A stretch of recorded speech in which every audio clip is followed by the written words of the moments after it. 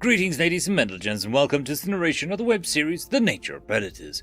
If you're new to the series, there is a playlist listed down below in the description. And as always, I hope that you enjoy. Chapter 66. Memory Transcription Subject: Captain Sovereign, Federation Fleet Command. Date: Standardized Human Time, October 24, 2136.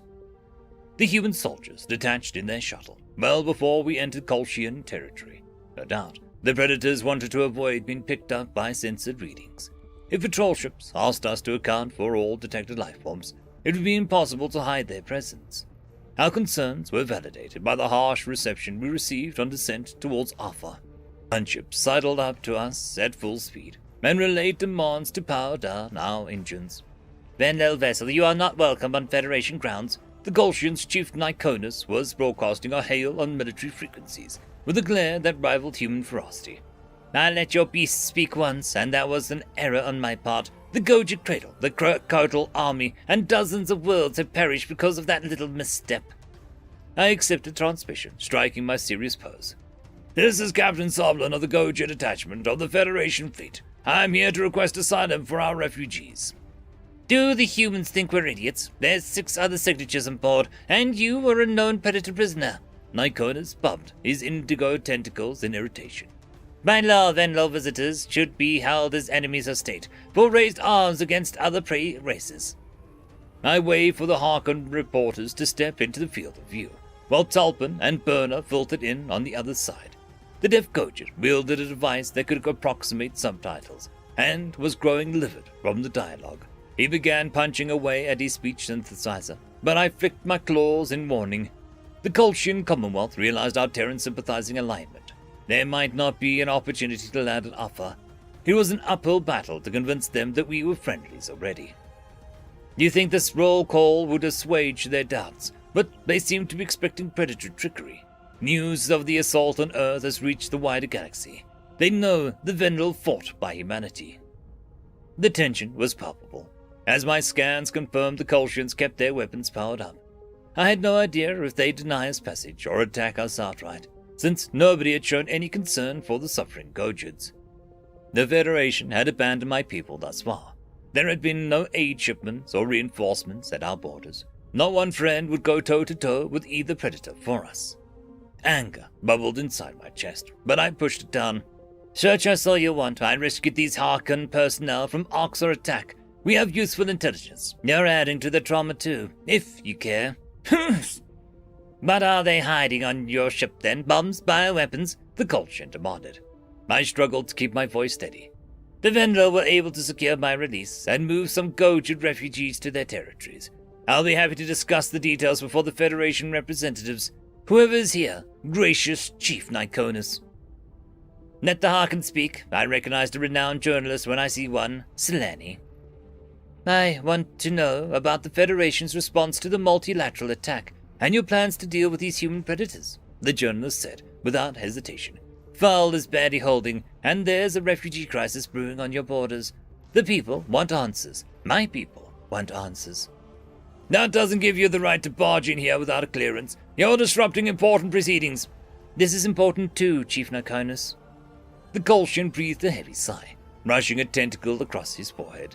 These ship frequencies were often monitored by various media outlets, and I'd hoped that it'd still generate bad publicity if they turned non-Vendel away.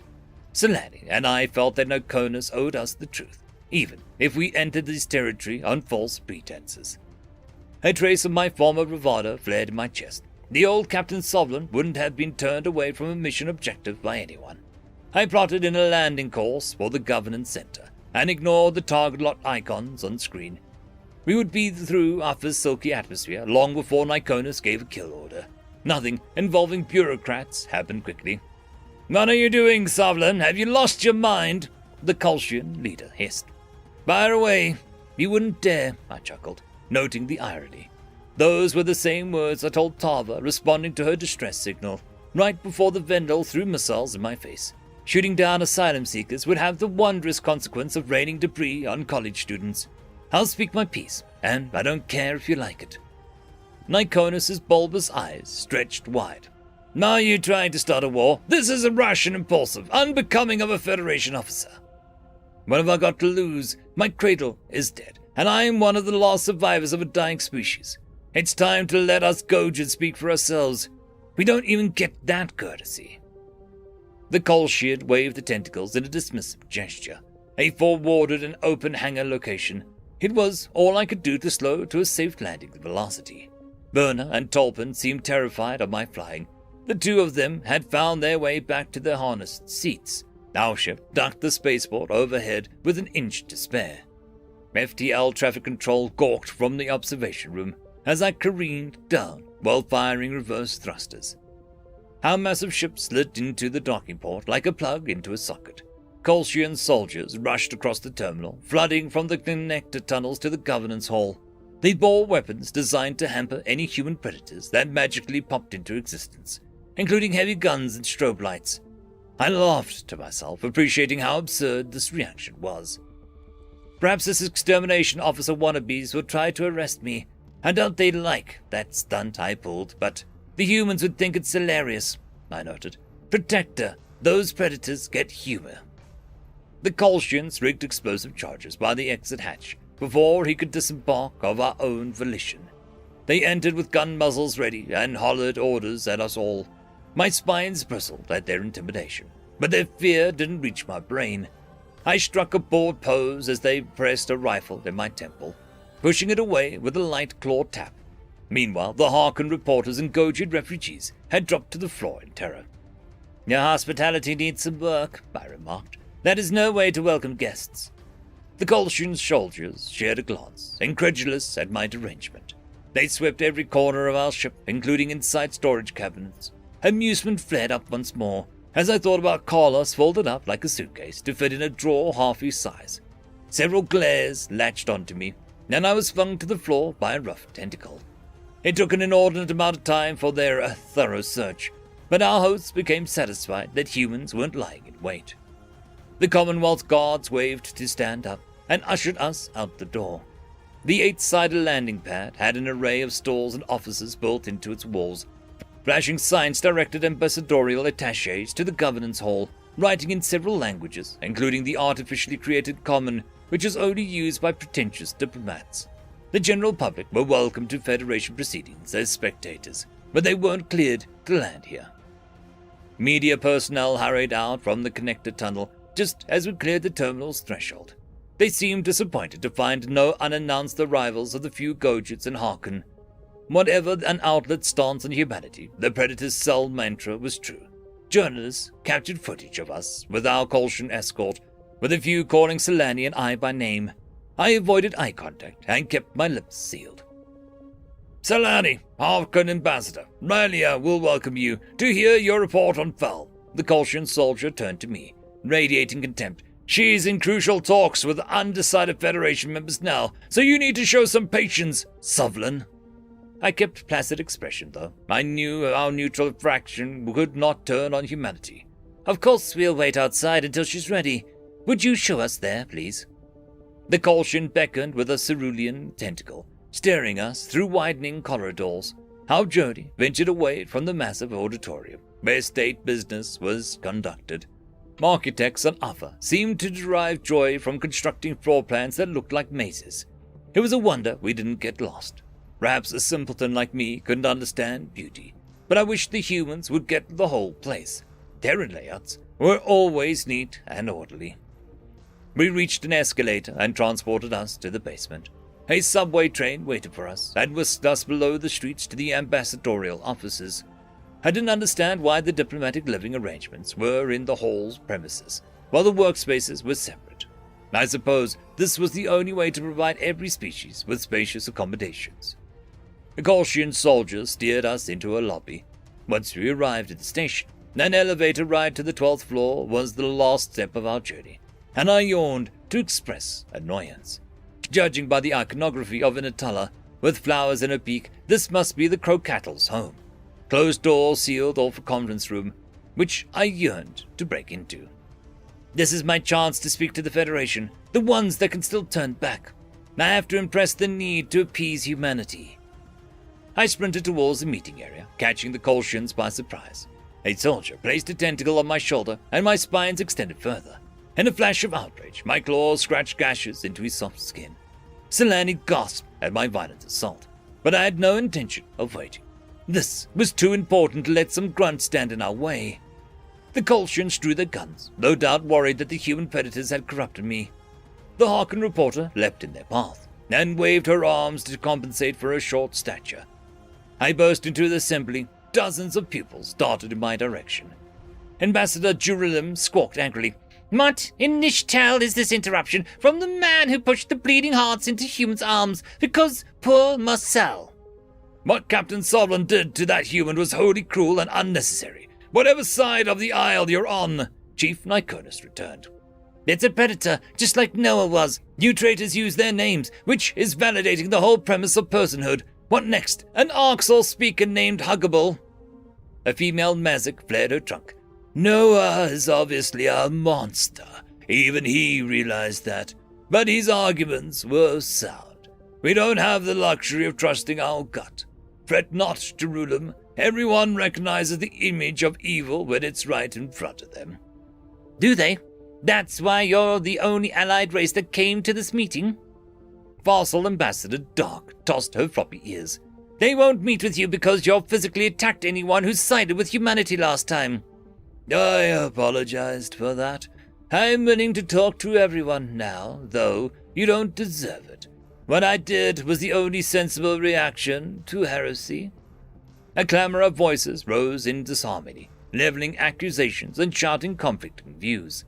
I was horrified that these were our leaders. They had the emotional maturity of misbehaving children. The good news was that I didn't need to fake diplomatic aplomb. If talking the loudest was the only way to get through to them, that was right up my alley.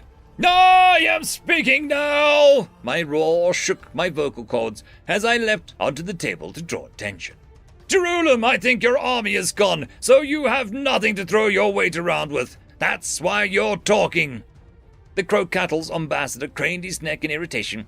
"You have no right." "Protector, you make some more senseless noise than a stampede.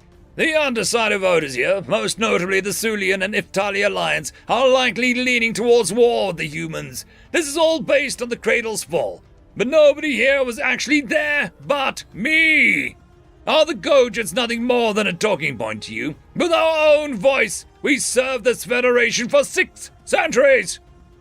Chief Niconus cleared his throat. The Federation respects the contributions of the Gojan Union, who worked tirelessly in our defense throughout this war. The Colchian Commonwealth was saddened by the tragedy that befell your people. That said, we already got the details from Dr. Zahn of the Tekken Coalition, your doctor. Zahn! He said that all humans deserve to die from the moment we laid eyes on Marcel, much like the Crow-Cattle ambassador with this Noah. What you need to know is that Prime Minister Piri and I saw empirical and irrefutable evidence that flipped our stance. My question is, does anyone care what really happened? Yeah, of course we care. Go ahead, Captain, the Sulian observer interjected. The simple fact is the humans never attacked a single civilian or even medical target. We were gearing up for an attack on Earth, so they took out our military capabilities to stop us.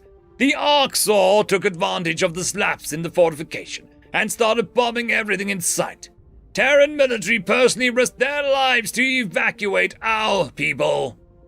Jerusalem puffed out his chest. The predators were just collecting their own cattle.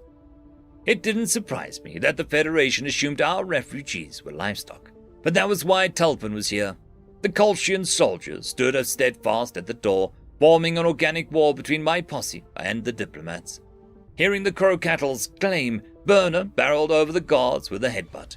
Her brother was close behind. Selene slipped through and dazed soldiers, though the other Harken journalists weren't as quick to act. Tulpan is deaf, and he can attest that humans treat him with dignity. One of my guards had a deaf brother, too. They don't discard their own like the Arxor, I retorted. I thought that I was going to suffer in Terran custody, but my victim claimed that wasn't who he was. The UN gave me a second chance. The Harken ambassador, Ralia, turned to Selene. Enough predator apologetics. Was Val holding? The reporter wiggled her toes. Yes, but the Arxor claimed that the raid was retribution for Earth. The humans seem to have them under some level of control. That can either be really good or really bad. They're working together officially, Jerusalem shrieked. I told you. I shook my head. The Orcs are lying to the humans to gain their alliance because they recognize their potential. I was on the bridge of the Terran warship when they returned and took back the cradle. They won against an enemy we can't hold a candle to. With 3 months FTL experience and primitive ships, they boarded a cattle ship so methodically that the Greys surrendered. Disbelieving expressions swept across the room at the thought of those raging monsters giving up mid-fight. Even Selene had difficulty absorbing that tidbit. While there was common knowledge that the Goja territory had fallen to predators, the situation was more complex than that. That battle was the moment I recognized how well humanity could harness their instincts. They had better control on their neural wiring than any of us. Selene blinked. Is that why the Greys decided to honor humanity's claim to Gojids? Respect? I don't know or care. What does go through the minds of those savages? I care about the empathic primates who eat fruit and have protective instincts. My Federation friends, don't you understand the importance of appeasing humanity? You're forcing a species much smarter and more tactical into the Greys' arms. Chief Niconus leaned back. Appeasement was always my plan, and people like Jerusalem thought that they knew better. Have the two predators wear each other down, then it'll be much easier to clean up the survivors. If they want to duke it out, why make them turn their guns on us? My jaw almost dropped to the floor. Using the humans to destroy the Arxor, then mopping up their remnants was the cold, calculating idea that I'd expect from a predator. The United Nations deserved to be shown genuine kindness. It was all I could do to keep my mouth shut. After cooperating through an alliance, these people could get attached to the Terrans eventually. There would be time to give the primates a proper warning if they didn't see through the facade from the start. This might be the only way to save the Federation. I want humanity to survive, but I can't feed every race in the galaxy to the Greys to achieve that. The humans want to know where their race stands. That was their message, I said. Make your decision and contact the United Nations. Well, those of you that haven't already fecked your species over. Ralia wiggled her toes in discomfort. We joined the attack on Earth, and I can't say I regret that. I regret that it failed. Selene glared at the Harkon ambassador. You should be ashamed of yourself. Surrender unconditionally and beg for forgiveness. We can't hold out if the Greys send reinforcements. Once they finish up with the defenseless Nashtal. This is a wake-up call, I growled. Nobody who openly opposes the humans has survived, assuming the 24 attackers fall to the Arxor. All that matters is that we survive. But it's your choice. Go with your last chance at survival, or push the predators into the Greys' arms. Agreement glittered in the eyes of the Kolshian chief, and a contemplative silence swept through the room. I hoped my argument was more compelling than the humans' vengeful demands. My trust in the Federation's decision-making was gone when predators were involved. After decades of faithful service, the plea was a final effort to save the species I pledged to defend. End of chapter. Chapter 67. Memory transcription subject Captain Soblin, Federation Fleet Command. Date Standardized Human Time October 24th, 2136. The meeting with the Crocattle Ambassador's office was adjourned and would reconvene tomorrow morning. My arrival had disrupted the proceedings from reaching a consensus, but I was glad I had said my part. News took a long time to travel at interstellar distances, and the Federation representatives were making decisions based on outdated and incomplete information. With that step checked off, I could focus on acquiring the evidence of Arxor first contact. It was peculiar that the records weren't publicly available, but the Arxor had engaged in planet-wide wars. Documentation of such brutality could be traumatizing to watch, so it might be best kept under lock and key. Graphic content should be reserved for the highest-ranking officials. The general public didn't need to live with the full scope of their nightmarish deeds. How would the humans feel if people were traumatized by their own footage? Carlos and Sam should be more open-minded. Chief Niconus was one of the last to leave Jerusalem's meeting, shooting daggers at the Crocattle ambassador. Supposedly, the avian had dive-bombed the Kolshian leader while he announced vote results. It was surprised to hear the Crow-Cattle Alliance personnel weren't removed from the Federation activities after not respecting member sovereignty. Their bullying methods were something I'd noticed for years. The Crow-Cattle were pioneers in all aggressive countermeasures we use. They were crucial in our war efforts, I reminded myself. Kolshian soldiers crowded us as the leaders departed, and I wondered if we were bound for a cell. Trespassing charges could be levied against all of us, with some validity. My captain's rank was still active, to the best of my knowledge. Disobeying orders would have me stripped of all credentials. Selani didn't seem to be concerned by our insubordination, though. She was flagging down Niconus as soon as he rose from his chair. I stand by my request for answers on the refugee crisis, Chief Niconus, the Harkin reporter shouted. The Federation disagreement, the violence towards each other, has left people with no faith in their government. The elderly Kolshian ambled towards the exit. Am I to worry about the people's faith now? Yes. It's a matter of time before someone, maybe my publication, runs with the info I have. It would be extremely damaging to the Federation. Trust me, you need to sit down with me if you want to maintain stability. Niconus paused. The reporter seemed to have struck a nerve with the last comment, and left him wondering what dirt she had of the Federation. He didn't know that much of it was silly speculation, combined with predator lies. I suppose he was thinking more about the killing of Federation diplomats, assuming that plot was government-backed. In my office, go quietly, he decided. The Kolshian guard shoved us forward, on their leader's orders, digging a rifle butt into my shoulder. I walked at a brisk pace for a few steps, then came to an abrupt halt. The soldier tailgating me cursed as he ran into my spines, and was left with prickle wounds all over his form. I was all I could do to stifle the chuckle. I could transport myself to the elevator without hovering grunts.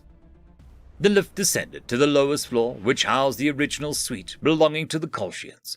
The Commonwealth decor referenced the aquatic routes, with massive saltwater tanks lining the walls. Rows of seaweed were planted on the floor while floating lilies formed the upper layer. I wondered what the humans would think of placing marine habitats indoors. They'd probably think that it was stupid as I did. Niconus signaled for his guards to stay outside, as he sealed the doors once we were entered his office. Next came the polite tentacle gesture towards the sofa. I was happy to sit down after vaulting onto a table, and walking all across the governance complex. Bono shared a glance with Tulpen. Humans are wonderful caretakers, Niconus. They have nurturing instincts and rival our own. I will skip the niceties. You two were brought here to sway votes, and I have little time for mind games, the chief said.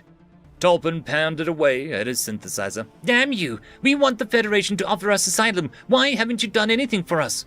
The Predators could have sent you to their friends, the Poltons. They take the most refugees of anyone in the galaxy. We would be happy to coordinate with them. The Poltons are on the opposite side of Federation space, and you know that. They're a month of travel time away, Burner spat. The Kolshian chief stood and walked to the door with brisk strides. He whispered something to the guards, who dragged the refugees out by the arm. Outrage pumped through my blood, but I managed to keep silent. All they did was beseech Federation aid. It was sad when Predators had gone above and beyond to help us, and our allies thought us an inconvenience. Niconus settled back down behind his desk. I will not be guilt-tripped into bringing human spies to live with us. Selani, what is it that you think that you know about the Federation? I have witnesses who say that you gave the voters for diplomatic relations faulty ships. Forensic evidence confirms their tale. Selani hissed. You set out to kill Federation diplomats in cold blood, just for speaking with the Predators. Furthermore, you made the Takan representative disappear because he saw your plot. Bold yet foolish accusations. A person who did such things could make you disappear too, my dear. If I don't contact my people within a few days, that story will run as it is. Simply, with the tagline, reporter vanishes after questioning Kolshian misconduct. A cover-up would confirm your guilt, but I want to help make this go away. You need Sovlin and I to protect the Federation's interests. You know we'd pick you all over those ugly Predators. Chief Niconus scrunched up his face at the word ugly. Perhaps he was wondering if we shared the same view as the furless Kolshians. But their aquatic skin was easy on the eyes, and they didn't have the paralyzing stereoscopic vision. The bizarre thing about humans was that they had small patches of hair in random places. Regardless, A Harkian individual wouldn't curl her lip at a hairless being when her race had no fur either. We better hope Selani's response makes him talk. She just gave our Kolshian host a good reason to dispose of us too. How much do you know? Nikonus asked. Selani flicked her tongue in anticipation. Everything. I know you deleted the first contact files from the records. The Orcs have emotional intelligence and artwork. The Federation saw those traits in humans when we observed them the first time, but only recorded the negative attributes. I get that you wanted Ressel dead for treason. Why didn't you just execute him and then Terran ambassador on offer? I waited for a denial to tumble out of the Kolshian's mouth, but the troubled glint in his eyes worried me. His pupils darted towards the door, as though he was considering summoning the guards. Chills ran up my spines. There was something off about this reaction. Slander against Federation could draw a vehement response. Nikonus's bulbous eyes narrowed. The people recognize me as a reasonable leader who gave a predator the chance to speak. Cutting down a pleading representative in front of cameras makes people question our morality. The exact reason that what Sovereign did was a terrible look. Everyone said I was more than fair to Noah. I even fed and provided for the human. Determination sparkled in Seleni's gaze. You didn't fully answer my question. Also, why wait until the diplomats were out of Kolshian territory for the shuttle malfunction?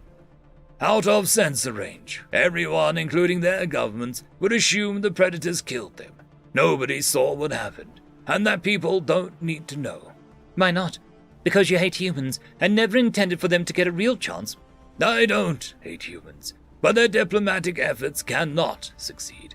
Look at the disaster that is Venlil. How many civilians want to see humans attending our meetings, walking those streets, living here? Also, our people would start asking questions about predators that we don't want them to ask. My knees swirled around in my belly as those last words registered with me. The Kolshian chief must be going senile in his old age. Perhaps I was reading basic paranoia and something more, because the humans kept whispering theories in my ears. Selani palmed her chin. Federation citizens shouldn't ask questions about how first contact with the Orcs really went. We have it on good faith that you starved the Greys to death. You must not run that storyline, the chief hissed, leaping from his seat. It would do irreparable damage to the general morale, and it is not the whole truth. You're a good journalist, Selani, not someone who lives on shock value. Any reporter worth their salt isn't trying to disintegrate the Federation. Dizziness corkscrewed up my body, and I fought back the urge to scream. A ringing sensation drowned out all auditory signals.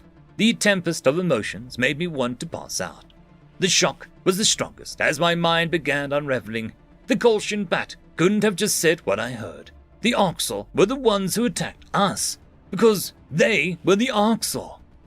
My entire worldview shattered in an instant. The anger over what happened to my family, knowing the Federation was responsible, it was unspeakable. What I wanted to believe was that humans were unique predators, while the Orcs were demonic monsters. It was difficult to accept my entire life was based on a lie. Saying that the starvation tale wasn't the whole truth meant that it had some veracity to it. I hadn't been listening to what Koth said during its interrogation, because an Oxal's words didn't matter. The only thing I cared about was if humans had made it scream. The Greys deserved to suffer for eating my family alive. Why couldn't the damn Terrans see that? What did you do? I charged across the desk at Nikonus, my vision blurred from rage. My claws were by his throat before I knew it, pinning him against the chair. You move an inch and I'll tug your esophagus through your jawbone. The Kolshian blinked.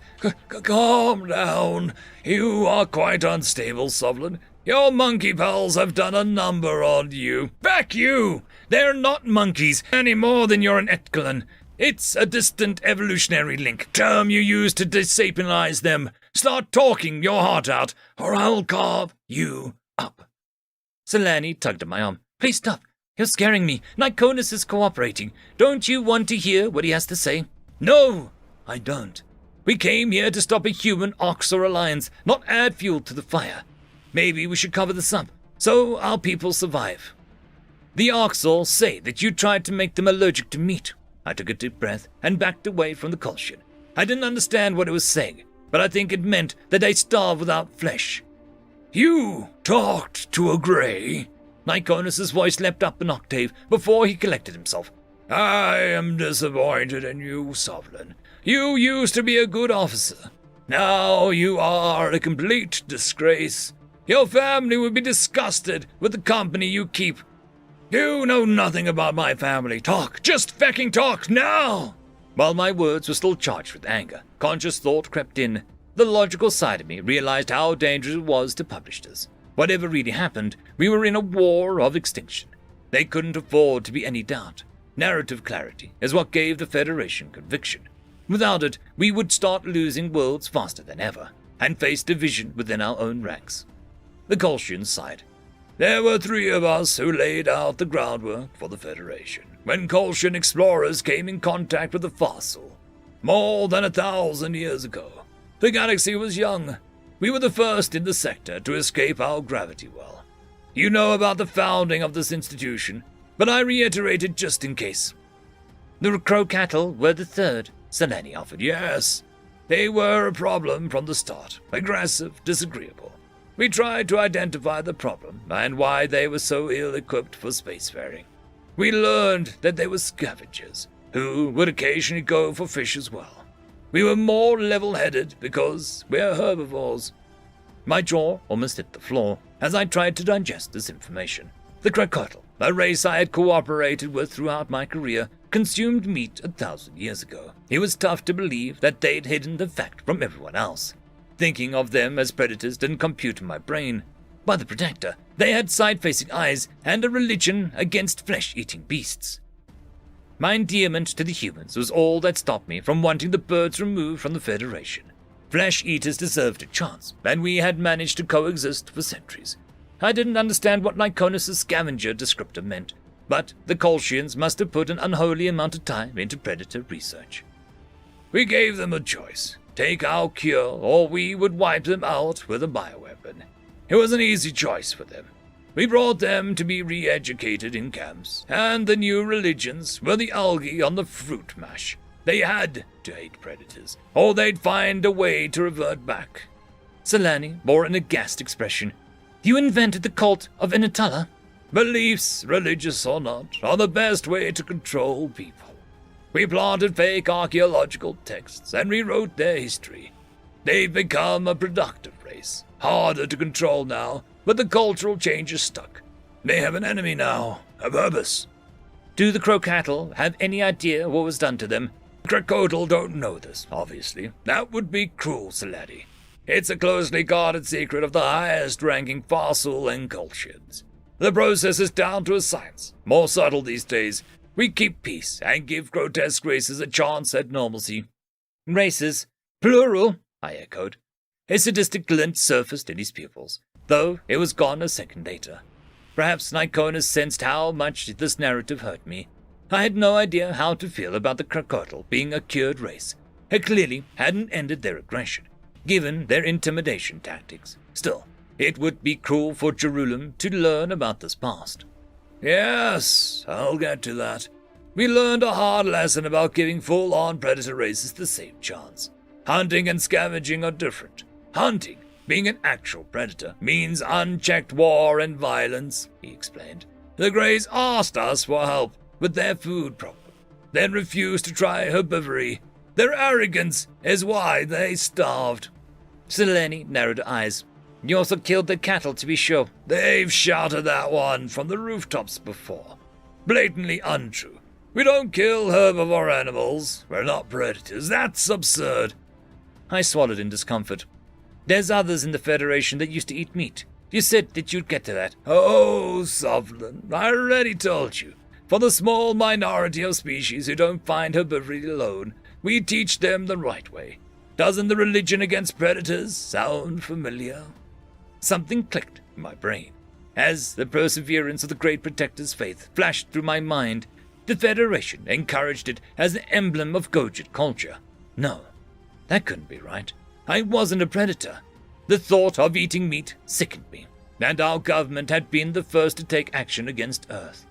The damn Kolshian looked so sure of himself, though. Somehow, my heart knew that he was telling the truth. I sank to my knees and stared at my lengthy claws in horror. The ancestors of my genes ate carcasses. My body was conditioned for that. Acid surged in my throat before I puked all over Nikonus's feet. The Kolshian leader massaged my neck. "Oh, it's all right. We fixed your species. One of the most successful conversions. Chalk it up to something you have in common with the upright apes." The self-hatred was on the same level as when I realized my mistake with Marcel. Selene was giving me a petrified look she gave Carlos, like I was a monster. All I wanted was to escape from my body. There was no way that I could control predator instincts I didn't know I had. This was a nightmare of unimaginable proportions.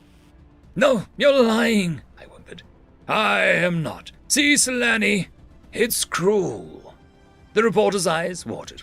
I don't know what to say. This is a lot at once. I crumpled into a ball, letting my tears drip to the floor. A faint thought wondered how the humans would react, but I didn't have the energy for hypotheticals. Everyone I ever knew and loved, myself and my family, were abominations. Not only had the Federation done what the Orcs said, but our members were corrupted.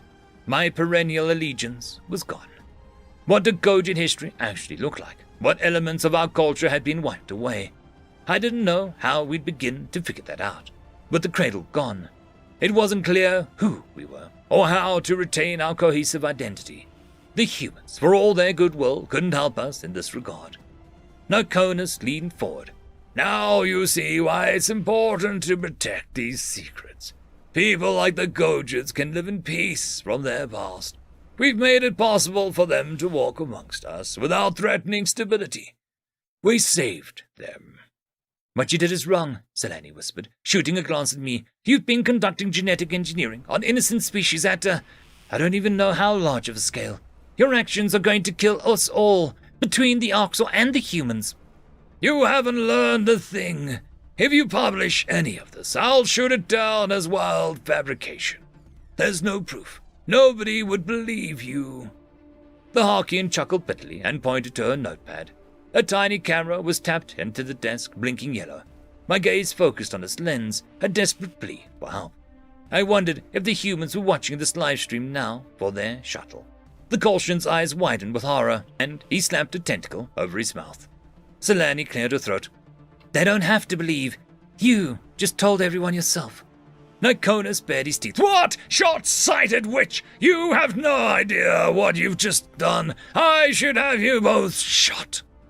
"Ha! Execute us on video. Go ahead. The truth is out there, and you can't take it back."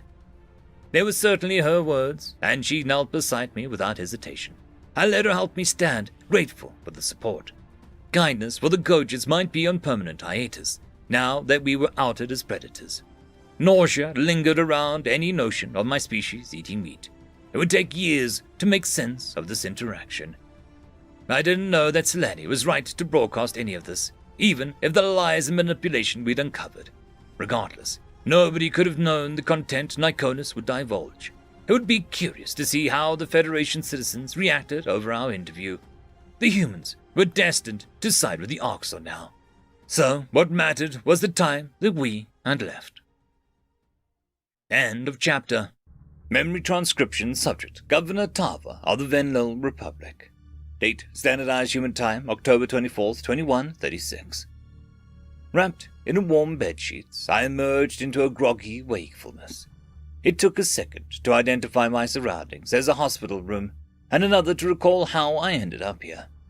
A human was reclining in a chair, with wire-rimmed glasses over her eyes and dark curls falling over her face. That was Sarah Rosario, browsing something on a holopad. "Sarah," I gargled. Her rosy lips curved up in a smile, and she switched off her reading materials. The predator sprang from his seat in a heartbeat, pressing water glass into my lips. I didn't understand why she was here, but it was good to see a familiar face. The scientist hadn't made contact with my office since Earth's fall. I was worried about her. Sarah placed a hand on my shoulder. "Stay down. Your body has been through quite a shock. I don't know how to say this." I watched in silence as the human bit her lip, a gesture that suggested discomfort. She removed her glasses and set them down on the bedside table. The intensity of those forward-facing eyes, observing every little detail, was mesmerizing. I tried to signal with an ear flick that it was okay to be direct.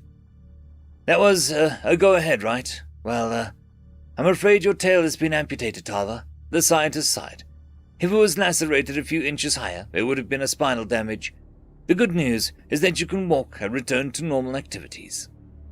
I lowered my eyes, taking a moment to process the news. I suspected as much, seeing the look on Noah's face. But so much of our non-verbal communication is with the tail signals. It's like your fingers. I know. We want to help. I've gotten in touch with some great people on Earth who've created prosthetics for animals. Sarah offered a comforting smile. It'll take some getting used to, but the prototype I ordered for you is cutting edge. It'll respond to your brain signals. We'd have it ready quicker, but our manufacturing is scrambled. My thoughts turned back to the maimed human attendees. It could have been much worse for me, as there had been a vast number of casualties. My heart ached at the thought of more dead Terrans. I still couldn't understand why anyone would do such a thing. Even predators killed for a reason. Knowing why this happened would offer solace. Explaining an event to my government and my citizens, which no doubt had been sensationalized by the media, would be a challenge.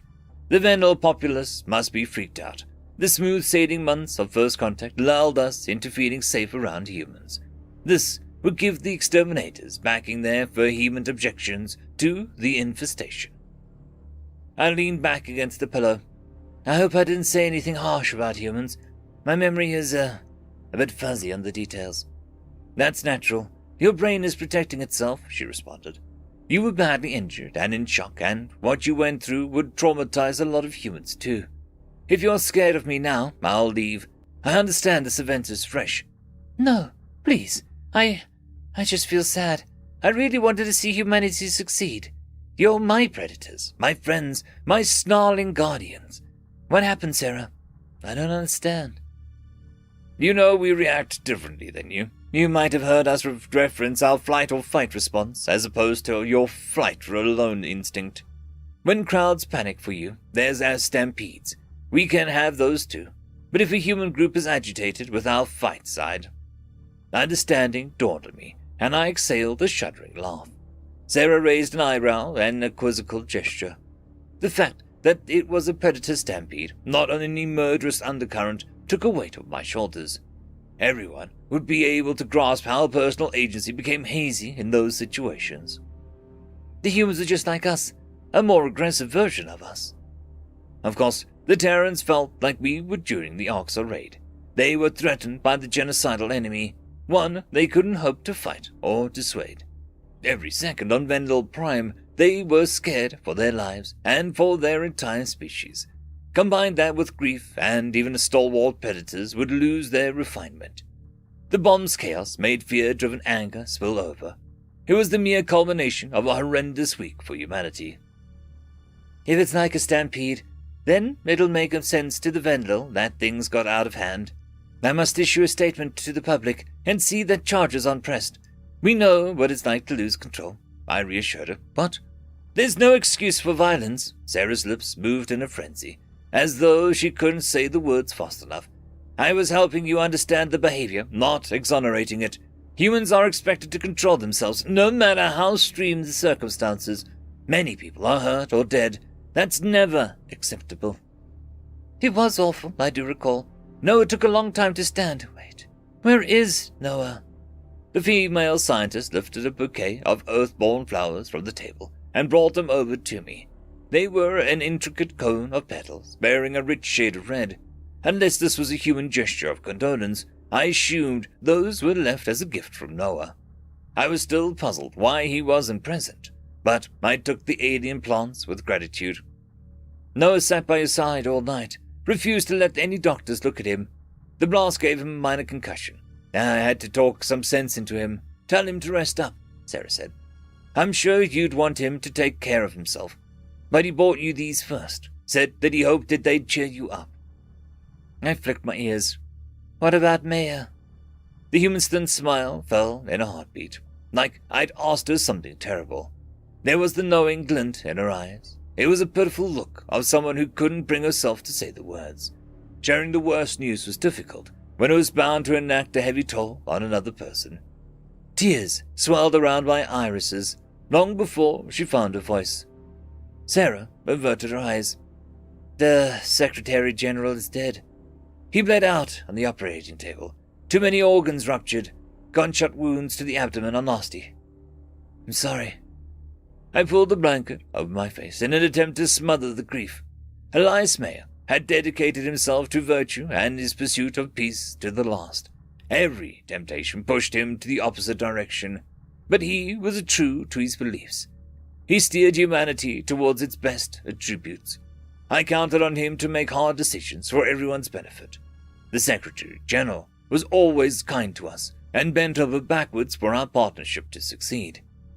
Elias will be missed. He was a true leader, willing to do whatever was necessary. He dreamed big. There was so much he could have offered humanity. The Van Lille doctors completed a brain scan post-mortem. At the forceful request of extermination officers, the female human continued. They wanted data to distinguish good ones from human animals. Analysis of her thoughts, weakness, and anatomy. Tava, I don't like the sound of that. My head poked out from the blanket. What? They're not in charge. Get General Cam over here and make sure nobody else touches him. Cam cleared them out for us. Soon as the UN got wind of it, lots of people don't trust humans. After, the bomber of the assembly released their call to arms. We don't know how to allay the general fear. We're doing everything we can to identify the culprit, but that might take time. Sarah lowered herself onto the edge of the bed, bringing her holopad into view. A human wearing a mask was recording themselves on video. Something about the way this one leaned forward with aggression screamed predator. There were no identifying features visible, so this could be any Terran that I passed. The surroundings were dark, leaving no way of discerning their location either. Even the voice was distorted by some filter, which made the words throatier than an Orcs' cadence. Our leaders have been putting alien interests before ours. They dragged humanity into a war that they have no business being a part of, without getting a full picture. Elias Mayer's death is the first step in putting things right. He failed to defend Earth, while capitulating to the creatures who put us down. He and everyone like him are responsible for the billions dead. The Predator finished the first segment of their claim. The boastful attitude resembled happiness, while taking credit for the dead human leader. How could that seem like an achievement to anyone?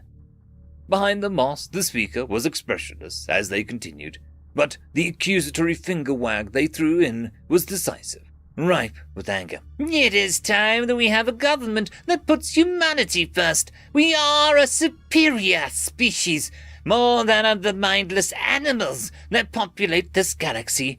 It is time we claim our rightful mantle. Justice and retribution are due. Not the peace-groveling mayor sort. To our detriment. He was weak in the face of continual attacks. He was soft in the face of ultimatums and senile traitor to mankind. The anonymous Terran breathed an aggravated sigh, losing steam for a moment. They collected their thoughts and refocused on the camera. Despite not being able to see their ferocious eyes, I could feel their gaze cutting through me like a blade. This predator was unstable, polluted by hatred and blame. From now on, we make sure that any human who appeases alien interest has no safe haven. The officials must be replaced by force if necessary. We will not allow anyone to apologize for our nature anymore. Any aliens who side against us must be treated as enemies. Now, it is time to take action, my fellow man. Make your voices heard and show no mercy. Death to the Federation. My eyes stretched wide after the verbose speech concluded on a morbid note. I had no idea that humans had such scorn for the Secretary General, and for the crime of wanting peace of all things. The attack on Earth wasn't his fault. Blaming Mayer for not pulling out a miracle was preposterous. Honestly, the Predators were fortunate the planet survived at all. There was a reason Vendel wanted to gloss over the necessary intervention of the Orcs. We didn't want to associate our friends, humanity, with a race of savaging tormentors. I doubted many people would be open to considering that the Federation started the war, besides me. My hesitation existed because our predators had been slapped in the face, time and again. I understood how Terrans might think the Orcs were the lesser evil, after recent suffering skewed their view. The Greys were the ones who showed interest in diplomacy and came to Earth's rescue in their darkest hour. I couldn't fault my friends for questioning their loyalties. Still, it was jarring to hear a human murderer call for violent acts against the Federation and the UN. I heaved an anxious sigh. I've never heard any one of your people talk like that. Is that what, predator disease looks like in predators? I guess. Most humans are normal as can be, harmless and less harmed. Sarah scratched her scalp, and hunching her shoulders in discomfort. Our outliers are more extreme, because we have more of an inherent ability for violence. I apologize for the supremacist rhetoric that individual broadcasted. Not your fault. I'll happily agree that you are a superior species in many ways, but mindless animals sounds like it could come verbatim from an Orcs. I need to get out of here now. Sarah pushed me back as I swung my legs over the bedside. My brain had blotted out Maya's last request upon waking, likely because my subconscious wanted to avoid the task. The Secretary General had known his survival odds were negligible. Freeing the Vendel cattle was what he wished to be his legacy. The lies claimed that the nightmarish chief hunter aspired to end the war with sapient farming. It was quite possible the Secretary General was projecting his own dreams. That human wouldn't have intended for me to get hurt, of course. He had little concept of how manipulative and deceitful Orcs were. It was tough to tell where calculation ended and authenticity began. The hateful words Mayor touted as theatrics, a stunt by Isif to avoid execution, had convinced me well enough. There hadn't been a moment's hesitation when he called me lesser and an animal, much like the human bomber. The fact that the first parallel that popped into my mind was a Terran mass murderer wasn't a good sign. Did I trust the Secretary General's judgment enough to go through with this? It wasn't like I actually heard what Isif told Mayor for myself. To make my own judgment, it's down to whether I believe the obligate child-eater would want peace. Stop kicking me, Governor, you're not going anywhere, the scientist objected. You're just tiring yourself out. I flicked my ears. The Vendel cattle exchange has to go through, and Maya isn't here to finish it. This can't wait. I have no idea who your new leader is or what they'll do. Elias begged me to speak to Isif. I respect him too much to not try. Isif, the Orcs commander in this sector. Mayor shouldn't have requested that, especially with your personal history. Despite that, if an Orcs truly wanted peace, I'm willing to try. It is his intentions I'm concerned about. Our history with them doesn't offer any indication of empathy. But you know they've shown it to humans, or at least mimicked it. The mere thought of Isif makes me shudder and want to crawl under my bed. Damn it, I'm going before I change my mind. I just have to release the statement to the Vendel people first, for your sake. Sarah knitted her coarse brows together and raised a finger in the Terran 1-second gesture. She retrieved a wheelchair from the corner, moving me into it before I could protest. How weak and frail did the human think I was? I could walk on my own. Getting used to the lack of balance from my missing tail before I face-planted with Isif was important. I'm coming with you, and it's not a debate. Noah's not the only one who can disregard his welfare, she quipped. I squirmed as the chair rolled out of the room. You don't have to do that. The work you're doing with the Vendel soldiers is important. You're more important. Besides, I thought you'd want someone you knew as your liaison. I'm here as an interim ambassador, and also as an old friend who owes her life to you. Isif is less likely to harm you with a human around. So I'm coming. Well, all right, if you insist. The two of us have a lot of catching up to do. Sarah, I haven't seen you since the exchange program. You were gone to Alpha for over a month with Loverboy. I hate politics anyway. Your diplomatic functions bore me to death, if I'm honest. I'll be a poor ambassador for that stuff. Likewise, doing your work, all that data and analyzing would bore me silly. But your curiosity was one of the first things that made me sense a kindred spirit in humans. I know how much research excites you. Oh, the science going on now is everything I've dreamed of. We're mapping the Vendel genome, testing for fear responses, and writing theses about your sociology and ecology. Full study might take centuries, but the breakthroughs we're making are priceless.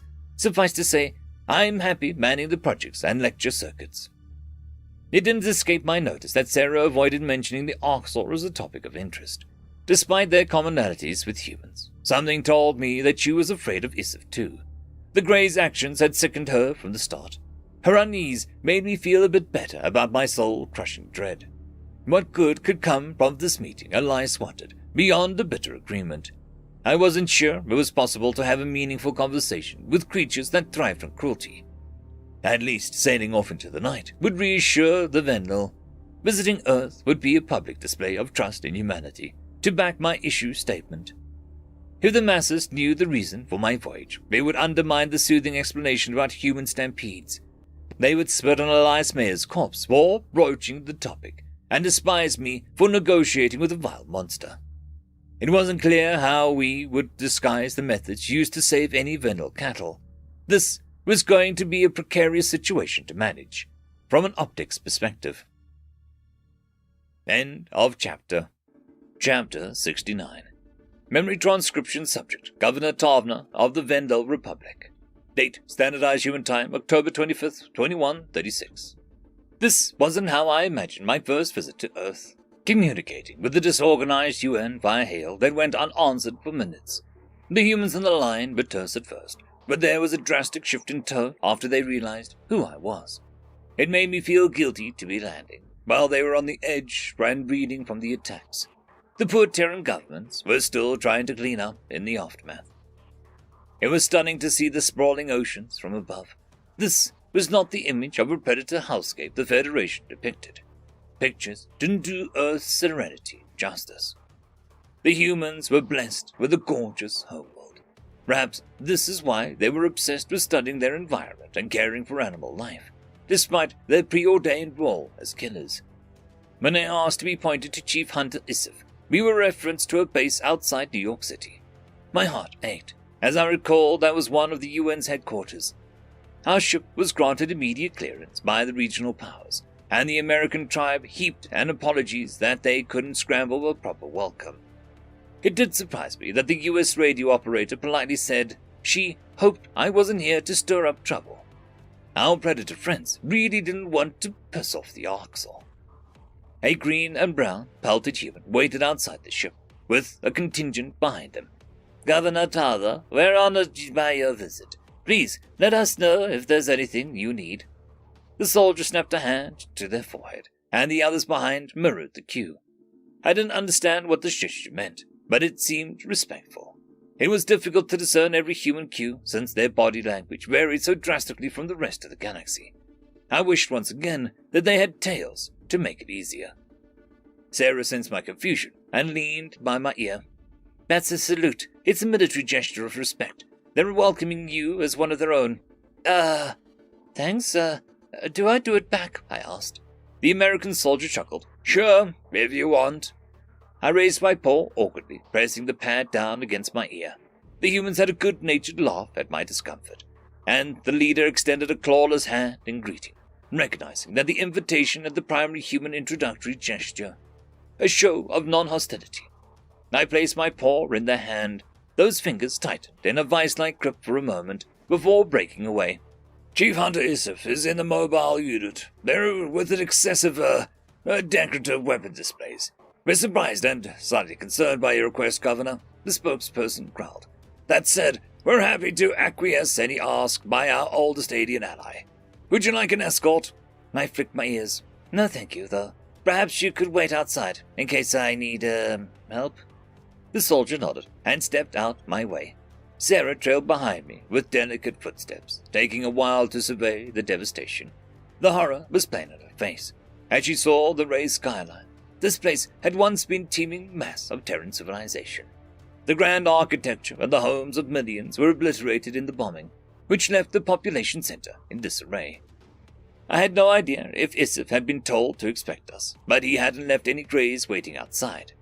The door wasn't left ajar as an invitation either. That set me more on edge than I already was, escalating the knot of fear in my stomach. Perhaps the chief hunter wasn't at all interested in the talks with the lesser species, and was lying inside in ambush. What was I thinking? My feet came to a halt by the door, standing stationary. No, I don't want to. Sarah placed a hand on my shoulder. You don't have to do this. We can turn back. I'm sure the American military would be happy to go through the dog and pony show, even in their current state. The what? Help me walk in. You're asking me to carry you. That'll probably be a bad look. Never mind.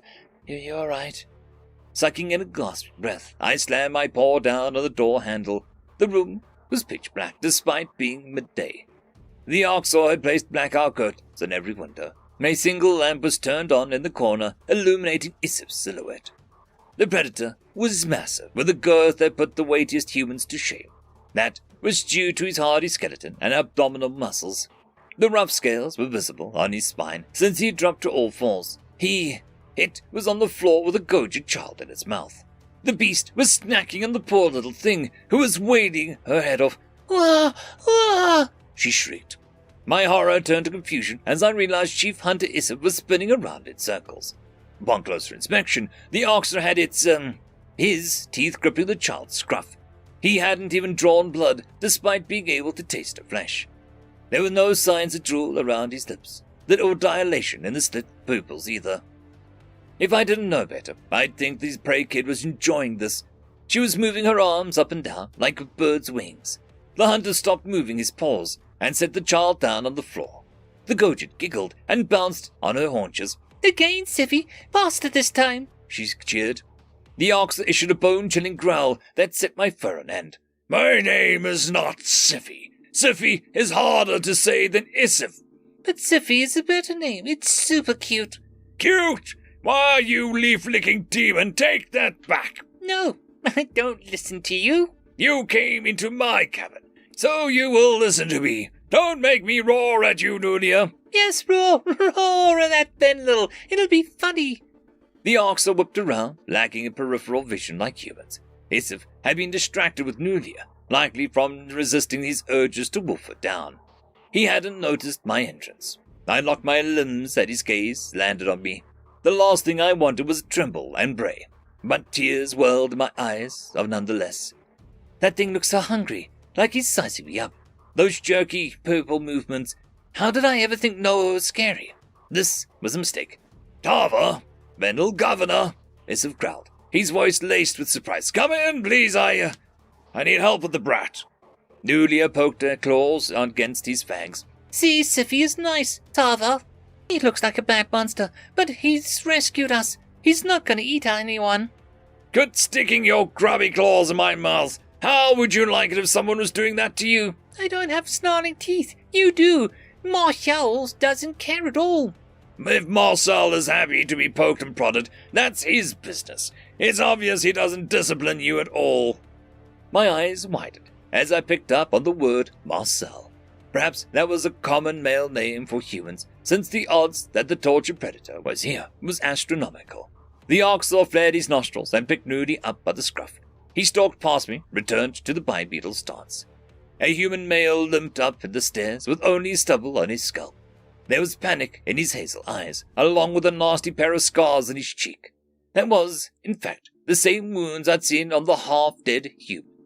His jaw dropped as he saw the Orcs toting the gouged. The Terran lunged forward, snatching Nudia away from his shaking hands. Marcel bared his teeth, eyebrows slanted down. "I've been looking everywhere for you. What were you thinking, wandering into an Orc's lodgings? You're lucky that... I'll tell you later." "Marcel," I squeaked, "it's good to see you up and about." A reddish eyebrow arched in confusion. "Governor Tava? I don't believe we're acquainted, so I presume... Well..." Sarah nodded her agreement. "We both were there when you were wheeled in. It's wonderful to see you made a full recovery." "Haven't got that far yet. Still working on getting my head right. And I'm not ashamed about it. Anyways, Nudie has been naughty and is going to get grounded. Take care, guys." "No, why are you so mean, stupid Marshall?" the gouged wailed. "I didn't do anything. I hate you." The red-haired human snorted, pursing his lips with displeasure. It was nice to see him in good spirits, though I wondered how he wound up as a caretaker for a gouged. Terran predators seemed more than willing to bond with anything cute or young. I was just relieved to see Marcel's trauma hadn't turned him against aliens. Slanek must have been helpful on that front. "Bah, humans are soft, aren't they? If I talked to my mother like that, she would have cracked my skull." Issav rumbled. That's sad. I turned around to face him, using all of my strength to meet his gaze. There's nothing powerful about hurting someone who can't fight back. I suppose, as we say, it is the weakling who seeks the slow-running prey. Tava, this war proves nothing. Where is the pride of the hunt? The entire Federation is slow-running prey, as far as I'm concerned. We're not prey. We shouldn't be running at all. We're people, not your food. The Orcs closed his maw, studying me with interest. There was a hint of surprise in his pupils, perhaps even some grudging respect. I never looked at the Grey's visage as anything more than a mindless predator. A smidge of thought and emotion was in there, even if it all went towards cruel intelligence. Whatever I expected from Issav, it wasn't playing with a cogent child. He has some self-control, even if it's taxed now. Sarah clasped her fingers together. Praise demeaning. If the governor doesn't want to accept that label anymore, power to her. I know I'd like to have people stop calling me Predator. I ducked my head. I'm working on that, but it slips out when I'm scared. Tava, you don't have to call me Grey. I'll drop the word prey. Such a stupid name, Issav hissed. Your fur is grey, and they don't call you that. Fair, yes? I plopped myself on the couch. Fair. You are fascinating. I do see why the humans think that you have potential. You reined in your fear faster than any herbivore I've seen. You talk to me. Because I want to understand. I understand what an obligate carnivore is now. I know that you can eat fruit feasts and starve.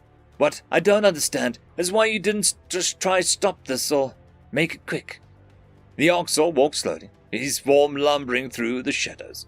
I could imagine the Federation never looked at such monstrosities as truly sapient.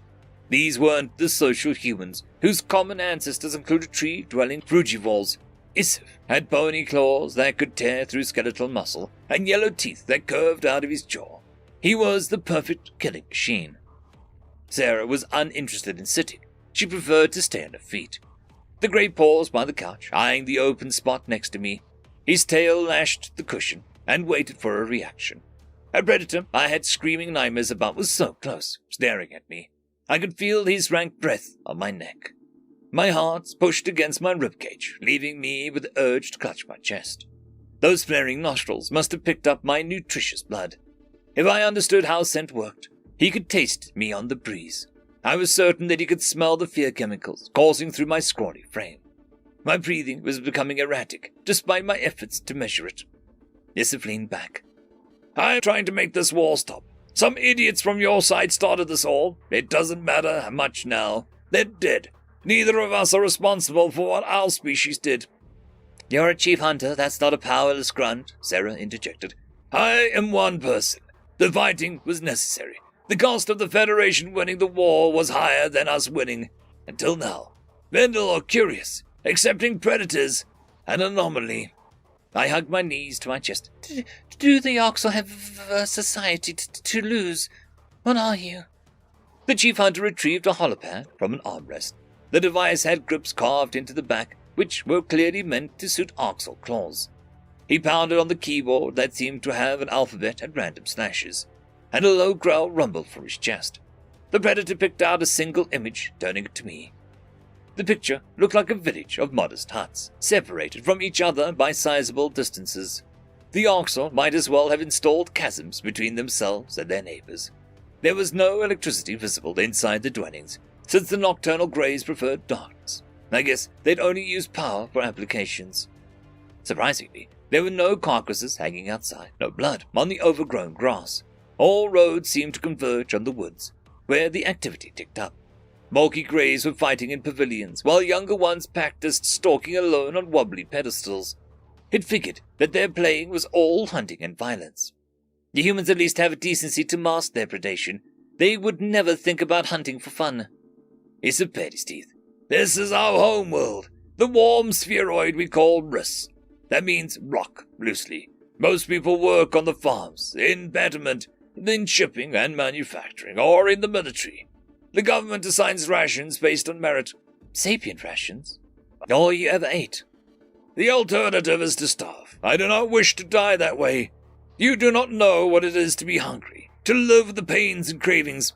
I would rather starve than eat people. That's easy to say when you're content and sated, is it not? Ask your human friends what they are like when they're deprived of food. They eat each other, in extreme cases. My eyes shifted to Sarah, who flinched. The human scientist brought a fist to her lips, coughing awkwardly. The thought of my predator friend eating their own kind made my stomach flip. I hadn't thought they'd munch on Vendel, let alone other Terrans. Was the Orcs mistaken? Cannibalism is taboo, and very rare, she managed. People, many humans will do anything to survive. As Isif said, it usually is in extreme cases, with no other food for the extended time. That's appalling. That's worse than predatory. Of course it is. But Vendel steal food from each other during your famines. Eating human flesh sickens us, and that is an awful decision to make. Your body can't function without food and water. It's a biological requirement.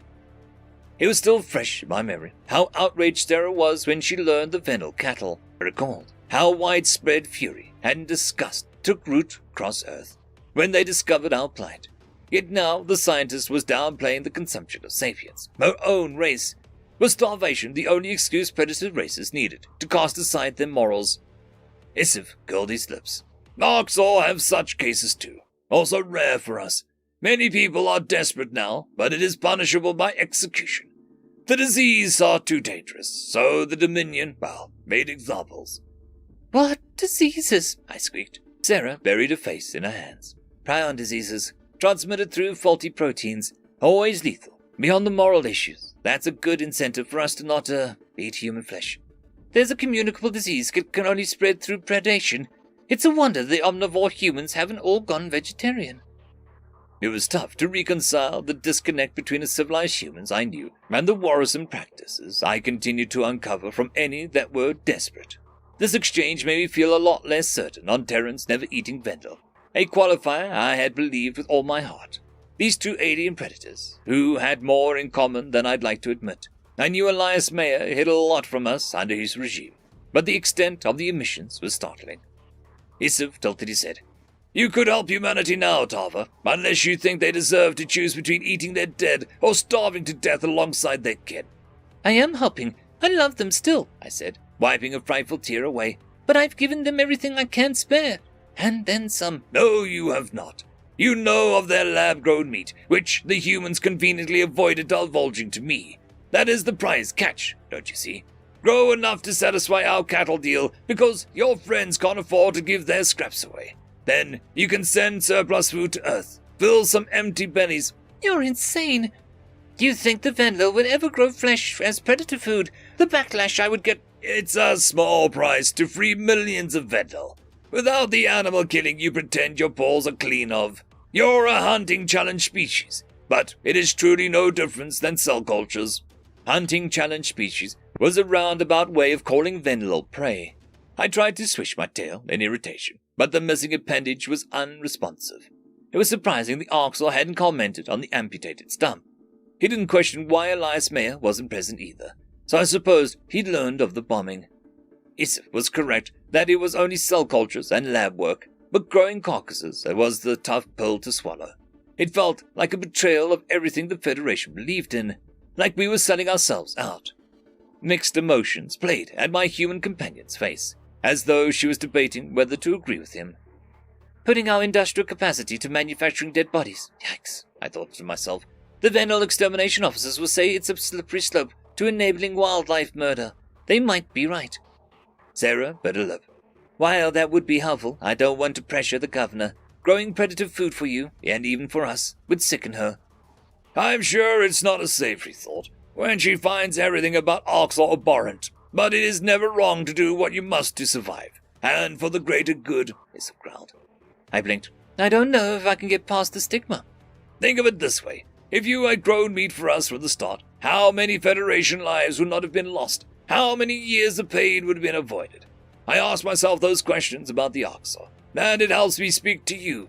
My pride and my culture say I do not need your kind, but the stigma is inconsequential. It is illogical. I know it is illogical. I thought about the feral predator's words, and now my daughter could still be alive. Would I not grow flesh in a heartbeat if it stopped our Orcs from bombing Vendel schools? I'll try to get it through. Rush it even. I won't make any promises, but let's plan for an exchange 5 weeks from today. The chief hunter rose from the couch, attempting to give a polite tail swish.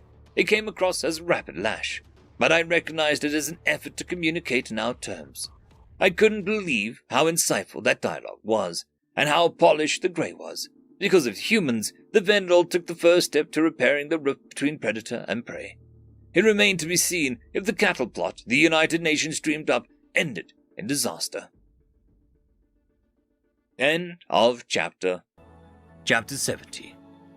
Memory transcription subject, Captain Soblin, Federation Fleet Command. Date, Standardized Human Time, October 27, 2136. The overall reaction to the news on Alpha was pure pandemonium. I believe that the Kolshian public as a whole had no idea about any of this. They were livid with their own government for keeping predator species alive.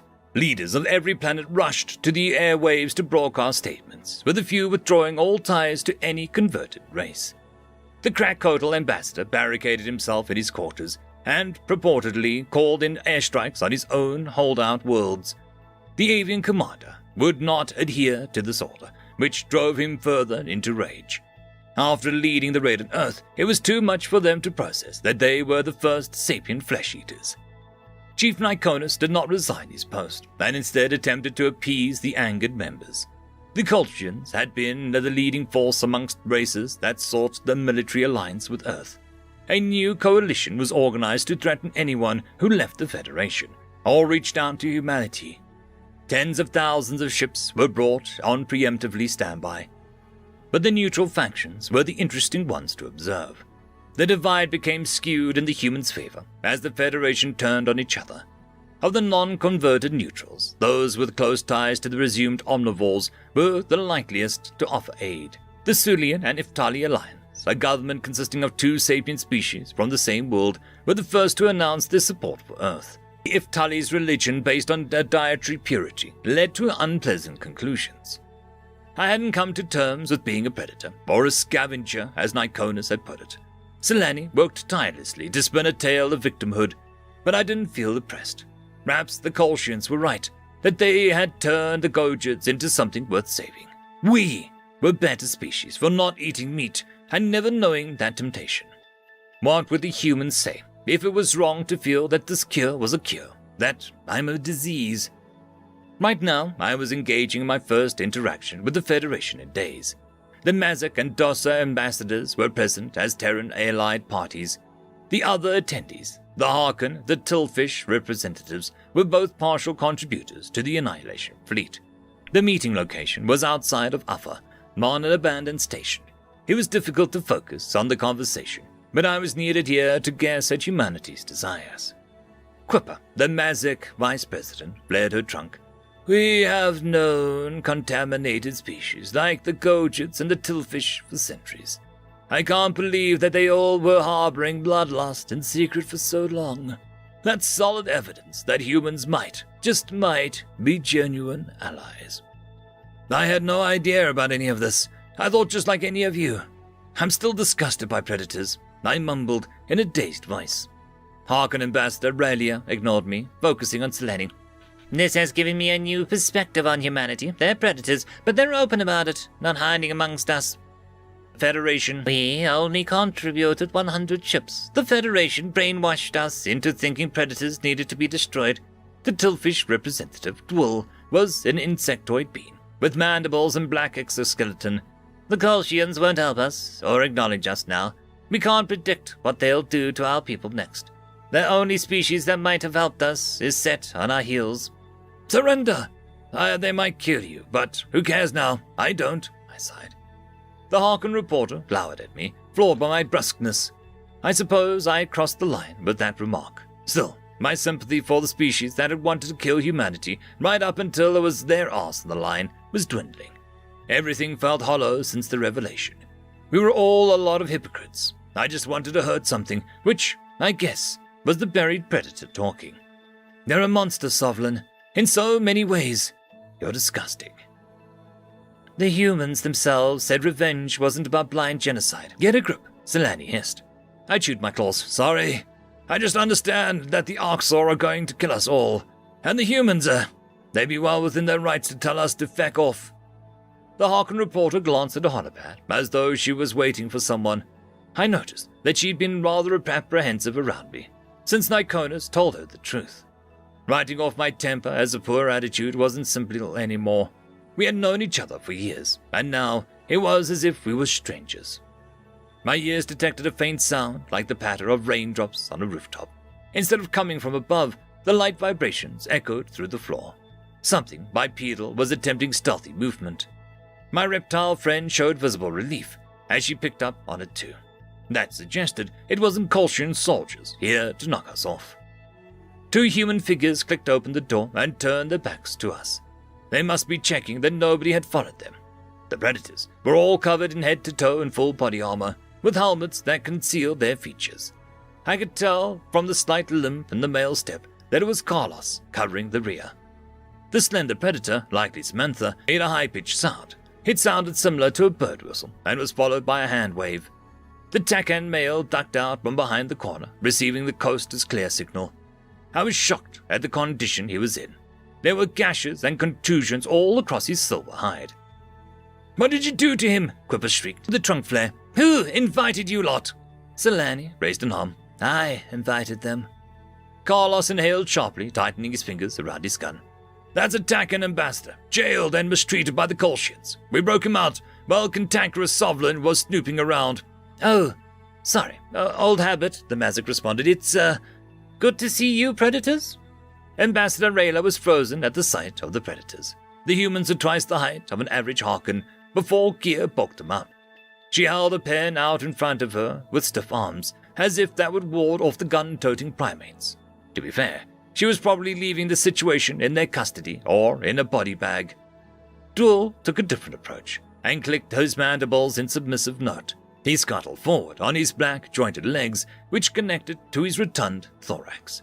The tillfish shook as he threw himself at the human's feet.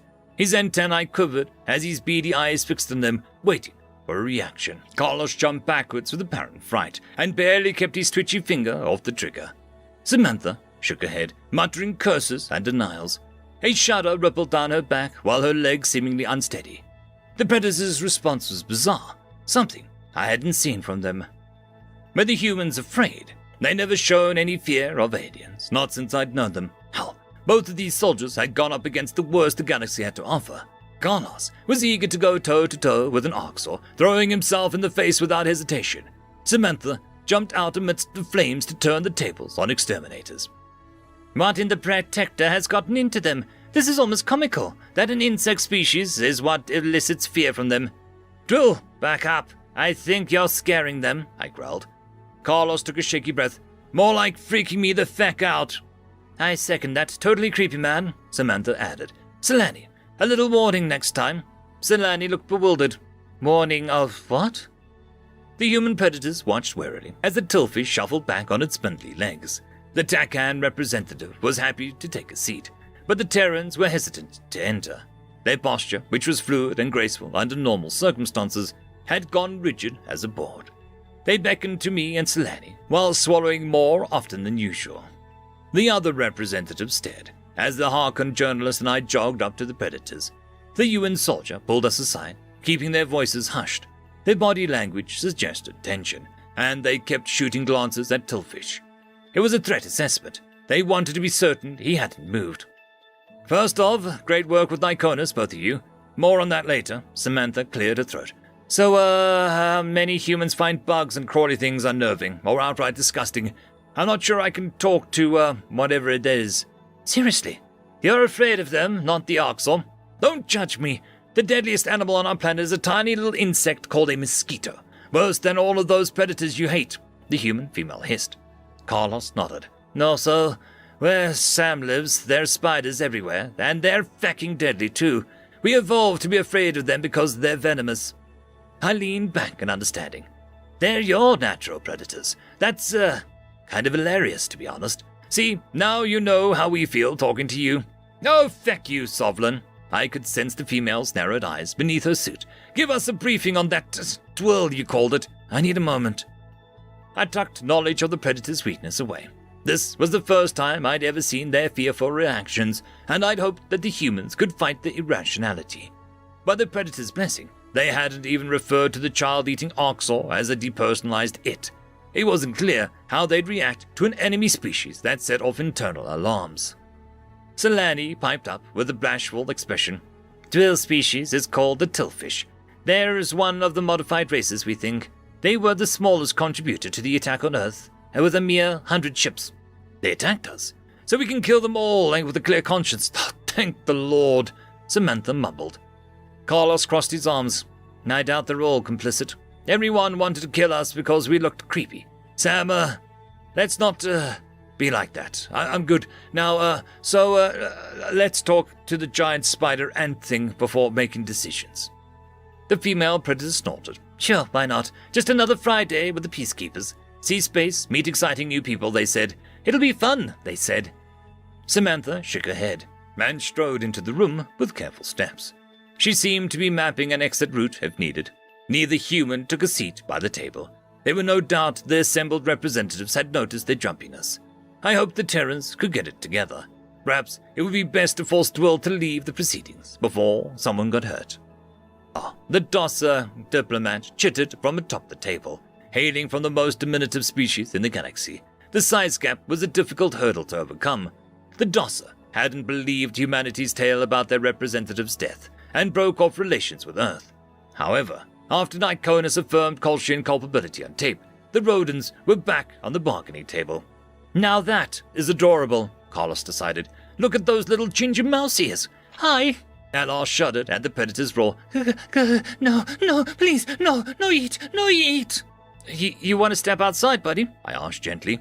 The Rodens scurried away at once, and the humans simply slumped their shoulders. "You're a lot bigger than him. Take heart, though. The Dosser are one of your original allies." The male soldier sighed. "He's tiny. So much for, excuse me, oh supreme predators, I beseech your mercy humbly. I apologize for my unworthy display earlier." Dwell clicked his mandibles with adoration, but had the good sense to keep his distance this time. "I will see that all 1,500 of our ships are turned over to you. Anything we have, including our territory, is yours. Please accept the Tillfish's unconditional surrender. Just let my people live." Samantha rubbed the back of her neck, a self-soothing gesture. "Yes, we'll pass along your surrender. Deliver your ships to the Sol System and await our decision. We're under no obligation to show you mercy, Bug." The Tillfish adopted a mournful expression, but didn't argue with the human's curt reply. If the predators were thinking straight, they'd see the pragmatism of accepting that offer. Assimilating the insectoid ships to their decimated commander would help them get back into the war. It would also set a precedent, so other enemies might surrender without fight. "Ignore my counterpart. Humanity recognizes your surrender and will give the civilian presence full consideration," Carlos cut in. "Sam, I hate what they did to us, but the Federation has these people indoctrinated. They're not all bad. Look at Selene versus her race." The reporter tilted her hair. "Thanks?" "Don't mention it. I extended the same offer to your ambassador for your sake, Selene. Perhaps Ralia has a bit more, regret now than she did on your recording." "Yes, sir. How terribly sad about Earth. Very sad indeed." The Harkon politician agreed. The humans tilted their heads. Even without seeing their expressions, I could tell they found that response less than convincing. It was easy to visualize the sourness on Sam's face as she cracked her knuckles slowly. Regardless of their instincts towards Tillfish, Dwell's groveling surrender landed better than Ralia's lukewarm act. The Harkon ambassador is lucky there's other species here that the humans don't want to chase off. Carla sighed. "Humanity plans to go on the offensive before something else is done to us. Can we count on the support from our friends?" Quipper flared her trunk. "We'll send some of our military and organize every ally we can. The Dosser won't be useful, but you're welcome to ask. Us Mazics will lend our ships and our army to your command. And I'm sure the Takan can clear the air with his government, too." "I agree. It's time to take the fight to the Federation. We are not their toys," the liberated Takan spat. "Humanity can lead us out of the darkness. They will. They must." My spines bristled at the thought of war. The Sulian and Iftalis are rapidly coordinating dozens of neutrals to loan to Earth, but the Federation is going to hit them hard, soon. There's no turning back, humans. I trust you to do things the right way. even if you don't trust yourselves." The two predators shared a glance, and the assembled species scrutinized their mannerisms. I contemplated how humans were the only purpose I had left. Serving my debt to their kind was all that kept a wretch like me going. This was about vindicating an innocent race.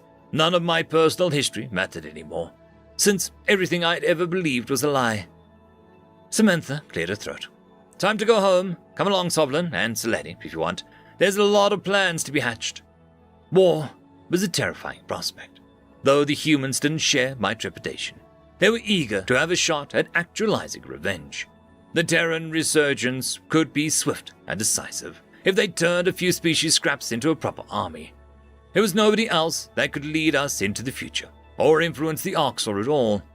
The fate of billions rested with the Predator's next actions. End of chapter. Memory transcription subject: Captain Soblin, United Nations Fleet Command. Date: Standardized Human Time, November 27th, 2136. The United Nations extended me an official plea deal, which my lawyer was quick to secure. I was to serve with the Terran military for at least 5 years, as penance for my debt. The fact was, someone of my sickening proclivities was useful to them, and I knew a lot about Federation ships. Outlining a species' military tendencies and technological weaknesses was my specialty. The humans had cobbled together a fleet from the offerings that trickled in from dozens of planet states. The Harkin and Tillfish surrendered their assets and sent aid shipments as a peace offering. The Predators were still deliberating what to do with them. However, neutral parties contributed the bulk of the vessels, along with a few old allies. The Terrans rushed to integration of millions of Federation servicemen into their ranks. After a week of anti-insect training, most aliens aboard the vessel still acclimatizing to Predators. Ambitious as ever, the Terrans launched a defensive and offensive operation simultaneously. But in fairness to the overzealous military, it was a mercy that they diverted resources to bail out the Mazebs. The Kolshian-led force marching on their homeworld, Koa, was enough to steamroll any fortifications. My role was as the resident expert on Federation tactics. I knew the terrain and local sensitivities better than any primate allies. Captain Monahan scanned the bridge with her observant eyes. "All hands are on deck. FTL disruptors are still in full force, so we're going in the old-fashioned way. ETA to Koa, less than 30 minutes. Settle in at the sensor station, Sovereign." I'd worked with just about every race over the years. Now we were setting sail to fight people I once thought friends. It didn't put a good feeling in my stomach, but the masterminds needed to answer for their crimes. The Kolshians and the Farsul were the ones who set the Predator hatred in motion. They bore responsibility for what had transpired on Earth. "I don't belong with humans, ma'am," came my subdued reply. "Your crew deserves better. I'm surprised that you requested me back. Frankly, you're an idiot in many ways, but you know a thing or two about alien tactics. Having someone who can identify anomalies and ship types in real time is useful." "Glad I can do something right." "Cut the crap. Romero and Harris were brought aboard for your welfare. They're waiting for you, yes, with other people. Don't be shy. Get your ass to your post." It took a colossal effort to walk across the aisle and settle in at the weapons post. Samantha was sipping at a steaming drink and bore a vacant look of someone whose mind was elsewhere. Carlos was focused on the battle readout, barely acknowledging my stare. I wondered how the human came to terms with their monstrous side, when I couldn't just get past mine. Sapiens aren't supposed to be like us. Who the feck am I now? My gaze drifted to the unfamiliar human who was leading the weapons station. This male was one of the tallest humans I'd seen, with a few inches even on Carlos. The Predator sported lean muscles across his upper body and had coarse hair the color of sand. A Yodel was seated alongside the Terran, reviewing the button functionality. "Hello," I offered. Binocular eyes darted over to me, a rich blue. "I was told that we had a Gojid here. I served on the Cradle, actually, with one of the few Venlil that joined us. I would have never guessed you guys were omnivores, too." The Terrans were the only species that didn't think we were freaks after the broadcast. They welcomed the news of past omnivores, rejoiced that they weren't alone in their preferences. But while I'd come around to humanity's cause, the last thing I wanted to be was a predator. It was a lowly status, full of grisly practices and animalism. How could I be the same class as the Arxel? Carlos scoffed. "Don't bring that up. They were raised and from birth to hate meat-eaters. Told there was nothing worse. Our buddy here had a rough time of it. Right, my bad, the stranger agreed. Anyhow, I'm Tyler Cardona, and this is my partner from Yodel Exchange Program, Onzo. The last month has been pretty crap, but I was stoked to get accepted to that initiative. Onzo flicked his reddish ears. Tyler wouldn't even eat around me when we first met. It was like he was scared to talk about Earth. You didn't see how the Venlo I was reacted. Slanek, that was his name. He puked his guts out and had a breakdown from a few beef crumbles in my MRE. My spines bristled in alarm as the name Slanek reached my ears. It was as though someone dumped a bucket of cold ice water on my head. If this Tyler knew the Vendel, he likely knew Marcel by extension. The red-haired human had mentioned he'd served on the Cradle and spoke about the tragedies that unfolded. Protector.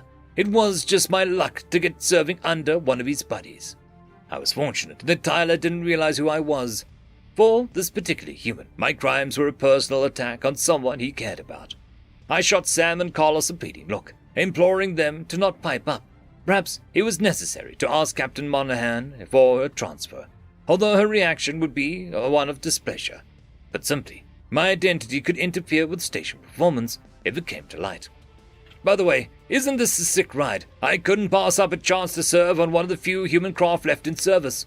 The sand-haired Terran continued, giving the desk an enthusiastic snap. Captain requested me because I'm an expert in fear suppression program. You hear that, Onzo? Expert. Quit your yapping. Will you let the newcomer get a word in? What's your name, Gojit? Onzo asked. I narrowed my eyes. Don't have one. Tyler snorted. Of course you do. Don't make me pry it out of your buddies. What's your problem? My problem is that you talk too much. We're about to go into battle. Even Onzo notices that you can't keep a lid on it. So kindly, shut the fuck up. The smile vanished from the sensor officer's face, and he shot his Yodel pal an incredulous look. His features took on a scowl, and he turned back to me. I squirmed under his paralyzing glare, knowing my words were too harsh. It wasn't my intent to offend the big guy, but opening up to him wasn't an option.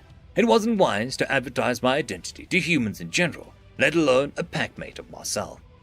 A dangerous growl rumbled in his throat. I'm an officer of the ship. You don't get to speak to me like that.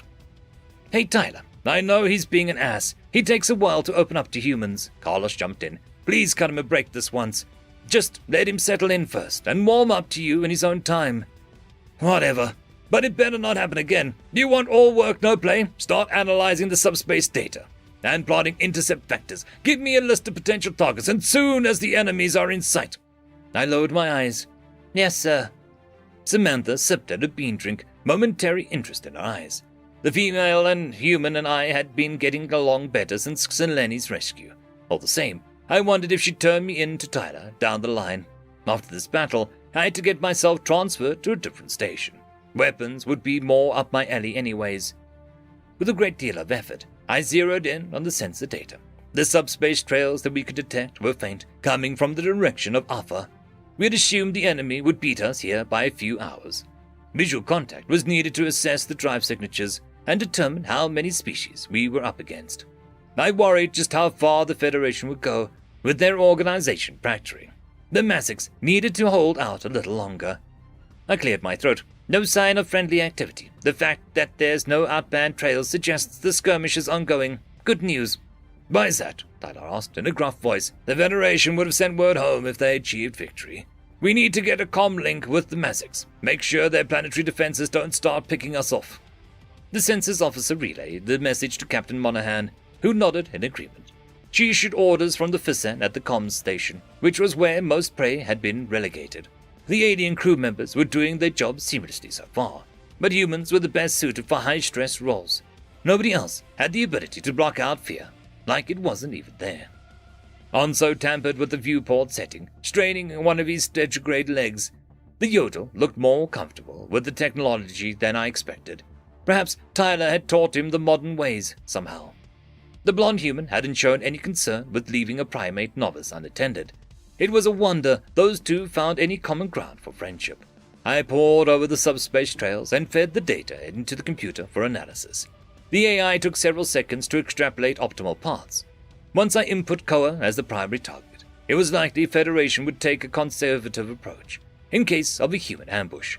Predators were predictable, but the same could be said of prey, the normal races. That meant that we might be able to spot a lookout ship. If we can take them out before they relay useful data, that's ideal. The less information the enemy has, the better. I leaned over to Onzo. Search for recon ships on the viewport. We want to take out their eyes. Apologize to Tyler first, the Yodel barked. This is not a time for petty squabbles. We're soldiers, not daycare workers. Do you want to lose ships and lives because you're mad at me? I don't want to work with you. The feeling is mutual. Now isn't the time to disrupt the captain. But I'll request a transfer when this is over. We have to work together this once, because what you want and what you get are two different things. Start the fucking scan already, if you know how. The uplift bared his teeth, and I noted the fur on his hackles rising. He saw I had no problem with my human gods, which suggested my issue with his friend was personal.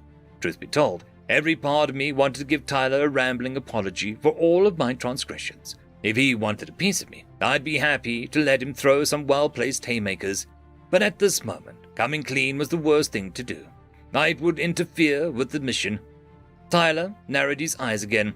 Is there a problem? Again? The Gojit thinks he can order me around. He's insufferable, Onzo grumbled. Samantha exhaled a flustered breath. He only said to search for a scout ship. The feds will take more caution than usual, I imagine. If he's giving solid advice, go with it, the tall officer said. Onzo, I know you're sticking up for me, but there's too much at stake to be arguing now. I can look out for myself, okay? The Yodel pinned his ears back before shifting the viewport at maximum magnification. Idle asteroids greeted us from the circumstellar disk, but nothing was of particular interest. In the meantime, our comm station had established contact with the Mazics. They sounded uncharacteristically happy to be on the line with a human fleet. Carlos leaned close to my ear. Could you just make up a name, man? What about Vinny? I scrunched my nose with distaste, ignoring his suggestion. That would just leave Tyler infuriated that I deceived him, when someone called me by my real name. Onzo released an excited yip beside us, and brought up small shuttle into focus. Its emissions were too minuscule to appear on sensors, without someone telling the computer where to look. Our ship's weapons revved to life, poised to decimate the first enemy contact. The humans had a forethought to charge a railgun in transit. There were no haphazard actions in this fleet. Captain Monahan barely finished giving the kill order before the bolt of death streaked across the sky. The Predators were dialed in for this mission, mechanical in their calculation. There were no cheers on the bridge as the enemy scout erupted into fiery shrapnel. The Terrans were itching to fight, but the thrill of combat was lost with Earth. Perhaps the somberness was because they didn't want to fail to defend Koa and relive what happened to their own home. Human empathy often was more of a nuisance to them than a boon. It's just a few minutes before the entire Federation fleet is in view. Breathe through the belt, and soon it's showtime. Samantha sucked in a sharp breath. There! That faint emerald dot must be Koa. My gaze shifted to the viewport. The sharp-eyed human must have distinguished the planet from the bountiful stars around us. White blips flashed near it, which were signs of the Mazics and Federation exchanging fire. Donating several ship's units to Earth's crusade had depleted local resources. It was likely the friendlies were stalling for time, in the hopes of a predator rescue. The fact that the Mazics withstood the volume of enemies we saw in transit was miraculous. The humans knew time was of the essence. Captain Monahan ordered navigation to push the throttle past recommended output. Our fleet surged ahead, stone-colored armors rattling from the acceleration. I turned back to my data feed and watched as new information trickled in. The computer continued tagging friendlies, while racking up a separate tallies of enemies. The number of hostiles stalled around 2,000, whereas the estimate I pulled from subspace readings was 5 times that number. The machine wasn't counting any more context, though, so it must be mistaken. The Mazics weren't martial geniuses. They couldn't have taken down that many ships. Also, there wasn't enough debris detected for that many casualties. Where are the rest of the Federation ships? Answer, don't tell me you applied sensor filters by mistake, I grumbled. Yodel snarled with indignation. There are no filters on, dumbass. The ships are there, on your readout, accounted for. Tyler pursed his lips. What do you mean by the rest of them? The level of overlap in the subspace readings, I replied. It wouldn't be that messy unless there was a lot of activity. I'm talking several times the number that you see under the hostile designation, sir. The tall officer stroked the stubby whiskers on his chin. He paused through the data himself, and his expression grew deadly serious. Urgency flashed in his dark pupils before he signaled our captain. Those predator instincts could draw tactical conclusions much faster than my own. Humans acted before we even determined the problem. Actually, why didn't I have those instincts? Had those reflexes been written out of my genes by Colchian experimenters, or a flesh deficiency? My eyes narrowed before I turned my attention back to the bridge activity. There's a trap! Tyler's skin morphed into a flushing shade of red as blood pooled in his cheeks. Veins bulged from his temples, and his canines were bared in visceral alarm. Captain, look for contacts on our 6. They're hiding out there somewhere. Monahan redirected power to shields before relaying that conclusion to the fleet. The Terran ships undertook a gradual banking maneuver, ignoring bewildered chatter from the Mazics. The captain inspected the nearest astronomical bodies and cross-referenced them with the star charts. After a long pause, she pointed to a rocky planet. There was nothing I saw but a cratered surface. However, at this point, I trusted the Predator's refined instincts. Our commander likely singled it out because that's where she would have hidden a fleet, with the roles reversed. Perhaps empathy wasn't a complete hindrance on the battlefield. Samantha squinted. The attack on Ko is just bait. It's not worth it to subdue a single breakaway species. They want to keep our military crippled and take out the Federation traitors at the same time. As if expressing agreement with her words, an array of ships zipped out from behind the gravimetric body. The Federation must have realized the element of surprise was lost, so that forced a head-on confrontation with the human fleet. Had they really saved an abundance of fresh reinforcements for us? The Predators brought their fleet into a defensive formation as the first munitions were lobbed in our direction. The Colchians must believe numbers tipped the scales in their favor. The Terrans hadn't held out the last time there was a disproportionate balance. This was a test of whether our rebuilt military could hold a candle to an ancient power. End of story. Chapter 72. Memory transcription subject, Captain Sovereign, United Nations Fleet Command. Date, Standardized Human Time, November 27th, 2136. The Federation ambush fleet moseyed forward with a faint semblance of strategy. The enemy were striking in groups of 4, so the Predators couldn't pick off lone vessels with their superior wit. Our opponents were also coordinating attacks on targets, aiming to gun down hapless humans with deadly crossfires. The standard UN vessel could be ripped apart from both sides before they knew what had them. The leading Terran ships had their shields obliterated in a few seconds. The plasma onslaught decimated exposed hulls. Any ordinary species would choose a desperate retreat and regroup in an advantageous location. But instead, there was an icy calm across the bridge, at least from the human crew. The Fissent on comms was whinnying in terror, and the Vendel advisors were crying, and the Yodel at my station, he was doing his job without issue. That was a surprise. Deploying tactical drones, stay on the move, a predatory voice on radio barked. The spacecraft carriers had limited supply of autonomous craft, which were Terran novelty. Unfortunately, most drones were lost during the defense of Earth. Restocking the reserves was a challenge, with the manufacturing delays. Since humans were the only ones who possessed the innovation and weren't keen on giving away their secrets, their newfound allies couldn't help on that front. The Predators trust no one, not truly. I can't say I blame them. But even the few dozen drones we had at our disposal were a useful tool. They could undertake our riskiest maneuvers without any concern for life and limb. The enemy was likely blindsided by the unmanned vessels, so they weren't equipped to deal with them. Manual targeting was a requisite, because the automatons were much smaller than standard ships. The drones twirled through the sky, changing direction on a dime. There was no worrying about whether inertia dampeners would keep up. With no crew aboard, pinning down a nimble craft proved to be a challenge for prey operators in real time. The Federation lobbed plasma at the inbound contacts, but the unmanned vehicle simply veered off at 90-degree angles. The enemy hesitated, uncertain as to how to proceed. Captain Monahan nodded to the weapon station. Ready your armor-piercing missiles. Wait for the drones to land a few punches and fire. Our spacecraft cruised ahead, falling in beside 2 lightship gunships that appeared to be Tilfish impounds. The Terrans had outfitted the seized vessels with kinetic turrets on the hull. I wasn't sure what impact the weaponry would have against shields. The humans should know efficacy was why plasma dominated space, despite the higher energy demands. The drones coasted onward, anticipating Federation blows through predictive abilities. Perhaps the humans programmed algorithms to monitor power output and radio chatter. These robotic creations were a marvel of engineering regardless. Whatever anyone said about the Predators, nobody could doubt their wicked intelligence. Our handful of automated craft flew circles around their larger forces, drawing within striking distance. The craft swooped in across the Federation's front lines and unloaded from close range. Detonations buffeted the metal exteriors, crippling shields. With inhuman response times, the drones transitioned to a deluge of kinetics and mini-missiles. "Hey, Gojit, find us some targets," Tyler snarled. I monitored the sensor data, finding his ship groupings with the most sustained damage. The Federation army was hurling munitions at the drones in a blind frenzy. The enemy hoped the deluge would cut off escape. Brute force proved to be enough to whittle down our unmanned charge by a significant margin. We had just a few seconds to capitalize on the discombobulation. Scanning the readout, my eyes turned to a Federation bunch just out of range.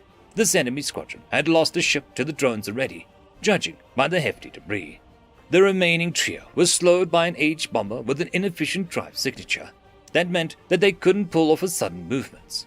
A lack of evasive abilities offered an easy mark for the humans. I highlighted those 3 ships on the map. "There, you take out the faster escorts with a 1-2 punch, then that bomber is sitting prey." "Good call. We're saving the weapon station a lot of guesswork," Tyler responded. The census officer passed along the information before turning back to me. There was a gleam of interest in his eyes, which was something I didn't want to encourage. Perhaps I was doing a little too well with my orders. For an alien. Our strike force converged on that target, accelerating with malicious intent. The UN's adopted gunships brought up our flanks. Well, we lined up the Federation cruiser. Our nemesis spotted our target lock and adjusted their course in an evasion attempt. We sent missiles barreling towards them all the same. The trio deployed copious interceptors, leaving no chance of our warheads slipping through. As we reloaded for another missile volley, the UN gunship pair swooped in to ramp up the pressure. Our Terran allies got near enough for a closer look, then added their own explosives to the mix. The Federation took those out with no problem as well. The human loves for bombs was well known to the galaxy, so that sparked an inclusion of a hefty stock of countermeasures. Peculiarities on the censored readings drew a second glance from me. The gunship's missiles were counteracted, but the Federation ships were hedged within the blast radius. The shield should have absorbed the negligible hit, yet according to my screen, the shield capacity had vanished. Upon their destruction, the human explosives seemed to have generated a magnetic field. Captain Monahan beckoned to the weapon station. "Shields are down, likely temporarily. Hit them with kinetics now." The UN gunships must have been expecting the shield collapse too. Their turrets flickered to life, peppering the enemy hulls with bullets. The kinetics ripped through the Federation armor, like it was wallpaper being peeled away. Our vessels contributed with well-placed strikes to the engine compartments. The hostiles were reduced to stag, trapped in the wake of their own drive failures. "What just happened?" I breathed. Anso wagged his tail, watching the viewport. "Ha! Those feckers got silent, but plainly we disrupted their shields with magneto-resistance." My gaze darted over to Samantha, who bobbed her shoulders in confusion. How did an uplift understand a concept of Federation never thought of? How?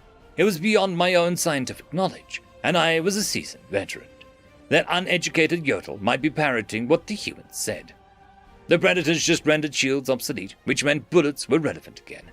Because of Earth's bloody history, human militaries already excelled at kinetics. This development increased my confidence that we could tackle the larger fleet. It would be surprising if the Federation could recover from the shock of our strategy.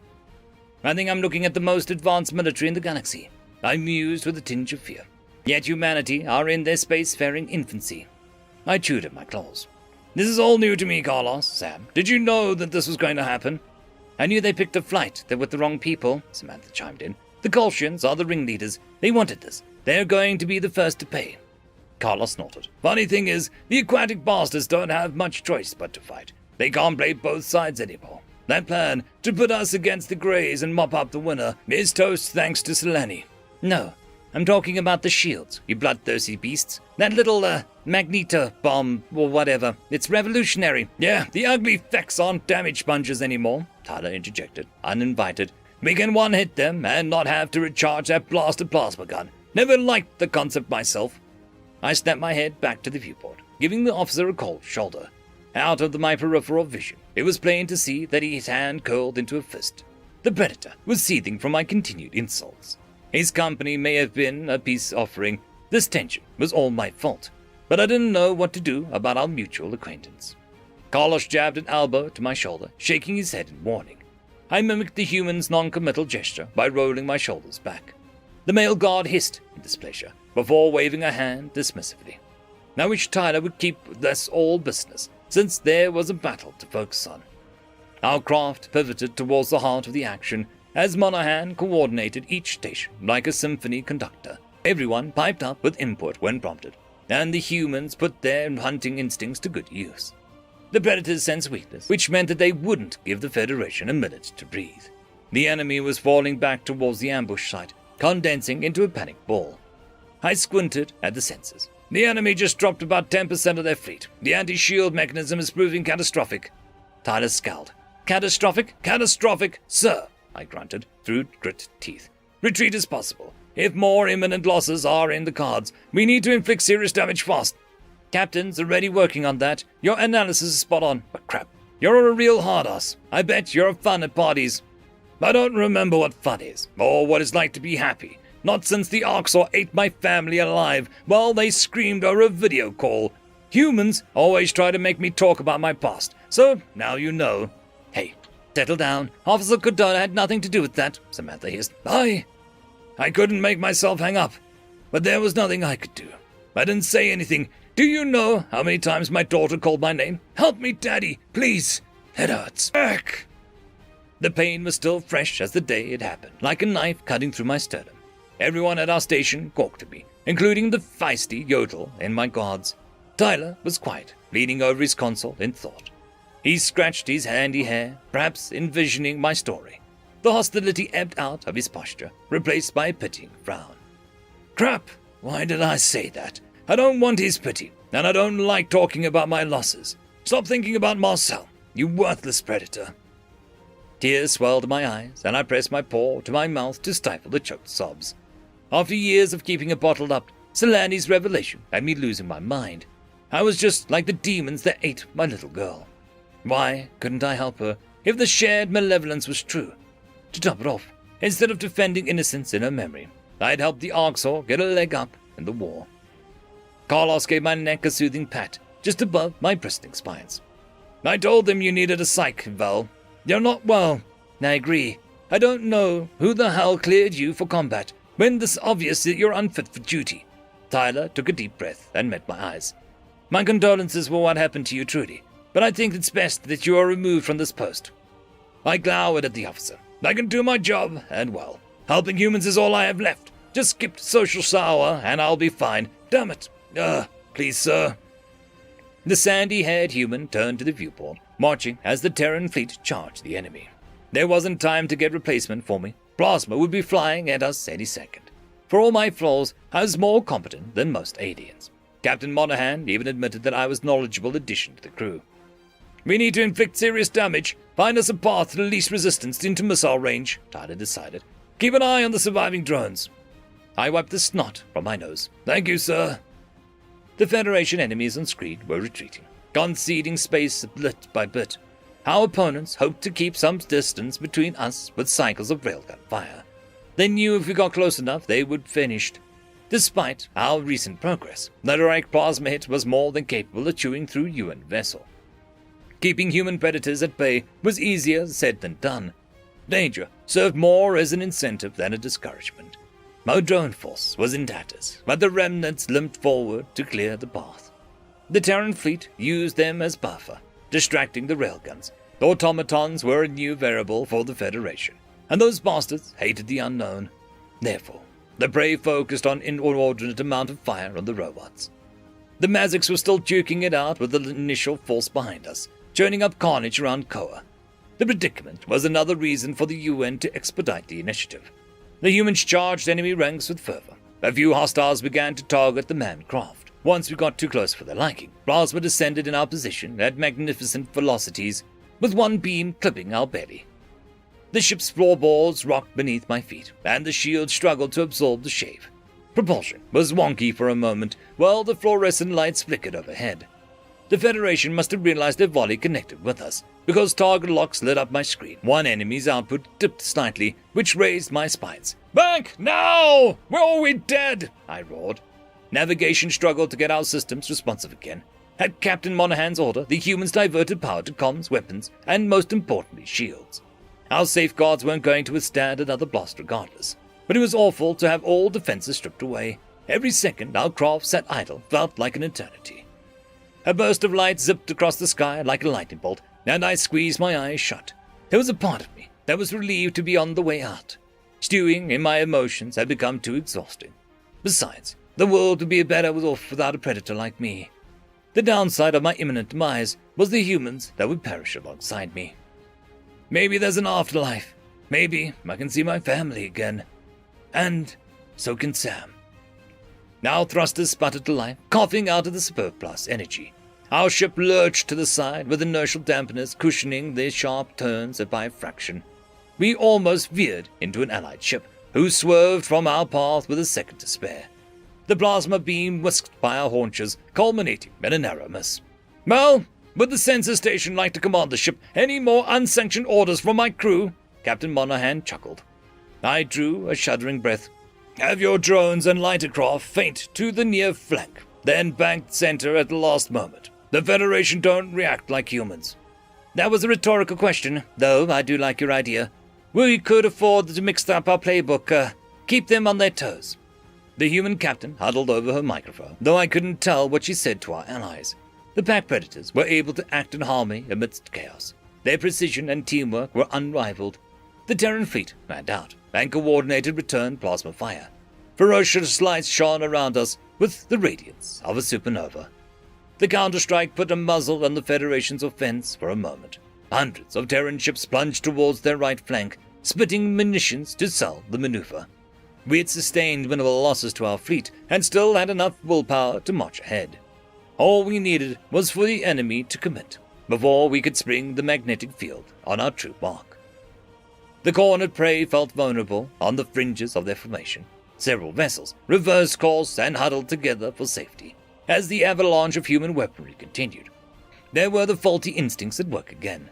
Convinced of the Terran targets, the Federation arranged their fire to push us away from their flank. Throw both gravity missiles we've got at them, and then follow up with a nuclear warhead. After that, spew kinetics at anything that survives, Monahan barked. The bridge crew leapt to carry out her orders, and restabilizing propulsions had us bank sharply. The UN advance hooked back at a retreating angle, and we glided perpendicular to the enemy wall. Weapons readied their new targets before we snaked into the formation's heart.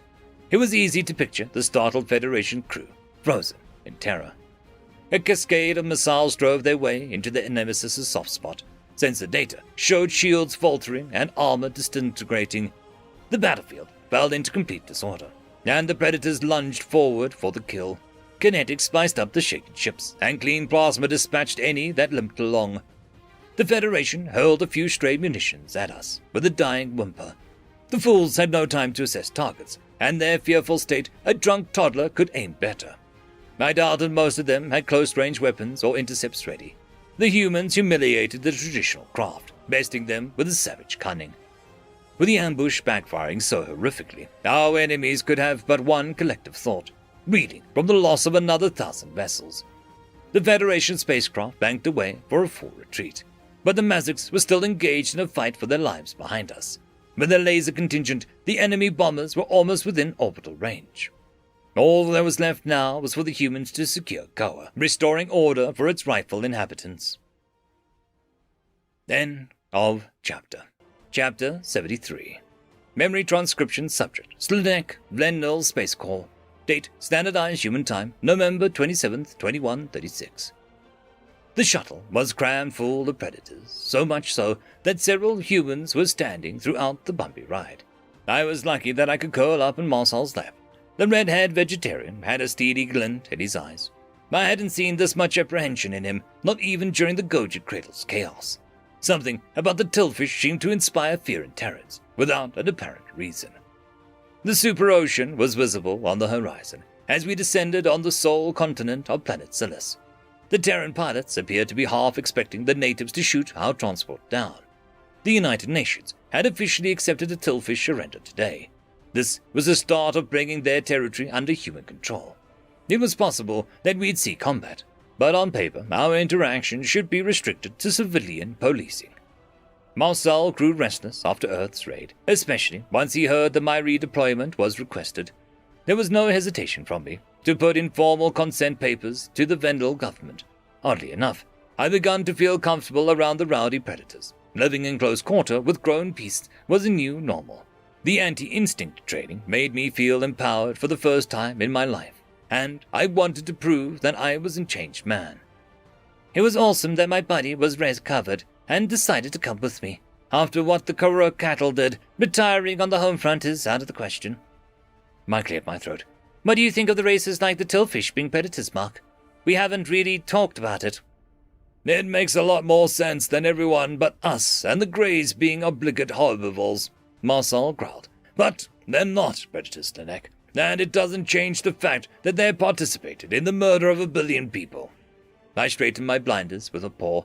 Maybe it's possible to reverse the cure, though. Humans already started studying the Gojid genome. When Seleni's broadcast arrived back on Earth, it was plastered across every newsfeed. Terran discussion panels had mixed opinions on alien victimhood, but the cure was something all of them lambasted. The Kolshians found themselves vying for public enemy number 1. Even the more xenophobic humans considered allying with any converted race that could take the fight to Alpha. Whatever ties the Vendel still had to the Federation, their conspiracy reframed our stance. How could the Federation mastermind such a heinous crime?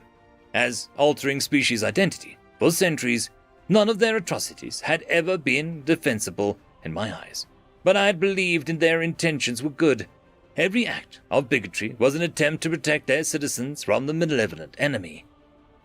Marcel inspected my faraway expression. Do you feel sorry for the cured races? I don't know. There's some things about humans that bother me, but I've tried to accept you, I said. What right do I have to impose my evolution on you, to erase your history and beliefs? These species lost everything that makes them, well, themselves. You're right. It's a cultural genocide that was thoroughly executed, without anyone's knowledge or consent. I shudder to think what would have happened to humanity if they found us before the Orcs saw. I couldn't imagine the predators reduced to terrified prey, stripped of the resilience and aggression that defied them. It wasn't clear to me if violent instinct could be written out of the human genome, or how the Kolshians might have worked around the binocular eyes. Would cultural indoctrination stick to such strong-willed species? The Terran transport touched down on a landing pad, following the Tillfish signals. I was relieved that we'd set the spacecraft on the ground, rather than jumping out of it. The UN troops unloaded, grimacing as winds gust buffeted their faces. Silas was known for its stormy, tumultuous weather, which was fueled by the Panthalassa. A lone Tillfish waited for us, scuttling back and forth with anxiety. Hello, humans. I brought gifts. The insectoid gestured to one of the 6-legged fruit baskets, which included local jams and preserves. She cowered her glistening head as several Terrans trained guns at her. Her antennae quivered, anticipating her swift demise. The poor thing was surrounded by predators. Forward-facing eyes were angled to her in all directions. Why did a species send her alone? This is cruel. Thanks for the gift. Who are you? I asked. Tears broadened her smooth eyes. I'm a General Burla. Ambassador Dwell made me came. I am the only one who voted against the Earth attack. The UN soldiers relaxed. She shared a few rattled glances at their own. Several were huddling near the shuttle, distancing themselves from Burla. The faint hairs on Marcel's arm stood upright, and he ruffled my ears for comfort. I coaxed him forward, bringing us close to the Tillfish. Slanek! What are you doing? The human hissed. My ears pinned back. Face your fears, right? That's what I did with you. This is no different. General Burla bent lower to the ground, unable to look the human in the eye. A ripple passed through Marcel's throat, before he narrowed his pupils. The human extended trembling hand, keeping his palm flat. The Tillfish must have been briefed on Terran mannerisms, because she placed a delicate leg atop his fingers. Well, at least someone on this rock has a conscience, the vegetarian wheezed, jerking his arm back. Where can we set up shop? With any luck, the ground occupation will get rolled back soon. Burla flicked her antenna into the city's direction. Follow me, please. There's a few things you should know. Marcel tucked his hands behind his back, trying to look formal as the squad leader. The medals on his chest were recent adornments. The new Secretary General issued them by anyone wounded in the defense of Earth or the Cradle. I couldn't think of anyone who deserved a commendation more than my friend. Go on, he's listening, I chimed in. Is there something to be concerned about, General? Burla clicked her mandibles. We are having trouble with unrest and dissidents, mass protests. Many people don't want human invasion. Marcel raised his eyes. That doesn't surprise me at all. How bad is it? The exterminators pulled together some rogue generals. They're offering a bounty for every human killed. We'd deal with it, but their surrendering members complied with your disarmament demands. And the anti-human factions didn't hand over the weapons, leaving your government with no way to stop them. Exactly. Look, not every protester is violent. There are demonstrations everywhere, like I said. I don't know if you allow such things, but... Last I checked, the UN affirms the rights to free speech, but we may impose martial law until things settle down.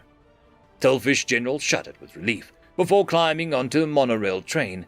The insectoid retreated to the furthest corner as the Terrans piled in. An automated door sealed us in tight space.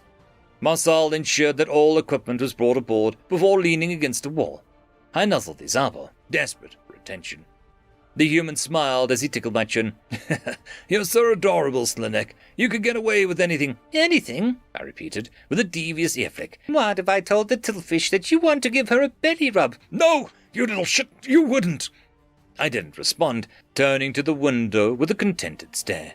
Marcel withdrew his hand, crossing his arms with an irritated huff. The vegetarian noted the mirth in my eyes as the supersonic train hurtled along, but the playfulness seeped out of my demeanor once I caught glimpses of the chaos. Judging by the corpses in the streets, stampeding began prior to our arrival. The human soldiers peered out of the windows, though the carnage was an unfocused blur, bringing a predator military to the homeworld-inspired panic, especially for the stated purpose of occupation. The grisly sight reminded me of the cradle, when we rescued Nulia.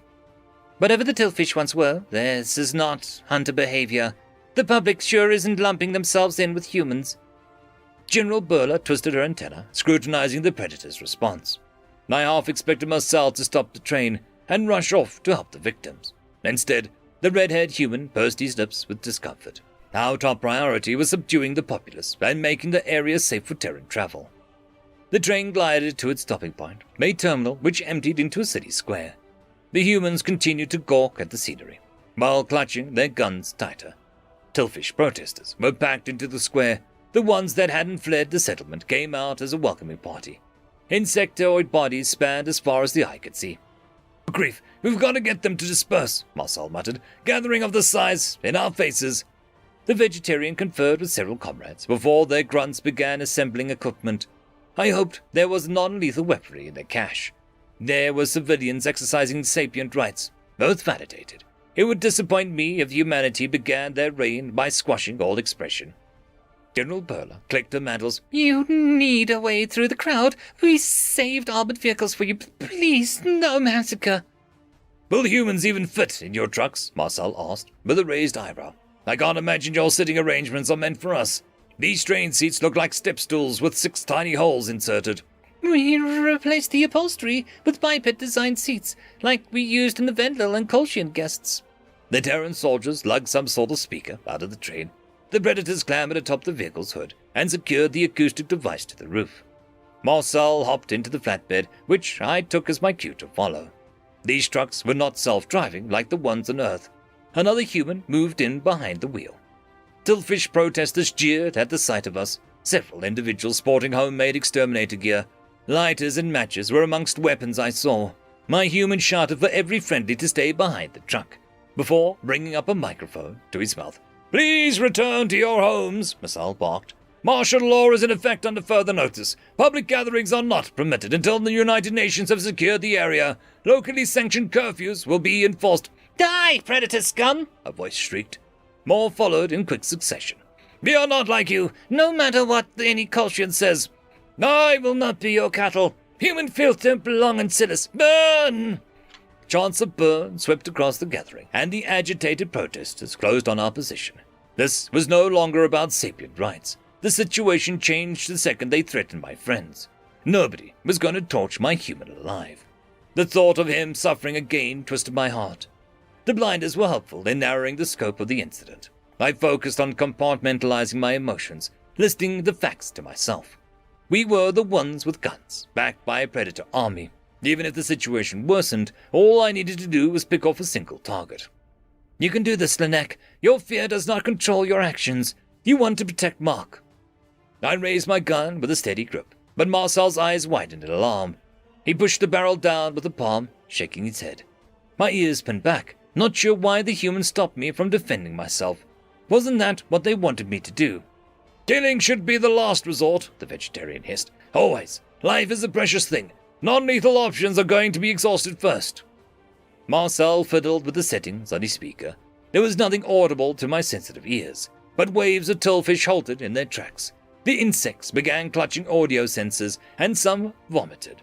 The device must be concentrating amplified sound in a narrow beam. None of the humans behind the truck were affected.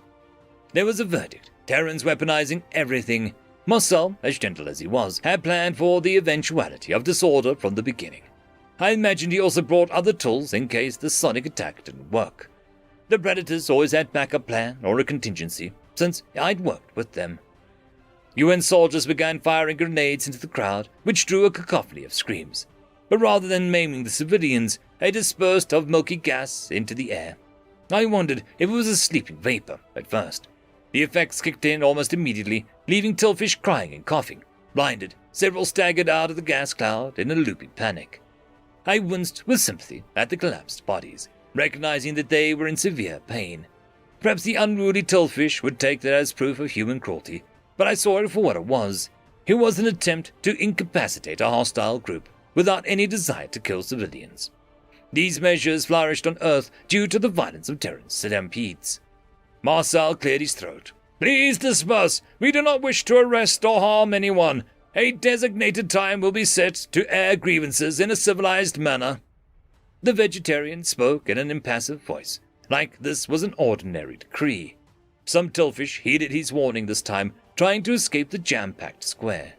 The agonizing weapons must have made them rethink swarming the predator's locale. The humans took the crowd's disorientation as a chance to push forward.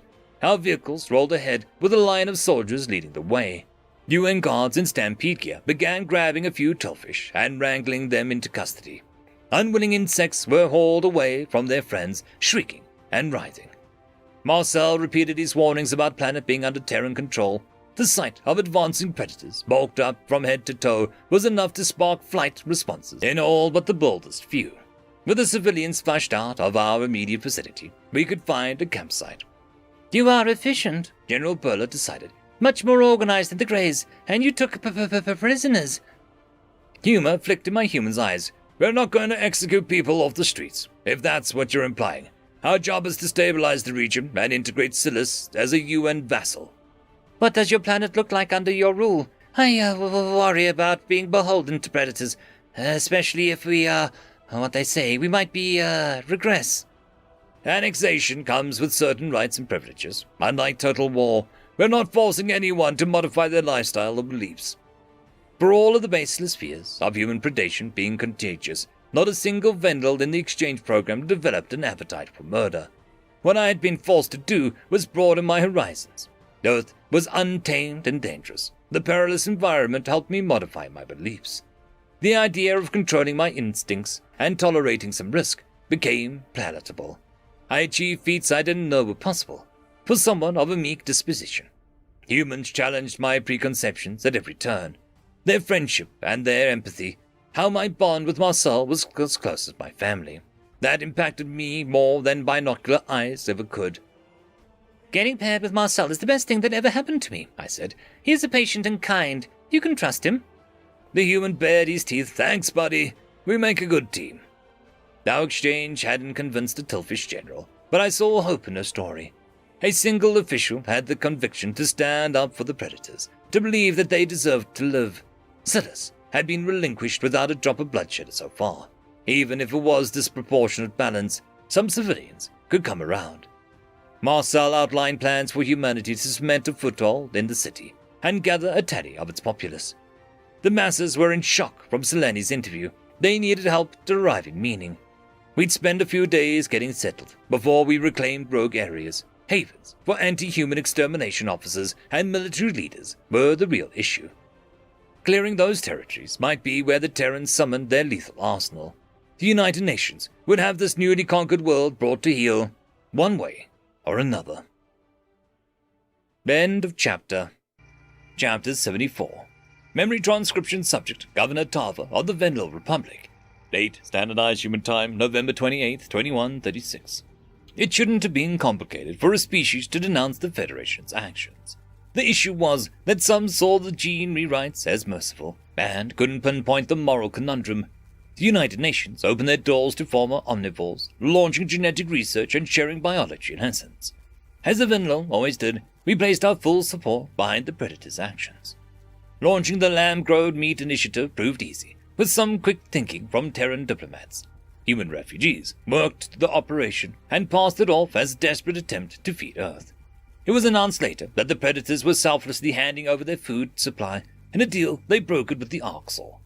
I wasn't involved at all, so the political blowback might pass over me. If the exchange goes smoothly, humanity will be able to say that they have rescued millions of Venlil. Using frozen cell samples from Earth, we churned up enough meat for the trade. It was a sickening process, but I reminded myself of the cause. The Terrans facilitated the release of the Orcs prisoners from the cradle as well. Our side of the bargain was upheld.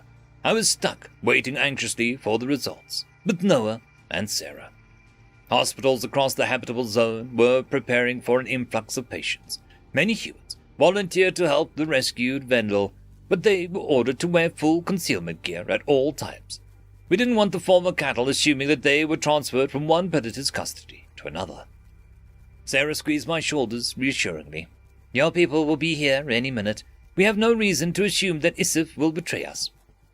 I don't know about trusting an Oxel, Noah growled. True herbivores like the Venlil must have lower status than ever. With the recent news, the Dominion could decree that they belong as cattle.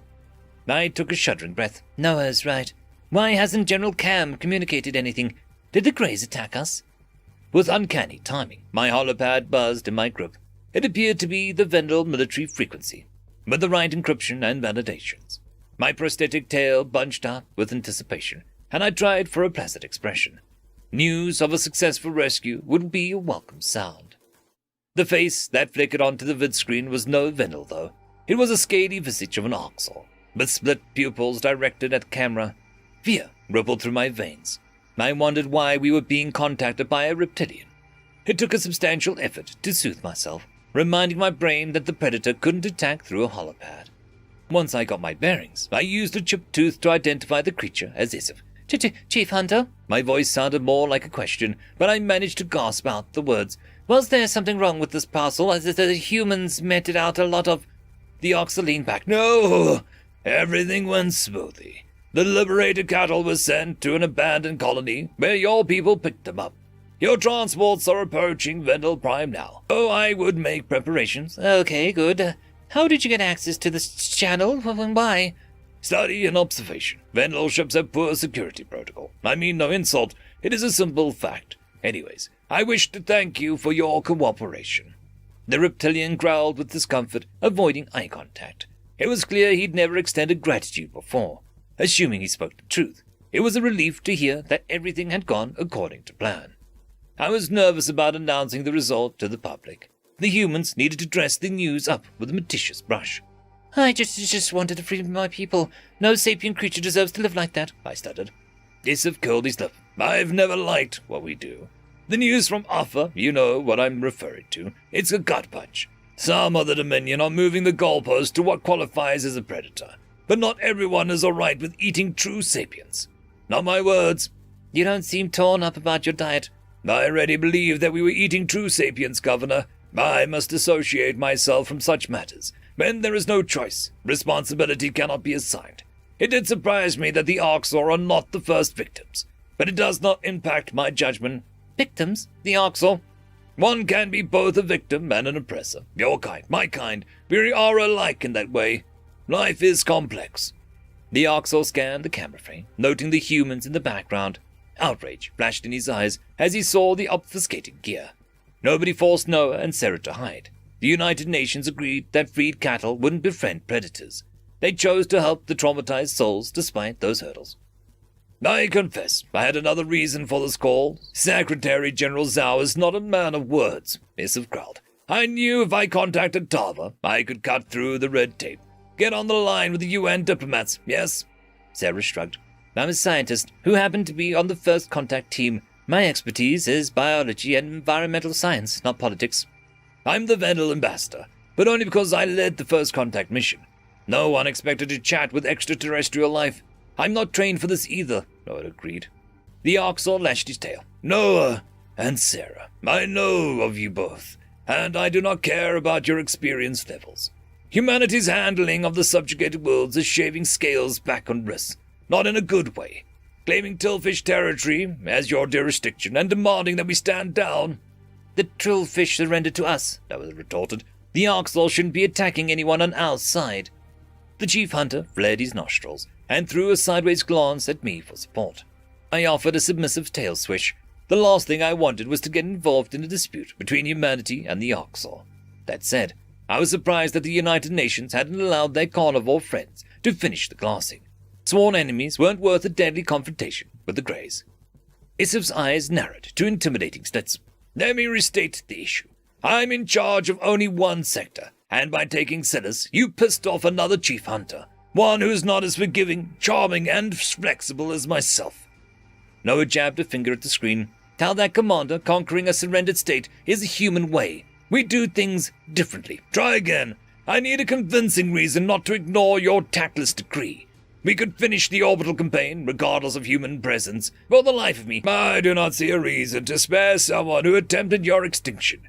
We should kill the Tillfish, and the Harken too. Glassing resources that could be under our control is just wasteful. Whether you want a planet for food, precious metals, labor, or fuel, conquest keeps everything at your disposal, forever. We are willing to provide the Orcs with compensation, a slice of the pie.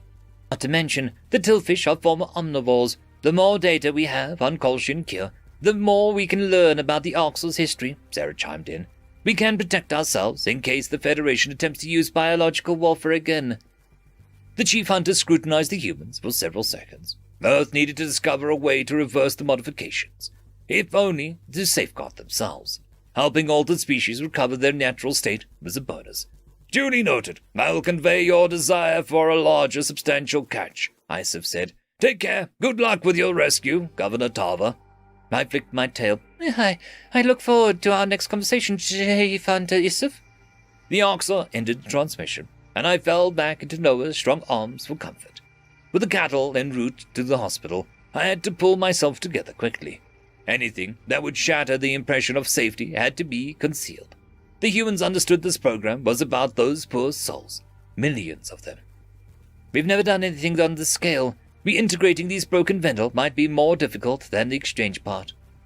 Multiple transports docked with the drop-off area of the hospital. Vendel medical professionals barked orders with an assertiveness that might have come from humans. Even the rescuees without visible injuries were brought to the hospital room for checkups and therapy. Noah and Sarah checked their gear as we heard gurneys running down the hallway. The Vendel pair that were rolled into our room were a sorry sight. Sympathy stabbed my heart. Their fur was mangy and matted, soot-colored from grime and cruel. Both their eyes were glassy, unresponsive to any stimuli. I could see brands torched to their necks, similar to the script I had seen on the Isif's keyboard. Noah and Sarah rushed to lift each Vendel onto a bed. The first patient screamed at their touch. Predators flinched from the noise before massaging her neck with calming intent. They hoisted the rescue onto the mattress, affected by her pitiful bleats. The two Terrans fluffed the pillow and swaddled her in a blanket like a baby. You're safe now, Sarah whispered. We're coming right back. The humans walked to the other rescue assigned to us, a male. They made sure to approach head-on, forgetting that our peripheral vision was expansive. The Vendel shook as they picked him up, digging his claws into Sarah's hair. The Terran scientist disregarded the poking sensation and stroked his pinned back ears gently. This is home, Vendel Prime. We can reunite you with your families. Noah spoke in a higher voice than normal, trying to not growl. We're going to help you. Can you tell me your names? The male rescue shuddered. 1, 5. No, that's not your name. You're not a number. You're a person with hopes, dreams, and a future. I think I used to be called the Glim. The Terrans tipped their heads, then Sarah scrawled the name on the bedside chart.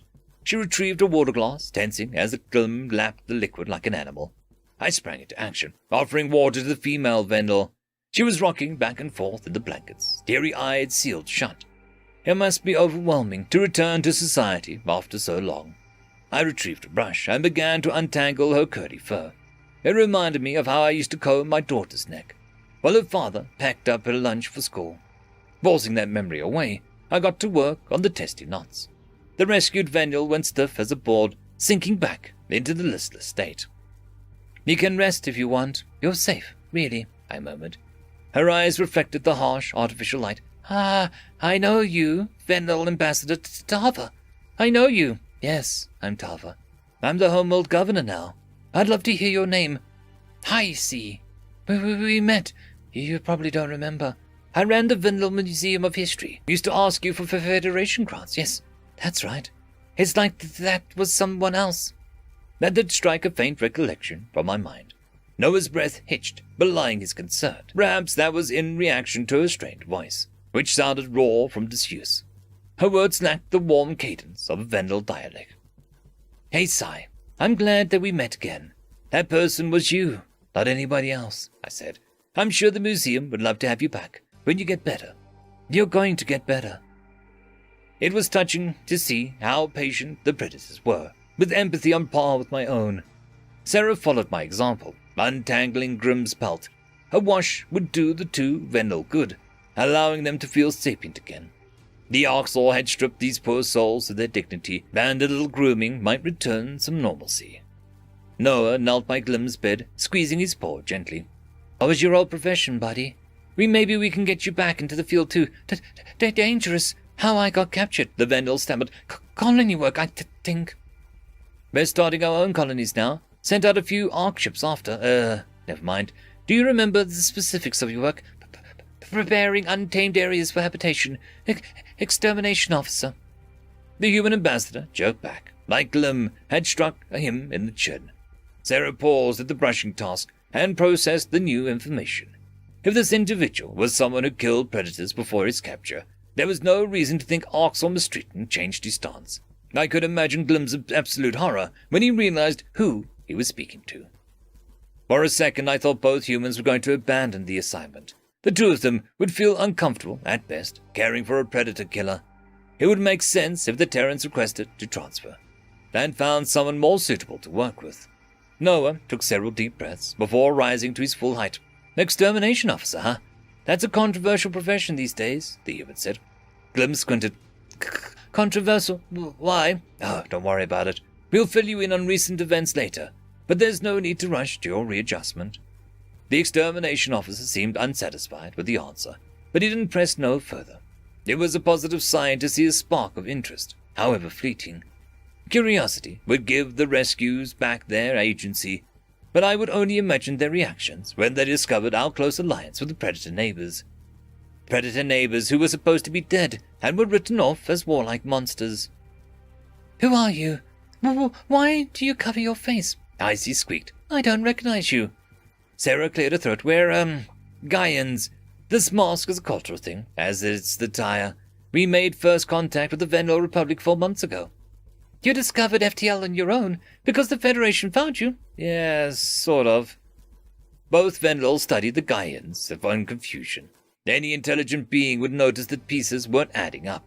As much as I wanted to welcome the former cattle back to our society, the humans presented a challenge. It was difficult enough for normal Republic citizens to tolerate our unique friends. I hoped the Terrans could find a way to keep the truth under wraps for the time being. End of chapter. Chapter 75. Memory transcription. Subject: Captain Sovlin, United Nations Fleet Command.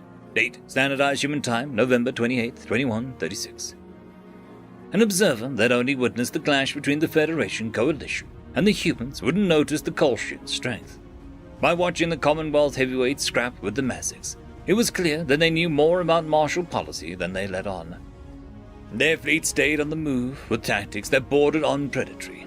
One ship would distract the defending vessel, while others flanked it and cut it off from its allies. The Mazics had several disadvantages. To make matters worse, they were tied to the defense of Koa, similar to the humanity's pitfall while protecting Earth.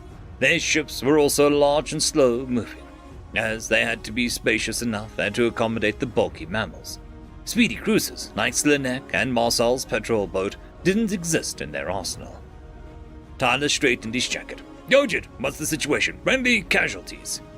The Kolshians managed some lucky hits with the ambush fleet. Our tally's down up to about 100, give or take. I should have clarified. I'm asking about the Mazics. Optically, it looks like they're getting overrun on the viewport. Good news? The enemy were holding back until we got here. Needed to drag this on long enough to lure us in. But the Mazics are getting their teeth kicked in, sir. Point defenses are inoperable on both lunar satellites, and their ship count is bleeding. Onso maneuvered the viewport, while his reddish ears pricked up. Our warship was blazing towards Koa's orbit with the rest of the UN fleet.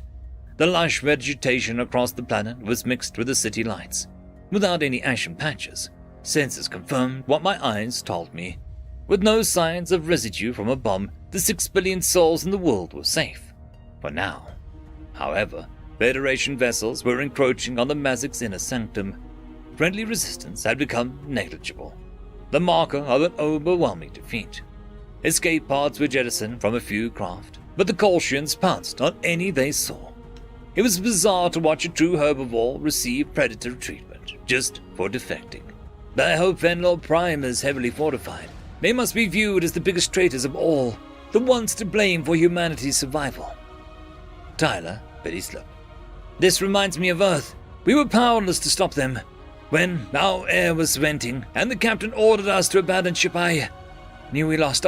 You thought it was the end of humanity. Onso finished. I'm sorry. Me too. Makes me nostalgic for the cradle. And that was a fucking war zone. Carlos nodded. It was all simpler then. Sam and I were stationed at Hague during the cradle landing. Yeah, guard duty was better than playing war crime bingo, Samantha snorted. Wonder if we're ever going to try those bad bastards. Freudian slip. Something flashed in the sandy-haired officer's eyes. Tyler's gaze darted over to me and lingered for a long moment. The tall guy swallowed hard, looking rather distracted. The yodel seemed clueless to his friend's deliberation, but I wondered if Marcel's packmate had stumbled upon my identity. My guard's previous post implied that they would have least cited Gojid criminals. Carlos pinched his nose. Where are you going to find an impartial jury or a legal defender? Do the dumplings even deserve a trial after that? The female guard bared her teeth, darkening swirls in her green eyes. I think they should commit suicide, by bullet in the back of the head. We don't execute POWs, Sam. Sometimes I really hope that you're being facetious. Yeah, my bad. I guess the rights of murderers are a priority. 1 billion civvies dead. It's just a statistic, right? As the UN guard bickered, Captain Monahan did a sweep of the bridge. Every station was in smooth order, ready for another bout of battle. Both the Kolshians and the Mazics had noticed our approach. Friendlies were flooding our comm station with pleas. It must be difficult for humans to sort out which regions carried the highest importance. Do we have an interceptor, Gojid? Tyler opened his clenched fist, glowering at the console. Or should I say Sovlin? I blinked. Sir? Do your job! We'll deal with this later. My heart leapt out of my throat, and fear slowed my thought process. Humans hadn't caused spine bristling in a while, but my brain knew Tyler was a threat. I never meant for the sandy-haired officer to identify me. All I wanted was to help the UN win this battle and achieve retribution. Samantha and Carlos abandoned their squabble. The male guard tensed up in case Tyler moved to assault me. Well, I was grateful that he was willing to protect me. I didn't want his interference.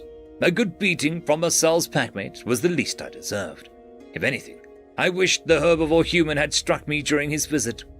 Onso gawked me. You two know each other? Not. Did I authorize you to chat? Tyler snarled. Where the feck are those intercept routes? The yodel ducked his head. Sorry, my friend. I've never seen you act like this. It's making me uncomfortable. Not you. You can talk as much as you want, Onso. I need a distraction from the shuggle work. Tyler squeezed his eyes shut, but his knuckles were turning white. I don't think the big guy realized he was granting a peek at his canines. Captain Monahan drifted past the sensor stations, and worry creased her lines on her forehead. Our commander must have picked up on the tension, because she hovered by us for an extra second. Status report. Monahan cleared her throat, wrapping the desk. Got anything for navigations? I'm concerned that we might be too late for Koa. I squinted at the readout and chewed my claws. No viable intercept courses. We can't get there in time. Several Federation ships are minutes from orbital range. What if the Mazic stopped them or slowed them down? Ma'am, the Mazics are all but dead in the water. I used to believe the Federation would never bomb their own. I fear that was wishful thinking these days. The Terran captain meandered back to her chair with a thoughtful expression. My gaze focused on the viewport, trying to block out Tyler's sideways looks. If nobody was removing me from my duties, I wasn't going to broach the topic. A predator like myself could be helpful to Koa's defenses. This was the only way that I could justify my existence. Our warships cruised ahead, well above recommended acceleration. The engines were going to be burned out when all was said and done. The humans accepted the serious risks to save innocent lives.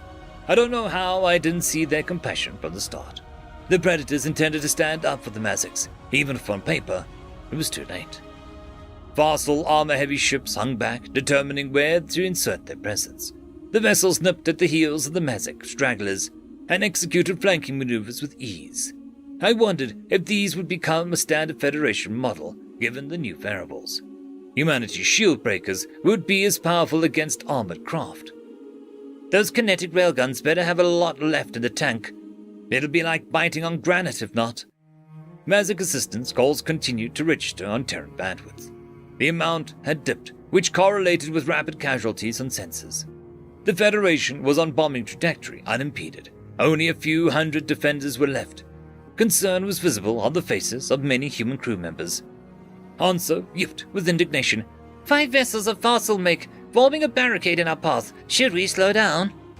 No, we should speed up, Tyler growled. I guarantee our nerves are a hell of a lot stronger than theirs. Samantha grinned. That's not saying much, but I'm all for painting a bullseye on their back. Converted Tillfish gunships, now decked out in UN insignia, hugged our sides. The allied duo broke out of our pace and threw a little extra into the throttle. The fossil vessel were waiting to put up an ionic barrier. They must have noticed the magnetic bombs. It didn't make sense to establish fortifications that would be knocked out. Fortunately, our warship still toted our plasma railgun. The 5 hostiles waited for the telltale energy spike before raising shields. Between an exorbitant armor and the well-timed barrier, our targeting shrugged off the blasts. I could see a gash in the hull plating, but the enemy could seal off the compartment. The Terran gunships went after the damaged foe, but the other fossil condensed around their weakest link. Armor tailored to kinetics was the Predator's match. These ships were designed to function past shield failures. I wasn't sure how even the humans could thwart these measures. If combat dragged on, it would waste precious time for the Mazic homeworld. Hanzo shoved me out the way. We have to reach Koa. I'm going to take a look, since Gojid Sovlin hasn't done anything useful. My first instinct was to challenge the primitive. This wasn't timed to make a fool of himself. Did the Uplift think that he could join a Predator exchange program and magically qualify for tactical roles? Fighting wars in the 3rd dimension was far cry from tilling fields. Humans of all species should understand how behind the times Hanzo was. I couldn't believe there was anything more than a ship mascot. The only reason I bit my tongue was to avoid provoking Tyler further. It was the officer's job to intervene here, despite any notion of friendship. However, the Yodel was correct in my inefficacy. Tyler, recognizing me, weighed on my psyche, and guilt made it difficult to conjure up tactics. Perhaps asking for a transfer couldn't wait for the battle's conclusion. Once the marsupial floundered around for a bit, I could hand the station over to Collis and Sam. Do ramming tactics work? We could clip them on the side. Velocity and mass are in our favor, Hanzo said. Long as we don't strike them head-on, we should remain operational. Tyler shrugged his chin. Navigation will need to find a perfect angle. We don't want to knock out any vital functions. Well, we don't have to take the fossil out. They're stationary. They won't catch us if we pass them. Just need to shove the bastards aside. The census officer relayed the findings to Monahan, who brought up a nav station into the loop. Our warship drifted towards the fossil ship's flank. The course adjustment was incremental. The Terran gunships took the lead, distracting our opponents with kinetics. It hadn't taken humans long to discover how atrocious prey were at multitasking. Our tail was angled away from the target. That was an attempt to keep the engine secure. Despite my skepticism on the Uplift's capabilities, Hanzo was quick thinking. I wondered if he had predator disease, with such a knack for violence. It was one thing with human hunters, but genuine herbivores weren't meant for aggression. Are Yodel doctors even trained in signs of predator disease? Do they screen for it as children and all? Carlos tugged me into a seat. As our collision was imminent, the male guard looked nervous, listening to the clash alarms on the PA. In contrast, Samantha's eyes smoldered with venom. She showed little concern for her welfare. That predator was a kindred spirit in many ways, having lost enough to seek vengeance at any cost. Our spacecraft broadsided the enemy, hurling it out of our path. The impact sent a jolt through our frame, and my head whipped forward. A harness sucked me back into my seat. I hadn't even noticed Carlos fasten it. Several predators seemed disoriented by the crash, but navigations managed to retain control. Hansa howled with delight. You guys are insane. I can't believe that worked. If you can't believe it worked, then why the fact did you suggest it? I groaned.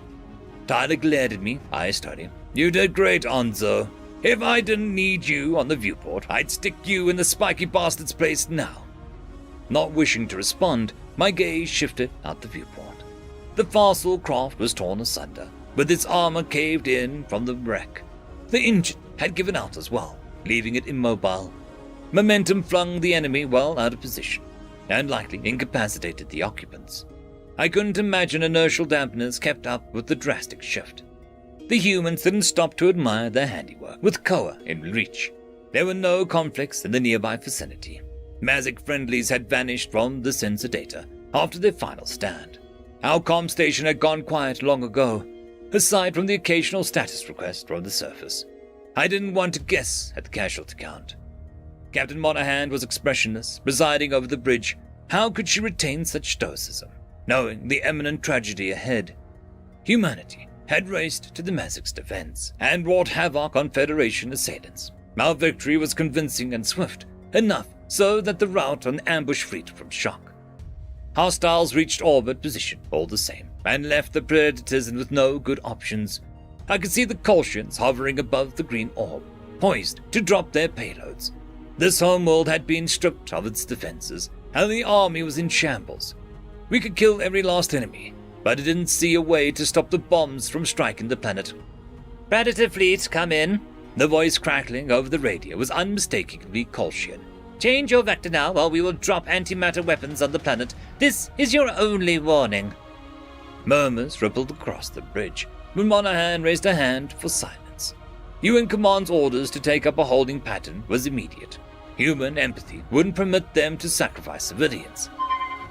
Was allowing the Federation to subdue the Mazics a good alternative, though? It would turn a valuable ally into a puppet state. The United Nations agreed upon our captain's name when she offered to handle communications. Our battle-tested ship, unfortunately, carried seniority within the hodgepodge Terran fleet. The humans' original constructions were gutted during the Crow-Cattle invasion. Surviving craft were few and far between. Qualified officers were in limited supply as well. Our captain's position was unenviable, in my view. I wasn't sure what room there was to negotiate with the tentacled liars, or what the acceptable outcome was. More baffling was that the Kolshians spoke to the human military at all. It was a blessing the Predators didn't request my input. Monahan pressed the microphone to her lips. Federation attackers, we've halted our advance. We'd like to talk. Let's find a resolution that doesn't involve innocent bloodshed. All right. The captain signaled to the comm station, and the technician extended the hail. All we could do was wait for the Kolshians' response. Predatory might wouldn't save the day here. A single bomb hitting the Mazic metropolis would kill millions, which forced us to the bargaining table. It was time to see how crafty humans were in endeavors beyond fighting. End of chapter. Chapter 76. Memory transcription subject Captain Sovereign, United Nations Fleet Command. Date Standardized Human Time, November 28th, 2136. The human fleet maintained their position, while Mazic homeworld sat in a precarious spot. Our hail was still transmitting, though the enemy hadn't picked up. An evacuation transport soared out of the atmosphere, scrambling civilians to safety.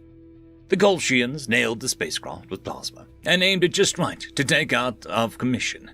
It seemed that they weren't trying to decimate it, after all. Captain Monahan's nostrils flared with agitation. Federation coalition, you fire on civilian targets again, and our ceasefire is over. We will not tolerate such actions. The violet Kolshian blinked onto the holoscreen. You're not going to sacrifice the Mazics for victory and glory. Are you actually clever enough not to show your heartless side? I question who the heartless ones are, when you're the ones threatening a civilian populace. I couldn't care less about victory. We're here to save lives. That's what humans stand for. The enemy commander paced back and forth, unfazed by the visual of a predator. His crew was a homogeneous blend of Kolshians, rather than including aliens. The emerald surface of the Koa was visible in their viewport, along with 3 target locks on the sensor readout. If I didn't know better, I would think that the Commonwealth officer didn't know what to do. He waved a tentacle. Damn it. We never wanted to kill them. We wanted to kill you. The fight wasn't supposed to happen like this. Tell me something I haven't heard before, Samantha grumbled beside me. Tyler growled at her. Silence. Luckily, my guard's quip wasn't picked up on the call. One wrong word could end in catastrophe for all civilians. I was relieved to hear the Kolshians didn't want to initiate the bombing. At least there was some morality amongst their ranks, however low the bar was. The Terran captain looked at the incendiary statement in stride and curved her lips upward. Well, why don't you find us then? What is it that you want? Monahan demanded. The Kolshian's eyes bulged. We want you to stop gaining power, Predators. Like Conus is right. You show no restraint in your walls. Your aggression is the Crocattle's 100-fold. And your solution for the perception of untamed aggression of your own. I guarantee, if you bomb Koa, you're going to give more species reason to leave the Federation. You can't undo millions of deaths. That blood will be on your conscience wherever. Then back off. You won't. You're too proud. I can't do that, especially given your history of changing species irreversibly. So, which city should I bomb first, Predator? I hear Tolino has a high industrial capacity. Shame it's a bustling civilian hub, too. The Predator captain had her hands behind her back, but I could see the nails digging into her palm. The indignation was something I shared, hearing her callous threats against the planet. It reminded me of the Orcs' disregard for civilians. The Kolshians might have studied hunters a bit too much. Bartering with lives was dishonorable. Monahan bared her teeth and slanted her eyebrows. That's your prerogative, but when humanity reaches Alpha, and we will, we'll glass the Kolshian city for every bomb you drop here, blood for blood. Should we start with a school of the Flora, or do you have a substitute in mind? You! Shut up!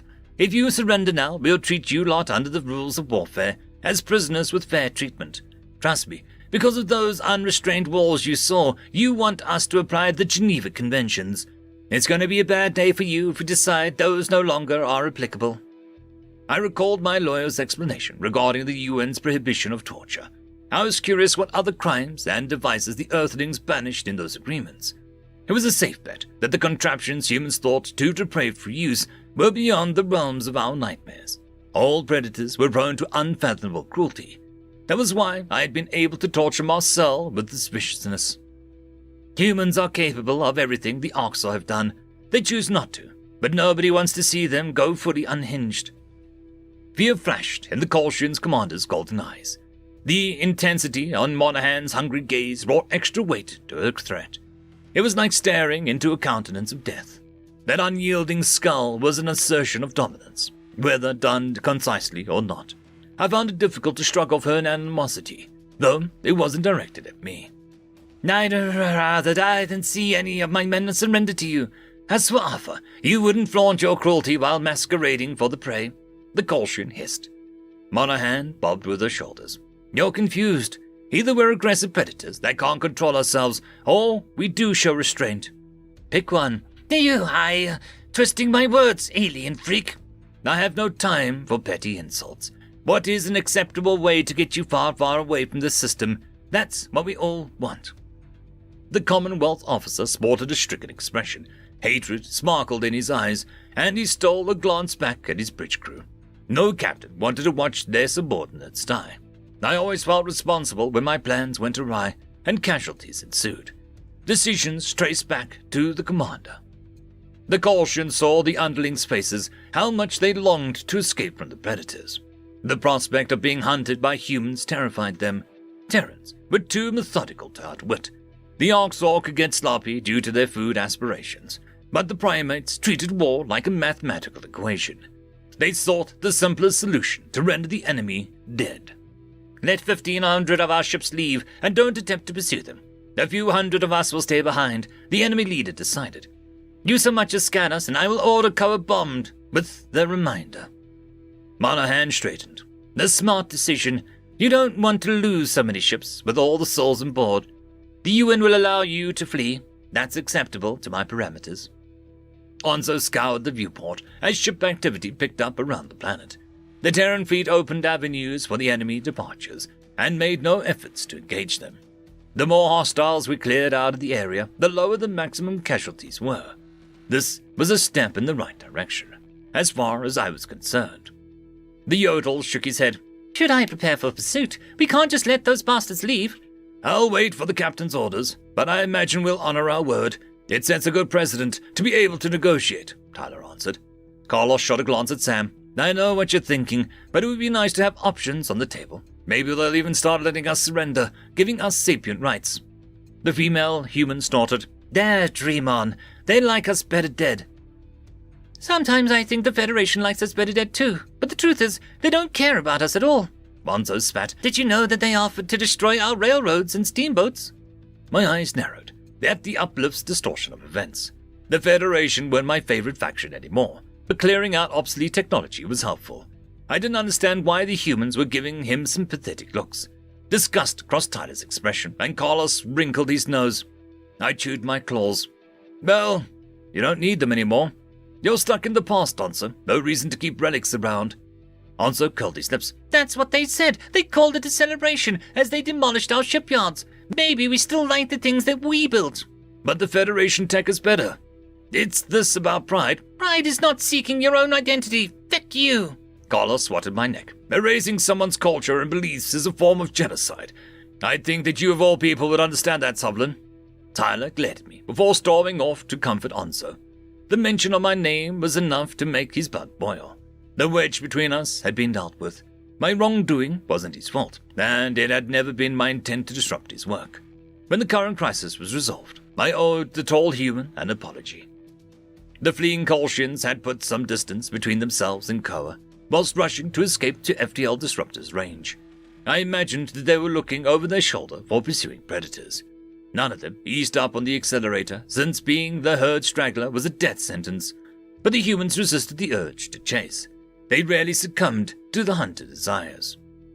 Terrans can conduct themselves like normal people, despite their deficits. It never ceases to amaze me. It's beautiful, isn't it? Captain Monahan turned her back to the camera, gazing at the stars. We never had to fight. We could work to make something better. Quit with your lies! Counting colonies. 34 worlds have been wiped out since we met you, and you've been here for 4 months, the Kolshian muttered. We didn't start or even bomb any of those. It's not our fault everyone keeps attacking us and abandoning your defenses. You're in cahoots with the Orcs, pulling their strings even. You wouldn't attract them if you weren't rotten to the core. Humans enjoy killing, for all your empathy. I enjoy stopping bad people from hurting others. Nobody else has to die today. Certainly not innocent hostages, because you hate us. In our honor, we'll let you all leave unharmed. The Kolshian shifted in discomfort. It was clear he mistrusted the human's proposition. Several of the ships he left behind were making a break for it, without waiting for orders. Flighty captains weren't going to give the predators time to change their mind. It was left a sour taste in my mouth to see the enemy getting away. On your honor, the Kolshian flailed with exasperation. Good does that do me? Predators deceive. Monahan snorted. So do prey. Look at you. I haven't lied to you once, nor has the human race. Please, think of the Mazzics. I'm not a murderer. I don't want to kill children. Herbivores. Crap. Your trick is working. We'll leave. The video feed switched off before the human could respond. The Kolshian ships glided away from the Kawa's vulnerable surface, maintaining their formation. The Terran fleet honored their non-aggression pact, rather than confronting the enemy. The predators were here to save their allies, first and foremost. The human crew offered a rousing applause for Captain Monahan, which took on aliens by surprise. I was accustomed to the predators' noise levels and living around them for months. Bringing a Terran nearby was a fast way to dismantle peace and quiet. The poor Fisson on comms bucked in agitation, and the Vendel observers covered their sensitive ears. Onso delighted in the ruckus, however, with his primitive sensibilities. The yodel began yipping and jumping around like an animal. Monaghan allowed the cacophony for a moment before shouting orders to pipe down. Silence overtook the bridge. The Terran captain sighed. Let's not pat ourselves on the back yet. This was a good day for us, but I promise the Mazics won't look back as fondly. Comms, hail Koa. The beige mammal on the screen answered with immediality. His eyes were frantic, as though he'd fallen over himself to respond. Upon closer inspection, I recognized the older male as President Kupo. The Mazic leader seemed alarmed to be at the Predator fleet's mercy. Their defenses were laid bare, and the poor guy was frazzled from the assault too. Greetings, Monaghan said politely. Do you require any aid? We're happy to assist with search and rescue. There's a civilian hauler immobilized in orbit, for starters. Kupo flared his trunk. No, thank you. We can handle it. What payment can I offer you, humans? We'll give you whatever you want. Payment? We don't want anything from you. Humanity came to your aid because we're allies. You're part of our pack now, as I imagined that you put it. The Mazic was silent for a long time. Something resembling regret flickered in his gaze, though it was gone a second later. The leader composed himself and turned back to the camera. He appeared isolated in a vast bunker with only a single aide. I never trusted humanity. I wasn't willing to risk my people to help Earth, Kipper said, even with Solani's revelation. I only committed resources to your team because I saw the Federation was a sinking ship. Now, you protected us, and I am sorry. Please, let us repay your aid. The Terran captain chuckled. All is forgiven, President Cooper. Your choices were relatively tame compared to the genocidal maniacs in the Federation. Oh, human, I stood beside those people for years. It was wonderful. All herbivores working together in perfect harmony. How did nobody see the truth? I should have. Don't blame yourself.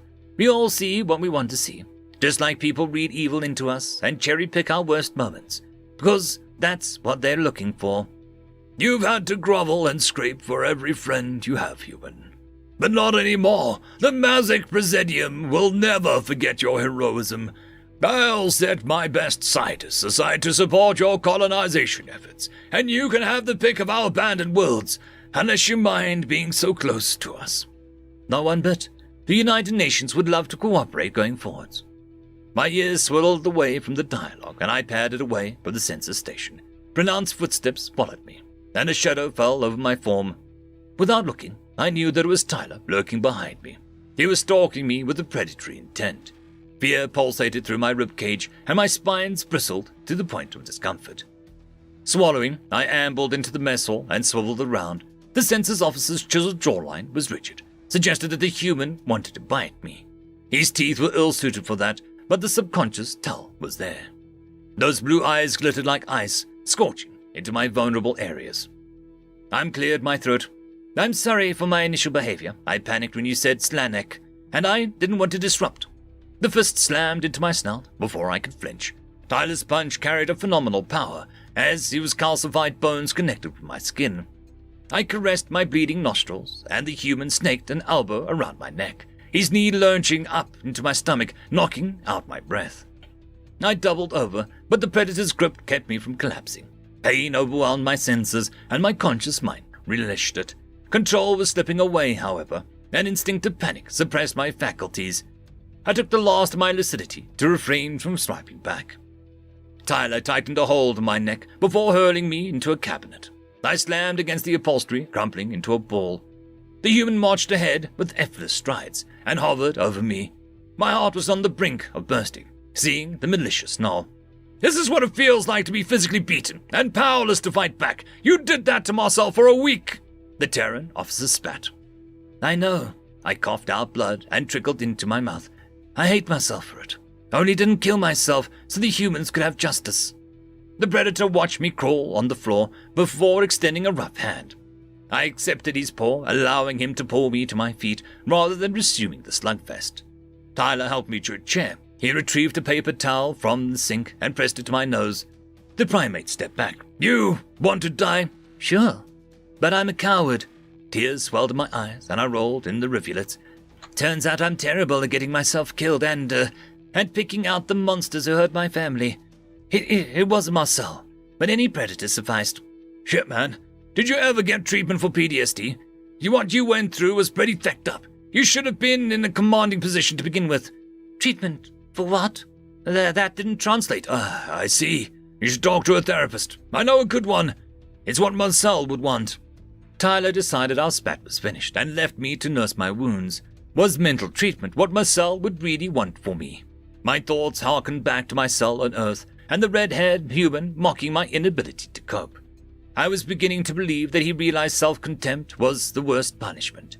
Didn't he want to live with the misery until death's sweet release? But Tyler knows him personally, if he says Marcel would want to help me. But the Koa rescue, I saw that the human stood for the preservation of life. Perhaps that extended to someone like myself, despite my past.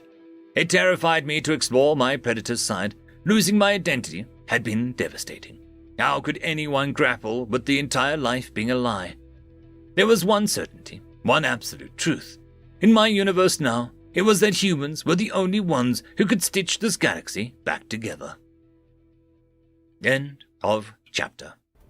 Chapter 77.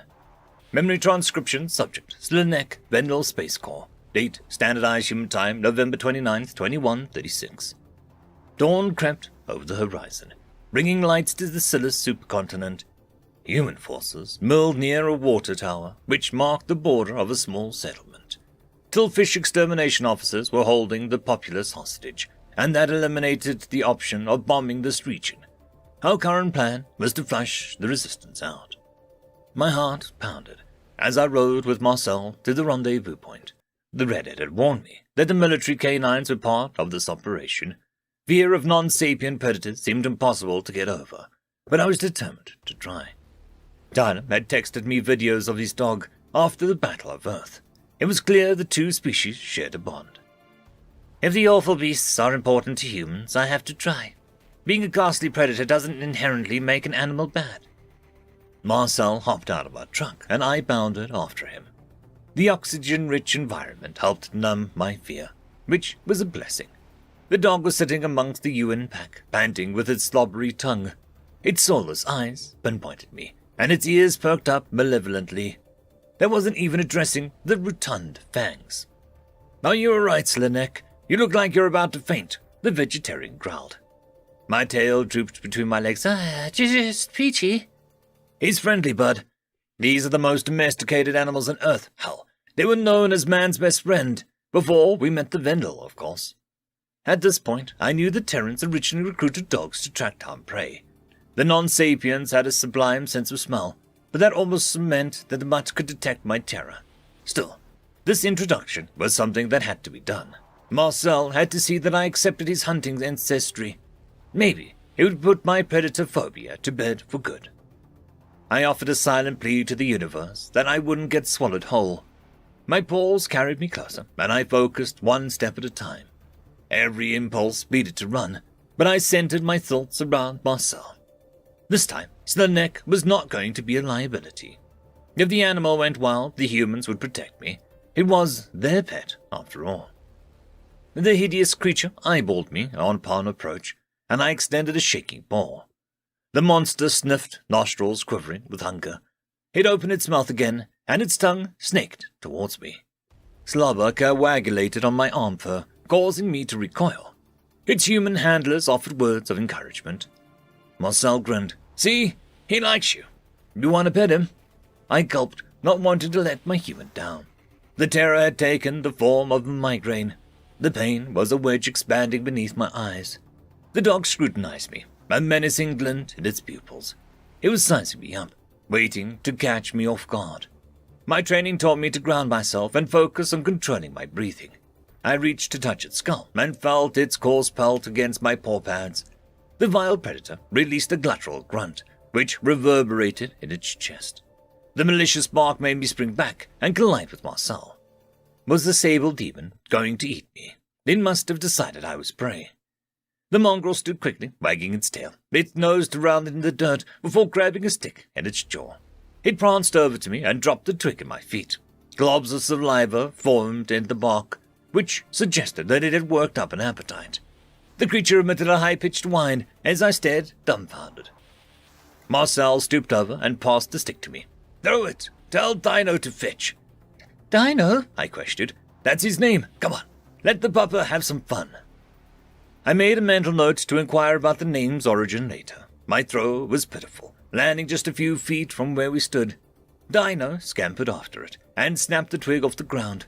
Relief flooded my chest as I realized this was play hunting. The game was predatory, but it meant the dog wasn't hunting me. However, it was a little bone-chilling to consider why dogs would retrieve objects for humans. In the ancient days, this would have been a dead carcass dropped at its owner's feet. Was it tagging along with the soldiers to hunt the tillfish? Would it chase them down and report back to the Terrans with the catch? All of the primitives lavished it with good boy praises.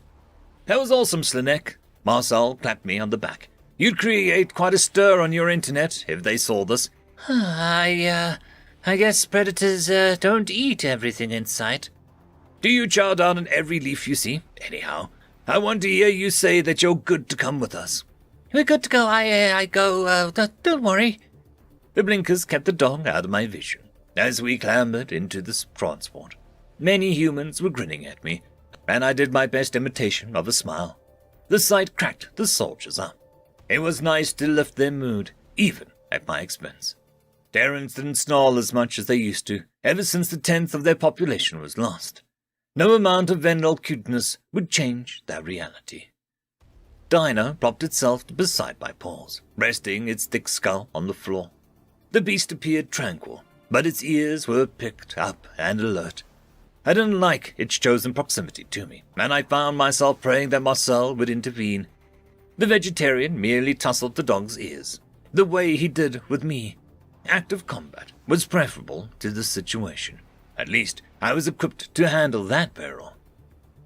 Our vehicle procession didn't get far, since the tillfish holdouts had anticipated UN intervention. Spikes were laid across the main road, and fallen trees had been hauled over the path as well. Side routes were jammed with barricades as well. Humans couldn't drag those away without heavy machinery. It would take an eternity to await equipment. It might have been possible to drive off-road, but footpaths had been coated in gasoline. A tillfish could set a route ablaze, the second the UN made a move. Any open land had been accounted for as well. Parks and green spaces had been flooded by local aqueducts. Even the Terran trucks could wade through the water. The muddy earth risked trapping their tires. Marcel nudged me out of the vehicle. Stay alert, Slanek. The exterminators left one route into the city. Foot traffic across the roads. There's a trap waiting for sure. You won't have the element of surprise, I said. Thankfully, we have recon drones to scout ahead. We're not going in dark. The dog is great at picking up explosives, too. Dino placed its nose on the road, sprinting ahead of the humans. I hoped the dog was running off for good. If it became a wild predator, terrorizing the local populace, maybe the Terrans would stop bringing their kind on missions. No predator soldiers made an effort to stop its departure, which suggested that the mutt was more trouble than it was worth. The UN infantry readied their weapons and surveyed the area with alertness. I mimicked their movements, though the dwellings nearby seemed vacated. Thermal feeds were relayed to their holopads, granting us their drone's vision. Tillfish were scattered throughout the town square, the many taking refuge from the extermination office. Judging by their location, I assumed those were hostiles. Enemy patrols also wandered the streets, policing the citizenry. The populace was small enough to monitor, and the residents had been confined to their homes. That made it easier to differentiate between combatants and hostages. It was best if the innocents remained inside. Hunting down every last hostile would be a challenge regardless, since their forces were spread out across the landscape.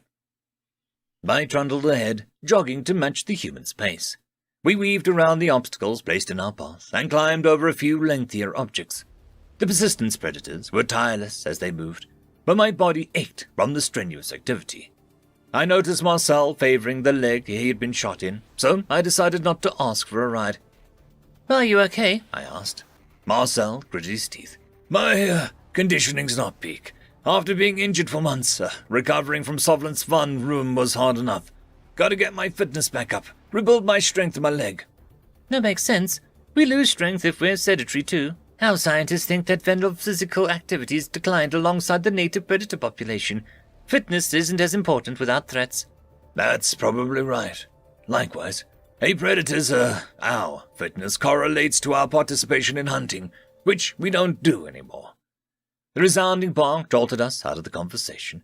Dino sat beside a crate of black powder, which bore the insignia of a mining company's. A fuse was attached, but the device hadn't been triggered yet. The tillfish must be waiting for the humans to pass by. It was the extermination officer's humor to weaponize the predator's tactics against them.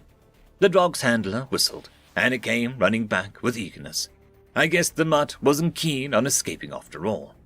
The primates had it under their spell. Come to think of it, even a feral predator wouldn't run away from the easy source of flesh. Terrans must keep control with generous helpings of food. It's playing along because it's learned that humans reward it handsomely, but the second they'd run out of food, it'll eat them alive. Whatever my thoughts on Dino's motives, it was impressive that the humans trained the beast to detect weaponry.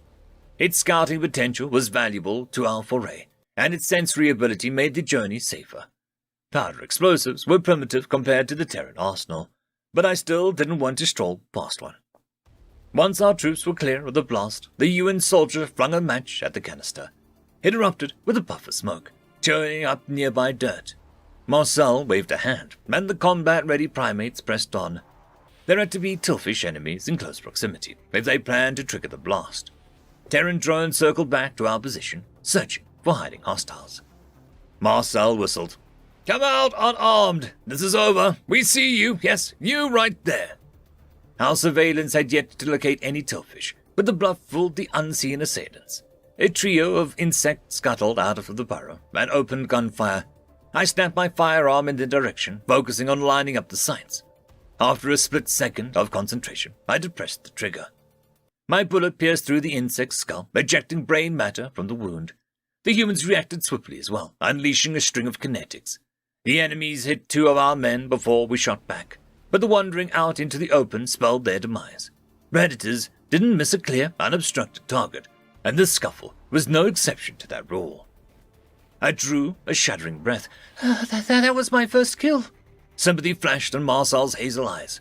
The first time is the hardest. If it's any consolation, we've all been there. I still remember mine. But you're human. Doesn't matter. Unless you're a sociopath. Taking a life is something you wrestle with. You feel like you've changed, and you have changed, Slanek. Just remember what you're fighting for. The Terran brigade marched towards the town square. I was certain the extermination officers was our first target, but this was no time to get emotional. My participation was for my friend's sake. The why was something I had no qualms over. Every bit of training was so that I could be effective and prove to the galaxy that Vendel weren't a laughingstock. Finding the route in the exterminator's workplace was easy. All we had to do was follow the trail of posters. Several predators stopped to scan visual translators near bulletins. The human likeness, often an unflattering caricature, was visible on many of them. It was obvious the predator-killing guild took particular offense to their presence. Marcel inspected one, shaking his head as he read through the translation. The caption asked, "Do these look like arboreal eyes to you?" A human was clutching silverware as they stared at a crow-cattle on a plate. It looked accurate to earth cutlery, which was a nice touch. The artist's rendition had their mane sticking up in all directions, exaggerated fangs curving out of collapsed lips, and veins popping in dilated eyes. I ambled further ahead and tapped a different poster. It depicted Gojits in a pen, cowering away from a human hand. Earth's silhouette was superimposed in the background, with a foreboding red glow encircling the planet. The tagline read, "Asylum for all." The refugees themselves could confirm the conditions weren't nefarious. Cattle ships belonged only to the Arxel. The one posted by the entrance at least had a basis in reality. It depicted an actual photograph of a human soldier dropping from the sky, as the Gojit stampede victims littered the ground. "Coming to a city near you," the propaganda proclaimed. The subtext listed an exterminator recruiting URL, specifically for volunteers to resist the UN invasion. "I don't think they like us, Slanek," Marcel growled. "No clue where I got that impression from, though." I took cover, waiting for the humans to reach the door. "You have an uncanny resemblance to the one munching on the crow-cattle. Is that your long-lost twin?" "Funny. I was thinking it looked more like your mother. Hey, we're going to settle this after the battle." My predator snarled, revealing his pearly fangs. The UN soldiers exchanged hand signals by the entrance before setting a breach charge. The blast rocked the door off its hinges, and the humans stalked into the building. There were a few rifle blasts, and the Terrans picked off the tillfish in the entryway. I shouldered my own gun and slunk into the lobby. Smoke clouded the air, wisps visible in the dimly lit environment. The predators were inspecting a layout of the building. Their first step was to seal off the exits. We knew where the bulk of the enemies were located, thanks to the drones. It was a matter of our success clearing them out. The humans were closing in on the rogue exterminators, and I pitied the fools who dared to fight back. End of chapter. Memory transcription. Subject: Slanek, Vendel Space Corps. Date: Standardized Human Time, November 29th, 2136. The extermination office featured a modest array of cubicles past the lobby. There were more employment opportunities than hunting predators. Call centers had to be operational around the clock, and another set of pencil pushers checked web reports. Other workers researched infestations, identifying potential culprits and their method of survival. These briefings prepared for the officers for the job's challenges. The humans peered around the entrance before the brave few slid into a cubicle. No gunfire was unleashed at our appearance, so the rest of us took positions. Marcel produced a pocket-sized drone, and the device silently soared into the air. It glided over rows of cubicles, searching for any heat signatures. The miniature robot stopped near a window and zoomed in into two tillfish. The predators crept forward, with the same silence as their ancestors used to hunt creatures twice their size. Dino mimicking their focus, as its handler whispered something to it. The dog seated itself, and I took my opportunity to distance myself. The gun felt light as a feather in my grip. It stayed pointed right at the hiding spot. Marcel poked his gun over the cubicle wall, and his comrades also shoved scopes at the tillfish. The mandibles clicked with terror, surprised by the primate's stealth. They bent their heads in a gesture of submission. Large predators should be able to approach without audible cues, yet humans could suppress their footsteps so well. Please don't shoot us, the insectoid clicked. We are just IT workers. We surrender. Marcel jerked the gun skyward. Stand up and walked towards the window. The tillfish scuttled back, though their compound eyes lingered on the predators. My human shouted demands to turn around, but the enemy hesitated to comply. Something was odd about their posture, and I couldn't chalk it up to fear. Their appendages seemed to be folded to conceal an object. Marcel approached to search the workers. His hazel eyes were narrowed to slits. The tillfish's thoraxes twitched, poised to strike out. Without any consideration, I lunged at one of them. The insectoid I tackled buckled under my grip and kicked into its cohort in the process. I clung on for dear life, reaching for whatever it was in its clutches. The humans noticed the downed one was wielding a gun. That IT worker was scrambling to right himself. Multiple bullets incised the hostile's exoskeleton before they could enact his plans. Marcel pointed his firearm at the one I was riding, but he couldn't get a clean shot. The tillfish had latched onto my forepaw, which prevented me from dismounting. I screeched as the tillfish slammed me against the wall. Adrenaline surged through my veins like a drug. My free arm shot towards a lens like eyes, and I sank tiny claws into its smooth flesh. He howled in pain, loosening his grip on my other paw. My body crashed into the floor with a thud, knocking the wind out of my lungs. The predators pumped the tillfish full of lead before he could try anything else. Some blood splattered on my fur, painting yellow splotches across my chest. Every muscle in my body quivered as horror washed over me. I crawled back towards the humans and struggled to my feet. Several primates helped wipe the blood off, checking me for injuries.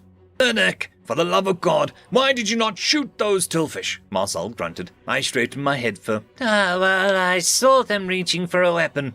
I understand that. My question stands. I don't know. Let's get moving. Terran soldiers swept the room, verifying that other tillfish hadn't stowed away. We progressed to an interior stairwell, which led to an upper floor. The armory was tucked by the landing, but it had been emptied of guns and flamethrowers. The exterminators found a use for every weapon in their possession. I hugged the wall alongside Marcel, using his presence to ground me.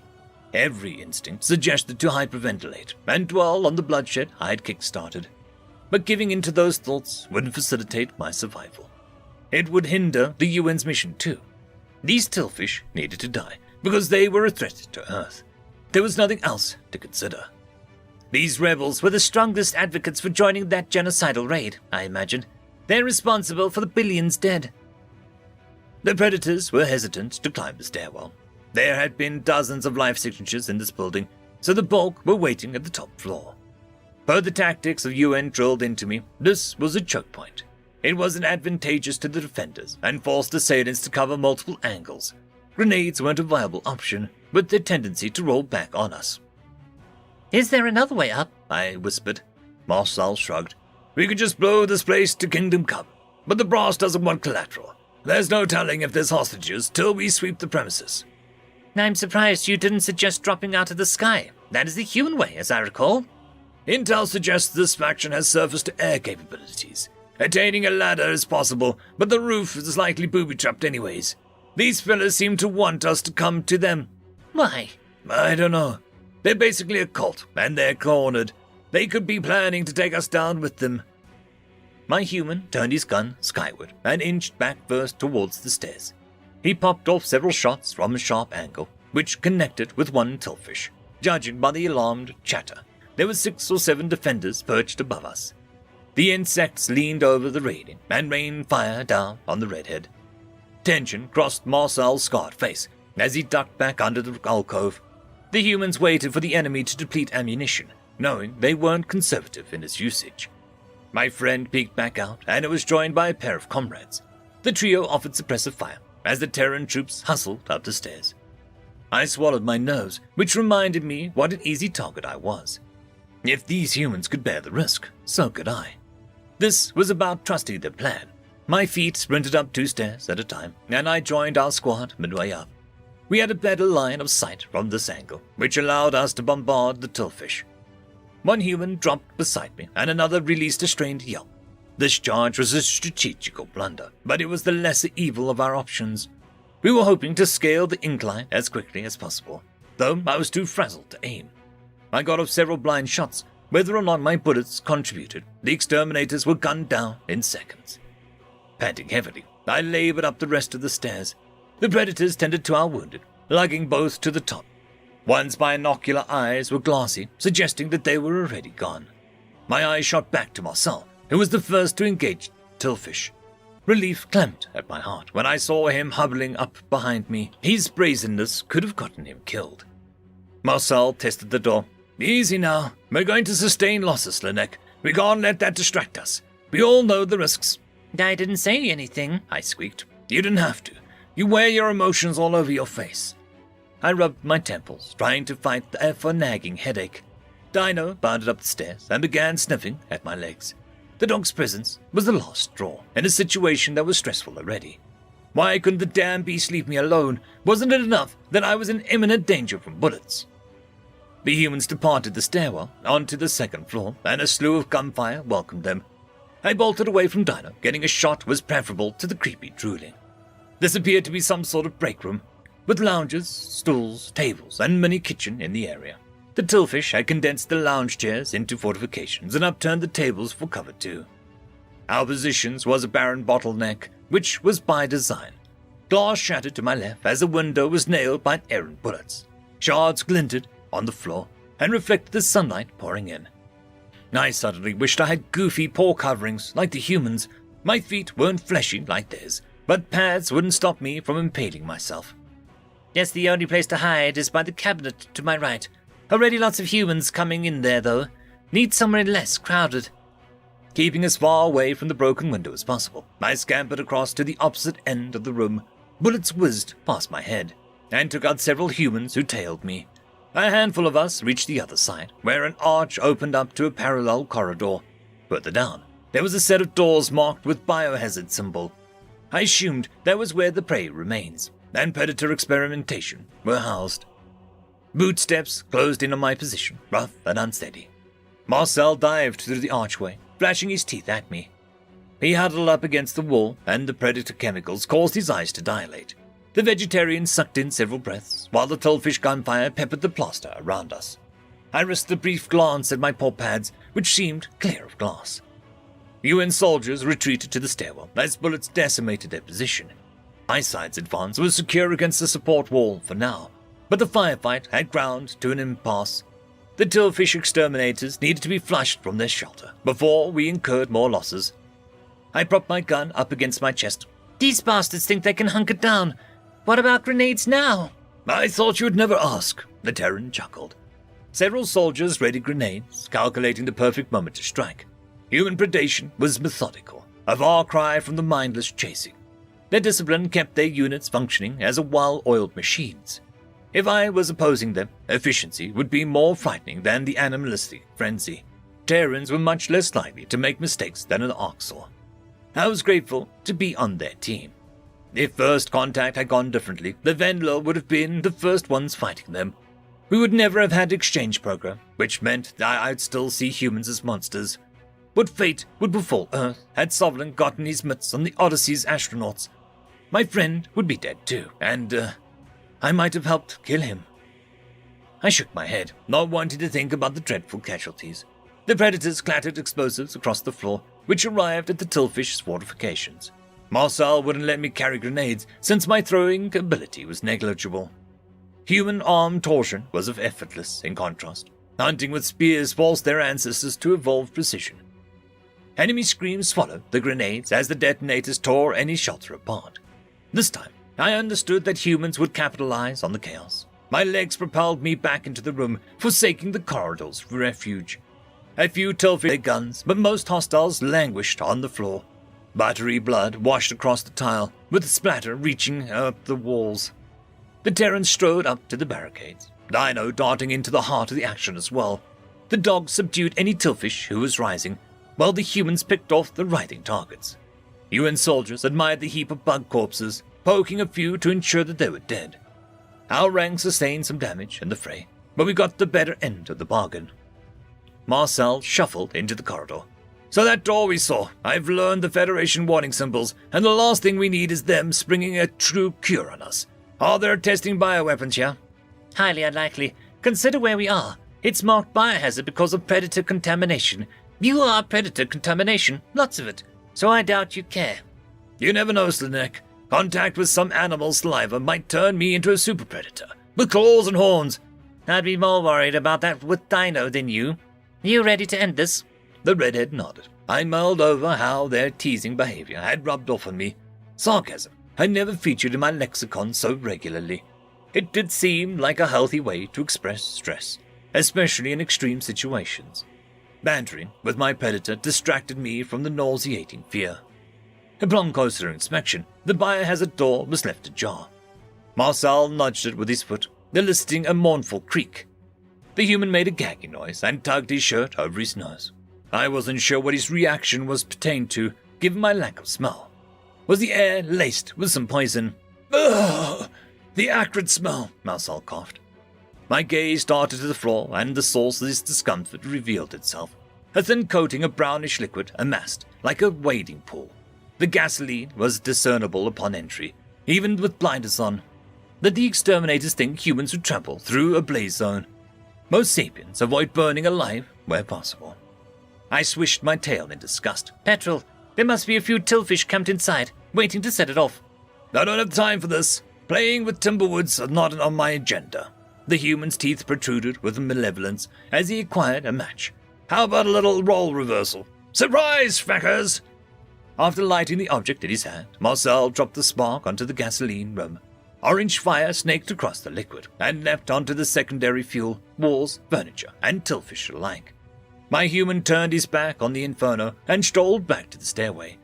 While the exterminators achieved their self-immolation plan, we needed to double-time it out of here. The UN troops jogged past the break room's bodied rail and skipped down the stairway. Their longer legs allowed them to retrace their steps quickly.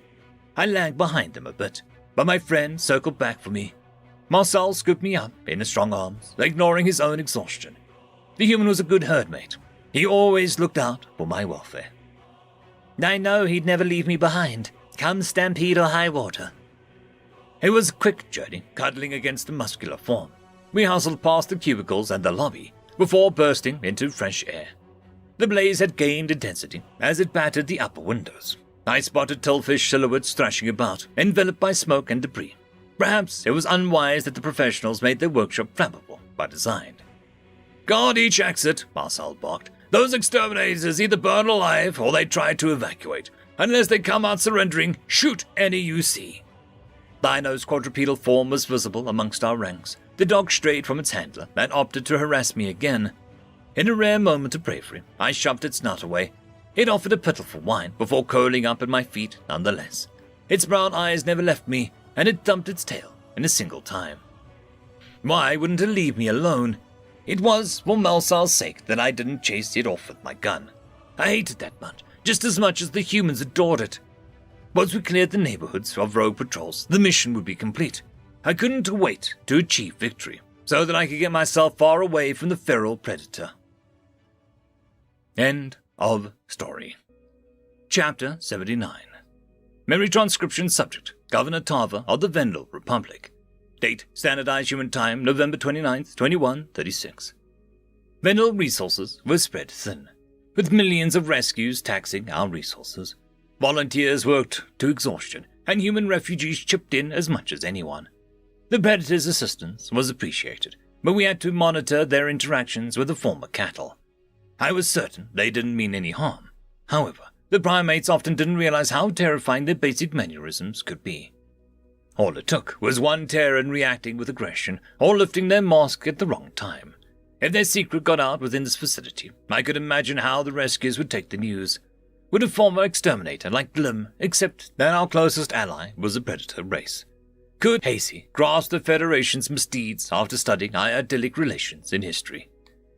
Hey, just so you know, one of every 10 races are flesh-eaters, I imagined myself saying. Oh, and our neighbors are predators. We're allied in a war against the Federation, but the Orcs are too. This was a delicate situation, regardless of outside intervention. A large chunk of these Vendel were raised in captivity and lacked any understanding of modern society. Their language and higher thinking functions were rudimentary at best. The Orcs hadn't exposed them to any other aliens or offered any welfare services.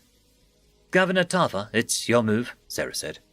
High C was laying on her stomach, inspecting the Jenga tower. The former historian had come out of shell. It was good to see her taking an interest in Terran's culture. Noah and Sarah kept their answers vague, which failed to sate her curiosity. The humans brought this mock game with them today, and used it as an introduction to their recreation. My claw tapped loose a piece near the center, and I coaxed it out of its spot.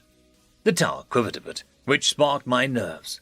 The Vendel rescues leaned in with interest, alertness in their eyes. Satisfied that the structure would hold, I set the plank atop.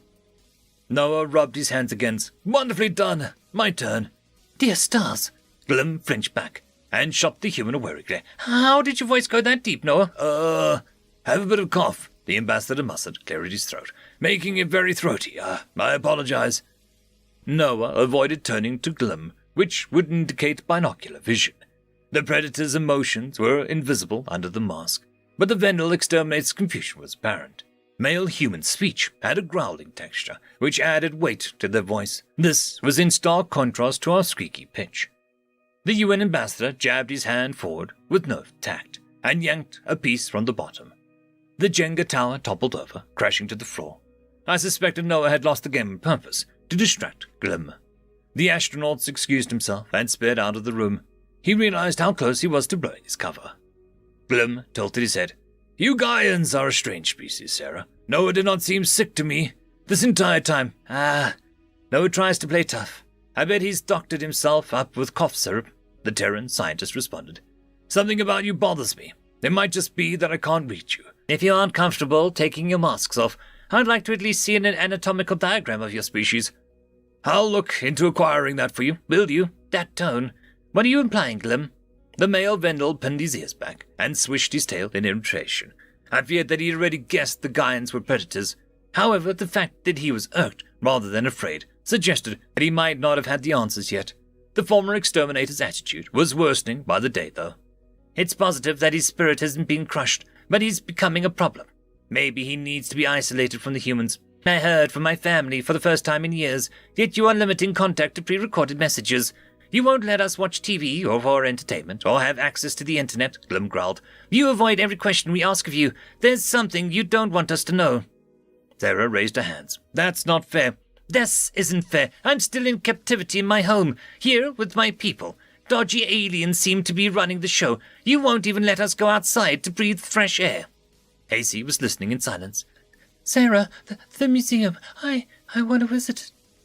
Alarms coursed through my veins, as I knew I couldn't honor the requests. Humans appeared in every form of media, including fiction, and were a popular subject on the internet. Outside of these walls, Glim and Hasey would encounter Terran refugees, millions of them remaining on Vendel Prime, so they could be walking around unmasked anywhere. Sarah adjusted her facial garb. "I'm sorry if you feel like our restrictions are unfair. We have no idea what your timetable is to readjust, and we'd like to take things slowly.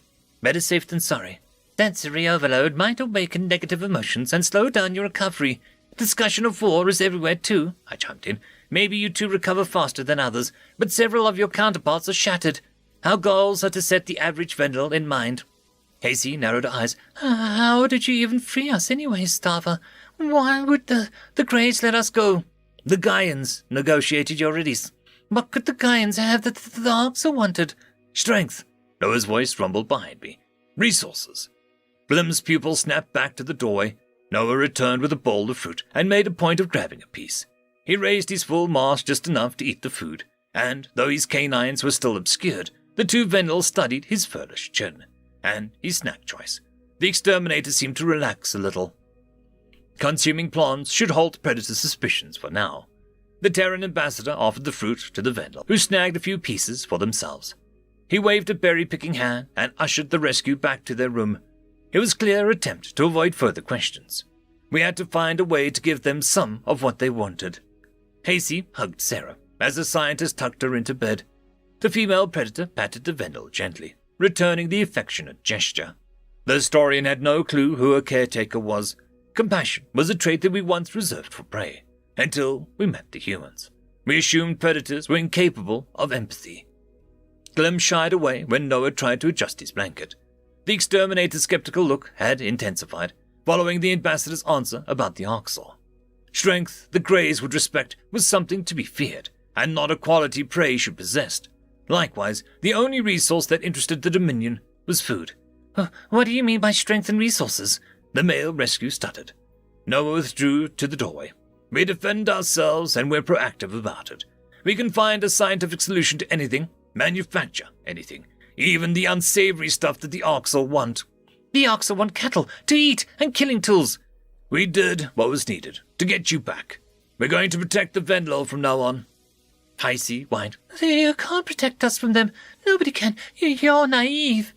Noah shoved his hands into his pockets, but pride exuded from his posture. There was a hunter's grace in his stride, the way he strutted, arcing his spine, asserting dominance. Even with the mask on, I could sense his vicious snarl. The human wouldn't stand for Earth's prowess being called into question. "Oh, Hasey, we already beat the Arxor once. The Federation's only victory in hundreds of years was because of us," Noah stated. "Have some faith." Sarah shook her head, flashing her hand in front of her throat. I scurried up to him and tugged at his wrist. My beloved needed to adjust his behavior, because that speech wasn't prey-like at all. Usually, Noah was more sensitive to our sensibilities. Perhaps it was Glim's profession, goading him into boastfulness. I dragged the human down the hallway, out of earshot of the rescues. Noah allowed himself to be maneuvered. There was no way that I could move him without his cooperation. After checking my periphery to see if either Vendel followed us, I took a deep breath. It was important that I used a hush voice to avoid prying ears. "Why would you tell them that?" I hissed. "Your species found FTL months ago, and now you're telling them you single-handedly defeated the Arxor. How will they conclude that primitives did that?" Sarah crossed her arms. "Tarvara's right. These Vendel aren't ready for the facts. Remember what sort of reactions we got from normal people. The exchange programs. Alpha." Noah sighed, throwing his hands in the air. "Maybe we should get the truth over with, instead of dodging their questions and locking them up. Glim was an exterminator. Any deceit will down on his pre-existing beliefs." "Hold your horses. I know they're going to find out eventually, but they've been here for 2 days. You'd be compromising the identity of all of our people." "Glim and Hasey are strong-willed. We could break it to them in pieces. They deserve to know who Vendel Prime's closest ally really is." "And who is that?" A voice squeaked behind us. "Who are you really?" The Terran swiveled around to find Hasey. The instinctive reaction, their uncanny tendency to look right at the target, tipped off the historian. It was a sign to narrow vision, to snap around in fully 90 degrees. I could see fear flash in her eyes. She had realized the truth, or at least part of it. Hasty backed away, tail drooping between her legs. Sarah raised her hands and took a careful step forward. The female Vendel shrieked before bolting down the hallway. I could hear her nails scrabbling on the tile as she slipped in haste to get away. The sounds of crying were audible too, amidst the screams. The poor thing just realized she hugged a predator. Oh dear. I positioned myself in Noah's path, stopping him from following. Don't chase her. You're just going to make it worse. The ambassador cursed. What do? We can't just sit around. She's going to start panic. I'll notify the Vendel doctors and get someone to calm it down. We should check on Glim now. He must have heard the commotion. Yeah, Hasty wasn't exactly subtle, Sarah said. Come on, Noah. We don't need both our patients freaking out. The human raced back into the hospital room. Sarah gasped with horror, and Noah's breathing accelerated to a panicked pace. Catching up to the primates, I saw that both beds were empty. Hasty was obviously long gone, so our goal was to minimize the damage. Glim was nowhere to be found either, though. The Terran astronauts started scouring the room, since we hadn't seen the exterminator exit. They crawled on the floor, searching under the beds first. Under different circumstances, it would have been amusing to see the humans wriggle under tight spaces. But at the moment, my sole thought was locating our Vendel charges. My gaze landed on the walls and the ceiling, browsing for any clues. A food cart had been moved right under the air duct, and the grate was pried open too. A clump of grey hair floated down onto my face, and I shouted for the human's attention. Glim must have used the passage to mount and escape. Sarah swished. Dang! We got a little Houdini here. If he wasn't an exterminator, I'd be impressed. The predators couldn't fit into the crawl space, and I wasn't planning to go in there myself. We must operate under the assumption that Glim fled the premises. There was no telling where he would go, and family were his only known associates. Perhaps we should start with relatives' residents or extermination officers. We have to find Glim. He's a danger to himself and any human he comes across, I said. The world has changed since he's been gone. Noah ripped his mask off. This is a fecking disaster. It wasn't supposed to go like this. Let's keep our heads. What's done is done, Sarah offered. Tava, do you want us to call the UN manhunt? Manhunt? I thought you didn't hunt sapiens. It's an expression for a search party to capture a deviant. I see. If you think that it'll bring him in safely, do it. I can ask the public to help too. Noah sighed. That's a good idea. We'll do what I can. I'm sorry. The two predators wandered off to make calls, while I fiddled with my holopad. The hospital lockdown should have been tighter, but I never intended to imprison these people. They were supposed to be eased back into citizenry, and learn the truth gradually. Human volunteers had signed on to give each rescue proper care, rather than to complicate matters. Perhaps their involvement was unwise, but we couldn't handle the cattle influx alone. It seemed like a good idea to give the predators a worthy cause. Most Terran refugees wanted something noble to occupy their day. The predators needed to track Glim and Hasty down and bring them around to our side. Hopefully, in time, both Vendel would understand the humans were here to help. End of chapter. Chapter 80. Memory transcription subject, Governor Tava of the Vendel Republic. Date, Standardized Human Time, November 29th, 2136. The hospital was placed on lockdown until every crevice was accounted for. Hasty was found barricaded in a janitor's closet, requiring human volunteers to bust down the door. Vendel took charge of the situation from there and escorted the historian back to the proper lodgings. The predators stayed away, since the female rescue was inconsolable with him nearby. Sarah decided to give Hasty space, but asked Vendel helpers to leave a holopad in the room. The Terran scientist posited that a call was the best chance to plead a case. However, our most pressing priority was Glim. The exterminator was nowhere to be found. I could only imagine his reaction to what lurked outside these premises. The UN has sent out search parties, but they've found nothing. We need to help. At my request, a Vendel driver arrived to ferry us to the local extermination office. Noah suggested to start the search with Glim's guild. I agreed with his reasoning. However, barging into that venue with two famous humans would be awkward. UN representatives usually stayed out of exterminators' way. That avoidance was a two-way street. Noah, I'm begging you, please don't stir up any trouble. We just want to find Glim, I said. The human snorted. I'll try, but I hate those people, and I won't lie about it. I wish you'd dismantled their office. Change happens slowly. I understand about obligate carnivores now. It's not their fault. Still, I can't take the risk of Vendel being hunted on the street. Oh, I'm not saying let predators roam your settlements. Even we wouldn't, mostly. But driving entire species to extinction, burning them alive. If you find an animal that you can guarantee won't attack us, I'll spare it. But lesser creatures don't have your agency or restraint, and I can't take chances. Now stop lecturing me. I'll never tell you what to do on your planet. Sarah raised an eyebrow at our spat. The female human muttered something about ecological damage, and I pretended not to hear. While her personality was less confrontational, she had rallied against exterminations to any scientific outlet that would listen. Her latest attempts included examples of human farmers enacting similar measures and discussions of zoonotic diseases. Look, I'm sorry for lashing out, I sighed, but it can't feel that the humans are bossing the Vendel around in our own backyard. We're different than you, and the past few months have been a massive culture shock. I've shaken things up enough. Sarah forced a smile. We both understand that change doesn't happen overnight, and that you can only rock the boat so much, right, Noah? The male human struck a sudden pose, but nodded. Sorry, Tava. No problems with the exterminators, I promise. Noah opened the car door for me, while Sarah occupied the front seat. It was a bit disturbing that the predators referred to that position as shotgun. Was it a standard practice to gun down passerby when motor vehicles were first invented on Earth? I didn't understand why the preferable seat was associated with a weapon. Sarah rotated a holopad in her hands, a sad look in her eyes. I could see that she wanted to contact Hasey, but was afraid of worsening the situation. Our car sped off down the road, and I whacked my prosthetic tail against her seat. Her gaze darted back over her shoulder, locking with mine. Though their interaction spanned a day, it was apparent the human and Hasey had grown attached. Put your mask on and try to talk to Hasey. I bet she's scared silly and losing any newfound hope of freedom, I whispered. You can't hurt her through a call, right? The Terran scientist twisted her dark curls. I don't know. The way she looked at us. I looked at you the same way when we first met, and now here I am, using Noah as a pillow. It's worth a shot with Hasey. Have a little faith in her. Sarah took a deep breath and slipped her face covering back on. The Gaian extended a video call to Hasey's device, waiting with bated breath. The request went unanswered for agonizing seconds and rang until reaching a default voicemail.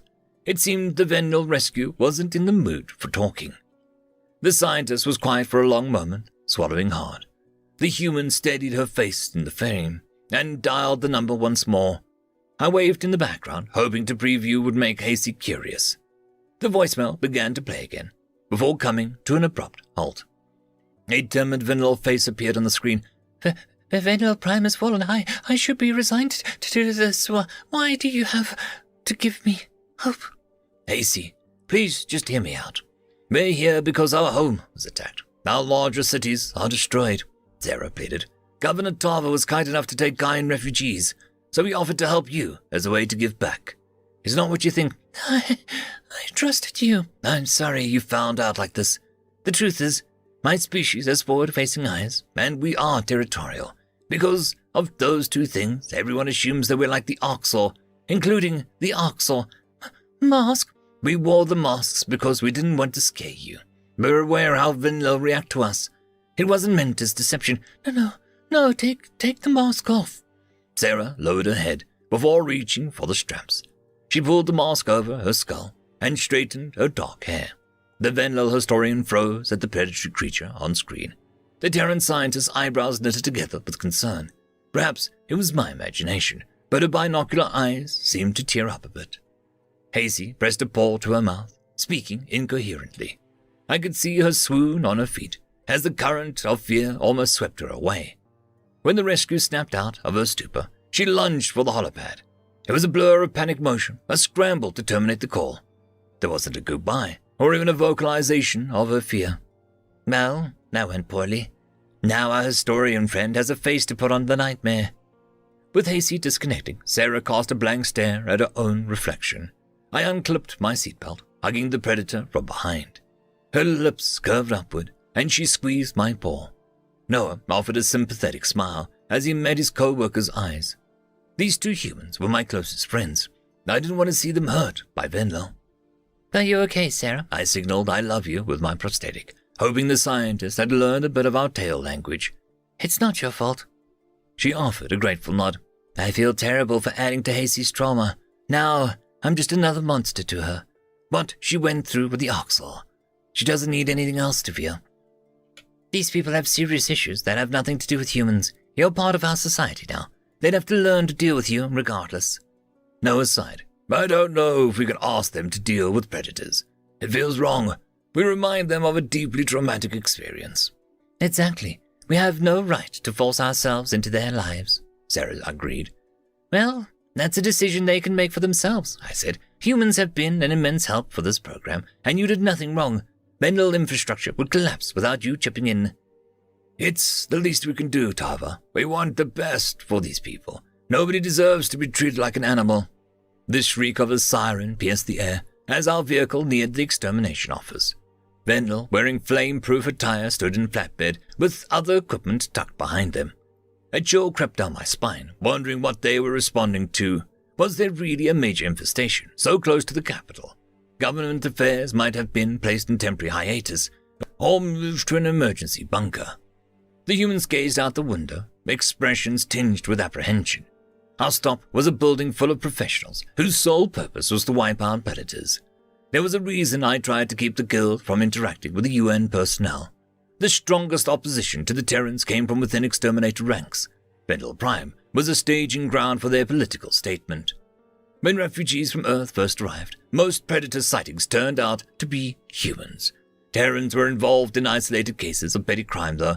Nothing beyond Vendel malfeasance, vandalism, assault, and robbery weren't constructs of the primates. However, witnesses had a tendency to phone exterminators about Terran criminals rather than the standard police. It was a miracle that none of the confrontations ended with a toasted human so far. I told the exterminators to defer details of human cases to police, to use guns, not flamethrowers, if necessary and unavoidable. The question is if everyone listens. Sarah grimaced. Do you really think Glim is here? Could be. Only one way to find out, Noah answered. I swished my prosthetic tail in agreement. This wasn't where Glim worked, but it would be the familial place. Noah told him that exterminator was a controversial profession. He might seek answers from the guild. The chocolate-skinned human exited the vehicle, and I wriggled out behind him. The Terran ambassador took my paw in his hand, bringing me close. Sarah fell in beside us as well, with a tentative smile. It was clear the predators wanted to show unity, since exterminators would be less hostile to their government. Then again, I wasn't a popular figure to the guild. The exterminator's workplace was modest from the outside. The stucco exterior was painted in a neutral grey, which made the octagonal building look like a smokestack. The front door bore a "Now Hiring" sign, along with a list of dangerous earth animals to report. Some of the images sent a shudder down my spine. Still, I was relieved to see that humans weren't on this montage. A Vendel was seated at the welcome desk, and she looked up as we entered the building. Her eyes widened at the two humans in her lobby. Ambassador Noah, Science Officer Sarah, and Governor Tava. The Vendel exhaled in confusion, though she didn't seem afraid. This is a surprise. I'm Volek, with the Public Relations Department. I'll be happy to arrange a tour, if you'll wait a moment. Noah scrunched his hose. You're used to seeing humans? Of course. This is the capital of Vendel Prime, where most human refugees live. Many stop by to challenge or protest our work, and we hope they leave educated on the necessity of our services. We even hired a few Terrans for pest control. An interesting concept, by the way. Hold on, Volek. You don't want us all dead? Sarah asked. Not unless a specific human starts hunting here or... don't worry about that. I'm sure that won't happen, right? We're a progressive office, so we've terminated any employees who discriminate against you. This month, we also implemented a total ban on flamethrowers against infant animals. The Terran astronauts looked flabbergasted, at a loss for words. Even I hadn't heard that the extermination officers were recruiting human employees and scaling back incendiary devices. Perhaps coexistence between the guild and the predators was possible. It would take time for the other Vendel outposts to fall in line. Noah shoved his hands in his pocket. Where was that truck we saw going? Don't get me started. We've told you people time and time again not to bring your pets, and humans still sneak them in.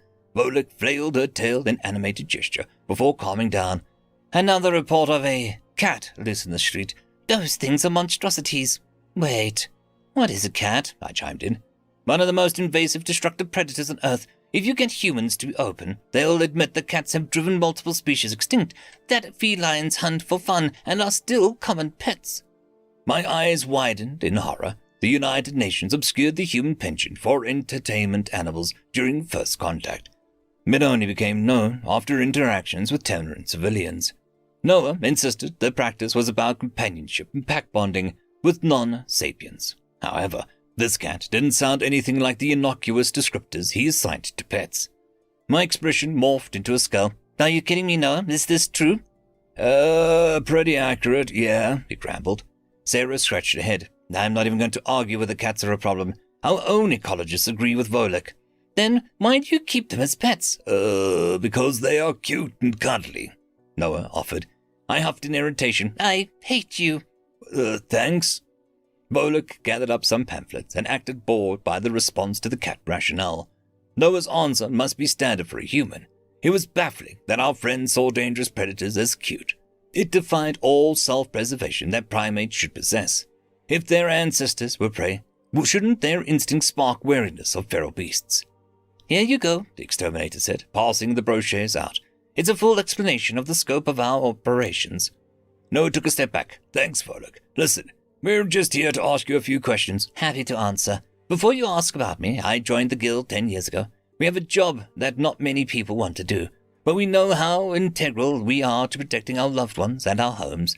Animal suffering is not the goal. I'm sorry, we've gotten off topic here. That's completely on us. We're looking for someone. The Terran ambassador swiped at the holopad, showing Volek a recent photograph of Glim. The public relations specialist studied the image, and her pupils lingered on his neckband. Realization flashed in her gaze as she put the pieces together. The cattle exchange was publicized success story, with the credit attributed to Secretary General Zhao. Volek flicked her ears. I don't recognize him. This, rescue escaped. Why would you think he's here? Because, Glim used to be an extermination officer, Sarah replied. I don't know how much he suspected us, but it was enough to run off. There's no telling where he is or what he'll do. I cleared my throat. Even if he is not here now, it is possible he will turn up. We'd appreciate your help. Absolutely. I understand. I'd like a copy of your contact information and that photo, Volek said. If any of our people see him, we'll notify you. Noah nodded. Thank you. I guess we're back to square one. The Vendel straightened her tail, imploring the humans to wait. She scanned the map on a holodisplay and zoomed in on the hospital. From there, the exterminator obtained a route to the closest public transportation. I watched with interest as she selected a tram station. Volek pointed with her tail. If I were you, I would ask around here. Lots of people on the run try to get as far away as possible, but nobody is going to make it far on foot. Of course, a mile is a miracle. Assuming Glim knows the capital layout, he might look for public transport. That's actually a good idea, thanks, Noah said. Sarah cleared her throat. Volek, how did you arrive at that conclusion so fast? We track people ourselves, investigate reports of predator disease, you know. The male human gritted his teeth. Yes, we do know. Let's get going, Tava. The Terrans departed the office, and we hustled back towards our vehicle. A few pedestrians spotted the most famous humans leaving the extermination headquarters. Noah and Sarah paid no mind to the holopad photos taken of them. Both were used to stares whenever they made an appearance. The three of us hopped into a car and then set course for the train station. If we didn't locate Glim soon, he could wind up anywhere on the planet. The rescue would become untraceable, a needle in a very vast haystack. Perhaps he would reunite with the less progressive extermination sects. It wasn't in humanity's best interest to let a wild card slip away. End of chapter. Chapter 81. Memory transcription subject Captain Calsum, Cattle Alliance Command. Date Standardized UN Time November 29th, 2136. Total isolation was enough to drive any social creature to insanity. The humans deposited me in a musty cell, lacking any windows or light. There was nothing to occupy myself with besides tallying each meal on the wall with my talons. 75 notches were carved into the stone, and I'd ran a wing over each one 100 times. My wing, which had been broken by the charming Dr. Zahn, was fully healed now. I screamed at the predators to take my cast off when they brought my last meal. To their credit, The monstrosities did take me to a doctor, whose dark pupils gleamed with disdain. Humans spoke empty words of a trial, but I knew that it was mere posturing. The social hunter's compassion was absent when I was around. Visual and auditory hallucinations plagued me as sheer boredom set in. I had too much time to meditate on the bombing of Earth, and how Arjun might be hunting in the ruins of a city. My thoughts also drifted to what Monag and the soldiers had done with Thyon, my first officer, in his injured state. The poor fossil was probably rotting in a cell too, with no clue what had transpired during the battle. One second Thyon bumped his head on my ship, the next one he woke up missing an arm in the Predator's prison. Despite the primal fear that appearances instilled, I relished when UN soldiers barged into the room. The Predators would occasionally drag me to the cells with bright lights and loud noises. The guards didn't want to get their hands dirty. The worst action they took themselves was blasting me with frigid water from a hose, laughing as I ran from it. If footage of them beating a prisoner came to light, it would reveal too much of their plaything allies. Drenching me with ice water could be passed off as beasts' bathing methods, at least when the Predators indulged in sadistic fun. I felt something. Humans just didn't understand how I tried to minimize their suffering, how I only made the necessary sacrifices for the greater good. "Get up and come with us now!" The door creaked open, flooding my sensitive eyes with artificial light. "Move it, you fecking bird brain! Do you think we have all day?" The contingent of humans amassed to myself. They yanked me to my feet and pulled at the chain wrapped around my ankle. I stumbled along, straining to remember their redemptive attributes.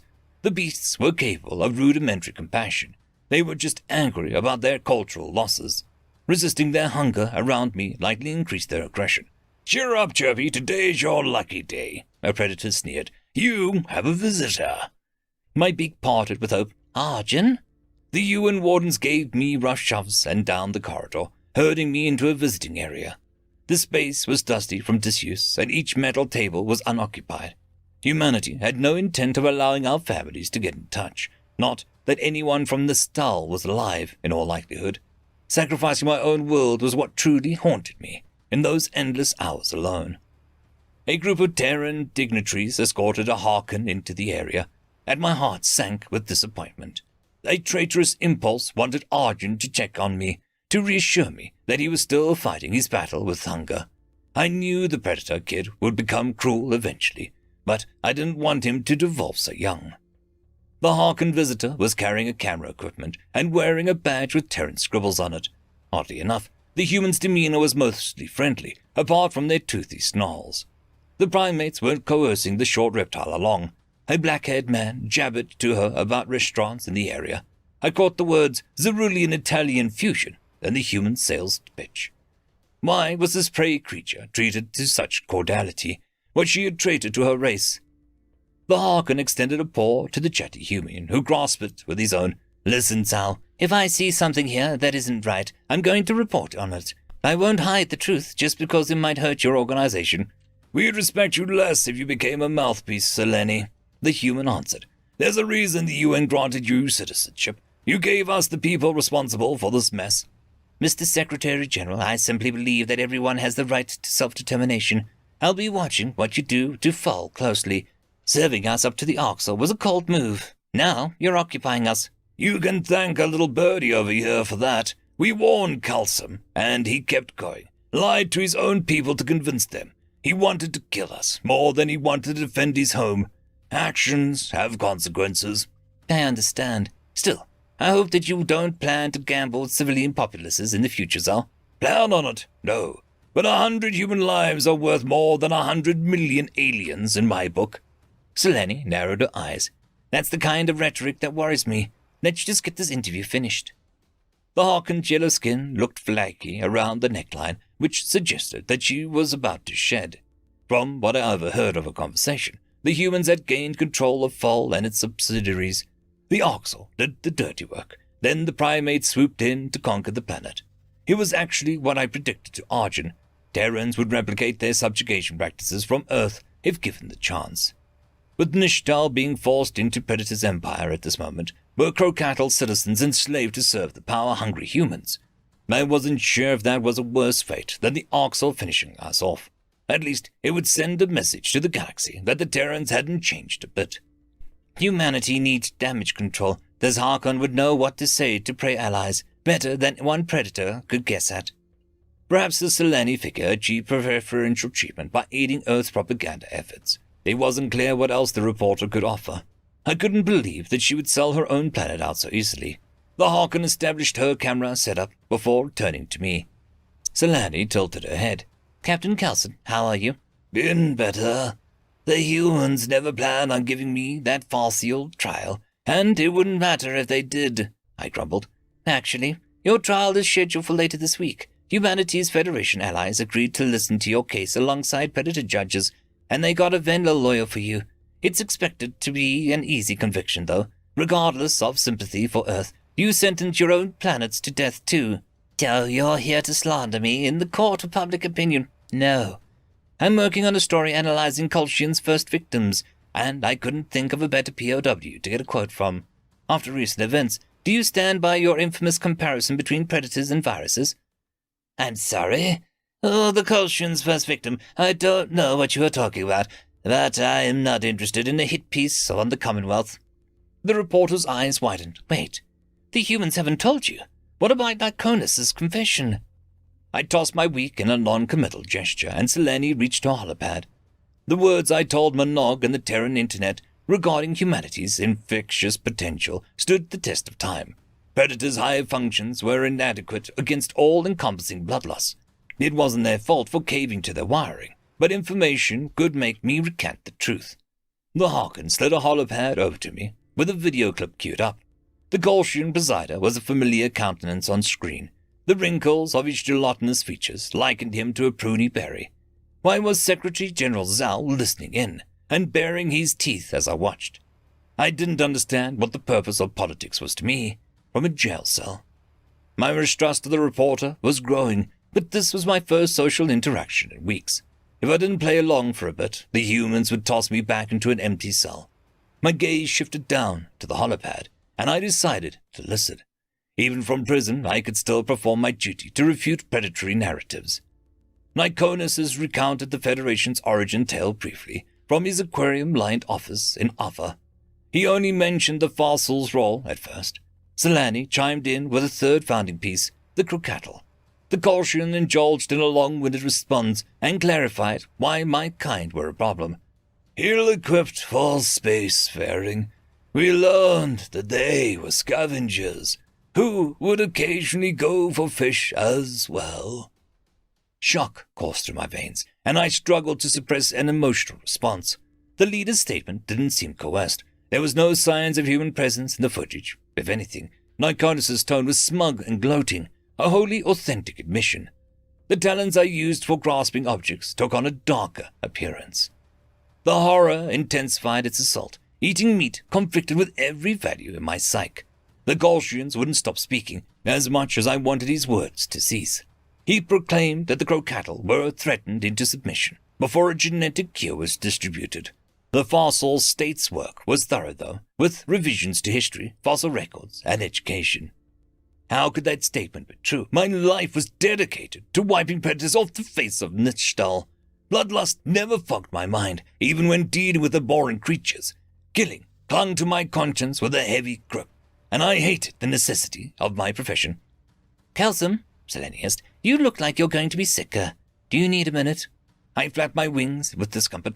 No, I can't imagine Crocattle as predators. But it's wrong to hate a creature for existing. Like I always said, if we were born that way, it's no more than our fault than it is for the humans. You're not angry with Lyconis? I find their success impressive. If coexistence with us was improbable, the Kolshians did the right thing. It wasn't personal. It was necessary. They avoided the unpleasantry of killing a sapient species. Zhao crossed his arms in the background, and his expression hardened. I puffed out my feathers, trying to swallow the nausea. I didn't compute with my brain that Crocattle were like the humans. I should be grateful that the Kolshians for saving me from squandering my sapience. My musings turned to what I had done to Earth, not knowing there was a viable alternative. Chief Lyconis should have told us the truth sooner. Throughout the battle, my conscience was wrestled with non-lethal solutions to the Terran menace. Preserving the positive aspects of their culture was on my mind from the beginning. Predators or not, the humans aren't all bad. But I thought such a vicious history mandated their extinction. It broke my heart to realize that bombing Terran civilians could have been avoided. Humanity should have been offered the cure, which took bloodthirsty instincts out of the equation. What if humans could be herbivores? We didn't need to eradicate them if a conversion was negotiated. Tears streamed down my face at the scale of the unnecessary death. Argon and Monog haunted my thoughts. The father suppressed its instincts out of affection for the child. Was that not a sliver of good? Was that not proof that humans could have been saved and could have made the right choice? Guilt tied to my throat. I'm sorry. Humans, killing your people was never something I wanted to do. I wish I knew. I would have given you the option to take the cure. I just don't realize that there was another option for dealing with predators. The humans came in peace in their natural state, Calsum, Selani said. That was the other option. Do you really want peace? Then listen, Zhao. Your people could still take the cure and end this. You could be rid of your sordid appetite for good. Prove you won't be a threat or relapse. I don't need to be cured of my culture and personality. Zhao's growl was measured. I waved the guards to return me to myself. But thanks for asking. Mother Chain yanked at my ankle, and for the first time in weeks, I resisted. An extermination officer understood predators killed by nature. In a human's adult state, the Secretary-General didn't want to relinquish his hunting prowess. I had the chance to make him see how much better off cattle were post-conversion. I wasn't born solely to spread death anymore. The Kolshian's medicine granted us a purpose and a chance at developing values. The Crocodile Alliance owed the precursors 1,000 years of true civilization, of survival. The return of our predatory past would mean being nothing but beasts. Take the cure. The Venlil will want you to do it. Who wants to be a predator anyways? Are you scared of being ruled by compassion? I squawked. Zhao bared his teeth. You're the one scared of your own shadow, of simply being yourself, your true nature. It's actually sad. Your natural self is an instrument of death. Your depravity is a menace to the galactic community. It's why you're a pawn to the Orcs. You need to repent. Goodbye, Calsum. We'll see you in court. The UN soldiers dragged me across the floor, and I screeched in protest. If there was a chance of saving the predators, they needed to give themselves a chance. All we asked was to conform to standards of decency and pull their better side to the forefront. Selani's camera had filmed the desperate plea, at least. I hoped some human viewers were more reasonable than Zhao. This was likely the last public would hear from me. I knew my trial would conclude with a harsh execution. Death would be welcomed, as opposed to remaining in the Terran's custody. For the unnecessary genocide of a species, without exhausting other options, execution was an apt punishment. I tried to show the Terrans mercy, but I hadn't shown them the mercy that was gifted to my kind. In hindsight, the raid was a mistake. Other Crocodile might think of us predators still, but Terran sadism was beneath our modern sensibilities. There was nothing to be ashamed of in breaking the shackles of bloodlust.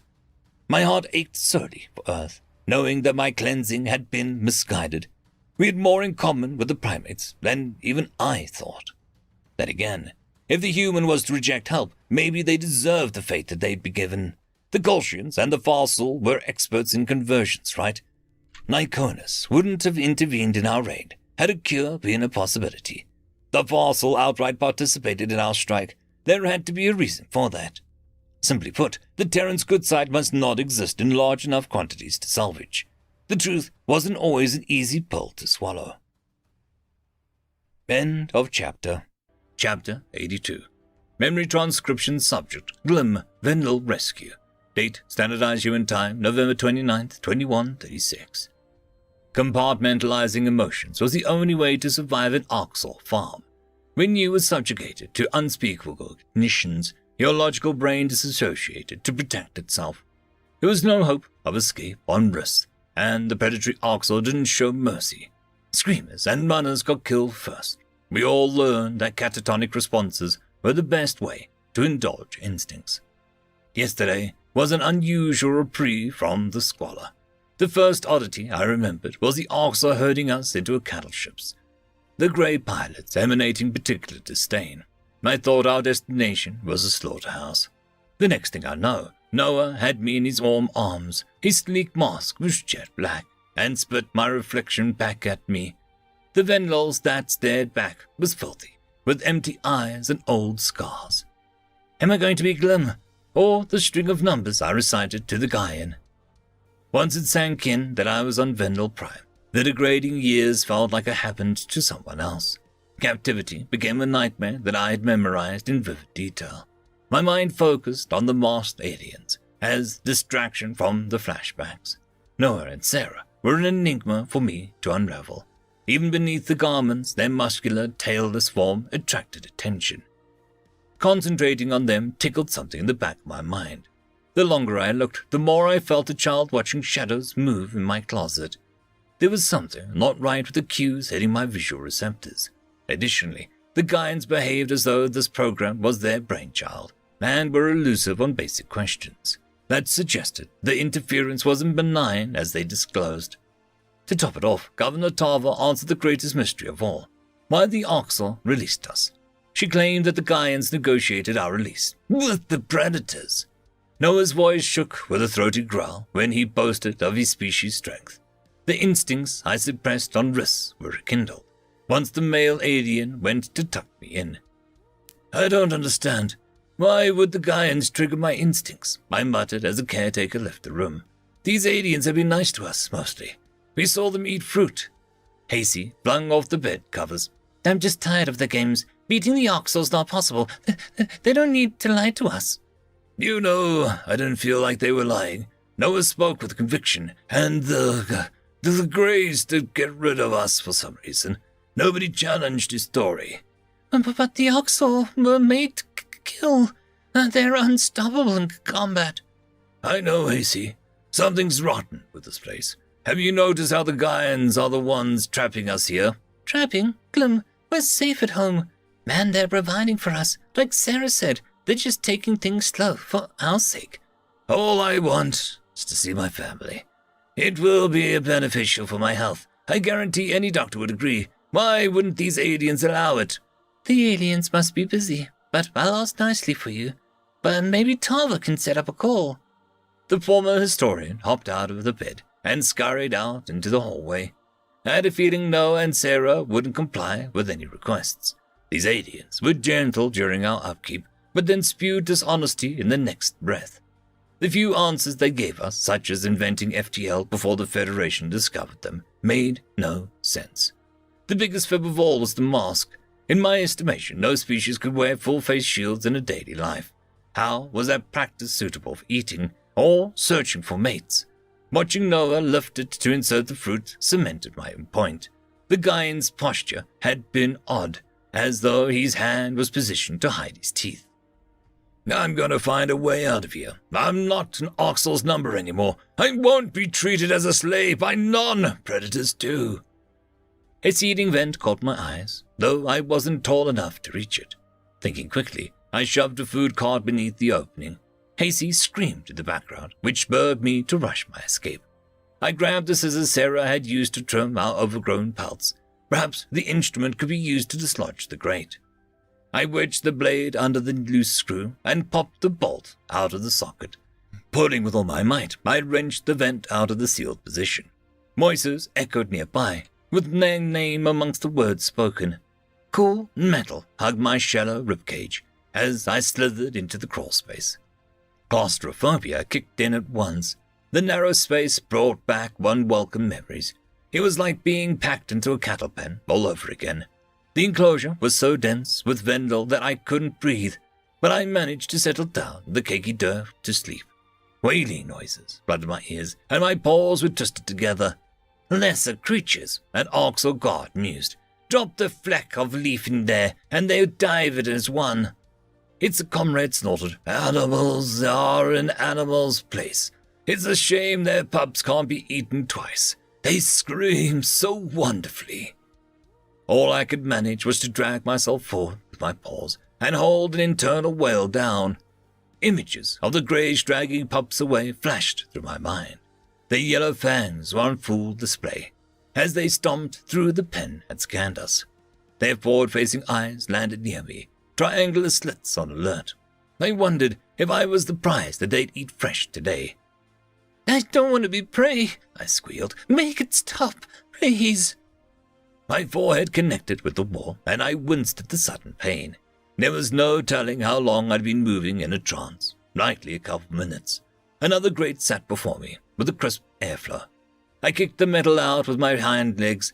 There was a short drop down to a dumpster, which acted as a step to the outdoors. I flung myself prone on the grass, wiggling my claws between the blades.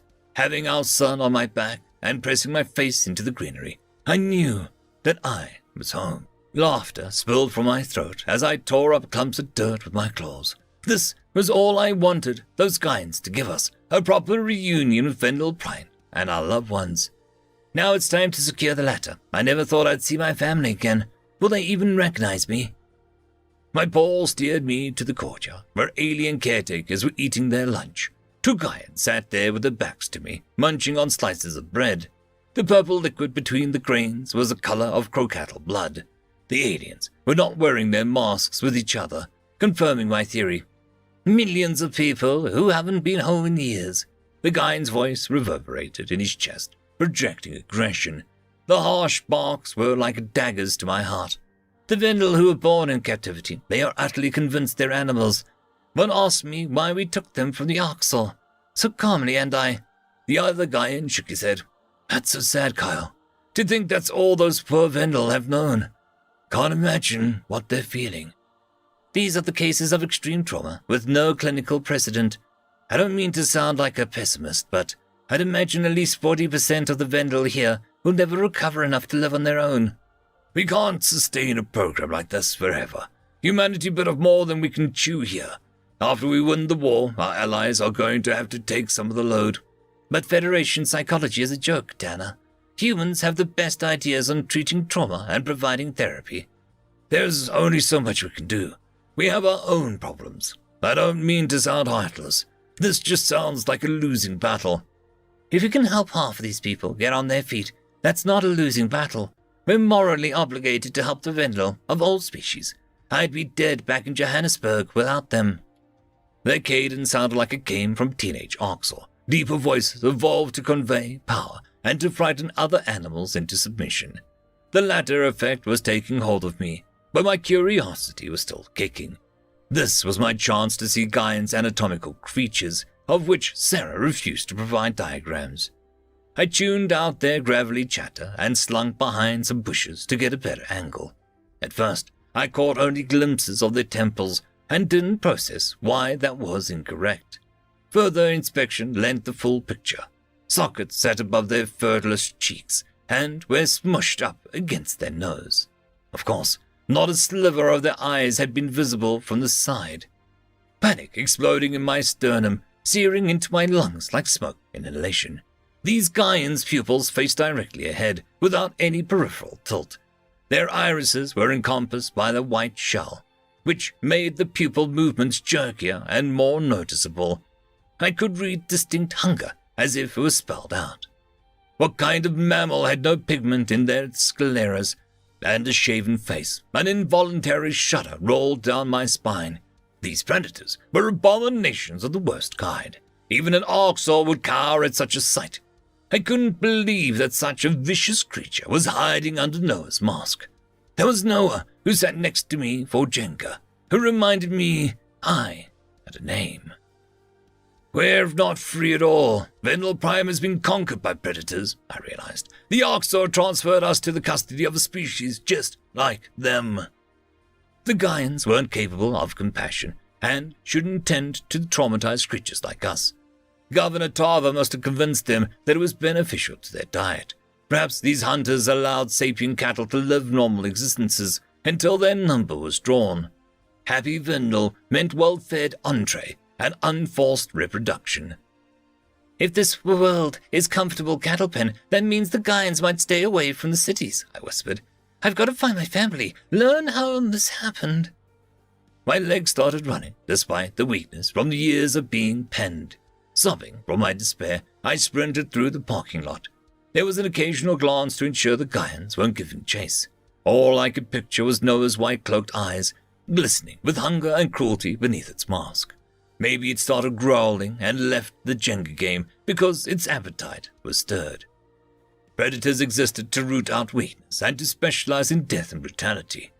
Their defining instinct was aggression, and their philosophy was survival of the fittest.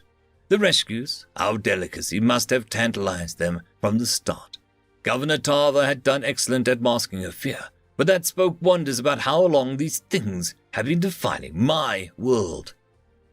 Vendel Prime's capital design was circular, with buildings further from the governor's mansion spread out in increasingly wider arcs. Most residents were in the larger bands, whereas businesses were part of the inner rings. If our facility was the main hospital, I'd be centralized to service the whole district. A block away from the facility, that was why I encountered dive bars and hotels alongside increasing foot traffic. Maybe there was a place to seek refuge in this commercial plaza. The panic was beginning to subside, but I needed time to process my responses. For one, what happened to the other controversial exterminators? Answers were next to my agenda. It wasn't clear if any Vendel were resisting the predators. I staggered into a local brewery, spotted mounted holoscreens through the window. The establishment was busy, but a Vendel bartender looked up as I entered. Perhaps she could lend me her holopad, so that I could call my aunt. Aunt Thema took me in after my mother died, and parented me to childhood. If anyone would tell me the truth of the Vendel collapse, it would be her. The bartender poked her ears up. "Hello, good sir. What can I interest you in? Our special today is grapefruit-flavored malt liquor, authentic predator taste in a Vendel drink." I gaped at her for several seconds, throwing a terrified glance at the tap spots behind the counter. The bar's patrons were giving me odd looks as they noticed my emaciated ribs. My feet suddenly felt unsteady, and I sank into the bar stool. The barkeep pinned her ears back in concern before handing me a glass of water. I lapped down the liquid. Thanks, bartender. Predator taste, you said? Yep. The human farms nearby are making a pretty credit with exotic fruits. She replied cheerfully. Most of the crops go back to Earth, but Vendel businesses buy up the leftovers. I caressed the empty water glass, trying to process her unabashed explanation. This human word was one I'd caught first from the snacking Gaians, and now in reference to predator farms. Whatever that meant. Maybe their species name wasn't Gaian, it must be human. If they'd lied about everything else, why wouldn't the moniker be false? The fact that predators grew fruits was odd, but Noah and the lunging humans had shown that they had varied their diet with plants. Any surplus growth could go to the cattle. I assumed that they had a sizable population on their world. Why would Vendel businesses market cattle feed beverages, though? What ghastly price was needed to buy fruit from a hunter? "You trade with them? Are you insane?" I hissed. "I won't tolerate racism in this establishment." The bartender bared her teeth at me and swiped my glass away. "I sponsored a human refugee, bless his heart. He was part of the group from Terran Orphanage. The poor thing was so young and so eager to please. A hard life made harder. Refugee? I don't understand. Everyone knows why humans came here. What they lost. Are you okay, sir?" Fine, sorry. Just having a rough day." The barkeep looked unconvinced, but she returned to wiping down the counters. I decided that I wouldn't be asking this delusional employee for a communications device. She'd probably report me to my Gaian overlords just as soon. However, I could access the television broadcast that Noah refused to let us see. That would reveal the propaganda these humans were force-feeding the masses. A male Vendel, captioned with the name General Cam, was speaking on a holoscreen. The audio was muted, but the subtitles ticker rolled underneath his picture. The feed occasionally switched over to an anchor or some B-roll video. I leaned forward, curious to see how much of our culture survived. "The humans have amassed an unlikely group of allies, so I can't see why the odds are against us. The Kolshians and the Federation who lack unity. I'm proud to stand with Governor Tava in throwing off the Federation tyranny. I have nothing but praise for the Secretary General and how effective Earth has been on the offensive," Cam was saying. The anchor's eyes widened. "But don't you think humanity is spreading their forces too thin? The Terran military is taking an engagement at Kau, Silas Fall, and other undisclosed operations. Per sources close to Tava, the Orcs are becoming restless." If you're asking why we don't hit Alpha right away, it's because humans are patient hunters. We have to trust our friends. The Orcs, or believe it or not, are invaluable in supplementing our fleet. Horror flooded my chest as I listened to the matter-of-fact discussions of a galaxy-wide war. The media was a state-run television channel now, where the general surfaced to brag about the Predator's conquest. General Cam was spinning the narrative of friendship while talking about conflict with the entire Federation. These humans must be forcing us to be slaves for their militaries. I palmed my head in defeat. Hey, bartender, what happened to that Predator refugee? I'm working on adopting him. We barely have enough to make ends meet, even with government stipends. The Vendel barkeep replied, but I can give him love and support. Humans need a nurturing environment. They're simple creatures, really. You think you can raise a monster as a prey child, put it under your roof like a Vendel. It doesn't want your love. It wants to eat you. How dare you speak like that about my son? You're disgusting. Get the feck out of my bar. Other customers murmured in agreement, shooting looks of loathing at me. I wasn't sure how the Predators got these Vendel on our side, but they must possess some crafty indoctrination methods. Noah and Sarah were starting to work their witchery on us. Back at the program, it was a good thing I escaped before that settled in. Signs of Predator contamination were all around me as I staggered out of the bar. One human was intermingling with a group of Vendel and bared its teeth during a conversation. None of my people seemed fazed by this pointed canines, which were an obvious threat display. This level of pacification was absurd. It was like the Vendel instincts were erased. There was little the demons hadn't touched. An advertising poster read "Escape from the Cradle" and featured a star-studded cast mixed with Predator scribbles. A Gaian was pictured in a shuttle next to Vendel movie star Mava, who was famous in my day. How could a film star act out scenes alongside a beast? Why would the human lead agree to pose with tears running down its face? Faint music drifted to my ears, an upbeat strumming pattern that flowed into a string of notes. I breathed a sigh of relief and scampered towards the sound. This was the chance to get away from any humans, since Predators would view emotional expression as a foolish endeavor. Trying an honest assessment of Vendel skeptics would need to be done out of bestial airshot. Cool song, I practiced to myself. Can I please borrow your holopad? The Predators are hunting me. I rounded the street bend and almost jumped out of my skin. A group of Vendel were huddled around a scruffy Gaian. The Predator was moving its dexterous fingers along a fretboard. The taut strings curved to its will, and passion shimmered in its eyes. It was seated atop an amplifier, which was capturing its input. The beast hit a few high-pitched notes with its clawless digits before dropping back to chords. The human leaned into the microphone and released an in-tune bellow in its language. The words translated as an impassioned declaration of belief and emotion. It was belting out notes well above its standard intonation, too. I was too dumbfounded by the Predator's emotional howl to panic. The electric tune sounded pleasant, and its growing voice was surprisingly melodic. Not to mention the hopeful message of words. If it was going to write music, shouldn't the song be rage-filled exhalation of war? This sounded like a Vendel radio fodder. It was apparent that there was no getting away from these monsters in the city. Overwhelmed to my core, I set off to search of public transport. What I wanted was time with my family before Noah and Sarah recaptured me. I had to get out of here and to get to my home prior to the humans. End of story. Chapter 83. Memory transcription subject Glim, Vendel rescue. Date standardized human time November 29th, 2136. Public transport on Vendel was always behind schedule, and this tram station was no exception. I was stuck waiting for the next ride out. It was wonderful to see so many people walking around in a bustling environment. There was still life in their eyes, hope that the humans hadn't quenched yet. Part of me wished I didn't know the truth of the Gaians. Would they ever have told us their identity at all? Happiness wasn't the worst thing to dupe myself into believing. It killed me to know that another predator species existed, one that was more warlike than the Orcs. We were all doomed to a life of servitude and torment. No amount of remuneration would fix that. Many cattle grew resigned to that reality after dealing with the Orcs on a daily basis. But the exterminator in me craved a way to turn the tables. Colonies we landed on had infestations that were out of control too, so much that we mixed orbital actions with paws on the ground. Could I accept that our home was beyond cleansing?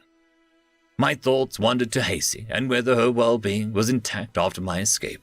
When I was crawling up into the air duct, her shrill scream had permeated the vicinity. It wasn't clear what the Gaians had done to elicit such a fear response.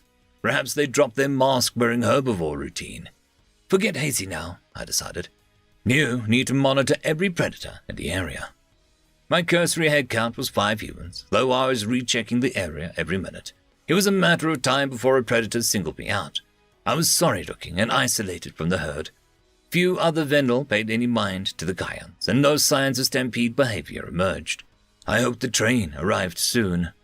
There was a breath of sanity in my surroundings as I noticed a mother with the 3 kids carve a wide berth around a human. The predator was entranced with its holopad and didn't even look up at the delicacies. I could picture it flashing its teeth as the pups screamed, using its meaty paws to crush their fragile bones. "Excuse me, mind if I sit here?" a chirpy voice asked. A royal blue crocodile was eyeing the bench seat. I flicked my tail in a go-ahead gesture.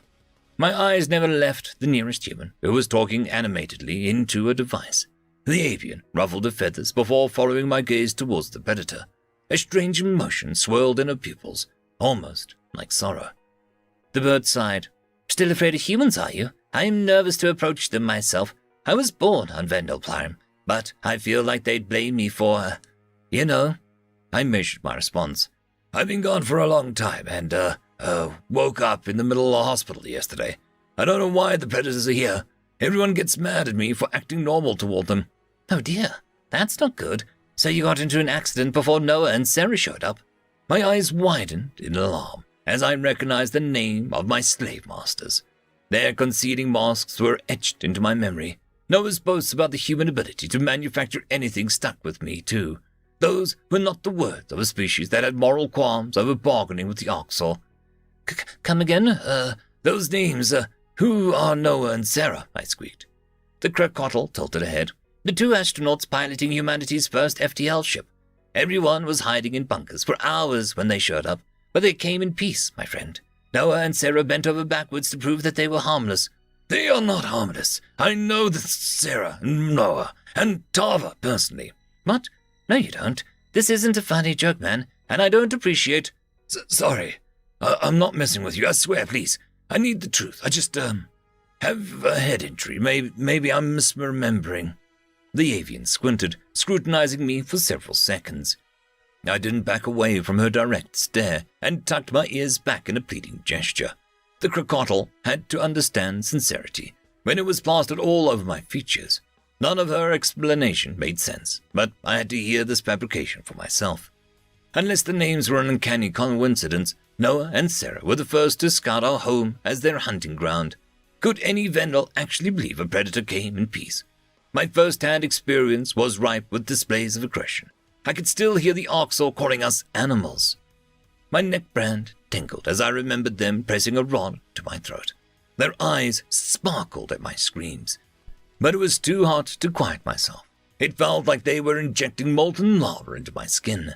The restraint stopped me from thrashing as an Orc licked the newly charred skin for fun. "Please stop lying," I pleaded in a broken voice. "I heard the television talking about the war with the Federation. I know humans conquered us." The crocodile squawked with alarm. "The Vendel are the closest allies humanity has. Humans adore you. Just look around. That war started because the Federation has been gene-modding dozens of species without their consent. Anyone who doesn't fit their mold of a model herbivore gets cured." I beg your pardon? That's a total falsification. Humans lie. If that's your source, I would know.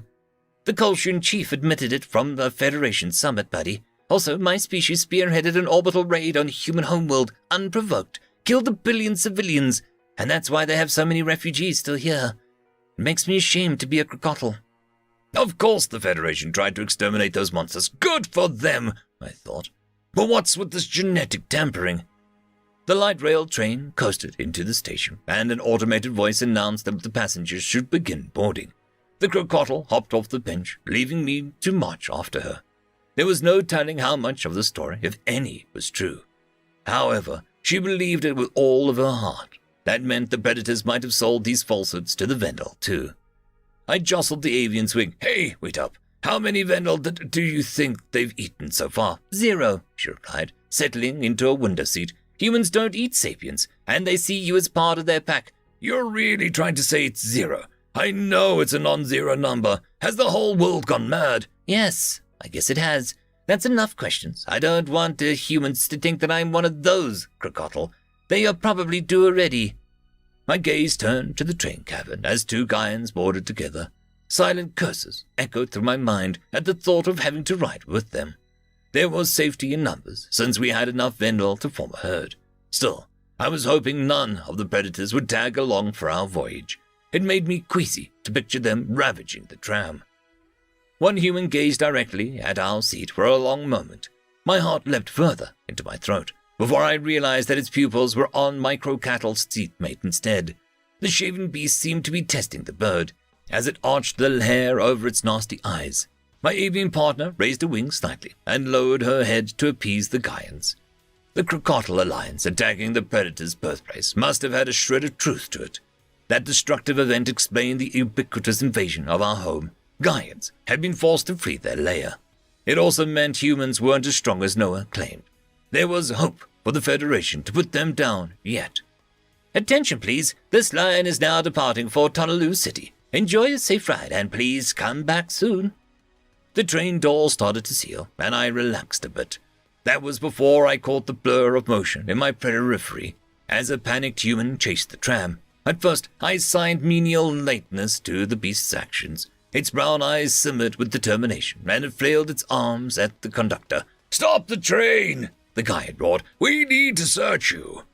The crocodile beside me gasped, "Sweet Inna! Oh, not supposed to say that anymore. That's Ambassador Noah."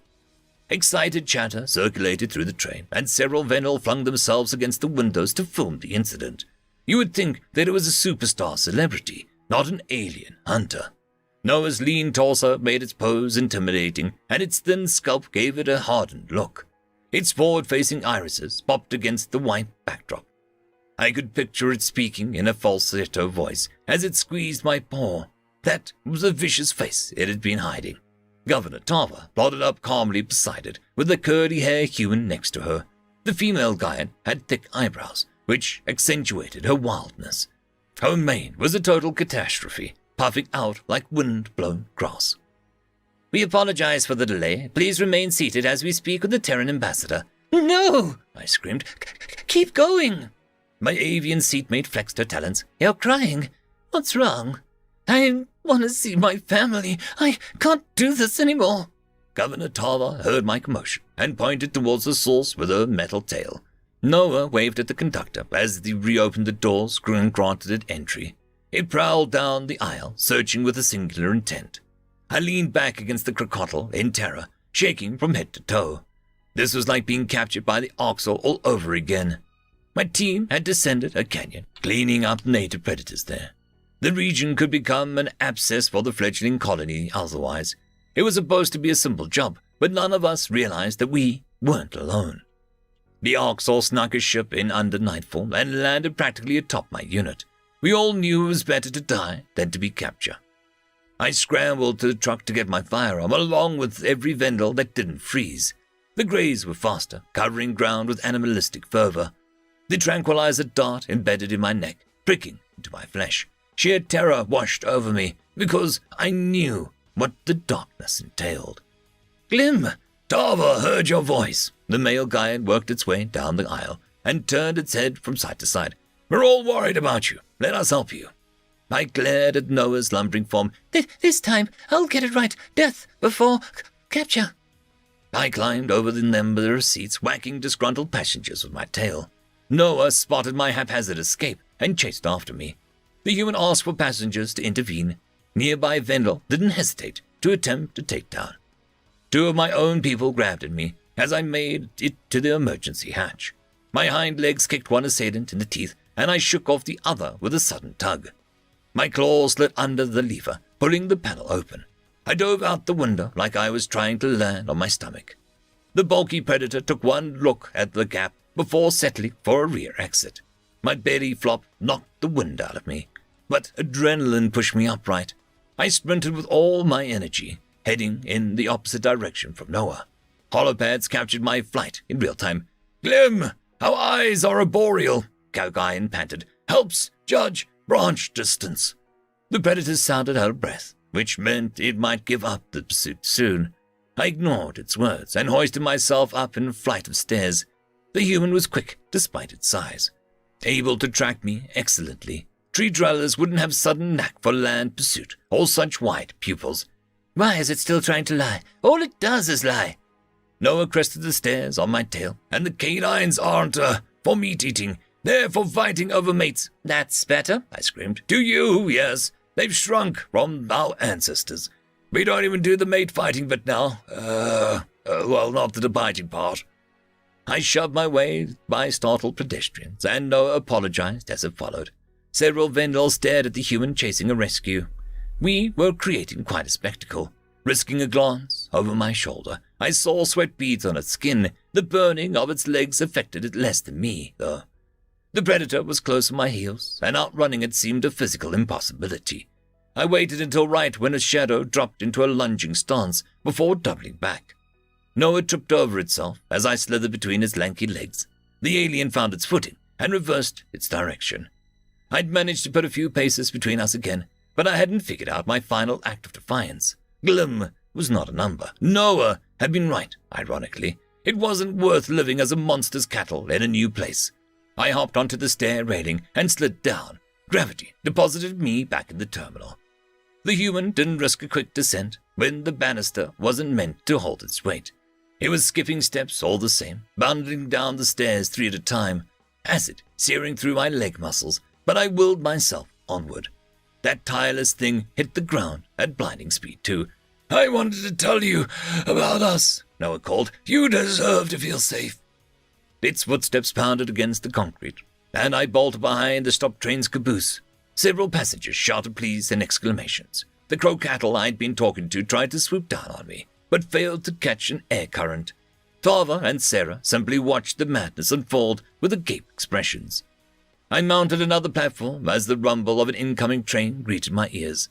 The vehicle's front side was visible, and I hoped that its weight would render me dead on impact. My legs stumbled, but I forced a few more steps out of them. Noah's shadow stretched over me again. I could hear its ragged pants. Turning into the train's motion, I flung myself forward with a desperate finality. My body hurtled headlong into a collision. We all knew being captured was the worst option. The human gasped in horror and made a lunging dive with outstretched arms. It didn't want its meal to get pulverized. Then fingers dug into my scruff, twisting into soft flesh. Noah skidded on his knees and contorted its body to tug me back. Its arm was nearly wrestled from the socket, but it retained its grip. My forward momentum came to an abrupt halt, and I landed with my snout inches shy of the passing tram. Tears streamed down my face as I slumped my head in defeat. My body flailed weakly, but Noah had no difficulty restraining me. It was a superior creature in size and strength. I yipped in panic, swinging my claws at its face. The human shrugged off my frenzied blow, which barely nicked its skin. "Easy, easy. You're safe now. I told you."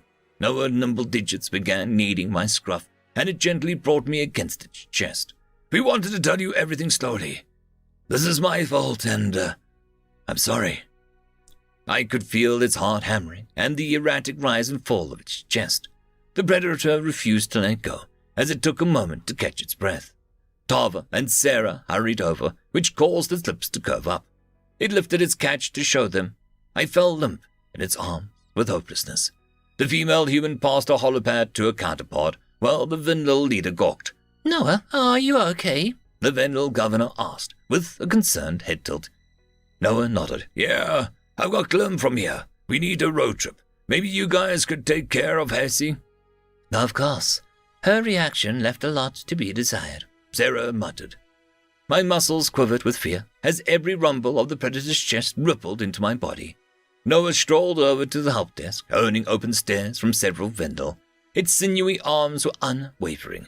Though it hadn't hurt me yet, I was trapped in its clutches, and I knew this road trip was to the slaughterhouse. Noah poked my neck with its nails. "Brighten up, Clem. Looks like the train to Cloudgull Falls arrives any minute. You were getting on the wrong one." I was speechless, but my chest shook with despairing sob. The human stared with its binocular pupil, and his eyebrows pressed together.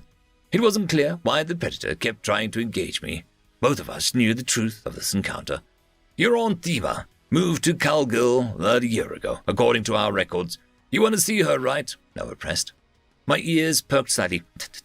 "Thema?" "Yeah, a nice family reunion. I'm going to tag along to make sure that you don't hurt yourself. Any other Vendel or some poor Gaian out of for a stroll." "Human, not Gaian." "No, Gaian wasn't a lie.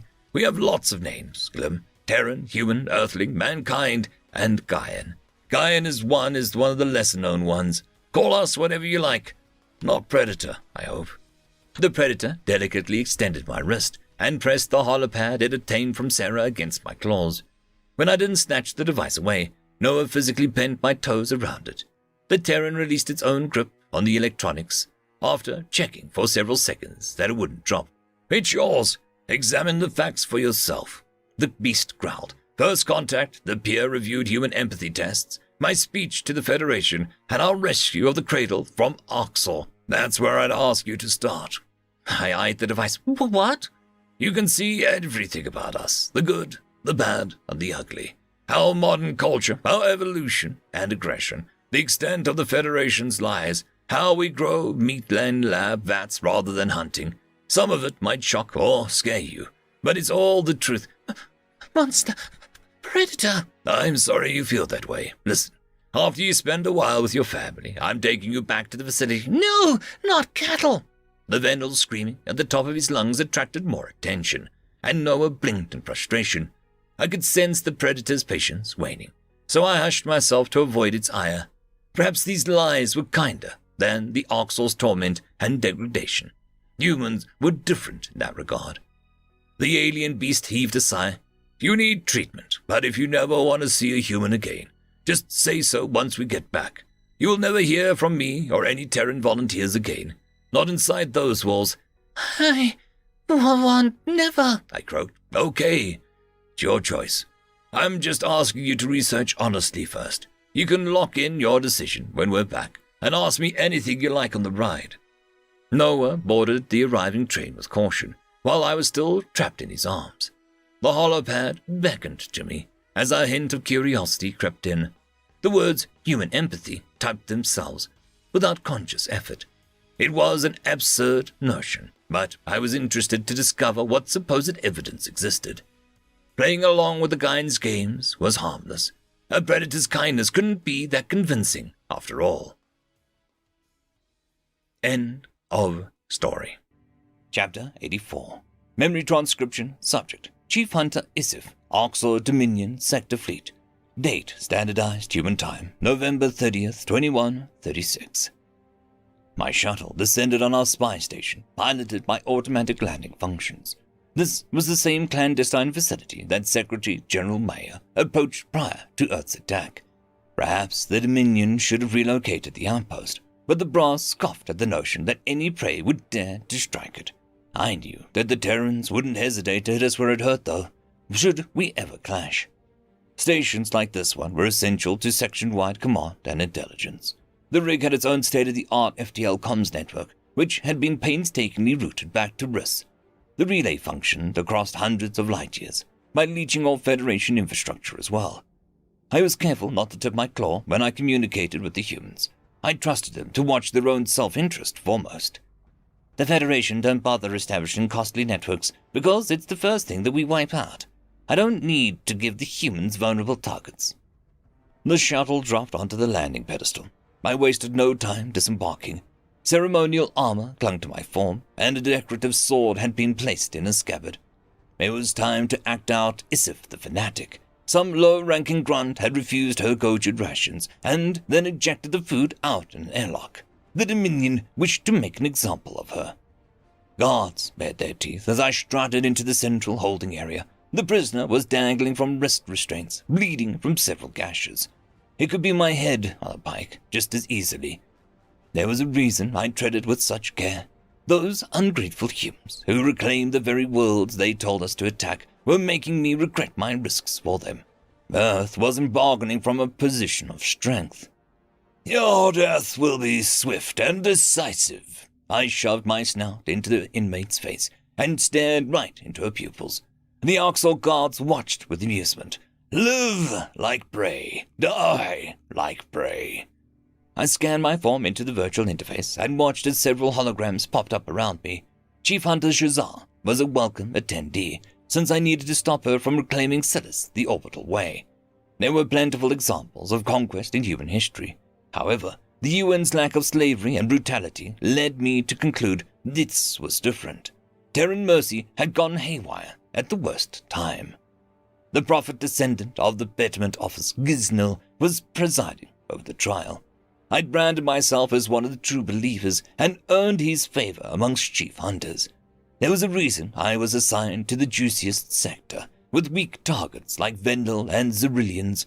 The question was if he suspected my treasonous intent, with how fervently I defended Earth. Human carelessness was jeopardizing my zealous persona. Chief Hunter Issav, raise your commendation for your empire, Giznil stated. Begin when you are ready. My pupils scanned the battered prisoner. What is our birthright, hallowed prophet? Orcs all stand atop the food chain, and the animals populating other worlds exist to suit our whims. The accused mocks our very existence. There was no option to show mercy to her. Betterment has eyes and ears everywhere. They'd question me not seeking the death penalty. She, whose name has been revoked for treason, disgraces this military. Food is a precious commodity due to the Federation's butchery of our cattle. I continued, what right does a lowly underling have to dispose of food in an airlock? Food which could have fed a worthy mouth. I narrowed my eyes, slapping my tail across her snout. Hardened grey skin was pierced by my scales, which added to her array of marks. The Oxa restrained her yelps, as she knew such weakness would lessen slim hopes of Betterman sparing her. Not that there was any chance the prophet descendant would forgive a capital offense. Giznil yawned in boredom. The punishment you seek, meritorious, Isif? Death! None who opposes the Oxlaw shall stand, I snarled. I wish to strike this thief down with my own claws, here and now. Very well, I concur with the chief hunter's assessment. Accused, any last words for your honor? The prisoner released a wet cough. The Gojits are people, true sapiens. They ate meat like us. How can you still treat them as cattle? I defer that question to you, Isiv. The prophet descendant chuckled. Sapient consumption was a requisite for our survival. I'd come to terms with that years ago. Sure, the Gojid jerky I'd eaten with my crew hadn't gone down as easily, with the thought of Nulia calling me Siffy. Food that didn't emit playful giggles and wasn't capable of higher reasoning was preferable. Still, there was nothing I could do about our current practices. How my actions saved a lot more prey than one sliced up and diced Gojid. My tail lashed in faux irritation. The entire ideal of betterment is that the strong kill the weak. The prey are still prey based on their actions. How they snivel and piss themselves over any challenge. They are not the behaviors of a true sapiens. Even if they were once cogent, that bears no relevance today. Well said. Go ahead, split the traitor's throat, Giznil said. I stalked around the prisoner, arcing the ridges on my spine. Fear glistened in her eyes, which caused my adrenaline to hum. It felt good to be in control, and to have a release of my pent-up aggression. Of course, I didn't really want to complete this execution, but my primal side liked it. The humans and the Vendel would label me a monster if they witnessed me strike a prisoner down in cold blood. They didn't understand the confines of my system. The chatty Terrans had entire rituals with lawyers and testimonies that could drag on for weeks. Here, Betterment's determination was the difference between innocence and guilt, made without a word edgewise. Chief Hunter Cesar curled her lip. I don't see any blood. What are you waiting for? Can a man not savor his kill anymore? I was hoping she'd beg, I growled coldly. My claws slashed across soft flesh, and scarlet blood spurted between my digits. The Orcs prisoner sagged in her restraints, the gurgling noises escaping her maw. Fluid frothed up from her teeth, and her eyes lolled. The truth was, this wasn't the first, the 10th, or even the 100th prisoner that I killed in the name of survival. It got easier every time. The sympathy I felt became muted. As a cruelty-deficient individual, I learned to fake dominant traits from a young age. A televised execution was when I realized that most people didn't wince at screaming cattle, or cry when their family members died. That voice was always there, no matter how much logic I employed. Watching the humans glamorize kind acts, I wondered what Orcs society was, like when empathy abounded. Maybe it could have been the Vendel buddying up to us, though once the Slanek are too emotional for even my liking. They die too quickly. I turned to face the holograms, waving my blood-stained claws. Shazar, I bring word from the humans. The female chief hunter grinned. How can you be so right about the Gojits being weak, yet you fail to apply that to the humans? Humans are not sniveling prey. They are destructive and prideful, to their own detriment at times. Don't let their pudgy appearance fool you. They bested us in combat, unlike any other race. Their prey-like interactions with each other sickens me. You are mistaking prey-like for social. Empathy is not a defect in pack predators, though humans must learn to temper such tendencies. Still, they are apex predators on their world. Gisnell narrowed his eyes. Humans understand cruelty and aggression. They need the same push Betterment gave us. The Terrans had figures much like our Lasnell in their history. I'd done research on a holopad I found in New York's wreckage. Every herbivore alien questioned how such a leader could rise, but the primates already knew that answer. Their modern populace feared that becoming a reality again. Presently, humanity demonized predatory attitudes. They detested an equivalent of the Northwest Bloc resurfacing. Imposing betterment on the Terrans was an awful idea, but I wasn't going to voice that opinion. Perhaps in the future, Earth would take in defective Orcs as refugees. The Dominion sentence anyone lesser to death, so they might be amiable to lending slaves to Earth. It wasn't like the Rus had a use for the condemned weaklings. Would humanity even want my people on their world? Some UN personnel looked at us like we were diseased animals. Secretary General Mayer wouldn't have taken much convincing, but alien goals weren't on Zhao's agenda.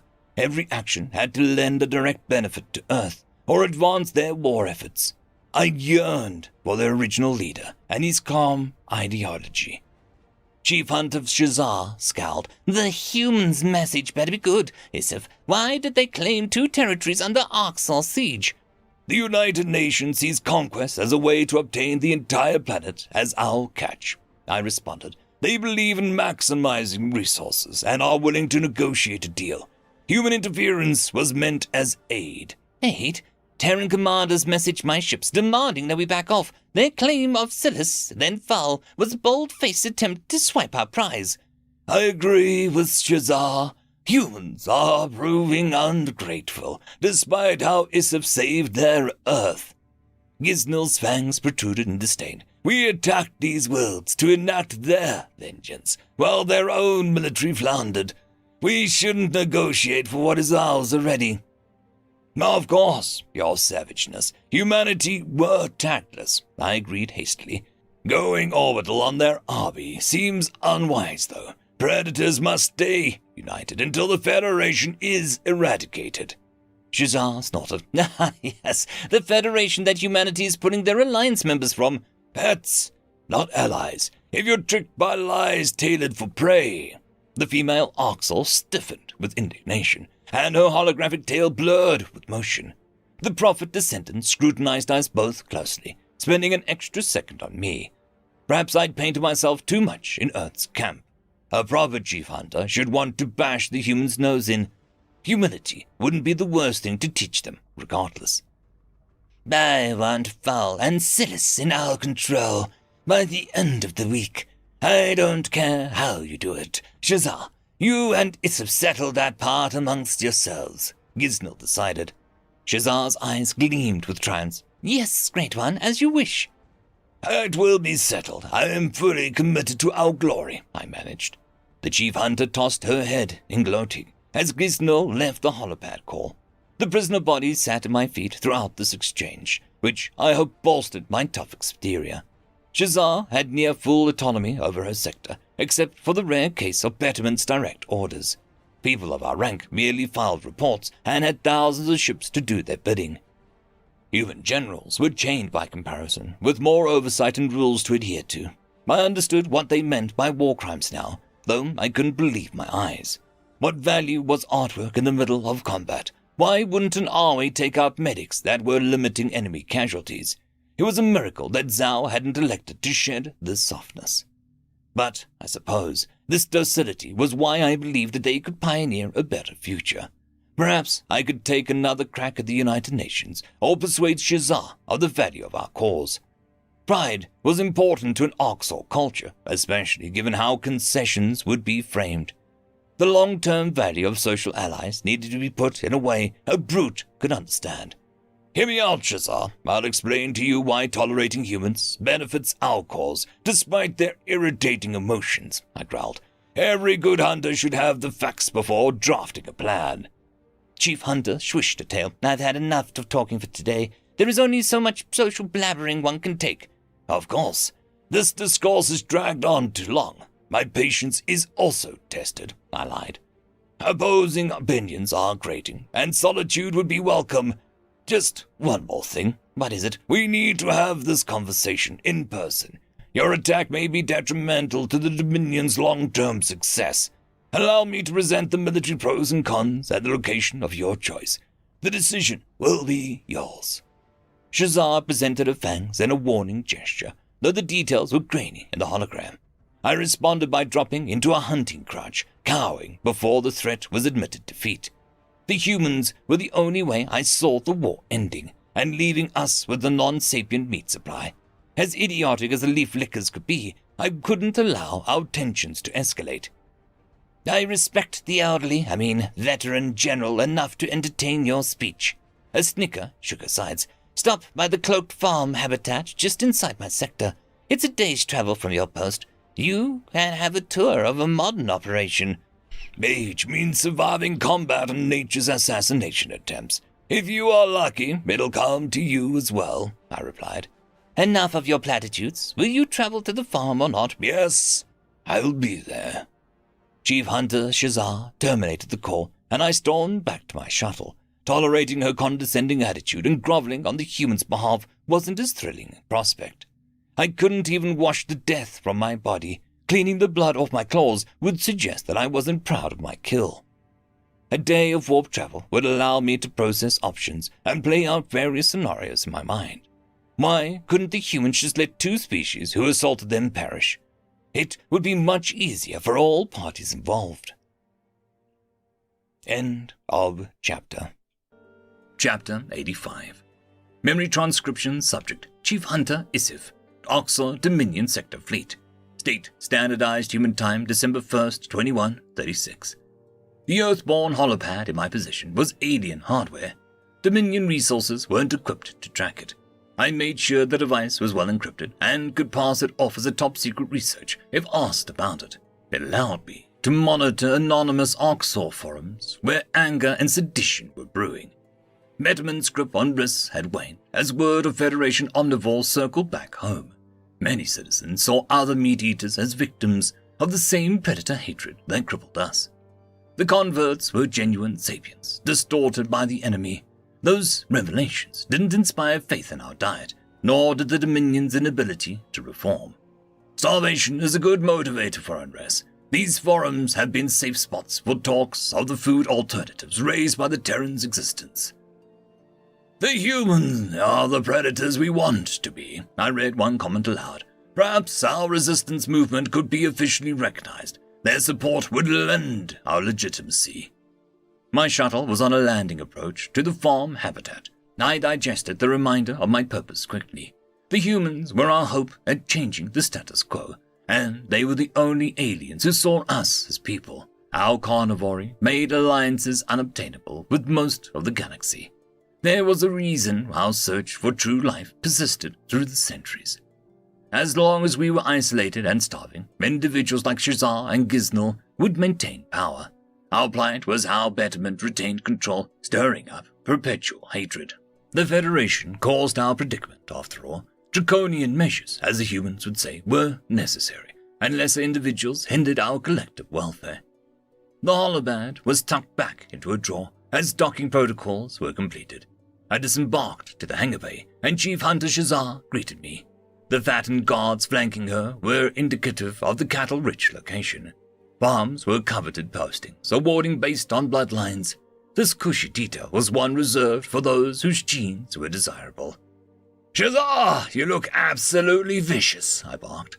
Chief Hunter narrowed her eyes. "Don't get flirtatious, Isif. This is a professional visit. I merely respect a worthy adversary.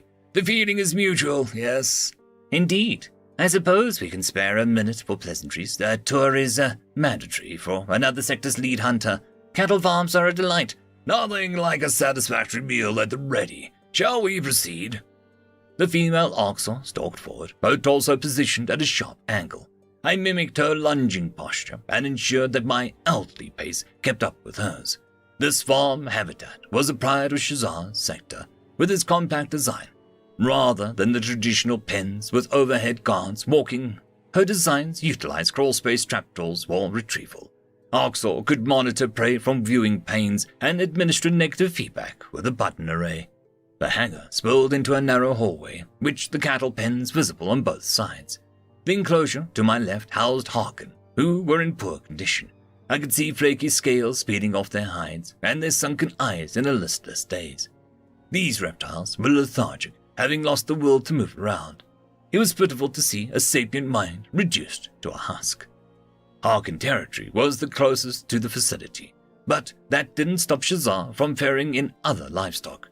To the right, I could see the newest species in her domain, the Yodel, exotic by all accounts. The smooth-skulled marsupials showed a bit of life, though I saw glassiness in their eyes. These uplifts played no part in what happened to our people, and supposedly hadn't latched onto the fear ideology yet.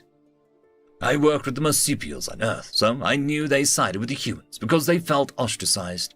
Active hostilities between the Orcs and friendly prey were unnecessary. There was a truce going since the Battle of Earth, extending to the three species that offered aid. However, unlike the Zeruleans, the Venlo, the Yodel weren't in my domain. I couldn't stop Shazar from renouncing my pact. Most chief hunters are accepting any human allies as Orcs allies, despite Betterment's official silence, but Shazar sees no reason not to round up primitive herbivores. I forced a look of disinterest. How do the Yodel taste? They don't look like anything special. The taste is quite strong, stays in your mouth for a while. Dry, too, Shazar replied. The flavor profile is not my favorite, but some of the guards like it. I'm sure the underlings have simpler palates than us. Missive. The masses will eat what they're given. The important thing is how well the Yodel breed. Our herd here will gather data to determine their viability. It's hard to match the Sivkits and the Zeruleans. Oh, or the Venlil. How could you give them up? Calculated risk. Skepticism flared on her amber eyes, but the chief hunter continued our walk in silence. I kept my gaze ahead, not wanting to look at the cramped Yodel pen. That defective voice was restless after interacting with the helpers on Earth. I was relieved there hadn't been any gracious offers to sample the product. My mind was elsewhere as Shazar guided me to the guard quarters, a crocodile aviary, and 2 more Harkin pens. If this was a crowning achievement of Oxal society, What scathing commentary did they drum up about our people? Billions of sapiens were in similar misery, and cognizant of their continued suffering. It was a fate deserved by no one. The chief hunter led me into the kitchen facilities, where corpses dangled from the ceiling. The scent of gutted Harkin struck my nostrils, an aroma that kicked my olfactory glands. My body was conditioned to associate certain blood types with meals. Saliva production and eye dilation were involuntary responses. I could hear my stomach rumbling despite being well fed. How did humans suppress intrusive instincts without any discomfort? I wasn't an animal, of course. I wasn't going to strike down any herbivore just because they were bleeding. That didn't mean my nostrils would have their interest piqued. However, on Earth's internet, the impulses they discussed towards their prey had nothing to do with sudden hunger. So our second to last stop, this is where we process food, Shazar narrated. Is this the part where you get to addressing Fall and Celis? I lashed my tail. 2 territories which belong to us. I agree that we should get them back. However, it's in our best interest to attempt loathsome diplomacy for their recovery. Why are you so keen on appeasing these weaker predators? They shouldn't get away with blatant insults. At least humans aren't so dreadfully boring, yes? They did offer compensation for their overreach. They see our raids as wasteful of resources and view this as a chance to build a decadent empire. I don't want their leftovers, Isif. I want them to get out the fecking way. Shazar exhaled with a frustrated breath and sank her serrated fangs into her lower maw. The hostility in her gaze suggested a different approach was required. This was about personal pride more than resources.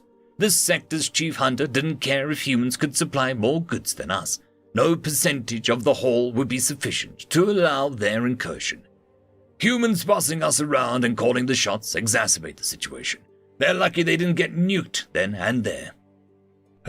You ask why I tolerate such things, Shazar, I sighed. The truth is, I want to keep Earth's guns pointed at the Federation. I'm using humans to make the Dominion a supreme, unchallenged power. Using humans? I was under the impression they're using you. The UN are clueless to our aims, because Zhao is blind and on the warpath. Earth's silly coddling is causing the prey to collapse. Meanwhile, their manpower performs the heavy lifting against the main Federation factions.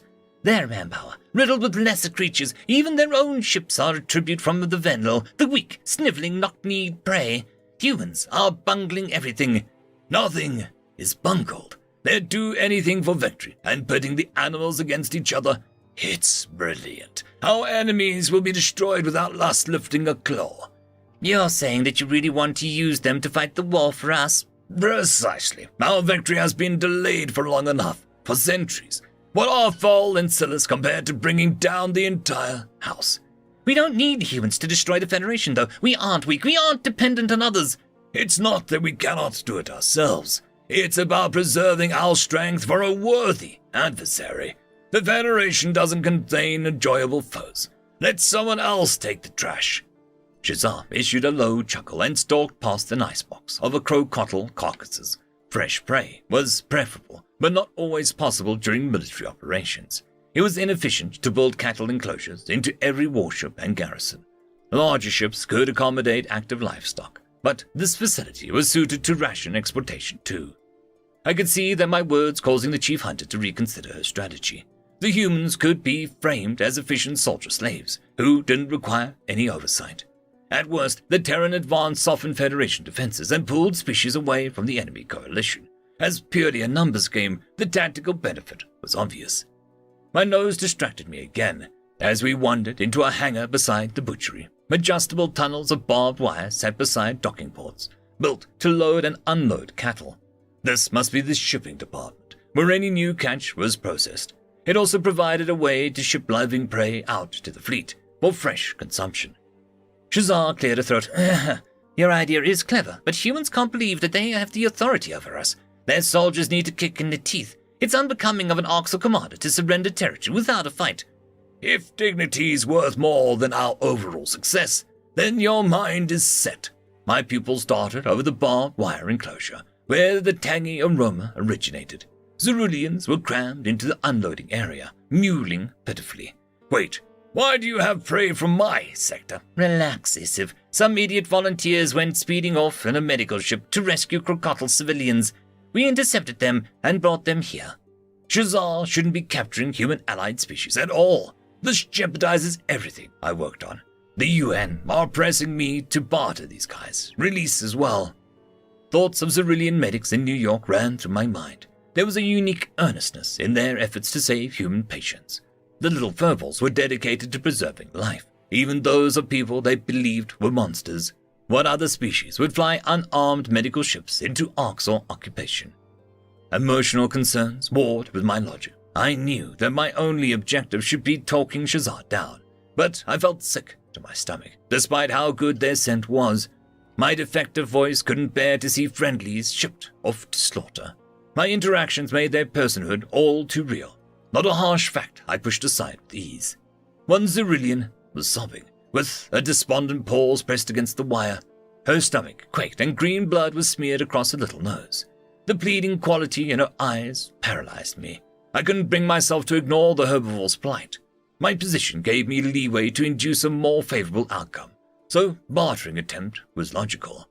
Persuasion wasn't working on Shazar anyways. My objective shifted in a heartbeat to a species more worthy of salvation than the Tillfish or the Harkin. The humans would have to deal with the war they'd brought upon themselves. My throat was dry. I see. Well, on the topic of injured pride, I will not press further on fallen settlers, but I can't leave this facility without a consolation prize. So you admit defeat. What is it that you want from me? The female Orcs hissed. A few of those Xyrillians. Humans claim they make great pets, and I'd like to test that for myself. I've been devoid of amusement for too long. I can always carve them up once I'm bored. That's an odd request, though. I'd like to see them scrubbing your tail scales. I'll grant your wish, Isif. Are 2 prime specimens sufficient? 3 is what I had in mind. Humans keep more at hand, but these will dish out enough whining for 1 Orcsaur. Oh, and I'd like the crying one specifically. It's a prime example of what makes these animals lesser. The chief hunter bared her teeth and snatched the tear-stained Xyrillian with haste. She deposited the quadruped into a scratchy sack, indifferent to any yelps. Tilting her head, she picked out 2 more prizes, a young, healthy Xyrillian of each sex. Shazar dragged the cattle bag across the floor and whispered for the guards to bring it to my ship. I breathed a sigh of relief as I realized the layout subtly brought us back to the starting point. My landing hangar was next to the shipping facility, which allowed for a swift exit. The hosting Orcs were all about rushing me off. Chief Hunter Shazar displayed ostensible irritation, weary of my visit. My social tolerance was higher than most Orcs, but this specific company did not suit my tastes. There was no reason to prolong my travels. I offered a tepid farewell and boarded my craft without delay. The bag of Xyrillians had been thrown on the floor, like it was any other junk. The herbivores screamed their heads off and flopped around inside the sack. I ignored the parcel lumbering up to the cockpit. Jetting away from the farm habitat was done with a few buttons, and a course was set for my territory. Unease swelled in my chest as I realized how rash my snatch and grab was. What significance did these 3 cattle have in the big picture? I crouched over the Xyrillian package. What on risks am I going to do with these guys? Any normal Orcs will think I'm mad. A paw reached out into the sack and scooped the warm bundles out. The Xyrillians wiggled and screeched at my touch before bolting away. I watched as they disappeared into the crevices and supply closets. The fools didn't realize I could sniff them out with ease. The Terrans must have endless patience to coddle such antics. I just saved your lives. I am not going through a song and dance to prove myself, I snarled. Stalking back to the cockpit, my destination switched to Earth. The humans could deal with the Xyrillian pets and also learn the consequences of their mercy. The United Nations should be warned of Shazar's intent. However, flagrant interference would sever my ties with the Dominion. I wasn't sure I wanted to openly oppose my people. As much as I longed for societal overhaul, Orcs resistance was in its infancy. A 2-front war was a steep task for a primitive omnivores. It wasn't clear whether the empathetic humans could be trusted to pull their weight or support our cause. Sticking my neck out wasn't worth it without future rewards. Perhaps it was best to let Silas and Fall slip back into Dominion possession. End of story. Chapter 86. Memory transcription. Subject: Captain Sovereign, United Nations Fleet Command. Date, Standardized Human Time, December 1st, 2136. Activity quieted down amongst our fleet, following the resounding victory of Ko. The UN focused on menial affairs for now, a small contingent of scout ships detached to survey potential colonies, and a few patrollers ensured the Federation didn't get another crack at the Mazics. Without a fleet of our own, Kupo's presidium was reliant on a human protection. Most Terran ships circled back to our mobile repair units, which had camped in a few light years from the battleground. Our vessels docked for routine maintenance, but that lasted mere hours. Once the all-clear was given, we were sent with a small group on a patrol route. The United Nations was likely to assign us to a new target after Earth sorted out their next priorities. I'm not sure this is a good idea, Sovereign, Samantha said from my side. Why would the Officer Cardona invite you to his quarters? I bobbed my shoulders, mirroring the human shrug. Only one way to find out. The real question is why you ordered Carlos not to accompany us. Tyler and Carlos almost came to blows when he saw what happened to your face. Truly, a hard fall. Accidents happen. Carlos had rounded on Tyler in the rec lounge after I sought out medical touch-up. The blood gushing from my nose wasn't ebbing, and my paper towel hadn't helped. The male guard's biceps rippled beneath their green markings as he roared at his superior officer. I believe his exact words were, "Does beating up a depressed aide make you feel like a man?" Tyler hadn't responded and tried to ignore my friend. Onzo took notice of my facial damage too. There was a tinge of fear when he looked at his buddy. That wariness was unusual. For a nigh feral yodel, he might have decided there was a scrap of truth in the humans initiating violence. Captain Monahan got wind of the incident as other UN soldiers broke up the altercation. I issued a full denial when she summoned me to the bridge. My fibs didn't fool her at all, especially when Officer Cardona offered little in his own defense. The commander was obviously frustrated as she poked holes in my story. Why did I have wounds all over my body if I'd slipped headfirst into a cabinet? There had to be another reason I was nursing my ribcage. Monahan announced her disappointment in Tyler before assigning him to indefinite latrine duty. Days had passed since his beatdown, but the holopad invite to his quarters came out of nowhere. Perhaps he blamed me for not offering a more robust denial. The blonde officer must be angry about receiving punishment for his actions. Samantha crossed her arms. Ah, yes, accidents happened and leave finger marks on your throat. You can see that through my fur, I groaned. The doctor did in the infirmary. Then your doctor exaggerated. You know how you humans are, very over the top. The female guard huffed in irritation, fixing me with a disdainful glare. Her narrowed eyes once would have filled me with terror, but now I recognized the scowls as part of her snarky attitude. Her venomous tongue was a defense mechanism, in my opinion. Samantha never offered any commentary on the loss of her husband. Maybe that stoicism was how humans were supposed to grieve. No, I didn't believe that. I tapped my claws against Tyler's door. Several crewmates that passed us in the hall whispered to each other. My identity must have gotten around. According to Samantha, my role in Seleni's interview had earned me some favor on Earth. But I didn't deserve humans' pity, and I was thankful that Officer Cardona dished out retribution at last. Onzo opened the door. Harris, Soflin, come in. Not until you tell us why we are here. Oh, cut it out, Sam. Don't be like that. I swatted her elbow with the blunt side of my claws. I'm going in without you. What? So that you can take another accidental tumble? Get in a nasty fight with a rug? Tyler's angular face peered over the crouch. Hey, we're all cool. It's square. Onzo and I are playing a badass video game. I thought you'd get a kick out of it, Sovlin. Confusion swelled in my chest as the tall human waved the black object in his hand. Why would Marcel's packmate invite me over to play some television game? I trudged inside, despite suspecting an ambush. Samantha rolled her eyes. At least I could count on her and not intervening in the rug tussle. There was no visible malice in Tyler's blue irises. Onzo must have been briefed on who I was, since he didn't question our past anymore. The uplift knew that I deserved whatever beating the human doled out, and then some. Guilt clawed at my chest as I joined the Terran officer on the couch. A trace of fear lingered too, my instinctive phobia of violent predators. Tyler threw me into those cabinets like I weighed nothing. It was quite terror-inducing. A menu screen appeared on the television, with the words "Start Campaign" selected by Onzo. The yodel looked awkward juggling the controller, which was designed for long fingers rather than stubby toes. The uplift used his tail to hold it and had both paws hovering over the side. Samantha accepted a device from Tyler and passed one to me. The female human placed a pillow on my lap, balancing the controller atop it. I tucked my claws onto both sides, thankful for my slender claws to poke at buttons. It wasn't clear how predatory these games were, or if the blonde Terran was attempting to traumatize me. Hanzo explained the button functions, while a loading screen played. I tried to listen, but I was distracted by the human's partner's posture. Tyler stared ahead with intensity and leaned forward on the couch.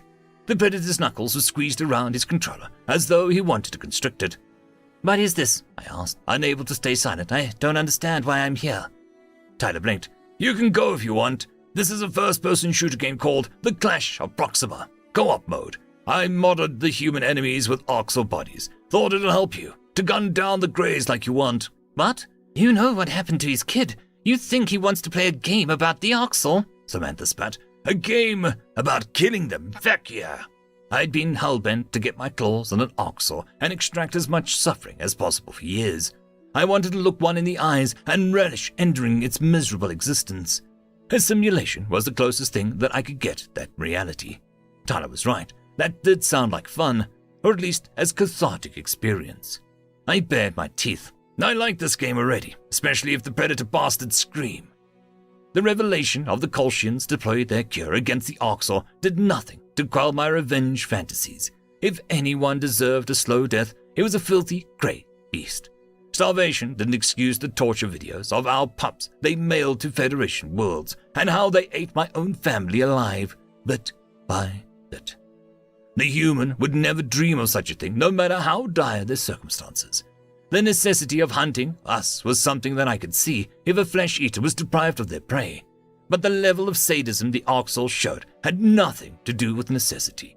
It sickened me that the UN coordinated with them, but I understood that Earth had been surrounded and defenseless. Samantha heaved an exasperated sigh. "I hope this is an easy difficulty, Tyler. You're just going to annoy him if he dies nonstop." "Sovlin's gonna learn somehow," the male predator replied. The game deposited us outside of the space station, and the graphical rendition was admirable. Tyler and Samantha's characters moved forward at the front, while Onzo and I crept after them. Orcsaur bodies were crouched inside, spewing bullets upon our entry. Rage flowed into my wrists, and I depressed the fire button. Crimson streaks moved across my split screen, which I suppose symbolized wounds to the red-blooded Terran. A bar decreased over my character's head. Onzo and I were shooting in a daze, while the humans ducked behind cover. It was frightening how sharp their reflexes and multitasking were in combat. The Terrans did most of the work gunning down the Orcsaur. It felt satisfying when my own bullets hit one representation. But a part of me was concerned about the lifelike blood spatter. Perhaps the Earthlings did crave death and violence. This shouldn't be an activity of mass appeal. I decided to attempt a conversational tone. "So, humans' games involve battle recreations and killing people?" "It's a power fantasy, obviously," Tyler replied. "Everything is a competition for us. Why not fight in a way that no one gets hurt?" "But you people want to fight, enough to seek it out for fun." "Not just fighting. We want to win, Sovlin. There's a difference. Doesn't a part of you want to crush the Orcsaur, vanquish them?" "The Orcsaur, yes. But you've said that these enemies are normally other humans."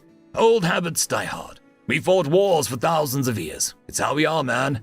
"So it feels good, Tyler, to kill your own kind?" The blonde human was silent, pursing his lips with disquiet. A chill ran down my spine as I noticed Samantha shaking her head at Tyler. That implied that the answer was affirmative, and I could see why she wouldn't want that broadcasted. Our game characters moved ahead, while I wondered how humans controlled such instincts. The Terrans have empathy. I suppose that's the only thing keeping them from the Orcsaur lows. Onzo yipped excitedly. "Charging at an enemy feels good. Driving them off, kicking them in the teeth, showing your strength. That's what Tyler means." "As I've told you before, charging at hostiles with no strategy gets you killed," the human officer sighed. "In both real life and the game." "Hold up, Uplift," I barked. "You played a game killing other Yodel?" The marsupial flicked his ears. "Sure. We defended territorial claims for years. Harsh winters come, and there's not enough gains stashed for everyone. You take or you'd get taken from." "That's, twisted. You're an herbivore, fighting amongst your own people." "Competition is normal, and you feckers told us it's not. Nature is indifferent to any of our morals. The Gojits probably did the same thing before the tentacle freaks remade you. Onzo's right. We ate meat, so Gojits are fecked up monsters too. I have no right to judge his people or humanity. Gunfire sound effects snapped me away from my rumination. More enemies camped in the next area, and the Orcs began pinning us down. My heart rate skyrocketed, as if it was a genuine combat. I crouched by the barrel just in time and retained a few slivers of health. This enemy AI was merciless, an accurate approximation of the real Greys. The Yodel wasn't so quick to find cover. Onzo held down the sprint blocker and seemed keen on melee the enemies. His health bar was depleted within a second, and his human character crumpled to the ground. The primitive jabbed at several buttons, prompting his avatar to rise. Onzo grew incensed by his death and ignored Tyler calling his name.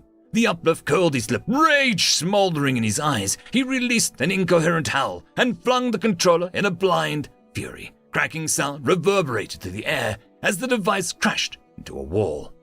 Tyler paused the game. What the feck, Onzo? That's the third controller you've thrown. It's a stupid game, the Yodel screeched. These levels are impossible. I think we're not playing together anymore. What? No, I'm sorry, it's just so...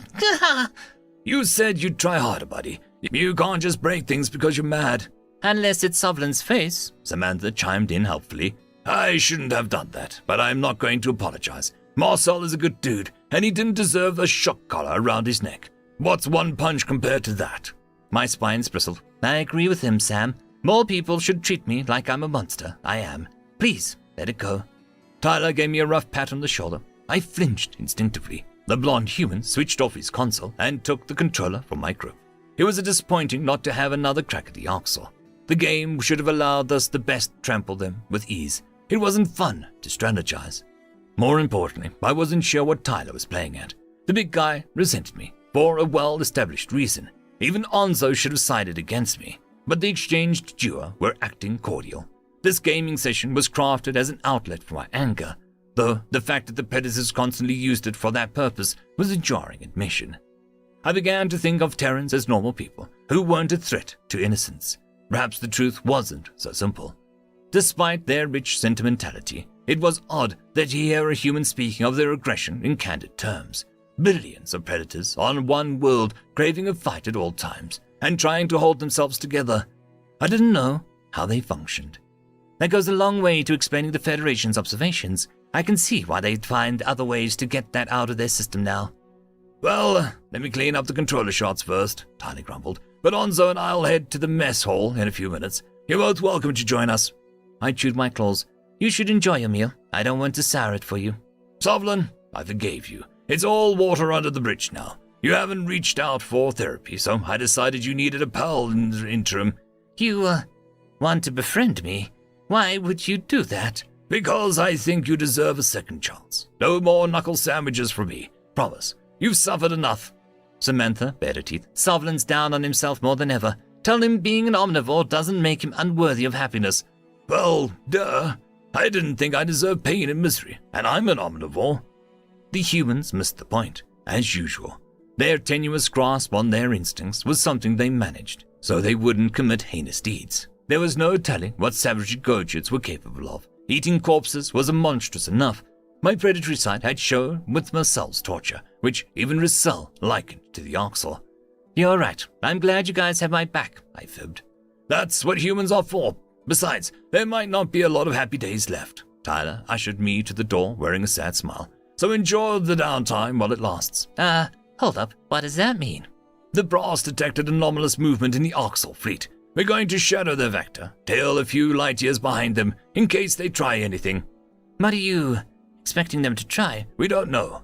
But our leader had a falling out with them, and they know the UN isn't full strength. It's possible they'll attack our garrisons and fall in Silis. That's a prelude to war. The thought of the Terrans squaring off with the Oxor brought me considerable relief. After Solani's interview, the primates had every reason to stick to the monster's side. It was miraculous that they kept diplomatic avenues open for prey that defected. I mean, according to Tyler, humans weren't content with peace in the best of conditions. Perhaps the same degeneracy runs through the Gojit's contaminated genes. Like Onzo said, we might have been similar primitives.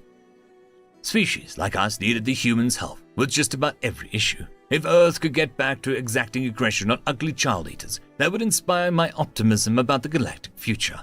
It could also bring our predators back to their morals their society once cherished. Any indication that the Orcs were an enemy was one that I would seize. Eagerness thrummed in my chest. So humans will beat the Greys. You should have as soon as Earth was clear, just like you did with the Cradle. It's not that simple. The Orcs have been conceding their full capabilities. Our intelligence is blind, Tyler explained. They have numbers, technology, and bases across the galaxy. Our prospect in a serious conflict don't look good. Samantha snorted. And we're already fighting the vegan cultists, better known as the Federation. Us versus the universe, battle royale. Hey, it's not that dire. We'll all have allies. 33 open allies, counting the Tafki and the Gojids.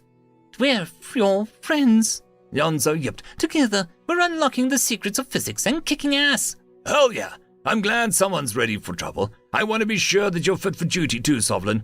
I flicked my claws threateningly. I'm fit to fight the Orcs. I'm fit to do a whole lot more than that. Anytime, any place. Tyler shot me a concerned look, while Samantha boasted a signature smirk.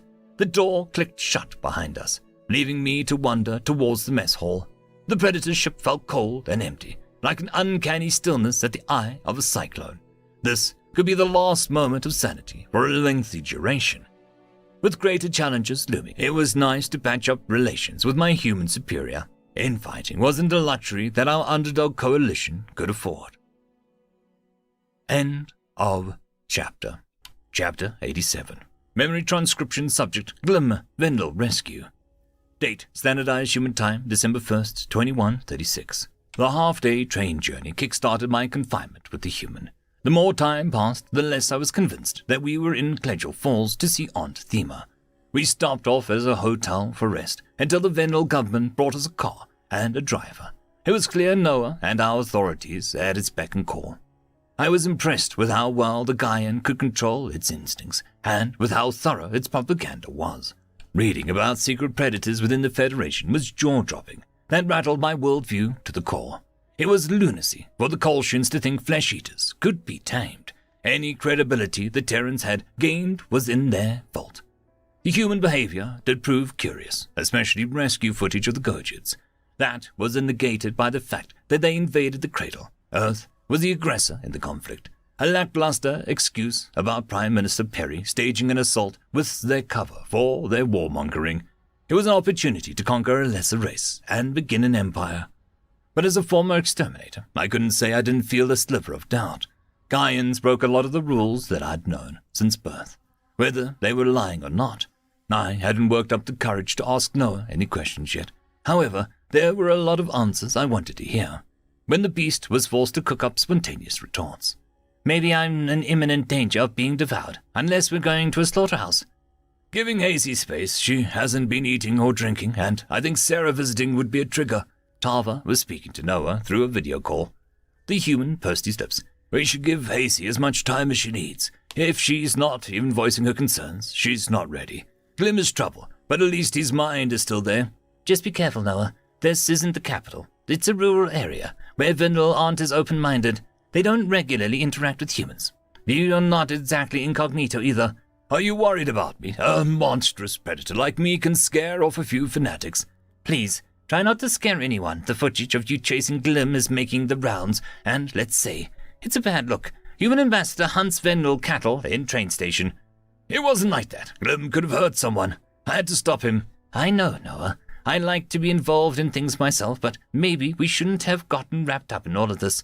We're too high profile to be ordinary helpers. The Gaian scowled. It was your idea to sponsor a Vendel in the first place. You said that it was good PR to do our part. And you said that you wanted to. Does it really matter whose fault it is? Governor Tava hissed. No. I just don't want your media team to toss me under the bus. Stars, I hate all of your idioms. Kill two birds with one stone, cut to the chase, stabbed in the back. Are there any that aren't about being maimed or killed? One or two. You're infuriating. Well, settle this later. Just be safe, okay? Noah bared its teeth to itself as the Vendel leader abandoned the call. I studied the Gaian for a long moment and considered the adoration in Tava's eyes. That emotion looked like love, but I didn't understand how such strong feelings could arise towards a monster. Perhaps I should regard the beast with gendered pronouns. like he was a person. Earth's presence was less nefarious than Riss's dominion, from what I could tell. The empathy tests were convincing, since it was difficult to fool scientists on a neurochemical level. My head Noah lied to us, though. His actions hadn't been innocuous, conning and misleading us. The Gaian ambassador was ignoring my presence for now. I was certain he was avoiding direct eye contact. His focus drifted to a sign in the distance, which read, Calgal Retirement Home. His hand reached for the visor as he pressed it across his paralyzing pupils. I wondered what that accomplished when every Vendel here knew of his predatory identity. Why do you wear your visor out here? I gasped out. The human palmed his chin. Because these are elderly Vendel. I don't want to give anyone a heart attack. Any Vendel over 65 weren't allowed in the exchange program to avoid cardiac episodes. Thema is how old? I don't know how many years. She's 74, Clem. You were gone for 11 years. No, that's not possible. I'm sorry. I hate to spring this on you, but your aunt's memory is fading. She's in the late stages of dementia. My gaze shifted to the rural landscape, which stretched the horizon opposite the assisted living facility. A family reunion where Thema forgot me hadn't been in my imaginings. I was saddened that I hadn't been there to help and to visit her. Had her mind deteriorated because she was alone? Noah hesitated before moving a hand slowly. His fingers hovered over my wrist for several seconds, giving me a chance to pull away. The Gaian empathetically squeezed my forearm, like a Vendel would with their tail. His touch was delicate and frail. It was clear he was leaving the option for me to withdraw, since I knew from this train station that he was much stronger. There were several things I read into the weight in my mind. I couldn't succumb to believing the narrative. The humans were allies with the child-eating Orcs, even if they'd used that alignment to liberate Vendel captives. Their current objective was unraveling the Federation, and they were bestial hunters too. Apparently, Terran aggression had been documented by observers prior to first contact. I can't remember learning about them in school, other than vaguely as an extinct predator race, I mused. The internet claims that they've had over 10,000 battles in their history. Hundreds of wars in just a century after the World War. The first one, I whined. How could you ever keep peace? Noah was quiet for several seconds. We have to grow the feck up. Humans want peace, yet we've only ever known competition. It doesn't come naturally, but we're starting to act like a united planet. Then Lil always had peace. I doubt that. The Kolshian gentling took hold, and Farcial sanitized your past. I think that you used to be feisty herbivores until they convinced you of your weakness. And if we're not strong? We'll teach you. We'll protect you, with the fierceness you've never seen before. Noah's lips curved up, and I disassociated myself from the rush of fear. Perhaps the constant snarling betrayed his deceit, since the gesture came off as subconscious. The human rushed to cover his mouth, like he knew he'd done something wrong. If threat displays were intuitive, that explained the full-face masks at the hospital. I recalled how the Orcs would snarl just looking at us, licking their lips with appetite. Sapient predators used their teeth to assert dominance on conversation too. From what I could tell, the guards would flash fangs when contesting a particular catch or boasting of their hunts. The Gaians possessed the same urges. The Vendel driver parked the car outside the nursing home, and Noah opened the door. I felt paralyzed, befuddled by the paradoxical humans. It wasn't clear what to think of them. Their motives were ambiguous, and their mannerisms flipped between hostility and sympathy on a dime. Smiling or snarling, as you say, it's a submissive gesture in primates. I understand it is not so for other animals. Noah sighed. I coaxed myself out of the car. Nonsense. How can teeth be barring? Be friendly. It's about their positions. Teeth apart, jaw tension, and lips curled back. That's actual hostility. But teeth together and lips relaxed shows that we're not about to attack. So you're saying that you don't want to bite? Predators need to communicate that constantly. The Gaian's ambassador nodded. Exactly. Vendel don't understand the subtle differences. The few that try to replicate it usually just look constipated, man. I chuckled in spite of myself. You have these answers well rehearsed. I'm used to explaining everything we do. If I'd explained us better in my speech, 1 billion people wouldn't have died. Since then, I sifted through our evolution pretty thoroughly. Noah's voice turned scratchy, and his ensuing cough sounded a bit congested. Did the Gaian consider himself responsible for the extermination attempt? He'd stated Earth's case pretty well. For 5 minutes, broken up by hecklers, guns had been trained on him the whole time too. A non-predator would have frozen in fear. The fact that it gave anyone pause over exterminating more like horrors is miraculous. Nobody in his position could have done better. The human pawed at his nose before opening the door to the lobby. He gagged at once and muttered something about disinfectant smell. The middle-aged Vendel sat at the reception desk, staring at our appearance. Her eyes went wide with fear, and her ears pinned back. She snapped out of it enough to tap notice on her tail. A sign was tapped to the desk reading, "No humans permitted," in several scripts. The Gaian crossed his arms and leaned back with an intimidating frown. I observed the tightness of his jaw and the slant of his eyebrows. This was genuine hostility. It was worryingly easy to decipher the predator's mouth contortions once told what to look for. Noah sighed. "See, Glim? Still think we run the show here?" I don't know. You put up with a lot. What? You can't be here. The Vendel receptionist stammered. You need to leave. This human anyway. The Gaian lifted his visor. "I think you'll make an exception for this Terran ambassador. I have powerful friends." There's security footage. Are you going to attack us to get through? You're trespassing. Glim wants to visit his Aunt Thema. Make that happen, and we'll leave. No, you're not welcome here, Noah. The veins in the Gaian's neck bulged, and his fingers clenched tighter. His lips curled back as his pink gums, while his eyes dilated. So that's what a primate's aggressive snarl looked like. I skidded back, remembering Noah's warning about intent to bite. I didn't want to be within snacking distance. My inner exterminator agreed that humans shouldn't be prowling our streets, and wished for their non-existence. But my sentimental side remembered Noah tucking me in and playing games with Hasey and I. If the predator was emulating empathy, he deserved an award. There was more to this conqueror than my Orcs or tormentors. The Vendel receptionist wasn't backing down from her statement, and was gaining more confidence by the second. She bared her own teeth, reaching for a phone. Perhaps this employee intended to dial exterminators. I was increasingly worried about the Gaian biting this individual. Don't talk to Noah like that. A Cerulean nurse trotted into the room and glared at the receptionist. Please forgive Carl Lever. She doesn't think highly of your kind.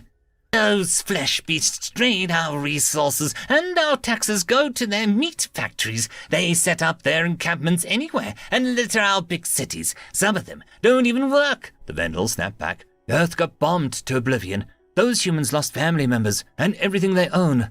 Wouldn't you be grieving too? The quadruped flicked her ears, and Carl Lever slunk off with a look of loathing. The Cerulean nurse shook her head before approaching Noah with cautious steps. The Gaian refitted his visor and clasped his hands behind his back. He dipped his head, perhaps to show appreciation. "Please listen, Ambassador Noah. I can't allow you to interact with our patients," the nurse said. Noah hissed in exasperation. "What? I thought you were on my side." "I am. Many of our residents have memory problems and wouldn't know what a human is. A scare of that advanced age could be deadly. You don't want to kill someone, do you?" "Of course not. But Glim's been an Orcs or captive for a decade. He needs to see his Aunt Thema." "Why don't I take Glim to her room, and you wait here? Then you leave after, without any unwanted incidents." The predator paced for a few seconds, startling the Cerulean. Even with the visor on, I could sense these unnatural eyes on me. Noah was considering whether I'd run off at the first opportunity, which was a high possibility. He must be feigning deliberation to seem reasonable. Why would he let me out of his sight? The human went to great lengths to track me, I escape, and hunted me in public venue. He wouldn't release his catch. "Okay, thanks for helping us, nurse." The Gaian sat in a chair which was comically small for him. "I trust you, Glim. The question is if you trust me." I withheld my disbelieving hiss and tried to make sense of my sudden release. Of course, I didn't trust a predator, after years as a cattle captive. Besides, his introduction started with deceit, which eliminated any chance of mutual trust. Concealing all information about his kind didn't inspire positive thoughts. Noah had done an admirable job of swaying me when I scorned any nuance originally. But our first encounter proved that he was a trickster. I followed the Cerulean down the hallway and relaxed as the Gaian didn't follow us. This was a pristine opportunity to escape captivity. I could evade detection better with a less integrated town. The Cerulean stopped outside at one door and gestured for me to enter. My ears perked up with hope as I crept into the room. Zima wheezed on her side, and her facial fur was starkly snow-white. The glassiness in her eyes reminded me of the cattle Vendel. Drool was running down her chin. An old sitcom played on the TV, which she blankly watched. Thema, I whispered. My aunt screeched, help! There's a strange man in my room. It's me, Glim. I came to visit you. Yeah, not Glim. Glim was captured by the Orcs. Yes, that was true for 11 years. The humans traded for me. See the neck brand? Human? What kind of species name is that? The aliens, Thema, the predators. They returned me, your nephew. Lies! I want you gone. You are not my Glim. Stop playing. You don't recognize my voice? Aunt Thema glowered at me before wailing for assistance. She began unplugging the wires from her arms in a fit and knocked her drinking water from the nightstand. I gaped in horror as the one person who loved me wanted me gone. Tears swelled in my eyes as I rushed out of the room. The Cerulean medic yelled at me to calm down, but my feet were moving on their own. I was blind to my direction and my surroundings. The facility was a blur. There was nothing left here on Vendel Prime, not even my family. The world had changed too much in the process. All I wanted was for Thema to hold me and whisper that it was all right. My paws wrapped around something warm and clung on for dear life. Sobs rattled my body, so I pressed my face into the synthetic fabric. My hugging support tensed beneath my arms, and fleshy appendages tapped my back. I let go with horror as I realized where I'd run to. My instincts went back to the predator for comfort. Noah moustached my neck. Shh. It's okay. You're okay. You don't know what it's like, I screamed. Actually, I do. My dad had Alzheimer's. I'd visit him every weekend, and he didn't remember who I was.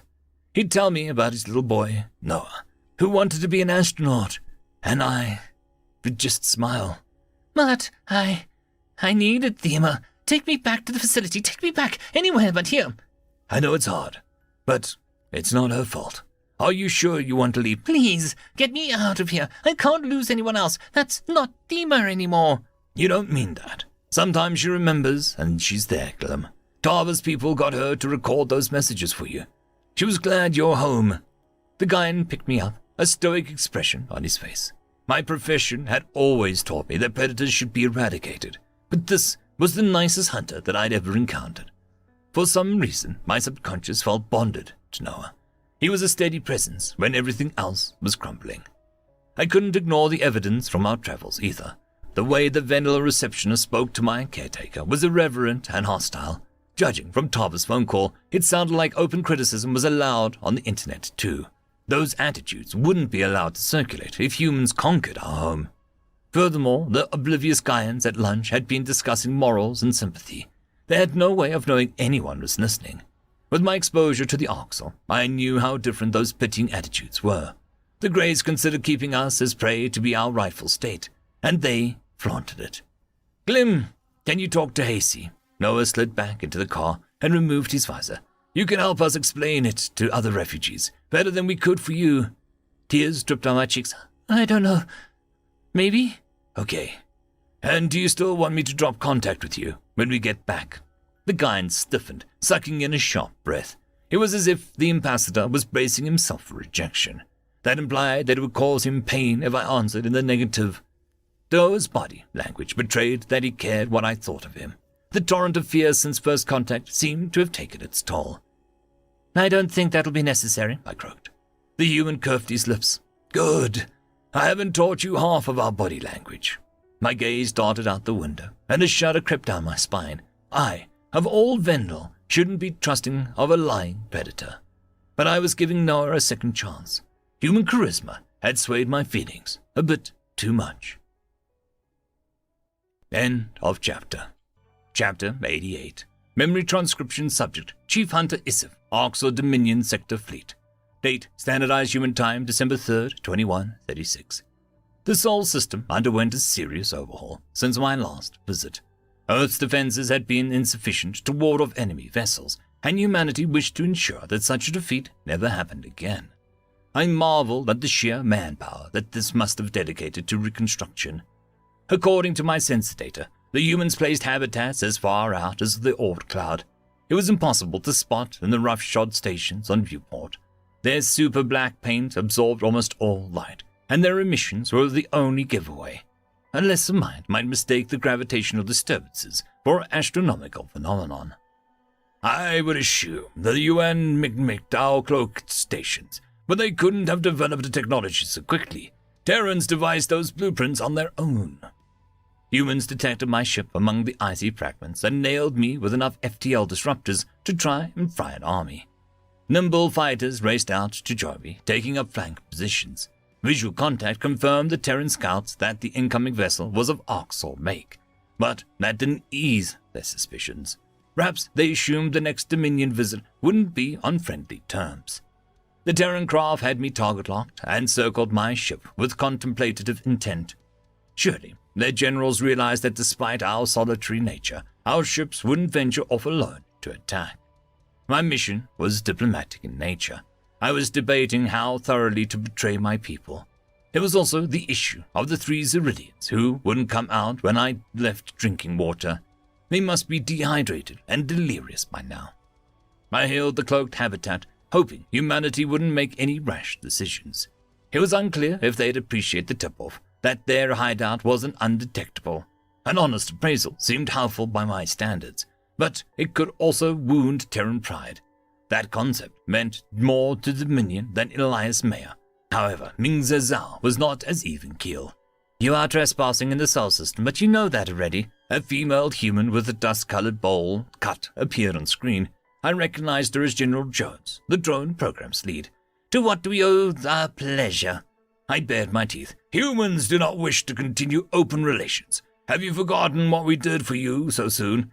We didn't expect the Orcs back here, keeping tabs on us. I know a warship when I see one, and I certainly don't like it gunning for Earth. Why do you feel entitled to roam our home system?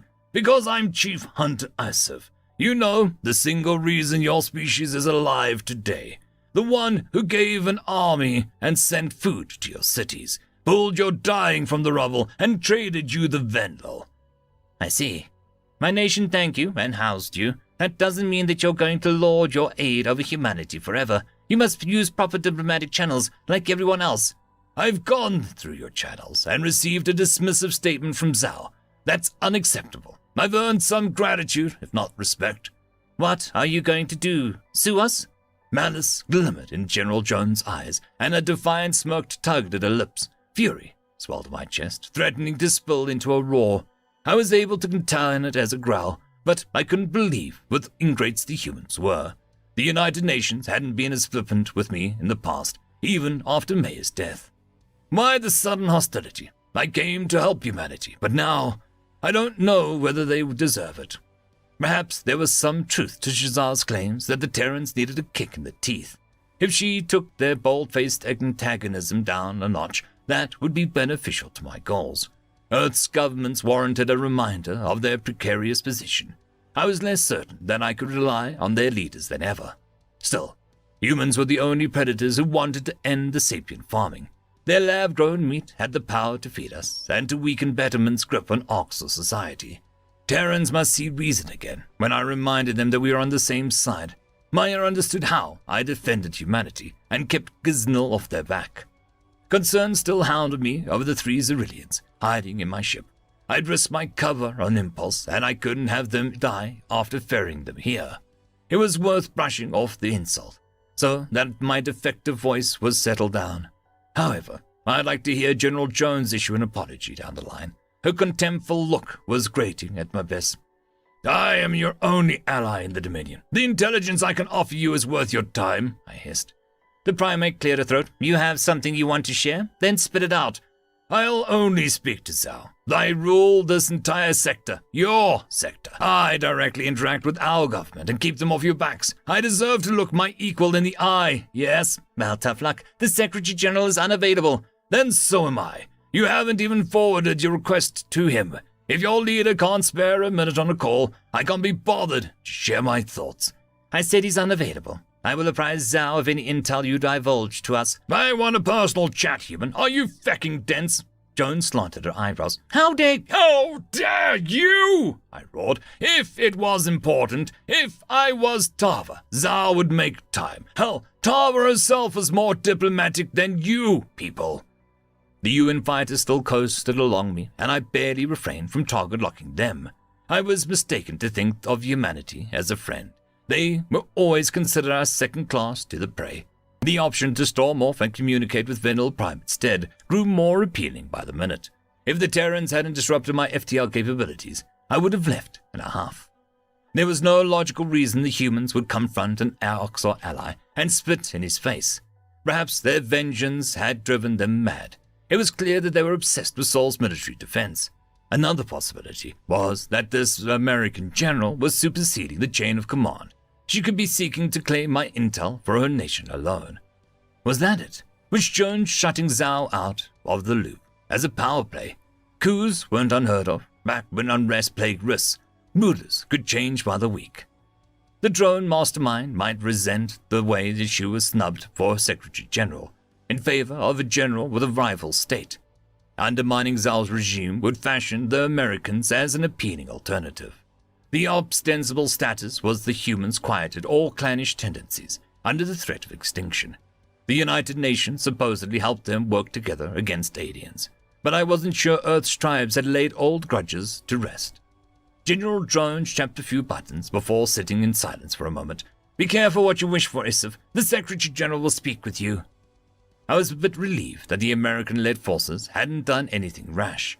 Humans were bold enough to try and capture me and convince me to talk through other means. From what I read in my holopad, their interrogation methods could surpass even Orcs creativity. If I'd shared those tidbits with Giznell, he'd respect their cruelty.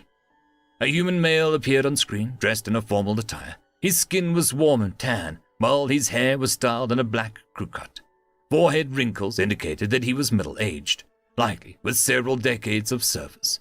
Anger oozed from his taut grimace, even as his shoulders were forward, asserting dominance. "Mr. Secretary General, it's an honor." I forced a placid expression and dipped my head. "I intend for us to meet much sooner. A shame, yes?" Zhao's expression didn't change. "Well, you have my full attention now. I suppose that was what you wanted." "It is." "That American general was stalling me from contacting you. I fear she may be watching out for her national interests at your world's expense. General Jones and I have an understanding. National interests mean nothing, with humans' interests under constant threat. That threat is extinction, and it pays no mind to borders. We cannot afford squabbles. But Jones will not pass along my call, because I told her not to. I was already listening the entire time, you know." My eyes narrowed with outrage, and I lashed my tail. The Secretary General would blow me off when I came to Sol to protect his forces. For pack predators with ubiquitous empathy, they had a lousy way of showing it. Who was I kidding to think humans would have defended Arxor? Dominion rebellion meant nothing to their self-interests. I knew Terran still cared about the Vendel like their own pack. The new Secretary General also lauded the other races that aided Earth, yet sported contempt for the Arxor. Furthermore, they launched a new exchange programs with the Jotun and the Xerillians, while welcoming defecting herbivores to their alliance. The ever-patient humans found the resolve to train the quaking prey. To my amazement, those efforts were getting results.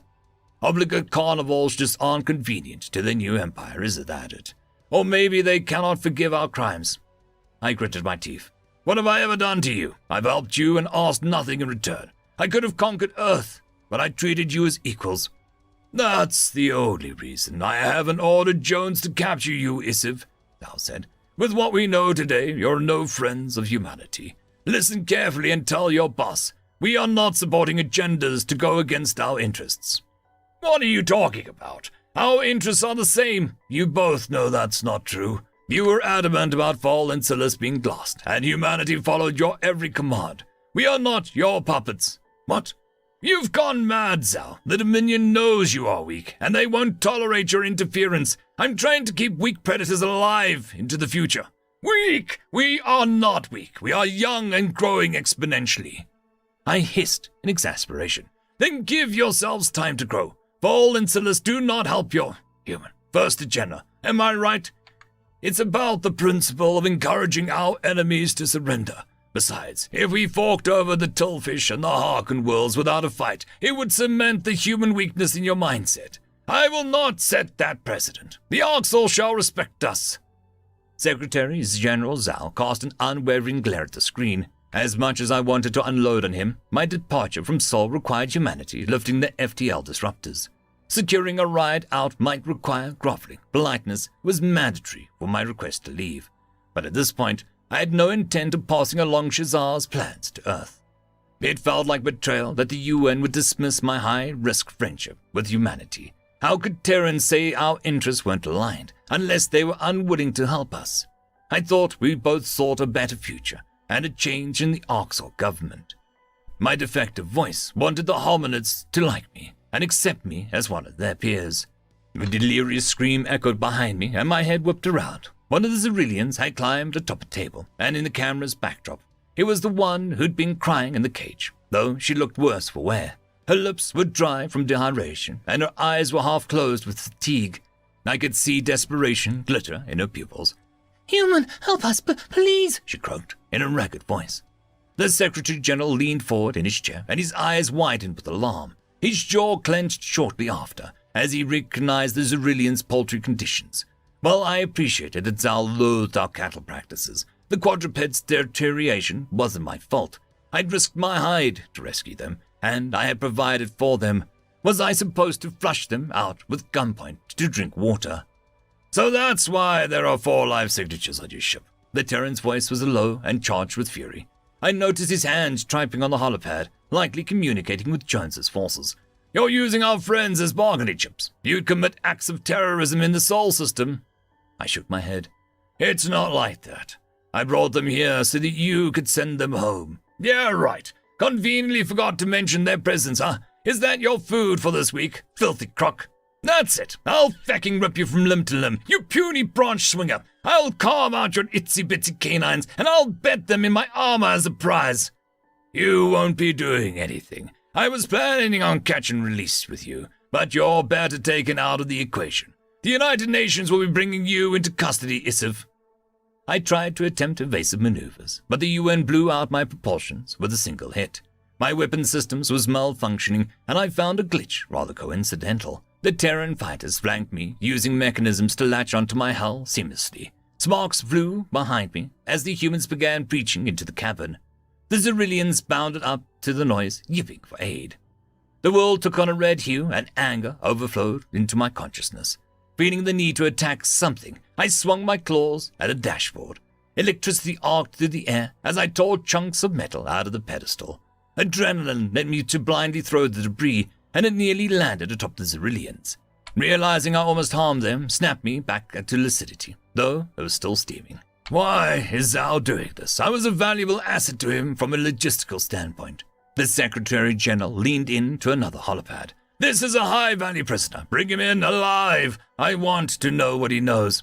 You're making a mistake, I roared. Why are you doing this? For one, you've learned too much about Earth's revamps. The element of surprise is important. If worse comes to worse, an enemy chief hunter can't ruin that for us. Enemy? Mayor, knew that I'm not your enemy. We want the same fecking thing, Zal. Mayor was naive. He couldn't see an enemy if they were holding him at gunpoint. I curled my lips with disdain. You don't believe that I'm an ally just because I'm an Arxel? No, I don't believe that you're an ally because we've obtained Arxel reports, including Shazar's partial transcript of your visit. I leaned back on my haunches. Understanding dawned on me as I realized that the United Nations had tapped into our communications network. Mayer understood how I played things up for effect, but that knowledge hadn't been passed on to his successor. Perhaps my acting was a bit too superb. If it fooled the very people I was protecting. My offense over Terran aggression was gone, once there was some basis for their behavior. This was all a misunderstanding. It should be easy for me to clear things up. Of course, Earth wouldn't welcome someone who claimed to be using them as a war. It didn't help that I insulted Zhao in my speech, though such rhetoric was tailored for a different audience. What is it you think I said? I hissed. I'm using the humans to make the Dominion their supreme unchallenged power. Oh, what about this one? The UN are clueless to our aims because Zhao is blind and on the warpath. You can't take that at face value. Read between the lines. You're intelligent. I was trying to talk Shazad down. She wants to nuke your prizes with your forces still there. We know that, and we know your rationale against an attack was not yet save our strength. A metallic section of the wall toppled inward, and the Terran soldier stalked inside. The primates almost tripped over the Ceruleans, who ran towards the entry point. The humans rounded on me in formation, wearing goggles over their eyes. After a moment's hesitation, I sunk to my knees and raised my paws in surrender. "Why would you tell me you know all of this? You're tipping your hand," I growled. The Secretary General sported a malevolent grin. "Because you're never going to tell your people any of it." A dart embedded itself in my neck, and I plucked it out on instinct. My head felt a bit woozy before I lost my balance. The humans crept closer, readying more sedatives in case the dosage was inadequate. My eyes fluttered, and my vision shrank to a pinhole. There was no hope of talking my way out of this situation, and it wasn't the Dominion who did me in like I imagined. My undoing was assisting alien predators who never planned for me to leave the Sol system again. End of chapter. Chapter 89. Memory transcription subject, Slanek Vendel Space Corps. Date, Standardized Human Time, December 3rd, 2136. The dark thoughts didn't catch up to me until we circled back to our main base, within the Tillfish metropolis. During combat, the survival instincts humans drilled into me prevailed. Emotion was something to be shut down, because it would interfere with our mission, but not with Marcel now. I began to worry that the Terrans had awakened within me. There must be a reason I hadn't written my parents, since our deployment to the cradle. Had every opportunity to send a message home to Vendel Prime, yet I neglected this task of telling my folks I was okay. What kind of son would leave them in the dark while bouncing between war zones with predators? They just buried their other child. My brother had perished in combat with the Orcs not long ago. I powered through during the battle, but images of the Tillfish falling lifeless haunted my mind. The scariest part was that I hardly felt anything over pulling the trigger. Marcel said, to paraphrase, that the only sociopath wouldn't feel the conflicted over their first kill. Why didn't I feel proud when the dust settled? What if my family thought I'd become a predator when they saw how much I'd changed? Taking a life should have rattled me more, yet I feel only hatred for those who would threaten the humans, just a pit of rage. Marcel penned a letter home every day, since FTL comms couldn't reach Earth. The redhead human was manning the UN supply tent as we waited out our shift. Our locale was open for public grievances, as promised. Unfortunately, for the second day in a row, nobody wandered into a predator encampment. The humans needed to find a different way to connect with the Siddis populace. Marcel smacked a paper he had written. "How does this sound? The UN specifically sought out people with a love of insects and arachnids. How? Entomologists are shortlisted for the diplomatic corps. Guess they couldn't find enough bug lovers because I'm stuck here." I think that you're running out of things to tell her. You've already talked about your discomfort, I remarked. "No, this one is about how they're selecting people, Slanek. We didn't have to be here. Humans and Tillfish share that feeling of stay the feck away from me. A mutual agreement that the end could have avoided this crap." I think such an agreement would have been wrong too. We felt the same way about the humans. Was the exchange program not a mistake? No, of course not. We're nightmares to the Tillfish, and they're nightmares to us. It just meant that we didn't have to kill each other over it. Avoidance was possible. But when we cleared the rogue settlement, that wasn't avoidable. We didn't have to kill them, Mark. Didn't you like cleaning up the neighborhood patrols? The Terran stared at me for a long moment. "I don't like killing anyone. I told you at the protest. It's a last resort." Life is precious, right? You humans just shut the kill switch on and off as you please. What the feck are you on about? It's easy for you to commingle violence and empathy. Your emotions never run amok, but they're never absent either. Maybe Vendel instincts exist for a reason because, we shouldn't flip that switch. Marcel placed the letter down, and his mouth fell into an O shape. The human inspected me with piercing eyes, scanning my mannerisms with ease. This was my closest friend in the universe. It was like he could peer into my soul. Doubts racked my mind, along with the shame and fear. What if the training from Sarah's instinct program had gone too far? Was I turning into someone I didn't want to become? "Slanek, are you okay?" the Terran asked. I slumped my shoulders. Violence should sicken me. I'm a Vendel, a timid one at that. I blew someone's head off, but I can't make myself feel guilty. "Easy, buddy. There's no right way to process your experience. You were focused on surviving, and now you're confused. Because you feel like you had to, because, you think that our mission is justified. I regret that I had to kill him, but I don't wish that they were still alive. The alien leaned back on his haunches, running a hand through his auburn hair. I could see Marcel's scarred face contort as he contemplated what I said. My human must be horrified by these words, though his kind were excellent at masking negative reactions. Scathing judgment must be running through his brain at the second. I wasn't the innocent Venlo he befriended. I remember how proud Marcel had been at my first combat simulator, and how fervently my human encouraged me.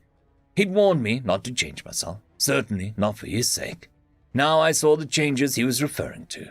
The program taught me to manage my fears, but I'd lost my identity along the way. A soldier without empathy was no more trustworthy than a coward. I'm still a liability to Marcel, just in a different way. He deserves a better Vendel as his buddy. The vegetarian chuckled and shook his head.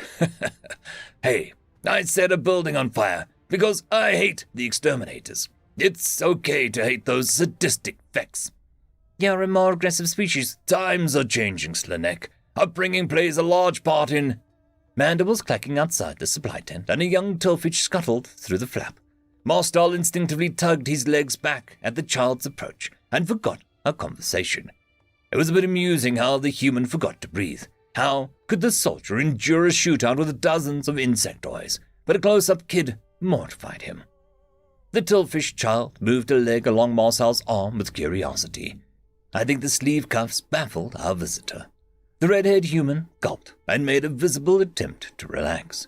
His pale hand fished into the drawer, and for a moment I feared that he was grabbing a gun. Perhaps I should have stepped in instead of having a chuckle at his instincts.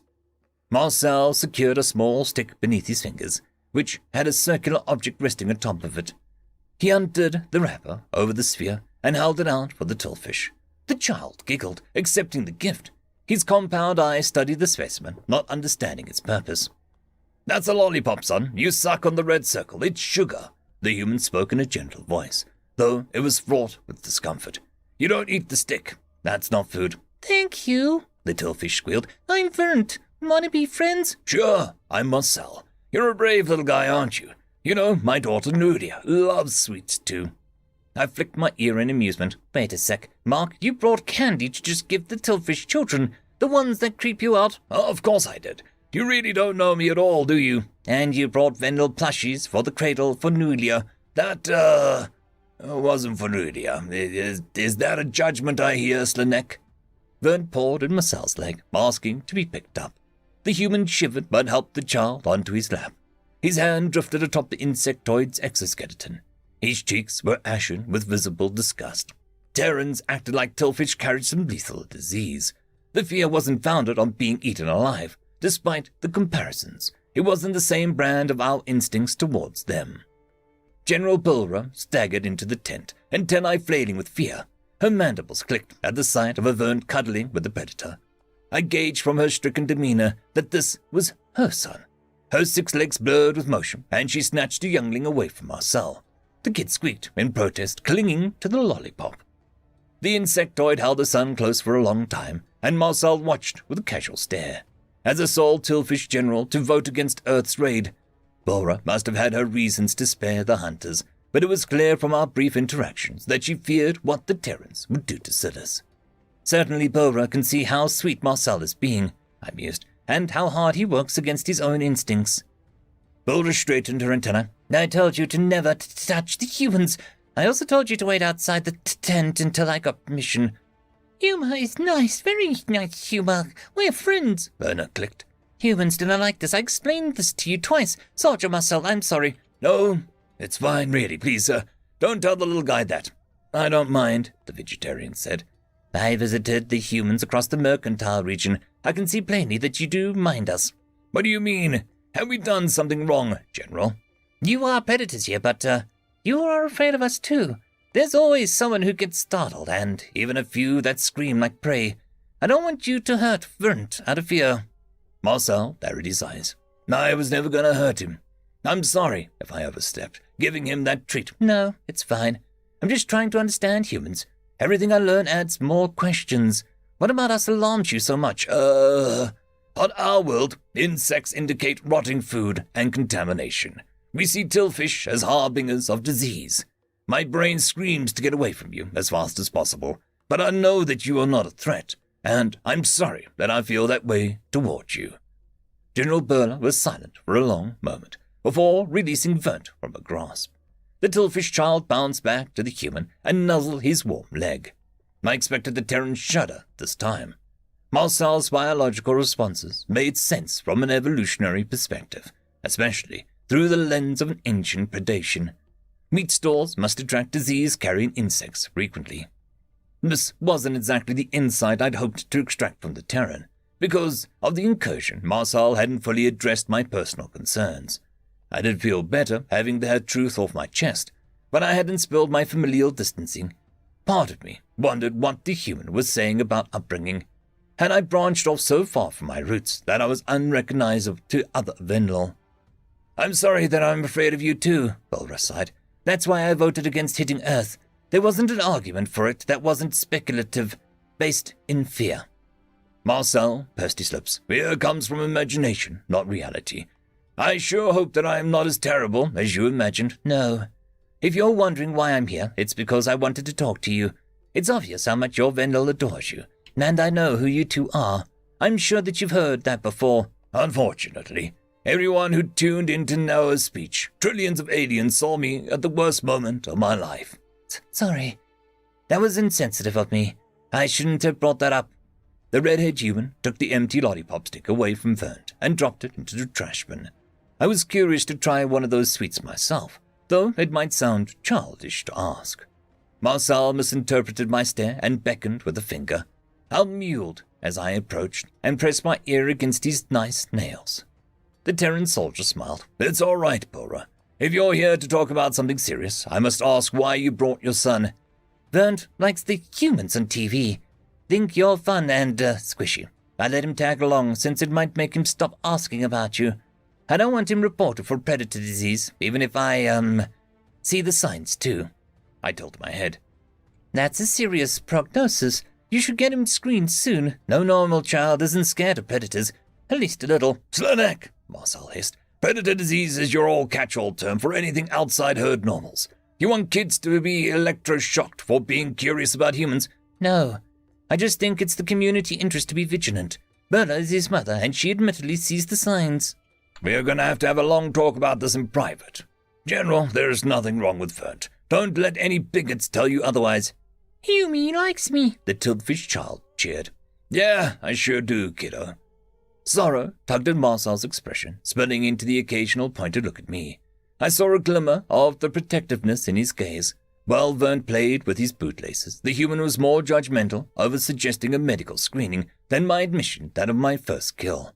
It was like my best friend thought that I wanted to hurt a child. It is sad that some people are a danger to society. We can help a few of them if we catch them early. The vegetarian swallowed. Anyhow, to business. What can I do for you, Burla? I heard reports the UN divisions picking up and leaving in a hurry. Many Tilfish see it as a victory, driving off human invaders. But I know there's something more going on, she explained. I haven't a clue what you're talking about. Nobody here's left. It seems the units in the big cities are the last to leave. It's like the UN wants their departure to go unnoticed. If I'm right, I expect them to pull you guys out within the hour. Is that so? I told you we hoped ground occupation wouldn't last long. Maybe the UN is stepping back now. My ears perked up with hope. General Burla had no reason to lie about Terran actions. Did that mean the predators were moving us somewhere else? It was clear that the locals didn't want us on Silas, so a handoff approach must be best. The humans didn't want to be here longer than was necessary anyways. All UN personnel, please proceed immediately to your evacuation zone. A monotone human voice poured through the PA system. With impeccable timing. Do not use public transport or contact the natives. Avoid combat engagements if possible. Orbital threat level is severe. Burla's antenna flailed. But what? Orbital threat level? Are you striking us into submission?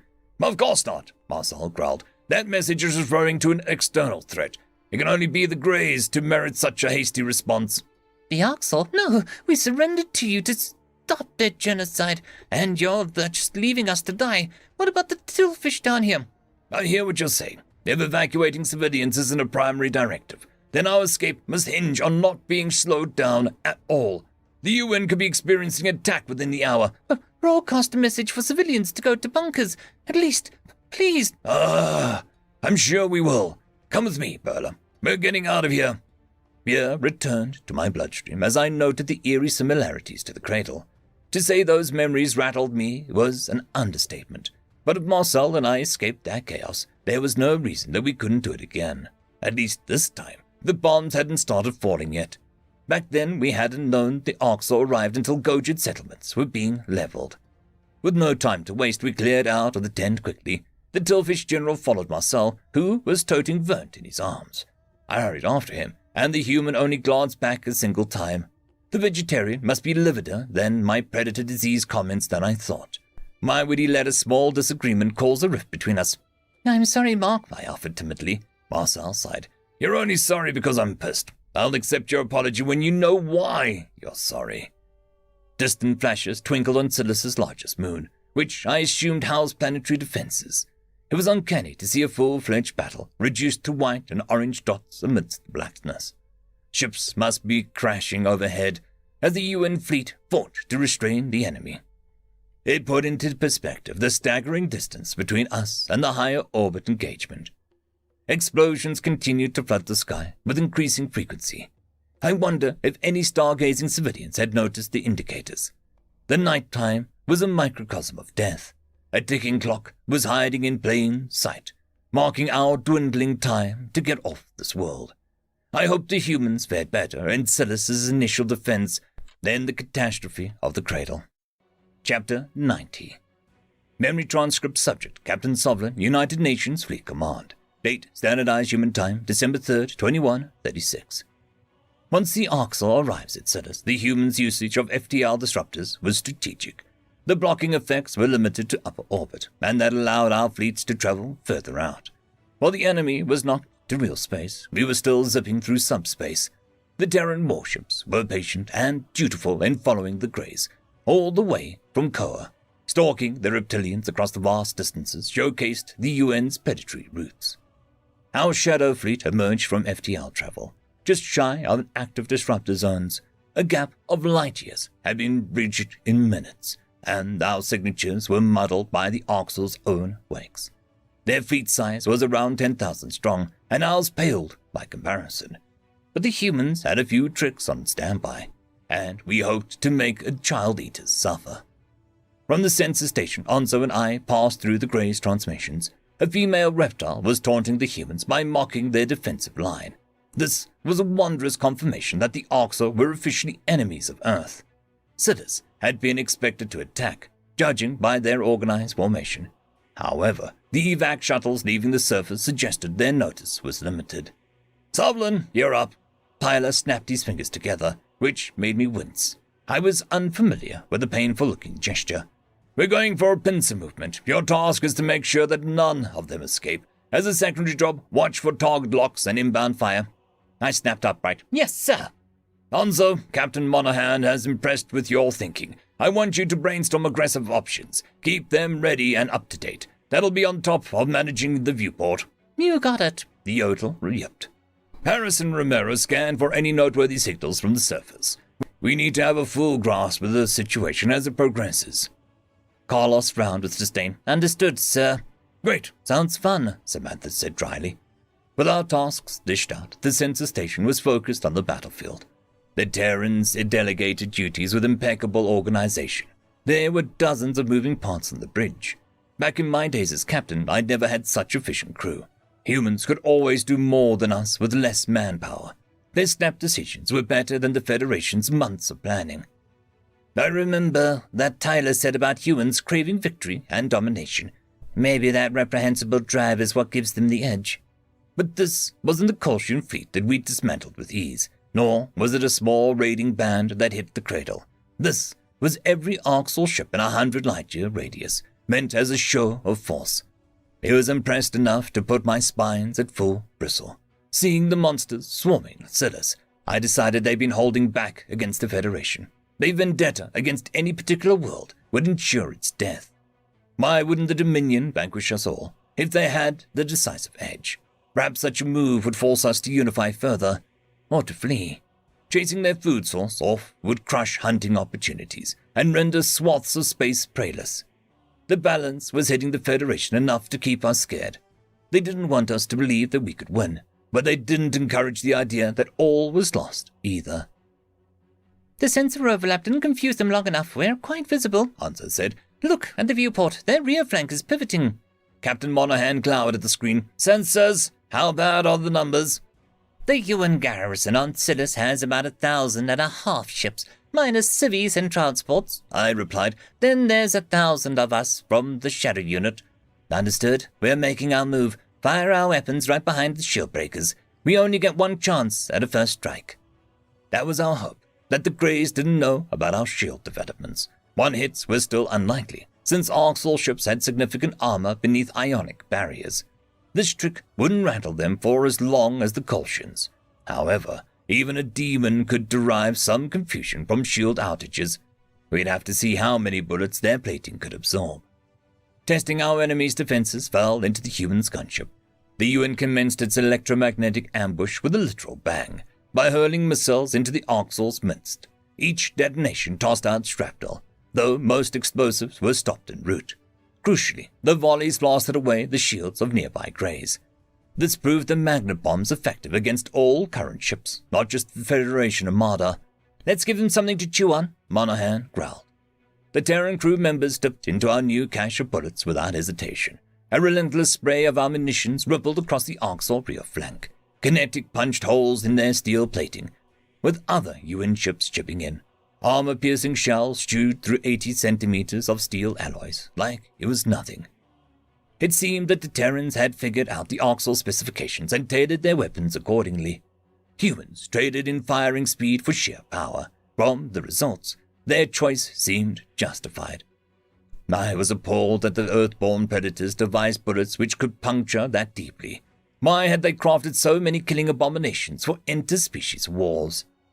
The Greys' evasive maneuvers were nigh instantaneous, as though rehearsed. Rather than bumbling into each other like the Federation, the Arxor communicated to avoid collisions. They returned sharply across our flight path, and were aided by a small turn radius. The enemy's mobility presented an added layer of difficulty for human targeting systems. Sensors confirmed hits on about 400 hostiles. That's solid, but not as much as I'd hoped.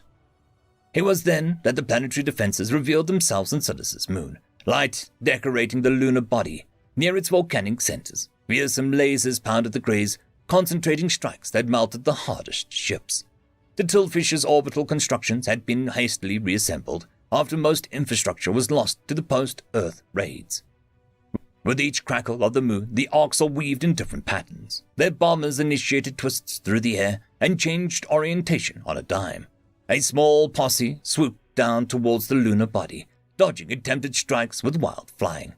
I could see the glimmer in the humans' eyes, acknowledging a skilled foe. Even if they wouldn't vocalize it, the Terrans respected the Greys' quick adaptation. There's about 3,000 fighters whipping around to face us. A few hundred are going for the moon, and the rest, I muttered. Focus on the defenders and the planet, Hanzo finished. Tyler cleared his throat. How many enemy casualties visually? It doesn't look too convincing. A bit shy of 1,000 per the sensors. I chewed on my claws and stared at the oncoming formation. I see a worrying pattern here, fighting every battle outnumbered. Samantha flashed her teeth. He wasn't quizzing your pattern recognition skills. Taking on the entire galaxy has its drawbacks, obviously. Right, I know you said not to let the feckers escape, but unless you reasonably think that you can win, it's us who need to pull back, I offered. Tyler raised an eyebrow. Without even meeting them head-on? 5 attempted target locks on us already. Do you think that we can survive that? The Greys are gunning for the Terran-made ships, not the Federation retrofits. The blonde human narrowed his icy eyes and jogged over to the captain. Monahan was on the comms with the rest of our fleet, plotting the overarching strategy. The Arxor ships sailed closer, and I could make out their signature twin railguns.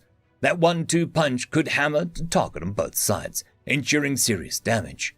It also made evasion a steep task, at the cost of splitting power output. On the opposite side of the battlefield, I could see the Orcs firing a hefty barrage at the UN defenders.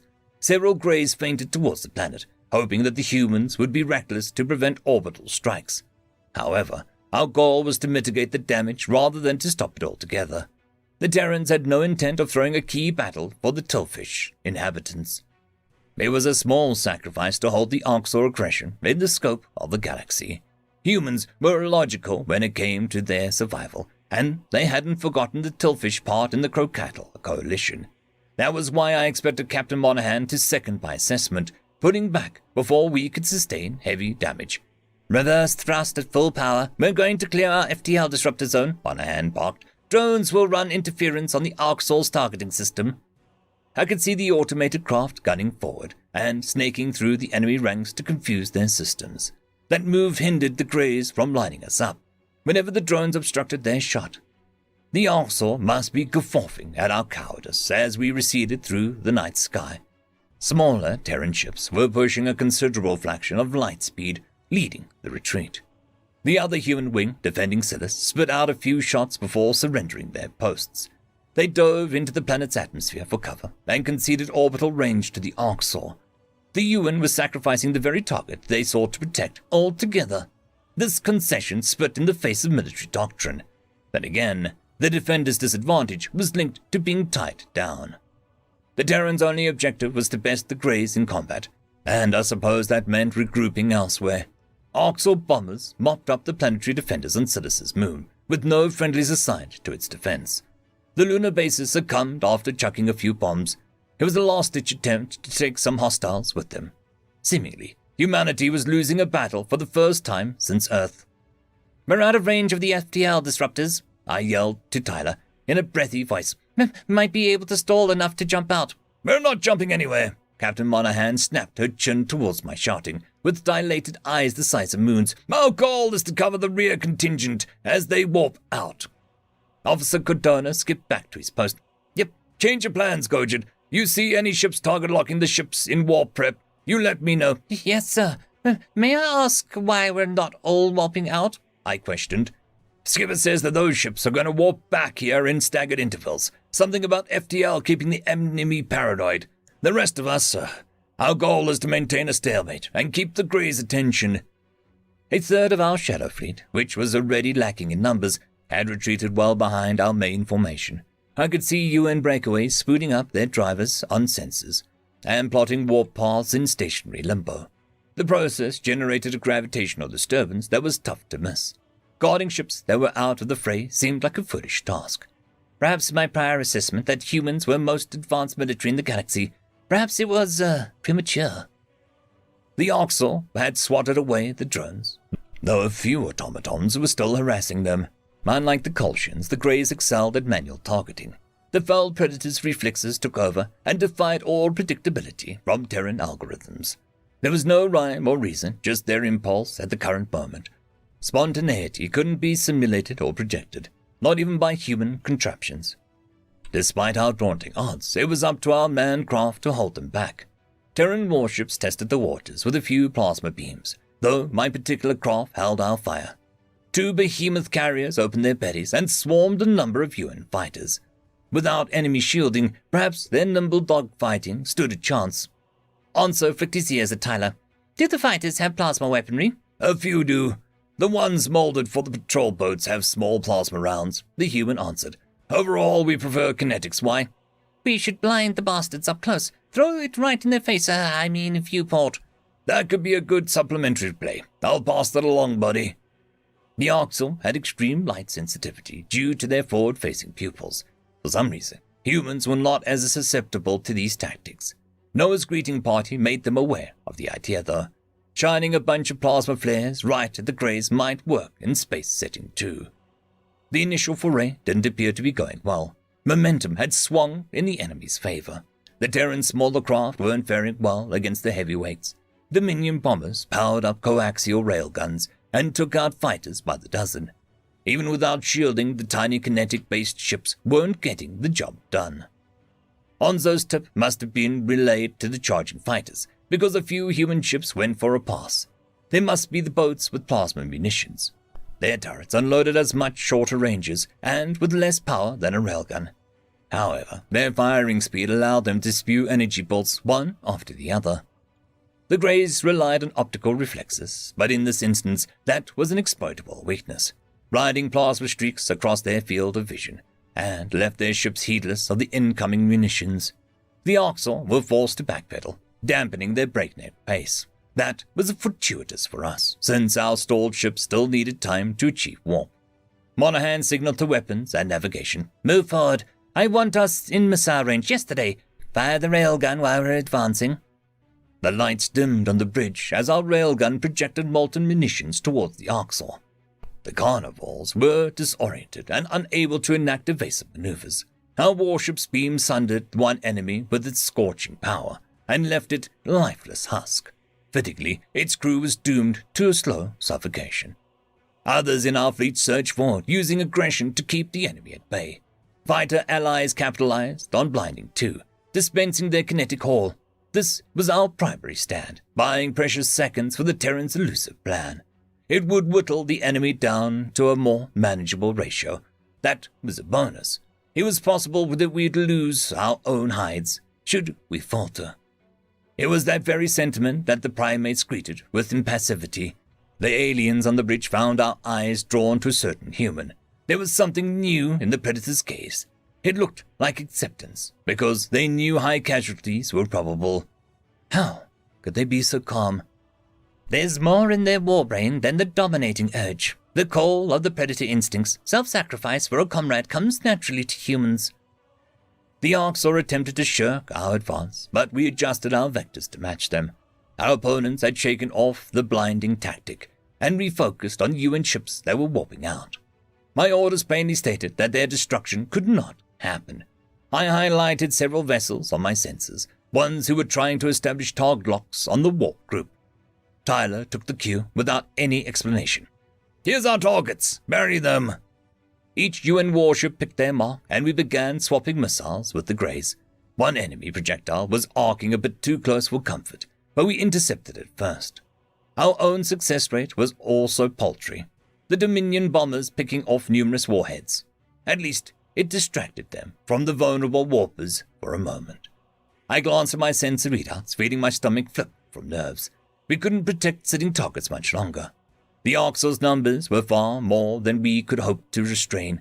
Hostile bombers, fresh from demolishing Silice's moon, were joining up as reinforcements. Our last trick had been executed, and now this was a straight-up brawl. In hindsight, the Terrans could have withheld the sect of the Shadow Fleet from the beginning, but the main ambush was supposed to be deadlier, and we expected to scatter the enemy. I figured the reason our ship lingered was because the brass realized every craft couldn't escape. Someone had to guard the jump point. Captain Monahan stamped her foot emphatically. "Do not let the Orcs get anything off that rear flank. They are aiming at us too. There's a target lock on our ship," I called out. "Damn it. If we try to evade, they get an opening. Shoot them first." A weapons tech coughed. "There's no time to calibrate." "I bought it. Give me a Hail Mary." The Terrans identified the ship target locking us and swiveled the railgun in its direction. With the vastness of space, it normally took several seconds to align the sights and set the coordinates. The technician squinted through one binocular eye, as though that would enhance her predator instincts. She jerked the railgun on target and scrolled across the viewport quickly. I knew the task was impossible, given that humans didn't possess omnipotence. Picking something that looked about right wasn't enough. It had to be perfect. Dozens of factors went into a successful kill. Bungling a single one, such as our ship's vector, their distance, and their future location, would cause a hopeless miss. Not even an apex predator could eyeball that in a second. "Carlos, Sam, I am glad that I got to know you," I croaked. Samantha sighed. "There's no other racist war criminal I'd rather spend my last moments with." Carlos chuckled to himself. Likewise. We saved each other's asses a few times, huh?" "Yeah, mostly me saving you," I snorted. The plasma railgun had released its Hail Mary, but I couldn't bring myself to watch. Why spend my last seconds dwelling on our failure? Perhaps I understood the acceptance of the Predator's eyes earlier. Everyone aboard this vessel knew that we would wind up dead, and we endured that risk. Monahan could have dodged our target lock, yet the captain put the mission first. I didn't understand why Terrans had their eyes glued to the viewport. That impossible hope persisted in them to the last, unwilling to acknowledge reality. But there was no sense in crushing their childish optimism in their last moments. The loss of my friend, of Marcel's packmate, and even primitive Onza weighed on my heart. The last emotion I felt was grief. Claps, whoops, and cheers sounded across the bridge, which startled me half to death. Onza focused the viewport on the shattered vessel, which must have taken a hit to the drive column. I glanced at my sensors and saw the Togrock was gone. That was not possible, even for a predator. The odds were astronomical. There was no way any living being could land such a shot. "We're alive! We're fucking made it!" Tyler hollered.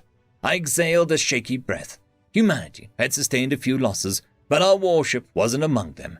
Miraculously, our stall tactics had delayed the enemy for enough time. Dots from the rear contingent vanished off screen, one after the other.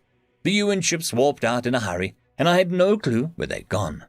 The humans succeeded in getting a few players out of the system. Now, we were stuck here, and we had to find a way to survive. End of chapter. Chapter 91. Memory transcription subject, Slanek, Vendel Space Corps. Date, standardized human time, December 3rd, 2136. The bombs began falling within minutes. From our vantage point, the explosions were mere smoky blips on the horizon. Orange pops illuminated the night like wildfire. But I knew that they were destructive strikes against Silice's supercontinent. How had the Orcs gotten within orbital range so quickly? Why had the human defenders been unable to slow them down at all? Terror filled my fur, as I guessed the UN was no longer challenging the front flank at all.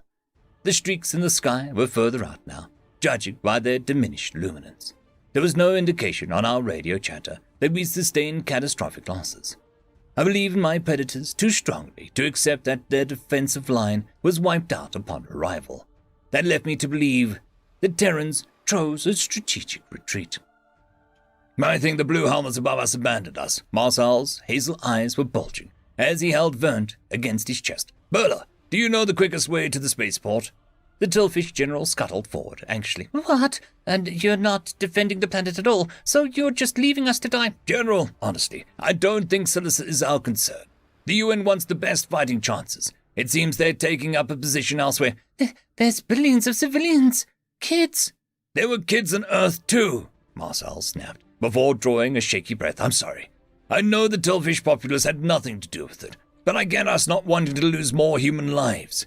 Honestly, my friend's anger made perfect sense. The emotional distress was visible in his eyes. It was unreasonable to expect the human to fight tooth and nail for an enemy, even if they'd done so on the cradle. The difference was that the Gojid Union was stopped before they could deal any damage to the Earth. Even I harbored a grudge against the Tillfish for the heartache their raid caused. General Burla hadn't seen the human cities buried in rubble, and predators burned half alive. She hadn't watched massive soldier drops to their knees, sobbing brokenly. After a vengefulness that surfaced in the following week, I would have pegged the Terrans to glass this planet themselves. It was merciful the cooler heads found reasons to accept their surrender at all. "Please, Marcel, I know, and all of humanity have suffered, but how can you let children die?" Burla pleaded. The human covered Vern's antenna carefully. "Funny, I remember wondering aloud how the Federation could slaughter us, saying those exact words to Slanek, just like you are implying about us. It was my call, Burla. I would save as many lives as I could." "Then save some of us, however many you can." "I am. I'm saving you and Vernt." Marcel placed a Tillfish child atop his helmet, adding another adornment to his cranium. Vernt had been quiet ever since the bombs started falling. I doubted he understood the gravity of the situation. But at least the kid recognized our demeanor's shift. The young insectoid's eyes lit up briefly from his new perch. "So high, you as tall as a mountain," Vernt giggled. My best friend quickened his steps. "We're about to be much higher, because Burla is taking us to the spaceport, right? And we're going to evacuate." The Tillfish general cleared a throat. "Yes, sir. Follow me." Burla scuttled through the nearby alley, and my human followed. I hustled after him, though my legs weren't as durable as theirs. Marcel glanced back at me briefly, and I gave him the most adorable head tilt I could muster. His response was an exasperated sigh, before barking to pick up the pace. If my groveling couldn't melt his frigid act, our relationship was in dire straits. The human had never shut me out since the beginning of our exchange program. Now, out of the blue, we weren't on speaking terms. It was unfair to push me away, especially when our lives were in imminent peril. Hell, it was almost manipulative. All I could do was advise Berta to take Vernt to a medical professional, like any reasonable person. To make her hopeless situation worse, a bone-chilling bark reverberated behind me. I knew without looking behind me the guttural cry belonged to Dino. The slobbery dog had a habit of waiting outside my tent and seeking me out during its downtime. The humans allowed it to roam the base wherever it pleased, without a care for who it bothered. Yeah, of course. Its handler couldn't have collected it for the evacuation. It had to be breathing down my haunches during the raid. Burla screamed, "Predator, run!" "No, it's okay. Dino, sit," Marcel bellowed. The filthy mutt whined and lowered its rump to the ground. Its sable tail thrashed the pavement, while its brown eyes studied me. The pink tongue lolling out of its mouth was covered with saliva flecks. It was a relief the dog obeyed, with how it had been barreling down on our position. The demon couldn't sprint faster than human while sharing their tiredness. Dogs are persistent predators too, aren't they? I realized. That's why the humans favor them and once used them for hunting. Slanek, the dog's with you. The human's low voice made it clear that there was no room for argument, unless you wanted to be difficult. I drew a shuddering breath. I'm not the one being difficult. Dino seems nicer than you right now. The last statement wasn't heartfelt, but I wouldn't give Marcel the satisfaction of seeing my discomfort. The dog bounded up along my side, and I tried not to focus on this monstrous presence. Burla seemed wary of the beast, though Vernt was testing out the word dog with giddiness. The longer I observed the Tilfish child, the more I thought something wasn't right with his wiring. Marcel had his service weapon drawn and eyed Tilfish civilians we passed warily. The human was aware of our present vulnerability to rebel attack. The city's populace resented us more after we gassed and defended them at their initial protest. My friend was the one who ordered the curfew, so they might have a particular disdain for him. Burla steered us past factories and storage units, keeping our own eyes peeled. The Tilfish general was avoiding crowded areas where possible.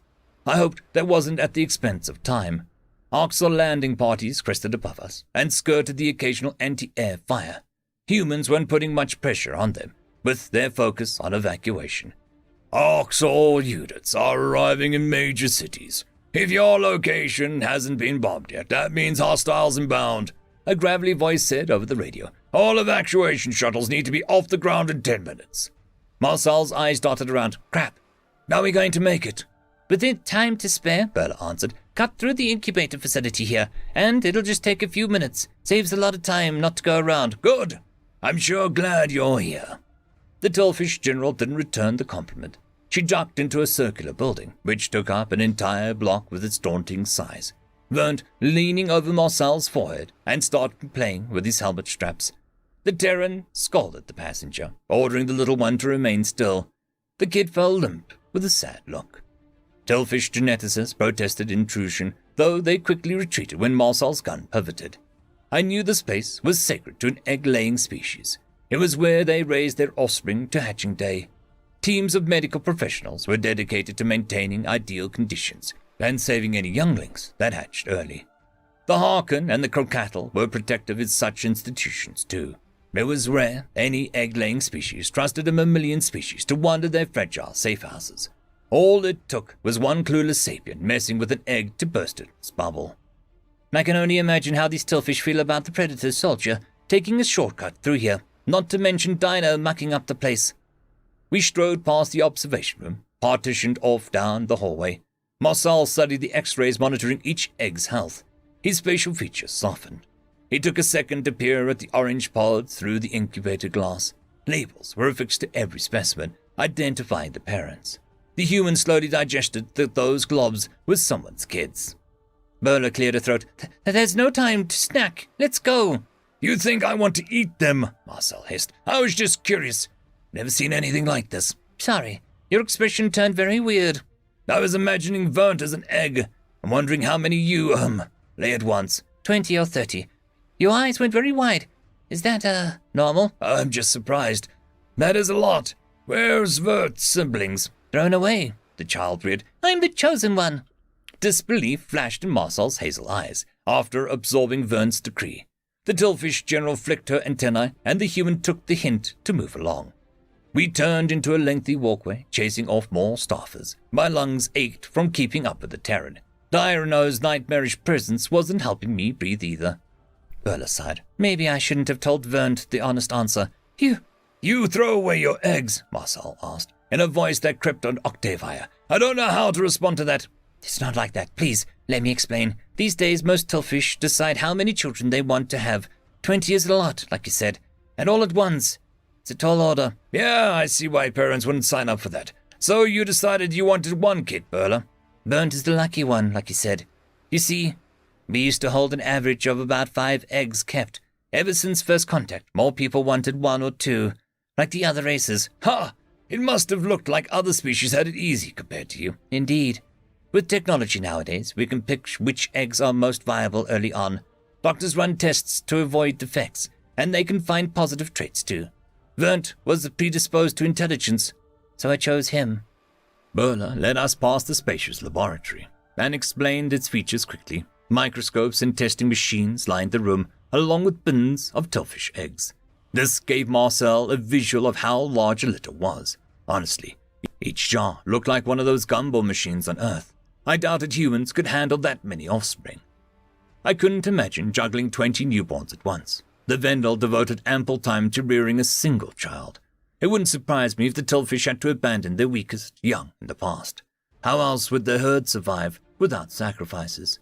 There was a lot of mouths to feed prior to the post-scarcity era. It made it somewhat understandable why they became omnivores. Exit out the rear door up ahead and across the street. We're almost made it to the spaceport. Burla clicked. Vern bounced on the Terran's helmet. Awesome! To space with humor! The tour had been welcome distraction from the Orcs raid transpiring outdoors. Inside the stone building, I couldn't see the explosions peppering the skyline. But it was time to endure the final chaos and face our grisly reality once more. Marcel slung forward with caution, leading the way to the exit. The paranoid predator still hadn't lowered his gun. Dino's ears perked up and the beast projected a fearsome bark. The sudden noise, thunderous and throaty, nearly made me tip from fright. The dog's hackle fur rose, and it began outright growling. I knew it all along. The vile predator was going to attack at random. I could feel my insides twisting and my legs turning into paste. What is it, boy? Marcel paused at the door and turned his head towards the canine. You hear something? It's ravenous. It's gone feral, I screamed.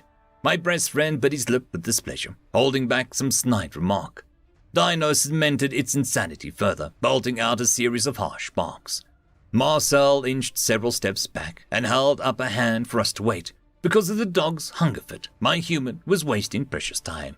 I'm so sick of this non-sapient thing. It's dangerous, and I'm tired of the Terrans treating it like a pack member. A dangerous thought crept into my mind, and I unclipped my sidearm. This was the perfect chance to put Dino down. It wouldn't win me any favor with Marcel, but I was already out of his good graces. I coaxed my weapon up and lined the sight on the animal. Its outburst gave me a suitable reason to be rid of it at last. Marcel was oblivious to my extermination plot. His gaze was following Dino's stare. Shadowy shapes moved up to the door, and I jerked my gun away from the dog. Its growling was drowned out by the sound of shattering glass. Gunfire tore through the door's opaque frame and launched into the room. The human sprinted back towards our position, holding up Burn. Orcs or hostiles, Marcel roared, terrifying Burla with his pitch. Is there another exit?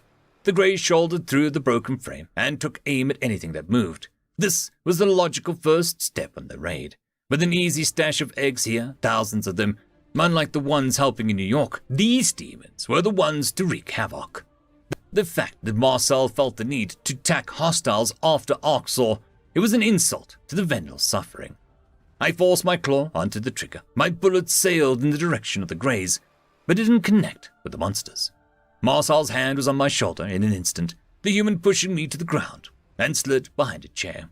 It warmed my petrified heart to know that he'd still protect me in a battle. Dino charged at the monstrosities and sank his fangs into the oxal thigh. The dog brought down the Grey with ease, like it was wrangling a prey creature. One Dominion soldier attempted to rescue its colleague. However, The hasty shot missed the dog and went through the downed Orc's stomach instead. The ugly much charge had bought us time to regroup. If it hadn't detected the Orcs or raiders, we would have been gunned down the second we stepped outside. Those vicious growls might have been a warning for us, just like Marcel assumed. I felt a tinge of regret for almost shooting it, though I shoved the emotion down. "Merla!" Marcel waved a hand in front of the general's face. "Is there another exit?" The female tillfish swallowed. There's an emergency exit to our left. "Good! We move on 3. The human whistled to the dog before popping shots off at the Orcs to cover its retreat. The animal came running at Marcel's summons and returned itself to my side. Dino was threshed out of the combat, sniffling my paw a bit too eagerly with its predatory snout. I ignored the beast, but I tried to suppress my innate resentment. The greys dusted themselves off from the dog attack and peppered our cover with bullets. The foam upholstery wasn't built to survive an assault. It was riddled with holes in seconds. This wasn't an actual shelter that could ward off the Orcs or savages. Marcel gave the signal to move, and I indulged my instinct to run with gratitude. The human dispensed a few hasty shots, giving us time to move. He lingered behind, all the while drawing the Orcs' attention. Out of my peripheral vision, I saw one monster buckle to the floor. My legs bolted for the side corridor, while my tail found itself drooping again. Burla and I pressed up against the wall, with Dino skipping at our heels. It brought immeasurable relief to be huddled at more secure location. However, the sensation was fleeting when I remembered the human. My eyes searched for him and found his lanky form still crouched behind the chair. Marcel had taken out another grey, but their raiding party could afford a few losses. The human was surrounded and would be mowed down in the instant he stood up. His hands cupped burnt against his chest, gentle affection in his gaze. An unimaginable sense of loss gripped my heart when I realized the primate was pinned down. The thought of anything hurting Marcel makes me weak to the knees. He's someone I love being around, and who I trust above all else. My human deserves to make it out of here, I muttered to myself. My shaking paws became still as the motivation spurred a return to my training. I poked my head out from behind the wall and shouted for the Orc's attention. Marcel widened his eyes, gesturing at his throat. There was no chance I'd let such a wonderful soul sacrifice himself for my sake. I did my best imitation of an injured squeal, fully earning the grey's attention. The human stuff burnt into his helmet and bolted towards my position, barely aiming. I lobbed several shots at the Orcs. My newfound bravery fizzled out as dozens of gelatinous pupils trained on me. The enemy guns swiveled away from their fellow predator and landed on the weak Vendel. Pain launched through my shoulder, like the muscles were torn from my arm. I fell backwards as white-hot agony overwhelmed my senses. The Orcs nailed me with a bullet. Did that mean I was dying? My panic intensified when a sharp teeth pressed against my scruff. Dino dragged me behind the wall and planted a slobbery lick on my mouth. I screeched in disgust. Away! Gross! Marcel slid to the floor. Slanek, no. Are you okay? Answer me. Leaf, please go. You just have to get your shuttle. The vegetarian tapped a wristband, which offered a readout of Terran numbers. It was illegible to my eyes, but I sensed that the information wasn't a positive sight. A sad smile crossed his scarred face, and he breathed a half-hearted sigh. He deferred my firearm to Burla before kneeling beside me. The countdown is at 0.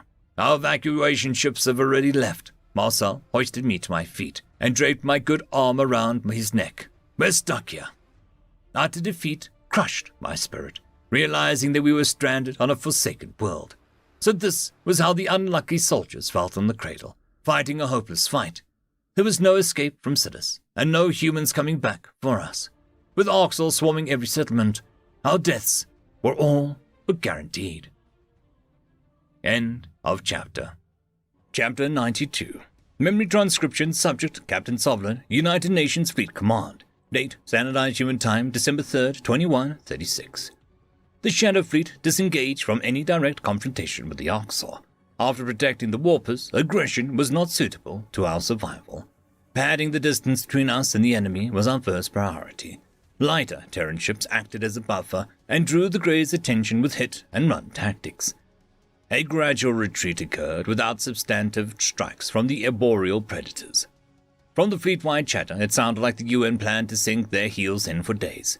I didn't understand how prolonged this conflict's duration helped our cause. How long could any sapient maintain combat readiness for? Perhaps the humans were willing to drop dead of exhaustion if the Greys bit the bullet too. There is also the question of our warp fleet, and if they're coming back. Humans don't desert out of cowardice, do they? I trusted that the Terrans had a plan at work, and that military flightiness was uncommon on Earth. There had never been a chance of holding Silas, which was presently encircled by Orcs ships. This was about proving that humanity wouldn't go down with a whimper. The Greys would have to claw for every nanoparsec. Tyler clamped his Yodel pal on the shoulder.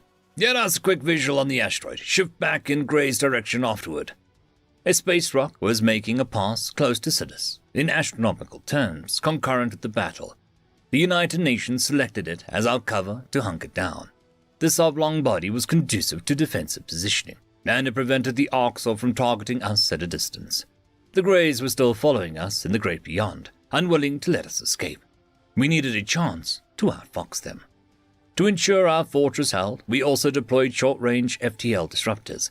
The last thing humanity needed was for the enemy to warp in on our haunches and mow us down without warning. Curiously, the Orcs hadn't enacted a similar barriers to stop our vessels from trying the same thing. Dominion ships might not possess anti-FTL capabilities, since no foe had the gumption to drop atop them before. Orcs craft had fanned out around the asteroid, attempted to swallow it whole. I got a brief glimpse of the crater-pocked surface as Onzo focused the viewport. Captain Monahan positioned us with a sight line around the asteroid, while keeping the ship frame nestled in its shadow. The Terran fleet unleashed a slew of kinetics alongside us. There was no rest for the wary during this fray. I cleared my throat. It appears that several Greys have got their shields back up and running. We could use another round of shield breakers, sir. Already on it. Thankfully, our gunship stocked more than we expected to use, Tyler replied. Okay, but why the feck are the Greys trading us away from the target? Carlos's head snapped up from his transmission feed as skepticism flashed in his eyes. Isn't their objective to take Silas? I think their objective is to teach us a lesson. Humans are a target because of Silas, but it's hardly about the territory anymore. I flexed my claws. That is a good thing. The Orcs should force us to make the first strike. Instead, they waltz right into our gunfire. My eyes darted back to the sensor screens. Per the captain's directive, I highlighted the specific ships taking the widest vectors to flank us. Those contacts would have optimal shot angles and needed to be dispatched swiftly. Repelling the Orcs encroachment was going to be an arduous affair. Electromagnetic missiles were ejected by UN gunships, slotting into enemy ranks. Unfortunately, we knew now that these wouldn't cook their shielding mechanisms forever. Our weapon stations took the down defenses as cue. Humans could crank out the kinetics in a hurry. I hoped that I'd selected the correct targets to give us an edge. Perfectly timed bullets drowned one Orcs bomber, which was strafing aggressively to the near flank. Predator technicians swiveled our main turret to a new target without hesitation. The focus in the human's eyes still chilled me, since it revealed how singular their fixation on death could be. I wondered if such a dark ability was dormant within the Gojit genome, waiting to be awakened. Soblin, you've gone very quiet. Don't zone out on me again, Tyler snapped. Samantha crossed arms. Oh, I bet he's having one of those woe is me moments. I'm going to claw out your tongue. I shot her a grouchy glare before refocusing my data. Nothing to report, sir, but my eyes are peeled. The Terran fleet had room to maneuver behind the asteroid's berth. Whenever the Greys got too close for comfort, their reverse thrusters kicked into gear, steering us away from overzealous attackers. There was a fine line between defending ourselves and getting overrun. This wasn't a mission of lofty ideals, like most I'd undertaken with the Predators. This was about survival and sticking around. The Orcs can afford a couple dozen losses if it means pinning our fleet down. Looks like they managed to land a few hits against us already. The Dominion was applying pressure from all angles. A new wave of enemies crested over the asteroid's peak, utilizing the third dimension. Plasma fire buffeted down on us, and the UN hastily matched the Greys' heading. My screen warned me of several target locks, which left our vessel in a precarious position. We were climbing right into a firing line, where Orcs wanted us. Change course now. We need evasive maneuvers, I bellowed. Monahan bared her teeth. Drop our speed as quickly as possible, then gun it the way we came. Navigations brought us to a stall, ratcheting down from the steep climb. Power was diverted to slowing us down, and a bit of resistance slipped through the inertial dampeners. Our nose dipped back in the direction we came, and I got a good look at the Terran's allies. Several friendlies were retreating from the asteroid altogether, ditching any confrontation. Onso spun the viewport towards the space below, allowing us to plot a safe course. An Orcs vessel blasted plasma towards us, right as we kicked the ship into overdrive. Navigation sent us into a barrel roll, and it was unclear if erratic movements would be enough. The energy beam sizzled past our former location, whiskers away from singeing our tail. That was a bit too close for comfort. Even the human crew realized the severity of this fight. Orcs were closing in on us from 3 directions, and their numbers overwhelmed our limited force. The asteroid wasn't long enough for us to spread out and mitigate fire. Not even fellow predators could avoid getting cornered by the conquest fleet. Monahan frowned. The UN just ordered a retreat. We're moving further away from Silas as quickly as possible. Time to find somewhere else to squat. What? Anza hissed. We're falling back again. We might as well flee the system. Knock it off. Tyler nudged the Yodel with an elbow, chastising his impudence. If the captain tells you to fly the ship into a red dwarf, you fucking do it. Yes, it's dishonorable. If a Yodel herd was this outgunned, we'd concede the territory. I shot him a smoldering stare. And pray, what happens when you concede the territory? What do the Orcs know of honor? Nobody in this galaxy is honorable, including your benevolent Federation. I thought humans had pride. We didn't defend Silas, and we're not defending ourselves now. Some of us trust the Predator's plan. Uplift. We're taking as many Greys with us as possible. Suck it up. Tyler curled his fist. Enough! Mind your stations and focus, before we all get pulverized. The Terran fleet had split up in several vectors and forced the enemy to divide their pursuit as well. It was strange to see the humans limping off like prey, licking their wounds.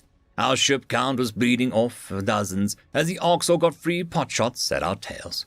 Nearby UN vessels were picked off in the viewport, leaving debris in our vicinity.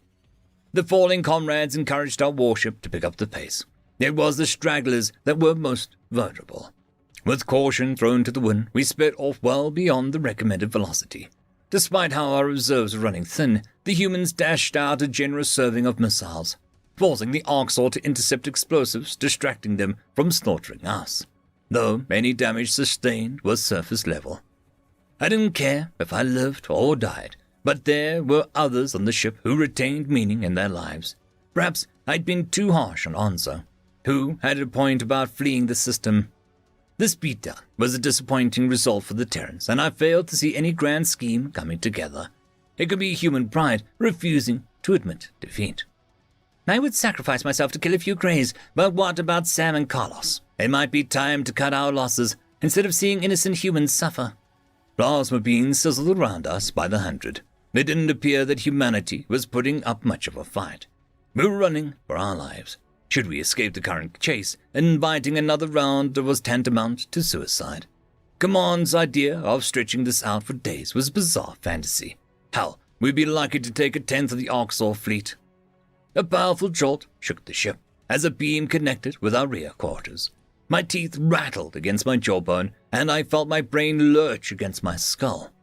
Many human crew on their feet stumbled or hit the deck. Checking my data feed, I saw that enough energy was seeped through the shields. There was a tear in our hull plating. Thankfully, key systems were unharmed, but the affected compartment would need to be sealed off. Tyler narrowed his eyes. Sovlin, report.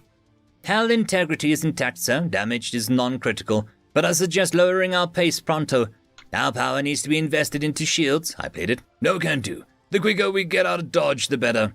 With all due respect, we were lucky to survive that hit. The Orcs will want to finish this off now. Your concern is noted. What's the status of the human fleet overall?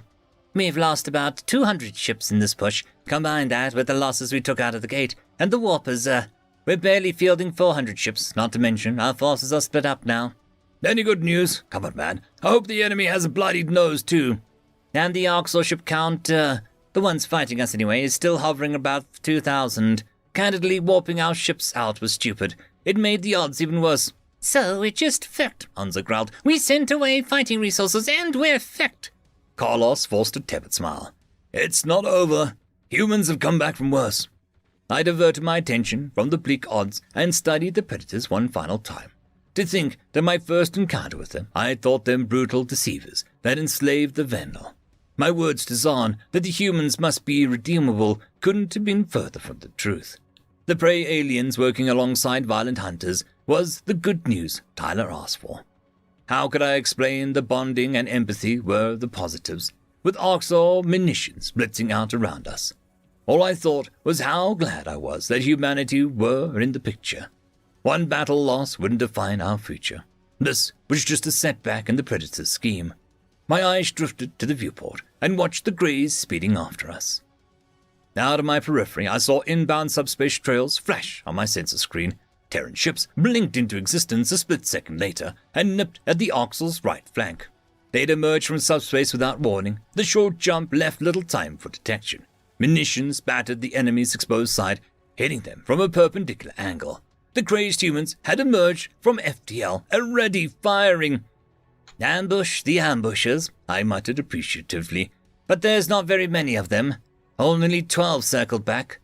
Looking closer at my screen, I reminded myself that the UN fleet had split up.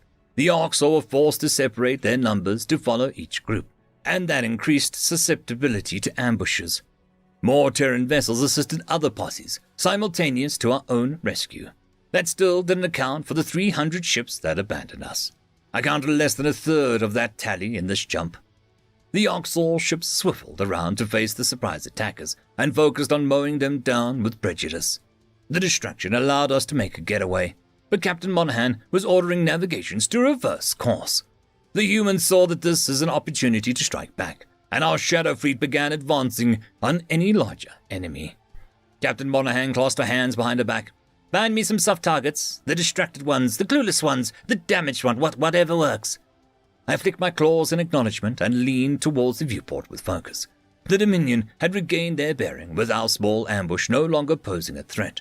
The filthy beasts decided that our manpower was inadequate, and I was inclined to agree with their assessment. However, just as the enemy turned to mop up the assailants, the humans pounced again. A new wave emerged without any heads-up, this time surfacing on the rear flank. The primates weren't holding anything back, unloading every munition type at their disposal. Opening another angle of attack caused disruption on two sides, and the Orcs' organization suffered a rare lapse.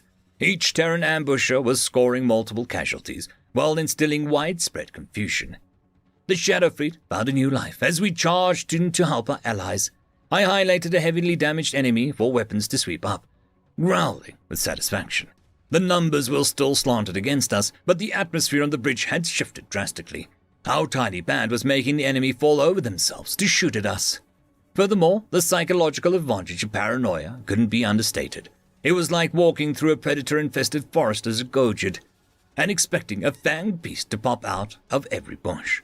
The Orcs had no clue whether there would be a third or a fourth attack. Warpers could come from any direction, including above or below. The galaxy's apex predators were left chasing ghosts. "All of the Greys are on their heels, sir. I'd say that we hit whoever's easiest to line up," I chuckled. Tyler dipped his head, before informing weapons to fire freely. I confirmed with my sensor readout that the 100 warpers still hadn't returned. There had to be one more ambush coming. My prediction was that it would come from above, since Terrans hadn't utilized the third dimension yet. Any unoccupied Orcs were keeping wary guns trained at the sky, rather than at our battered fleet. It seemed that the monsters shared my speculation. But humans weren't prone to predictability, as evidenced by the ship's actual appearance. Their warpoint was either predator derangement or instinctual brilliancy. My jaw almost hit the floor. Sleek silver bodies were birthed from the void, and their play wasn't to swoop in on any sensible heading. Their psychotic primates warped out right in the middle of the Arxor fleet. "Those vessels are surrounded by enemies with no possible escape. They have no time to orient themselves either. It's a miracle if they don't crash." The last Terran warpers spread themselves amid the Arxor ranks and took no time to collect themselves, ruthless in victory pursuit. These primates emptied their missile bays upon re-entry. The Greys were adept at intercepting projectiles, but this was an unexpected barrage at point-blank range. From where only friendly ships had been, humans were ramming missiles down their throats. The Orcs had stopped coordinating with their comrades and hurled a blind fire at the infiltrators instead. That tactic did connect with some Terran interlopers, but friendly fire was a more common outcome. The weapons station prepared our own explosives with renewed vigor. We knew the Greys were preoccupied, so this was our best chance at dodging their defenses. Captain Monahan snarled at the viewpoint. "Give it everything we've got. We need to finish them." The Grey ship's count had been sliced in half since the ambush commenced. The Shadow Fleet was dishing out considerable damage. With alternating plasma and kinetics, the warpers padded our numbers and sailed with recklessness that was unmistakably human. No other species could wreak such havoc with so few assets. It was akin to a bloody frenzy, with humans chucking armor-piercing shells to increase their kills. The Orcs had no shields to resist the onslaught, and their numbers were evening out with ours. These Greys were in desperate retreat. It had taken a heavy toll to stave off our ambush. Granted, there were more enemies camped at Sinners, but this fight was becoming level. Our plasma railgun got off a few volleys and complemented our diverse explosives. The ambush had been swift and decisive. The Orcs were torn apart from their heart. A few hundred enemies hobbled off in shell shock and sought protection from Silas raiders. The impossible speed at which this turnaround transpired had my head spinning. What sane race would trap themselves with their enemy? The results were undeniable, but no prey military could replicate human efficacy. It was astounding how Terrans conjured up novel tactics with ease, showing off unparalleled cunning. I couldn't reconcile the caring species I knew with the deviousness they honed in battle. Lonzo gawked at the viewport. "I misspoke. Humans are standing up for themselves quite well." "That's who we are. We're the ones who run out of bullets and fix bayonets," Carlos mumbled. "We don't go down without a fight." I chewed on my claws. "You would never surrender?" "I didn't say that. I said not without resisting, and not to a merciless enemy. Certainly not to them." "The Greys don't put their prisoners in luxury spas," Samantha quipped. "Predator or not, I wouldn't want to be their plaything." The Terran fleet mulled around our current location. Pursuit of the Orcs wasn't an objective. Considerable enemies were amassed by Silas, with an initial tally of 6,000 strong. The UN defensive line was a mere quarter of that, so it was unclear how the Earthlings could terminate the siege. It wouldn't be possible to pull warp tricks within FTL Disruptor's boundary either. The engagement proved beyond a shadow of a doubt that the UN was not weak. The Orcs would respect the Primates' forces in the future, but the Terrans had to decide whether it was worth it to liberate Silas. Our position was ripe with disadvantages, and we might not have much energy left in the tank. Humans truly didn't go down without a fight. Perhaps it was time to fix bayonets. We'd need a lot more cunning and spite in a hurry. End of chapter. Chapter 93. Memory transcription subject. Chief Hunter Isif, Orcs Dominion Sector Fleet. Date, Standardized Human Time, December 4th, 2136.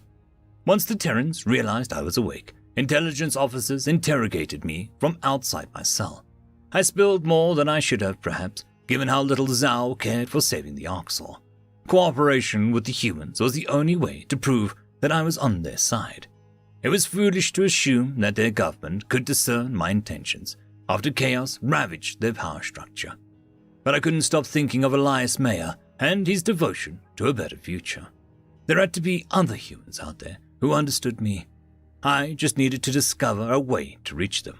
One of mankind's most interesting aspects was their branching opinions. Someone had to understand that the reasoning dictating that I was an enemy was flawed. My actions should speak my intentions. If the Xyrillians explained their story, it would at least prove that I was not planning on eating them. My acute hearing dialed in on footsteps down the hall, and I put on a collected exterior. It was a shame anger had gotten the better of me. I shouldn't have threatened the Secretary General, no matter how heated our dialogue was. That certainly didn't prove that I was a peaceful guy. The Terran's interrogators had taken those as threats seriously and kept outside of the cell. After all, they couldn't muzzle me if they wanted me to talk, right? The humans knew that I could kill them with a single bite. I wished that I could prove that I was a predator of their caliber, not an animal like they believed. This newcomer approaching my cell would peer through the window, like all the rest. I was a museum exhibit as much as a prisoner. Hello? I raised my voice, hoping this human could hear me. I am not your enemy. How do I prove that? My cell doors clanged open, and an American general wearing camouflage strode in. The dust-colored hair suggested that it was General Jones. She seemed unconcerned by my presence. There were no restraints to keep me from lunging at her or overpowering her. Interest sparked in my brain as she turned her back to me. The lack of fear was a stark difference from my earlier visitors. The primate moved up a chair beneath the camera and hopped atop of its sport. Jones switched the recording device off, her flimsy fingers finding the buttons with ease. Why did she not want this interaction on tape? Her demeanor didn't suggest that she intended to torture me. That would be inadvisable if my unfettered state. Confidence shone in Jones's eyes as she seated herself across from me. I kept my maw closed tightly and listened for her eventual declaration. The human leaned forward, lowering her voice to a hushed whisper. "Isif, I tried to get you to leave. I didn't want to bring you in like this," Jones said. My nostrils flared. "What? You knew this would happen?" "You and Zal both acted like I predicted. You have a lot in common, but I digress. I don't have much time, so I'm going to make this quick." "Good. I'm listening." "I wanted to establish contact with you for a while, but you must not talk to Earth so directly in future. You're going to get yourself killed, honestly. It's a good thing that we can have a proper conversation in here." I studied the human's narrowed eyes. This was quite different from hostility on the call, when she rebuked me at every turn. Jones spoke as though she was already aware that I was an asset. It made no sense why she allowed my capture, if that were true. Nonetheless, this message returned to a glimmer of hope. "Killed? No, human. I'm good at what I do. I've managed to not wind up dead for decades," I growled. Jones flashed her teeth. "Oh, Isif, we both know that you're not subtle. You have a conversation with Shazar, and then immediately go to Earth. How would you explain that if an Oxor followed your trail?"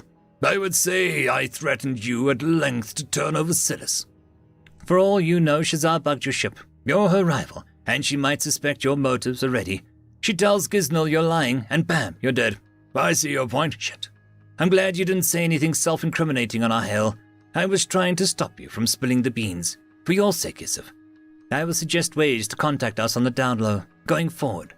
The Terran general extended a hand and dropped a tooth extension on the table. Jones pointed to her weak canines, then at my snout. I considered that she was asking for a moment before popping a crown into my chipped tooth. The Dominions considered it a weakness to fix fangs, since those marks were hunting souvenirs. However, I could worry about that aspect at another time. Jones leaned back in her seat. "There's a hard drive inside that crown, dead drop locations and codes, as well as a full lesson on spycraft." "So then, you know I'm an asset. Was all this really necessary?" I huffed. "I'm afraid so. The amount of folks on Earth who know you're a human sympathizer, I can count them on two hands, and they're all part of the Five Eyes. It's better that way." "I do not know what you are referring to, but if I understand, the Secretary General doesn't know about me. You don't trust Zal?" "It's not so simple. Zal would want to keep records of your role, accessible to a lot more eyes, and he would demand that we keep tabs on you. He might risk your welfare for short-term gain, or even blackmail you into going further than you're willing, whereas I see your value." I narrowed my eyes to slits. "I am not some Vendel that can be pushed around. I'd like to see him try blackmail me. Besides, would it be such a bad thing to have my allegiance documented?" "The less people who know your true loyalties, the better. We don't know how many breaches occurred while Oxor roamed Earth, or whether the Dominion can access our databases. I'm protecting you from our insufficiency, because I know that we can't safeguard you yet. And this is why Maya did not speak of me." "Well, I can't exactly ask him that, Isif, but Maya was always a big-picture guy, and I'd wager he clued at least one person in, someone he trusted." I lashed my tail against the floor, taking a moment to process her words. If Secretary General Zal was oblivious to my actual agenda, that meant that he was serious about locking me up forever. That also meant his aggravating behavior wasn't a performance. He believed that I was a Xyrillian eater fiend that plotted against Earth. How did General Jones plan to secure my release? Of the billions of humans in existence, fewer than 10 were briefed on my identity.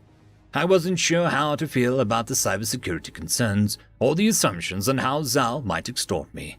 She also implied that I wasn't supposed to convince the United Nations of my fealty at all.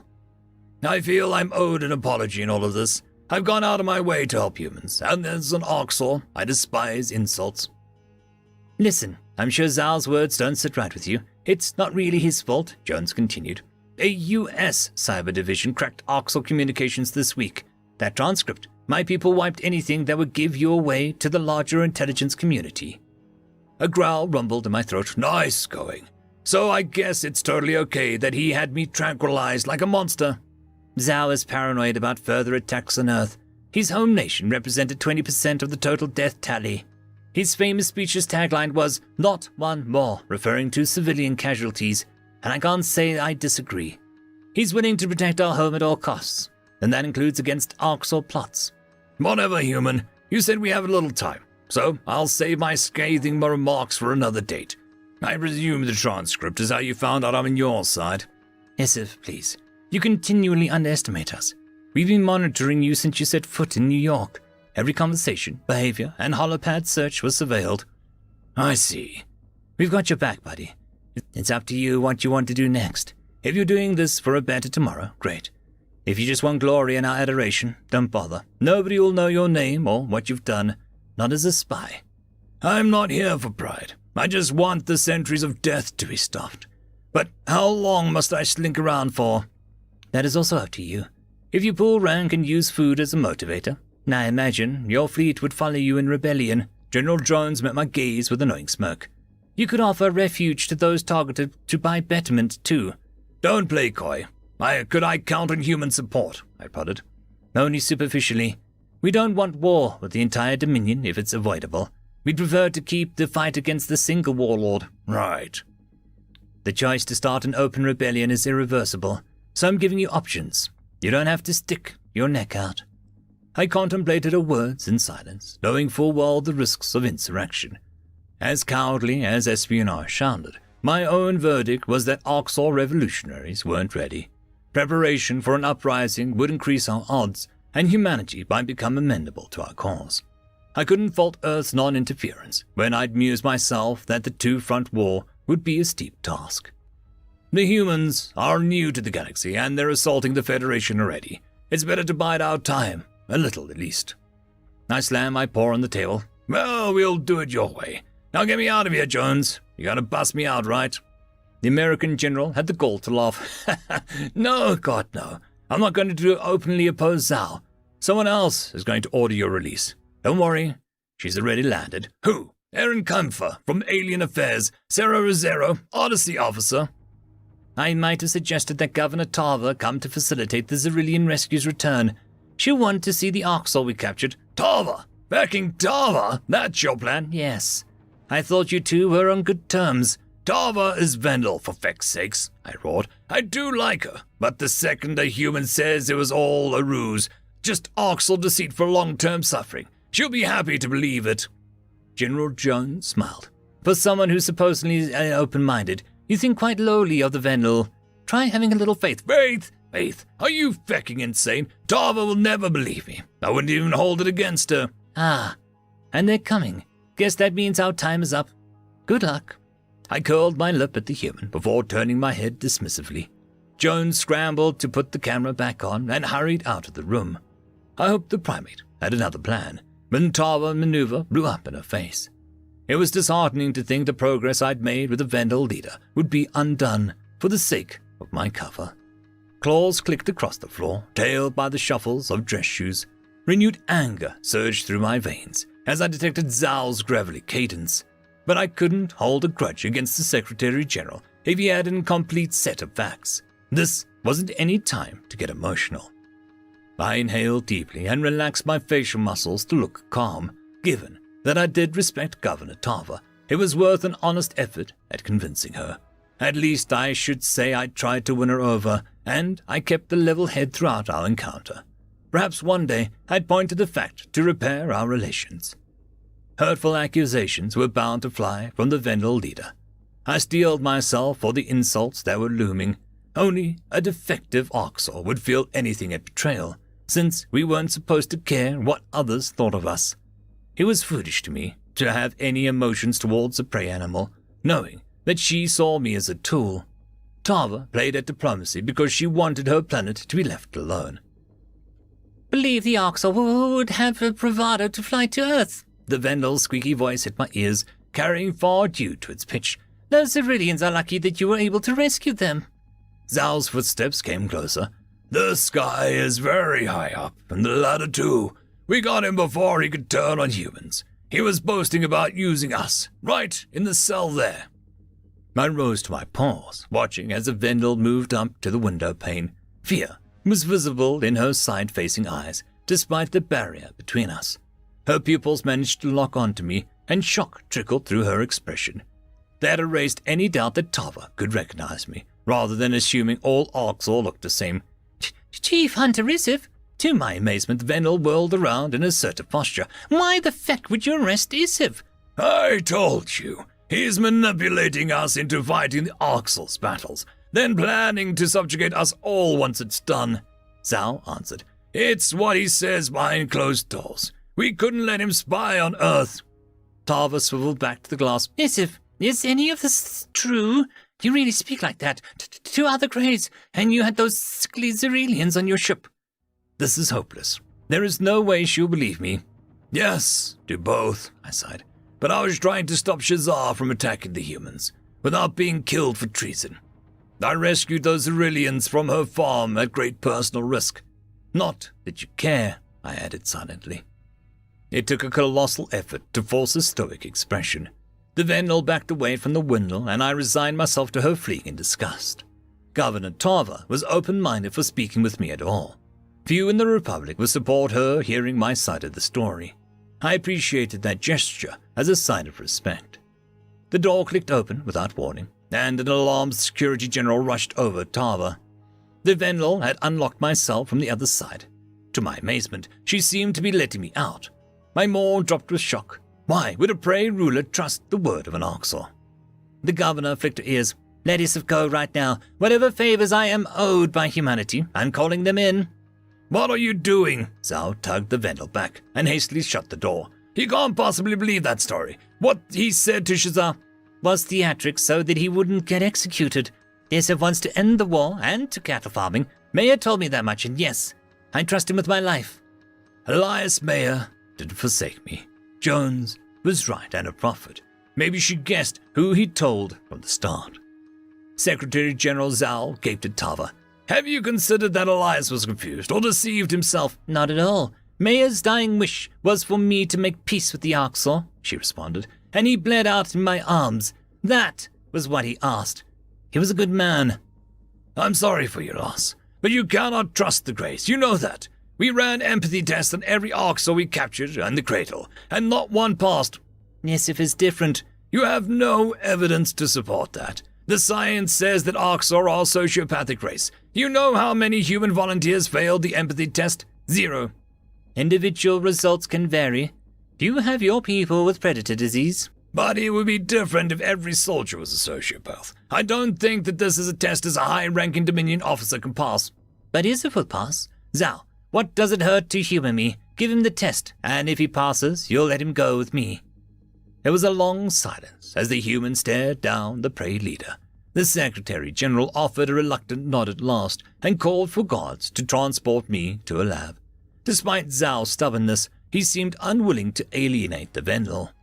I was shocked that Tava had fought for me, and I couldn't fathom how to express my gratitude. Politeness wasn't a field that I had practiced in. I decided to comply with the human escort, embracing the conditions of my release. It is ironic that my defectiveness would bolster my standing with the United Nations.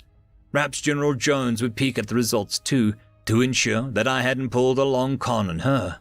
The empathy test was the least of my concerns. Instead, I was worried how the Terrans fared against Shazar.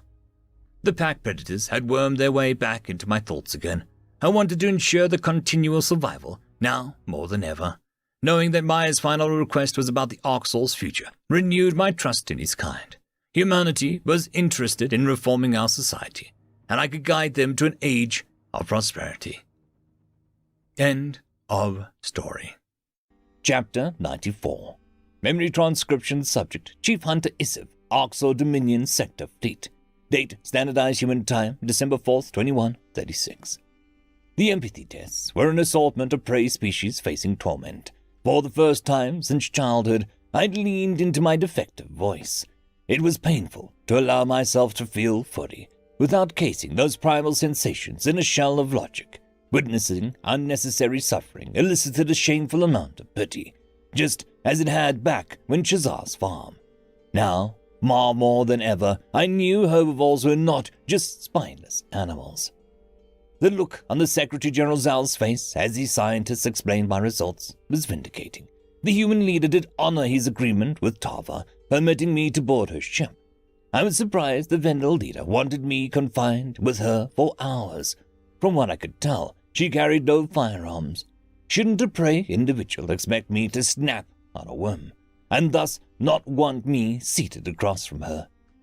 I rested in a brooding state, mostly keeping to the co-pilot seat in the cockpit. Governor Tava sensed my sour mood and allowed us to travel in silence.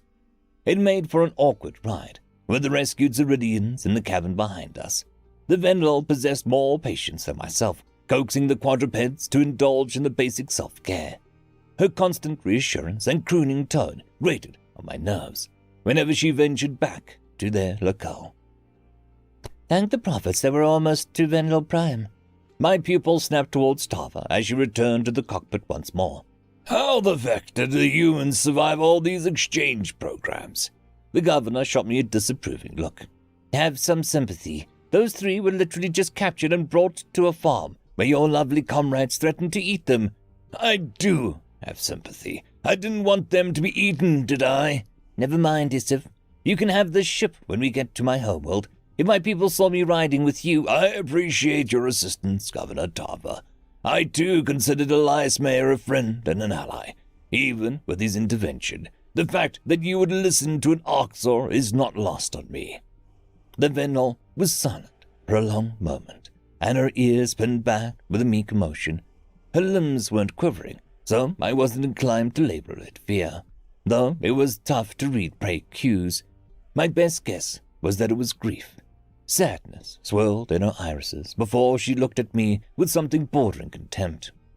Tava cleared her throat. I know you have presided over horrible things, Isif. Genocides, raids, and systematic slaughtering. Your motivations to avoid your own execution doesn't change that. You are right. I see why my statements about not assigning responsibility can be perceived as callous. Please, do not take my detachment as a sign that I do not regret my culpability. Didn't you order the raid on the cradle? The Gojids are an endangered species because of you. Someone else would have done it if not me, yes. But it was me. And at the time, I believed coexistence was not possible. My beliefs have since changed. Governor Tava was silent, scowling at the viewport. The Gojid cradle was intended to be like any other raid. With their border defenses down, it made a frontal assault tantalizing. I hadn't known why the defenses were offline until later, when reports from the planet's surface circled back to me. Another predator race taking on the Federation. It was too good to be true. We'd been alone for so long that I was certain that it would be disproved, I mused. Then humanity took the cradle back from us. The sheer guts, the audacity. The Terrans bested us fair and square, allegedly using Vendel ships in their arsenal. It baffled me that they worked hand in hand with prey, but they led me to my deduction of humanity's social nature. Intrigued by these specific aliens, I aimed to learn more about them. A new predator opened up avenues with our presence. It meant someone else wasn't indoctrinated by the Federation's spiel. Looking back at the Gojid's cradle through Tava's lens, I realized how differently humans viewed our first meeting. Planetary raids instilled a very little guilt after all these years. It was something I deigned not to dwell on. What would Nulia think if she learned SciFi was behind the bad monster's arrival?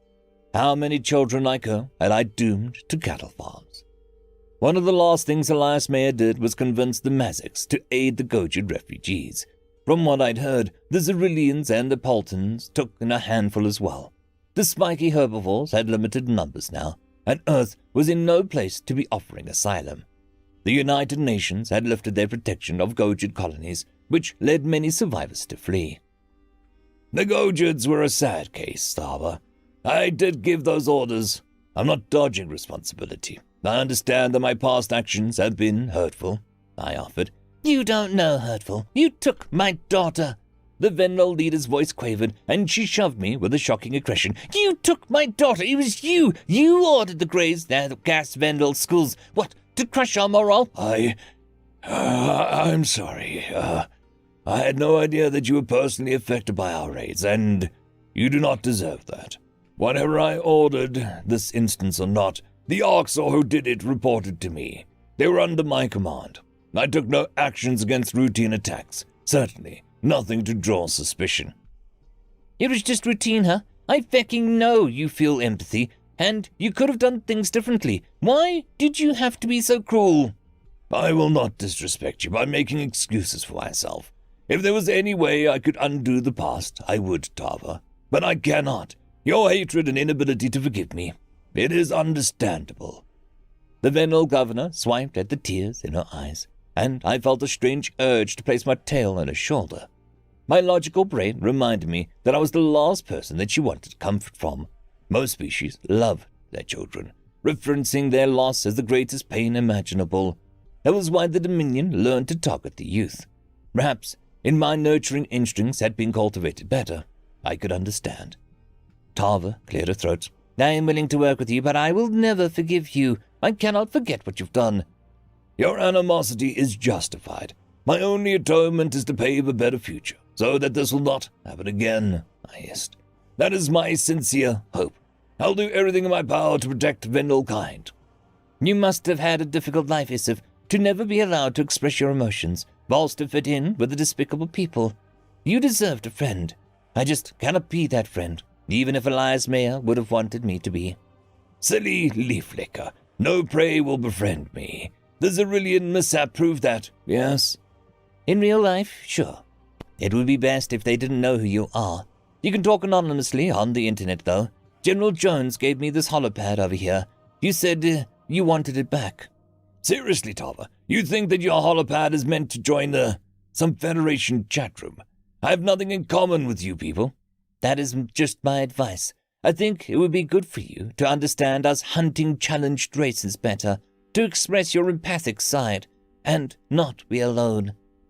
I offered a dramatic huff and turned away from Tava to reinforce my disdain. My paws did snatch the holopad, though I was suspicious that General Jones may have tampered with it. The Terran officer had returned my standard-issue device as well. I inspected it closely.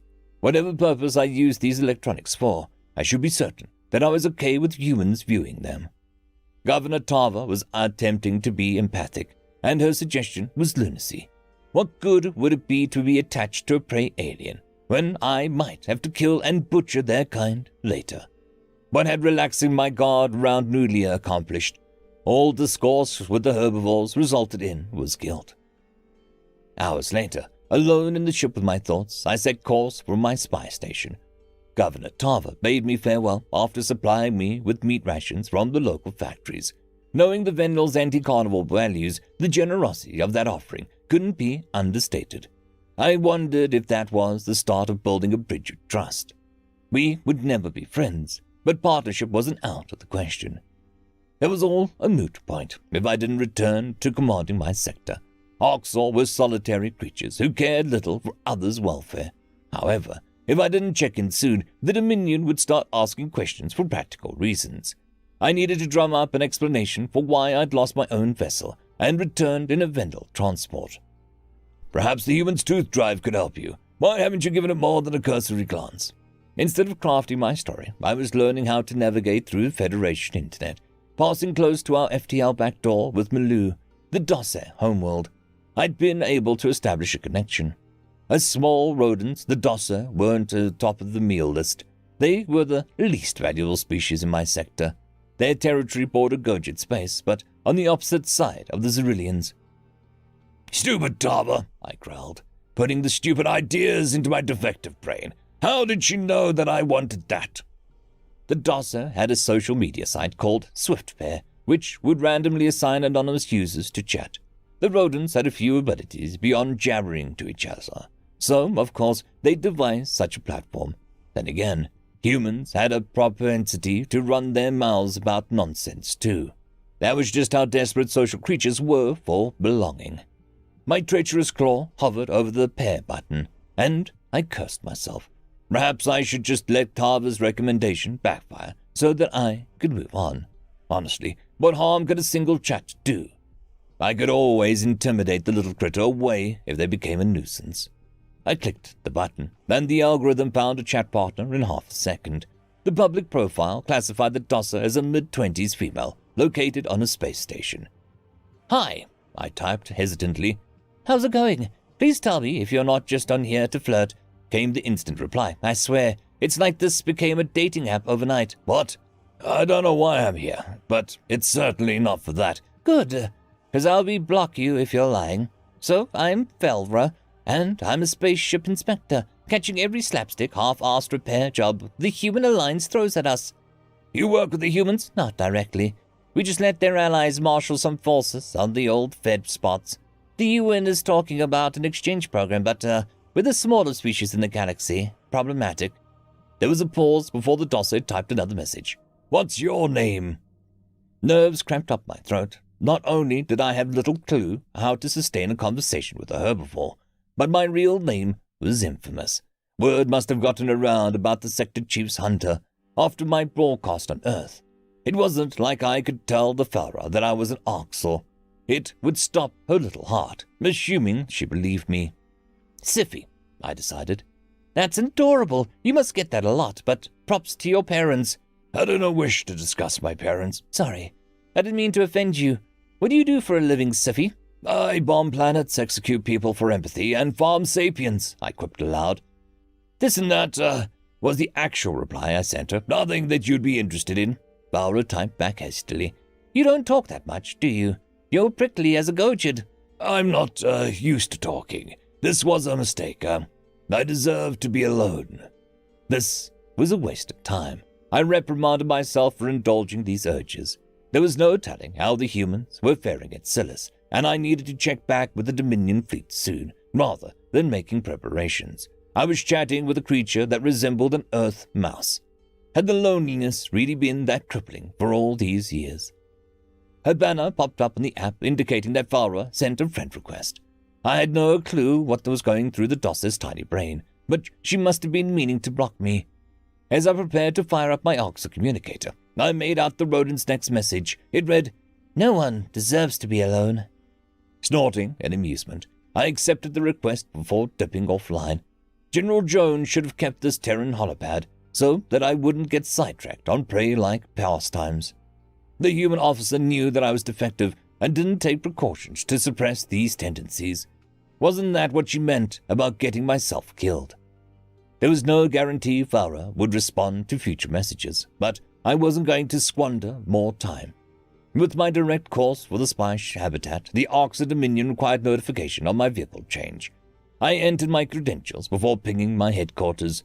A day-long absence made it likely that I'd be in contact with the brass rather than my underlings. It was time to put on the facade of our government and resume my role as Isif the Fanatic. Prophet Descendant Giznil accepted my video call. "Is there a reason that you've been avoiding your check-in, Isif? For a less faithful hunter, I would have you executed. Your savageness, I take it that you know that I visited Earth. Shazar is a fool, and your wise decree was for us to settle the dispute," I explained. "The humans may have seen the wisdom of standing down, yet, alas, I was too late to accomplish that. You disappeared for a full day. I doubt both your conviction and your loyalty, Isif. You are not willing to kill the humans, are you? That's absurd. I am gathering intelligence on Earth in case we need to fight the leaf-licking apes. I don't care about the humans. I want betterment imposed on the galaxy at any cost, hallowed prophet. They can learn to drink from the river of cruelty. You knew this yourself." It was unclear whether Giznil believed my argument, but he had opted not to kill me on sight. The prophet descendant could be convinced of diplomacy's usefulness. As long as he was strengthening our cause, I was safe. The alarming part was his overt accusation that I was a human conspirator. Betterment had been partial to me for years, and this development meant that I couldn't hide behind favoritism. The Orcs leader narrowed his eyes.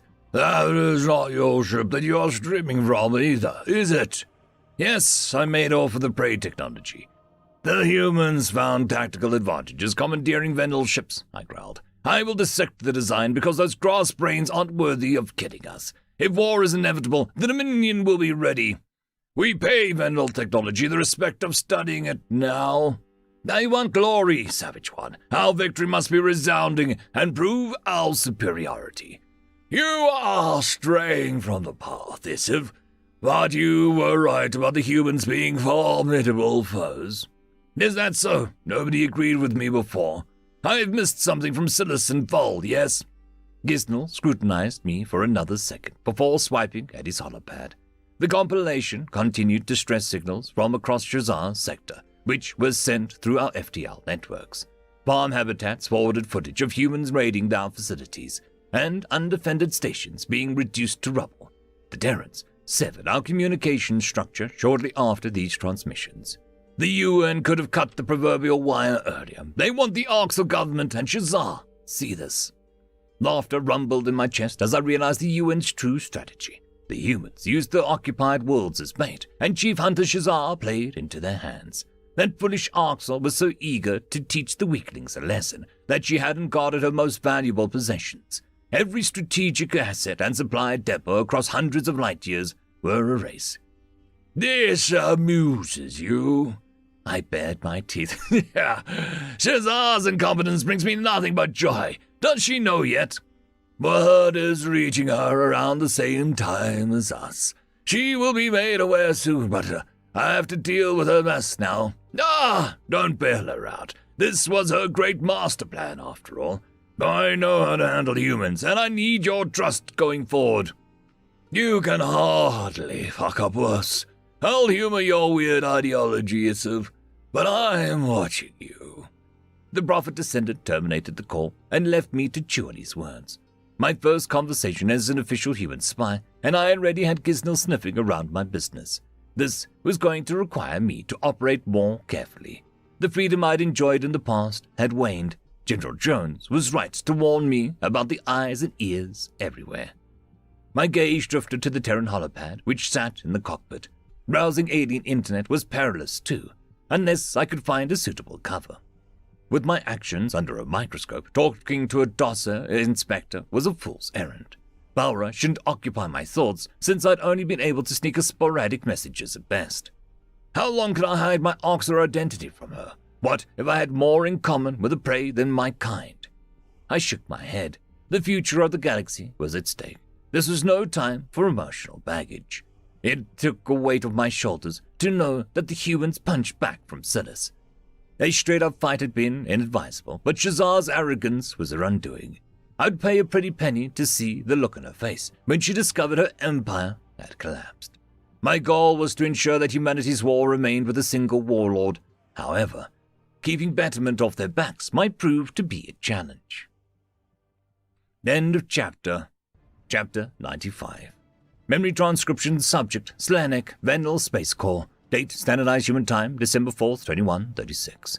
The memories trickled through my brain as a deep chill rattled my body. I was disoriented and immobile, uncertain of my surroundings. The current time and location were indeterminable. Haziness obscured my conscious thoughts. My mind reached out for context in an attempt to ground myself.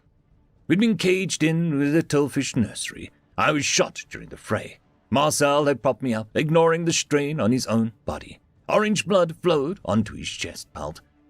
The precipitation beads coated his skin. Dino tagged along, whimpering as my eyes began to turn glassy. Burnt was back in Belra's arms, asking why the Vendel was leaking. We were a ragtag band, stranded on Silas. I remembered now. The Greys had been hot on our heels, and we hobbled towards an emergency exit. My vision was fixed on the floor tiles, which were mired with my dirty blood. General Belra urged Vern to cover his ears, and she dispensed a firearm at the Orcs. I think the carnivores refrained from gunning us down because they wanted to capture us alive. There was more. We had to get to the emergency exit, didn't we? Why is it all slipping out of reach? Shoot me! I coughed at Marcel. Save yourself, please, brother. The predator refused to let go, bending his arm tighter around my torso. Tiredness threatened to consume me as the vegetarian popped errant shots over his shoulder. Images flitted through my brain from various moments of time that forced a snarl with his classic empathy rendition. That the same expression that had consoled me when Sovereign held him at gunpoint. Not too long ago, I'd been feeding the half-dead Terran by hand. Amid the chaos, I recalled hoping that Marcel knew how much I cared for his welfare. There was terrible screams, both near and far, which sent my heart pounding. Despite all the nightmares we had endured, I wouldn't change a thing about our partnership. Even if Marcel was losing patience with me, I hoped he still felt our bond. Think, Slinek, the screams, there was something there. Those had been Tilfish screams, as the incubator workers came running in droves. Our hasty escape hadn't given him time to don blinders. I'd seen it all. The civilians distracted our Orcs pursuers, stampeding past them at full speed. As much as the Greys wanted a Vendel delicacy, this easy meal toppled into their laps. Our ragtag band stumbled out into fresh air, and I was wholly leaning on Marcel for support. There were more Orcs in the street. I think there was a memory in its entirety. I glued the pieces back together. We needed to find somewhere to take cover, Bulra clicked her mandibles in the backdrop. Slenek, you have to keep your eyes open. I drew a gasping breath, and my pupil snapped to my arm. Judging by the dark hue on the profuse leakage, the bullet hit a vein. There was a wet sensation in my hind legs at first. I worried it was blood from my wound. However, the realization that the brick tunnel that we were in was rotting mess ensued. A few inches of murky liquid amassed across the floor. Perhaps this was a sewer system underground. My adult brain shook off the stupor, and I searched for Marcel's comforting presence. I scanned every shadow for a lurking human. This wasn't the first time the predator had been around my blood, so I knew that he could handle the alluring scent. On Sovereign's ship, I'd been immobile with a head wound and locked in an enclosed cell without food. Even then, the human had cared about my welfare. There was no reason a vegetarian who loved rescuing animals should need to get away from blood. Humans weren't drawn to it like the Orcs saw. I'd never seen them react positively to a whiff of it. That ruled out the explanation of why my friend was missing. What if Marcel had gotten hurt? I couldn't remember how he made it down here at all. Why are we not going to space with humans? Bent wailed. Bulra patted him soothingly. Shh, darling. Go back to bed. Dino is missing as well. What if the dog ate Marcel, or, I guess more likely, the Greys got them both? Where is Mark? I pressed one paw against the wall and tried to sit upright. How did we get here? The Tilfish general blinked with concern. You don't remember? The human carried you into the access hatch and checked that it was clear. He put you down, told me to patch you up, but I don't have anything for first aid. Yeah, okay. Where is he now? Said something about hearing Orcs are in the tunnels, and took the feral quadruped. Dino, Mama. Vernt chirped. Dino the dog. Yes, that thing. Anyways, Marcel went looking for enemies, mentioned clearing the tunnels and keeping us safe. And, you let him go? The human said to stay with you. He was blinking a lot. I'm not sure if your blood bothered him. I would never. Mark is upset that I'm hurt, if anything. Are you sure, Slenek? Of course I'm sure. He was fine around the Gojid stampede. The humans were, he saved a trampled child. There was a long pause as skepticism swam in the Tilfish general's eyes. I knew the insectoid wouldn't ditch Marcel when the primate was our best asset against the Orcs. But I suppose few individuals beside myself would tempt a predator's bloodlust. It took personal exposure to humanity's nurturing side to accept that their empathy dominated. Marcel said himself that he doesn't like killing. Humans can balance empathy and violence. It's what I told him at the supply tent. A gunshot exchange sounded out down the tunnel, and fear clenched by my heart. The adrenaline boosted me back to alertness, but I couldn't stand up. Footsteps smacked the floor alongside the sound of munitions chipping bricks.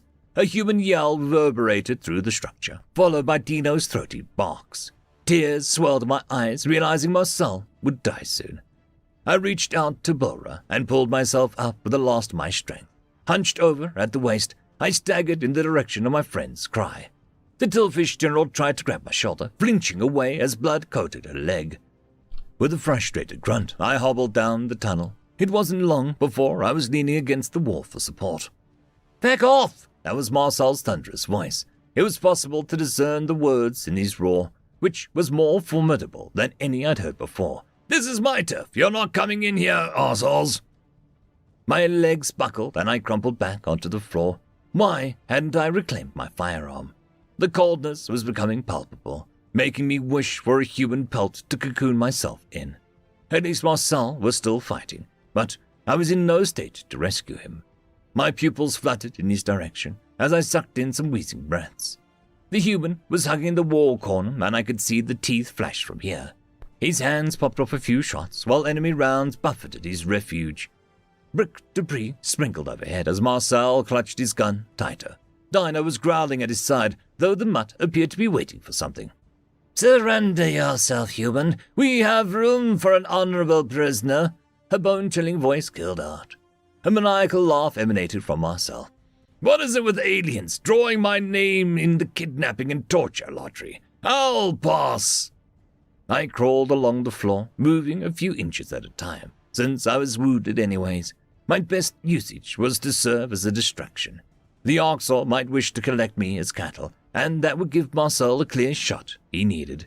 The chances of us surviving Silas were slim overall, but the terror would fare better without my dead weight. Scuttling noises echoed behind me, and Bora came racing down the hallway. The Tillfish General righted my seized firearm, angling it towards the Orcs. Despite her distrust, she was still willing to come to a human's aid. In my opinion, she would have gone with him to begin with. Better late than never, I suppose. 3 Orcs ducked around the corner just as Bora halved the distance. The insectoid had a trusty shot, clocking 1 gray in the brain. Marcel released Dinah upon the hostiles and dispressed his trigger. Enemy bullets answered, taking out the brick right above his head. I could feel his adrenaline vicariously. His binocular eyes were crazed. I have to help somehow. The Slenik acting weak distraction seemed to work the last time. Should I try that again? "Yummy, Venlil, over here!" I cried out, with faltering voice. The Orcs had already scented my blood, I assumed. The trail must have drawn them down here, unless they followed us from the surface. It was possible that they waited for us to lower our guard, while I'd technically been conscious in our travels. It was tough to retrieve the memories. There was a chance that I wouldn't remember any of this now. The 2 surviving Greys weren't as distracted as the Egg Raiders had been, but I saw their pupils twitch. The lack of impulse control was in stark contrast to humans. I suppose I was lucky that Isif and his bunch didn't wolf me down in New York.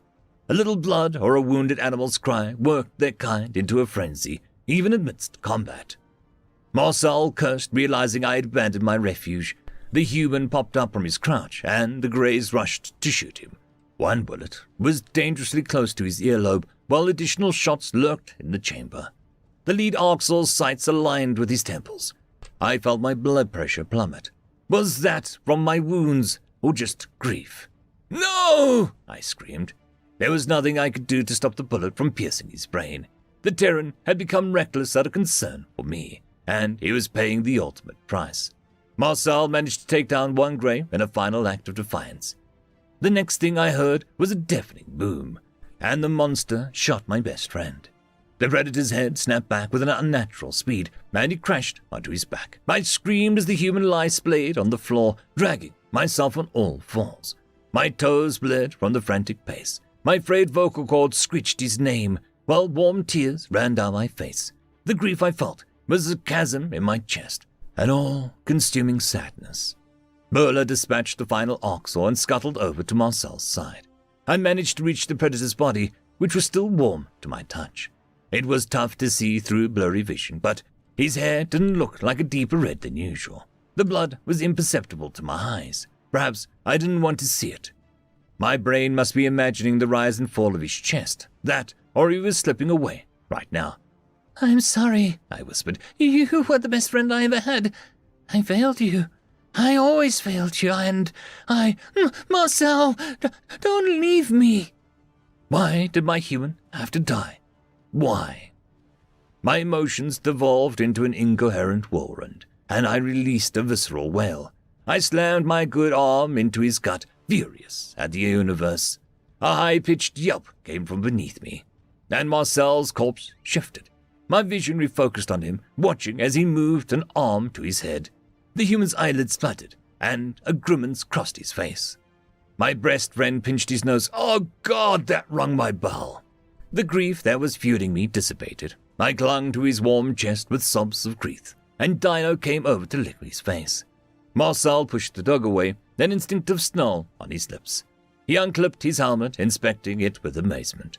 I gasped at the nick in the cloth lining. The bullet had grazed my human on the dome. The red-haired soldier hoisted himself up, clutching me to his chest. I felt his wonderful fingers fiddling with my ears and mewed my adoration. Alarm coursed through my veins as Marcel stumbled. His skull absorbed much of the impact. The Terran might well be concussed, but he was blissfully alive, and that was music to my ears. I love you, Mark, the same as I did in the flesh and blood, brother. I care about you so much, I whispered in a faint voice. I know I disappointed you, but, you never disappoint me. His hazel eyes moistened. What did I tell you? I got the best, Vendel. I am only disappointed in how you view the world. It took Marcel an agonizing minute to retrace his steps and arrive at our impromptu base. The predator sank against a wall and leaned his head back.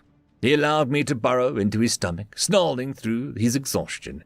Vernt was giddy at the human's return, though his mother kept him at a distance. Marcel peeked at my arm, and his mental fog vanished. He snapped at Burla, livid that she hadn't tended to my wounds. The Tillfish general cowered at his ferocity, but I could tell that he was just rattled. My human knew how close he came to dying.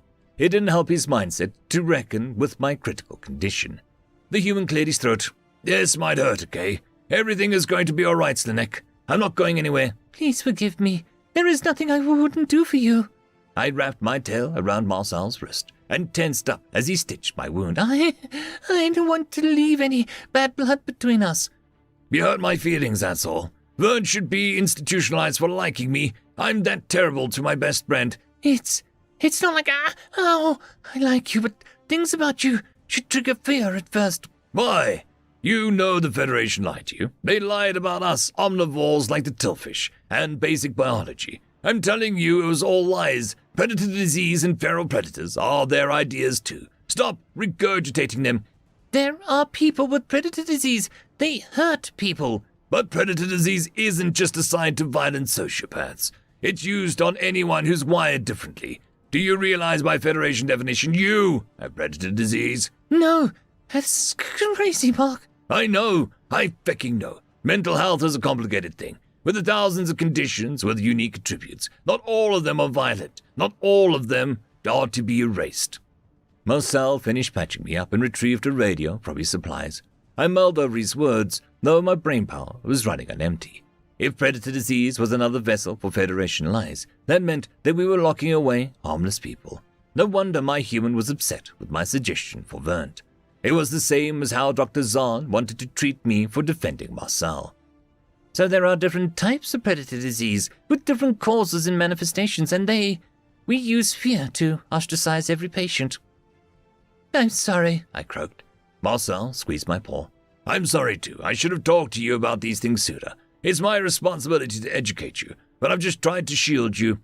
I know I'm not easy to talk to, but I know it hurts when I freak out or misinterpret you. You know, I wanted to kill Dina earlier, and I almost did. None of that matters now. You've been my rock, Slanek. You brought me back from the edge, and you made me believe that there was good in the galaxy. That's all I could have ever wanted.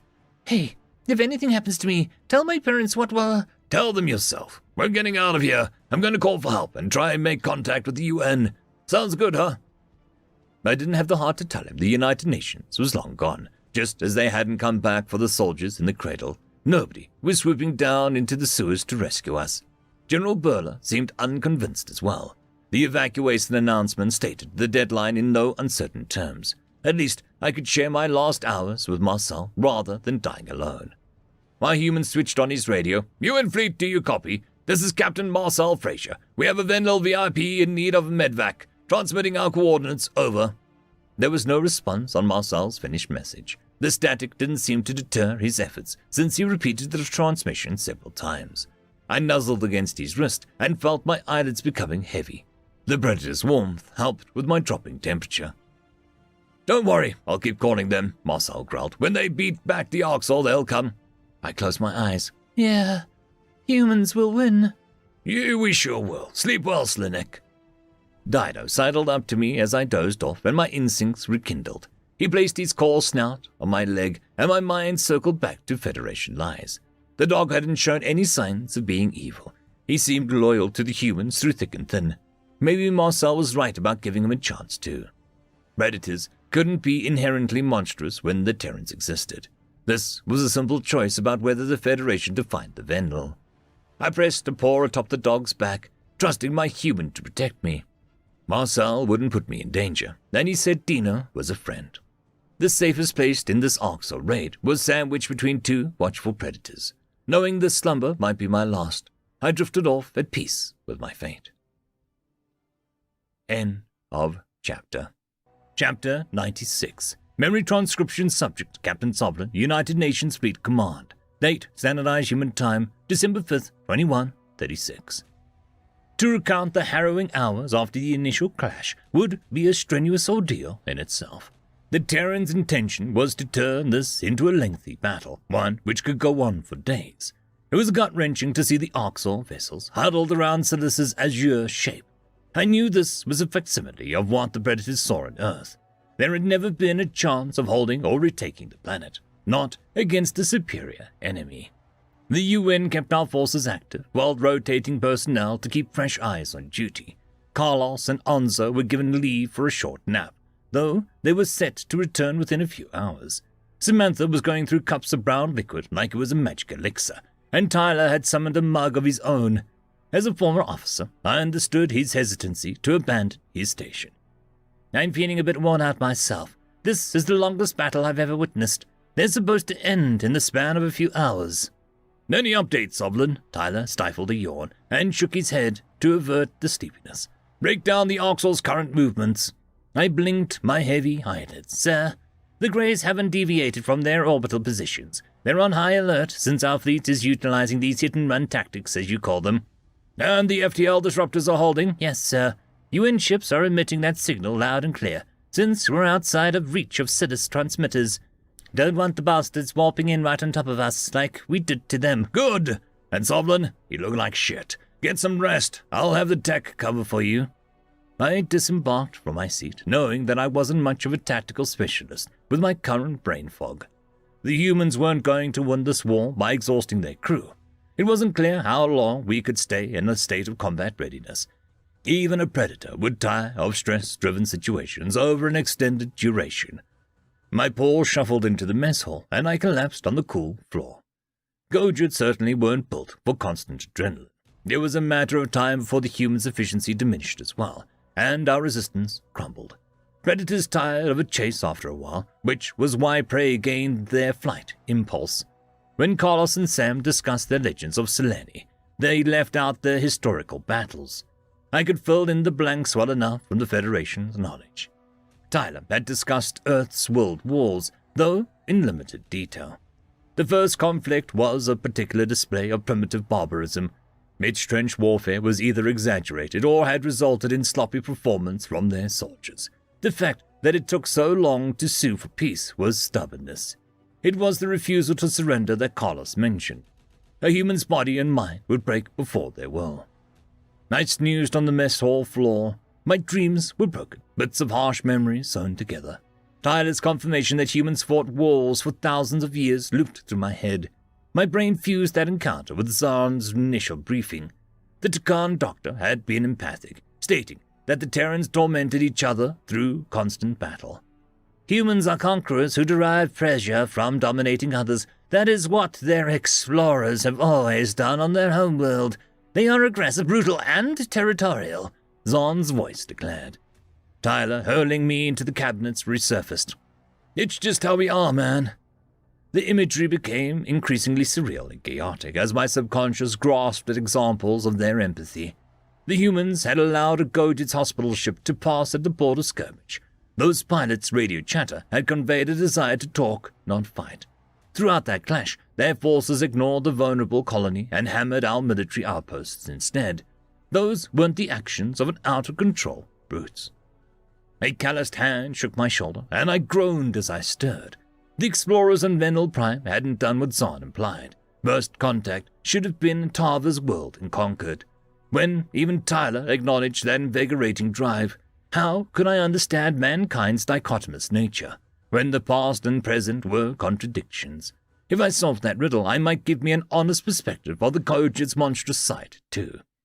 "Sovlin, you can't just sleep out here." Carlos was hovering over me and taking care to avoid my bristling spines. "We let you get a few hours of shut-eye, but someone's going to step on you." I rubbed my eyes. "Carlos, are humans as species conquerors?" "I don't think so. We're warriors, and some people confuse the two, mixing clannish tendencies and competition, then believe that your enemy is intrinsically different from you. Yes, we felt the way towards our own, but look what the herbivores did to us because of that same belief." "You're saying old humans didn't see their enemies as people?" "Yes. That's the belief that makes monsters of us all. Nobody has empathy for someone that is too unalike." The pieces clicked in my brain alongside a rush of horror. The Federation was guilty of the same savagery as humans. They pillaged and condemned Earth because predators weren't people. Brutal capabilities didn't just lurk inside primitive uplifts and flesh-eating species. Most concerningly, zero empathy wasn't a requisite to complete atrocities beyond a comprehension. But it's not just a trait of the Gojids. Thank the Predator. "You're very wise, Carlos," I murmured. "I wonder where you learnt it from." The olive-skinned soldier sighed. "Let's just say I didn't grow up in a stable home. There's a reason I didn't check in on my family post-Earth. I decided that I never wanted to be like my old man, and that I was going to figure things out for myself." "And you joined the Peacekeepers to get away?" "Yes. I got assigned to humanitarian missions at first, and it felt good to make a difference. I learned a lot about people, humans. I learned how to stand in the other guy's shoes." "Thank you for trying to understand me from the beginning. I never deserved it." "I'm not sure that you're a bad person. You had that belief I talked about, and it made you a monster. That's as human as it gets, Sovlin." "I'm not sure that's a compliment." "Oh, it's not. Anyway, Tyler, Officer Cardano wants us back on the bridge. Let's get to work, huh?" Carlos ushered me back into the bridge, a rejuvenated light in my eyes. The situation on Silas appeared unchanged from a cursory glance at the viewport. Smaller Terran craft harassed the Arcs fringes, while the main UN fleet prevented escape or reinforcements. The Greys weren't challenging our position. It seemed that the demons wanted us to make the first move, while the humans were in no rush to act. Captain Monahan had joined the brown liquid party with the steaming cup in her hand. The commander was still supervising the bridge, and her puffy eyes suggested that she hadn't taken any reprieve. Our warship was playing a supporting role, poking at any Oxel that neared Terran ranks. Combat readiness was maintained on the bridge. If there was an opportune moment, we'd capitalize on it. I strode up to a wary Tyler. "Sir, you wanted us back? Crap. I'm ready to tear the Greys a new one." A rested Onzo sauntered into our group. "We're in agreement there. When are we charging in?" "We're making plans," the blonde-haired human growled. "Listen to what we intercepted while you were out. The Orcs have got a nice call through their, shall I say, poorly hidden FTL comms." I peered at the sensor officer's screen and saw video clips from across the region. It was news to me that the Orcs possessed FTL communications. Building such a network seemed beyond their intelligence. How had the Federation never detected this infrastructure, if it existed? Nonetheless, it was tough to argue with footage that couldn't have reached us yet. The first clip Tyler selected was from a probe encircling a military station, and massive hangars were visible from above, alongside a few patrollers circling lazily. Alarms sounded on the base moments before sleek bombers blinked into existence. I could see the UN insignia emblazoned on their hulls alongside other retrofits. The upgrades were apparent from what humanity's allies first loaned them. "So this is why there weren't more numbers in the Shadow Fleet. The resources were diverted elsewhere, not just to the war with the Federation." The Terran bombers swooped down on the Dominion installation, just as they had assaulted Gojid bases. Enemy resistance was wiped out upon contact, unable to hold a candle to this raid. Munitions rained down on the Marshal station and obliterated its defensive outfits first. Explosions punished the living quarters next. Any filthy greys still aboard were buried. The humans ensured that nothing remained of the base and that no Orcs or escaped off-world. It floored me that the greys had allocated so few ships to defense. Then again, the aggressive monsters couldn't think of anything but killing. Their singular focus was inflicting torment upon the Tillfish homeworld. It had been a long time since the Orcs met a worthy foe. Samantha swallowed a gulp of her bean drink. It's the same scene in every base that we're aware of. Even if these feckwits take Silas, they'll have no place for the ships to return. Oh, and we sniped the cord from the comms too. I flicked my claws. Nice work. You took the bastards for everything they were worth. We took something else of theirs too, Tyler chuckled. You'll like this, Gojid. The human picked out a new video from the data feed. A Terran transport was docking with a streamlined station, which seemed like a tailored ship traffic rather than a war. More UN craft latched onto other compartments, rather than causing a traffic jam in the main hangar. The primates were well practiced at forced entries. They made an opening or picked a lock where necessary. Tyler jumped to an internal security feed, which showed armored humans bursting through an emergency lock.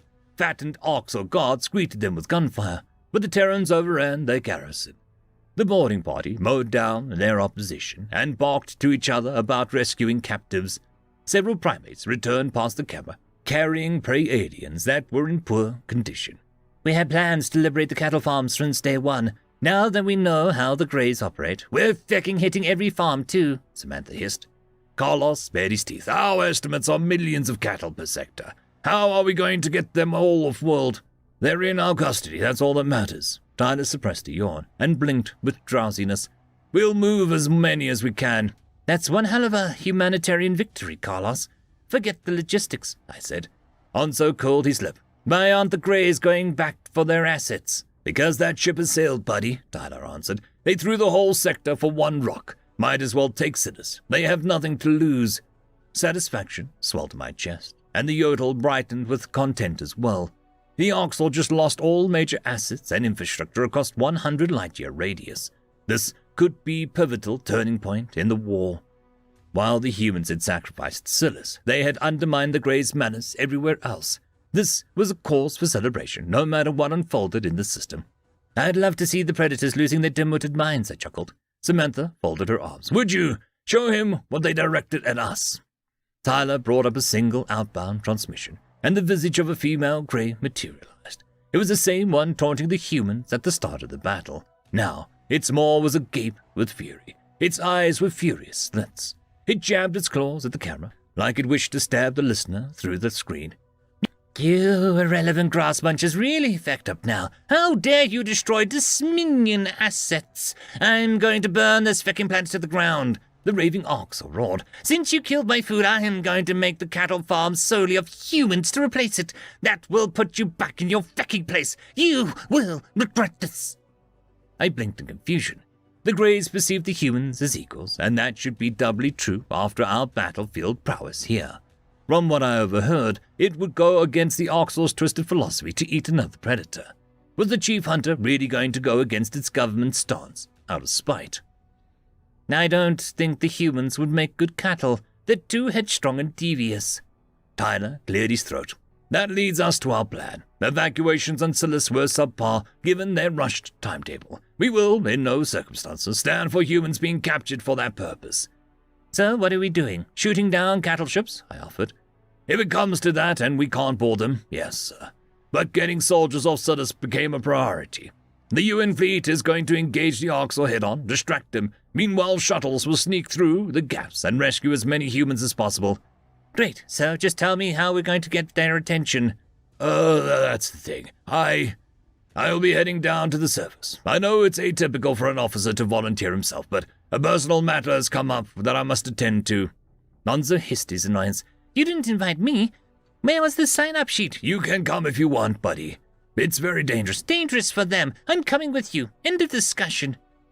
That was an interesting way of speaking to a superior officer, but the yodel seemed to get special consideration. I couldn't understand why Tyler would rush off and shirk his station duties. It was an unusual decision, to say the least. What could be personal enough to have swayed his judgment? Well, I didn't want to challenge the big guy. I felt responsibility to talk some sense into him. Forgive my insolence, but I care about your welfare. You are an officer, sir, like you said. I chewed at my claws, anxious at the risk Tyler was undertaking. With respect, you are more useful up here. The captain wouldn't want you wasting your talents on field work. Captain Monahan has been appraised of the situation, and she signed off on my departure. The census officer rumbled. With this development, I would be too distracted to fulfill my duties. You guys will be fine without me. What development? Personal or not, I can't understand without a clue why you're doing this. Samantha grimaced. We should just tell Sovlin, sir. He'll find out on his own. Tyler narrowed his eyes. Suit yourself. The floor is all yours, Sammy. It's Sam. Anyway, snap to it, Sovlin. I was scanning transmissions from the surface, like Ty ordered, and I keyed into this one. Samantha's pale fingers scrawled across her viewing history as she picked out the highlighted transmission. I eyed the humans warily, wondering why they had reservations about sharing this information. What could happen on Sidders that had any personal impact on myself? The Tillfish genocide was tragic, but I had no connections to the surface. A broken audio clip filtered through the speakers. This is Captain Marcel Fraser. Hot blood rushed to my ears, and a ringing sound drowned out the rest of the transmission. I keeled over against the station, shaking my head in denial. That predator's voice was one I could recognize anywhere. Knowing that Marcel, the human I'd tormented, was trapped on Silas, changed everything. Of course, Tyler wanted to rush off and rescue his packmate. What would Marcel think of my presence on the ship? What if Slinek is with him? I threw that poor Venlil around like a rag doll. Guilt ebbed through my veins with renewed strength. How was it fair that I was cozy on the ship while Marcel and Slinek would be captured to a cattle farm? If there was a way for me to trade places, I would do it in a heartbeat. It wouldn't scratch the debt I owed my two victims. I deserved suffering from the beginning anyways. The Terrans were too merciful. Tyler twisted his fingers into my scruff. Sovlin, shit. This is why I didn't want to tell him. I can't. Tears soaked my cheek fur, and mucus congested in my nasal passages. Good luck, sir. I understand. Hey, I'm gonna get Marcel and Slinek out of there. You just need to pull someone off nav station to fly my shuttle. I know those folks are a lot harder to replace than us people reading screens. Not sure that we can spare a pilot, but I have to get to Silas. I'll go. I can fly. No way. How the feck would I explain that to Marcel and Slinek? I've flown down during an orbital raid before, back when I picked up Selene. Carlos and Sam can attest to my skills. It's best option for the ship, sir. I don't think that'll react well to your presence. You know what I mean. Slinek and Marcel are both pilots. If either wishes to serve me to the Greys, I'll crawl into their cages willingly. I just need to get you down there. Let me do this for them. For Marcel. Tyler crossed his arms, deliberating his options. I understood that my victims wouldn't be pleased to see me, but taking a pilot from navigation could get the humans killed. It had to be an expendable crew member like myself. Besides, from my perspective, failure was not an option. Marcel and Slinek would be saved if I had to sacrifice myself in the process. Fine, the census officer decided. Let's get a shuttle and get moving. End of chapter. I would quickly like to thank our Tier 5 patrons, Dragzoon WRE, Quantum Wednesday, Ambrose Cattell, Lord Ashrakal, Bushmaster 177, Caspar Arnholtz, Cam Maxwell, and Arcadian. Thank you very much.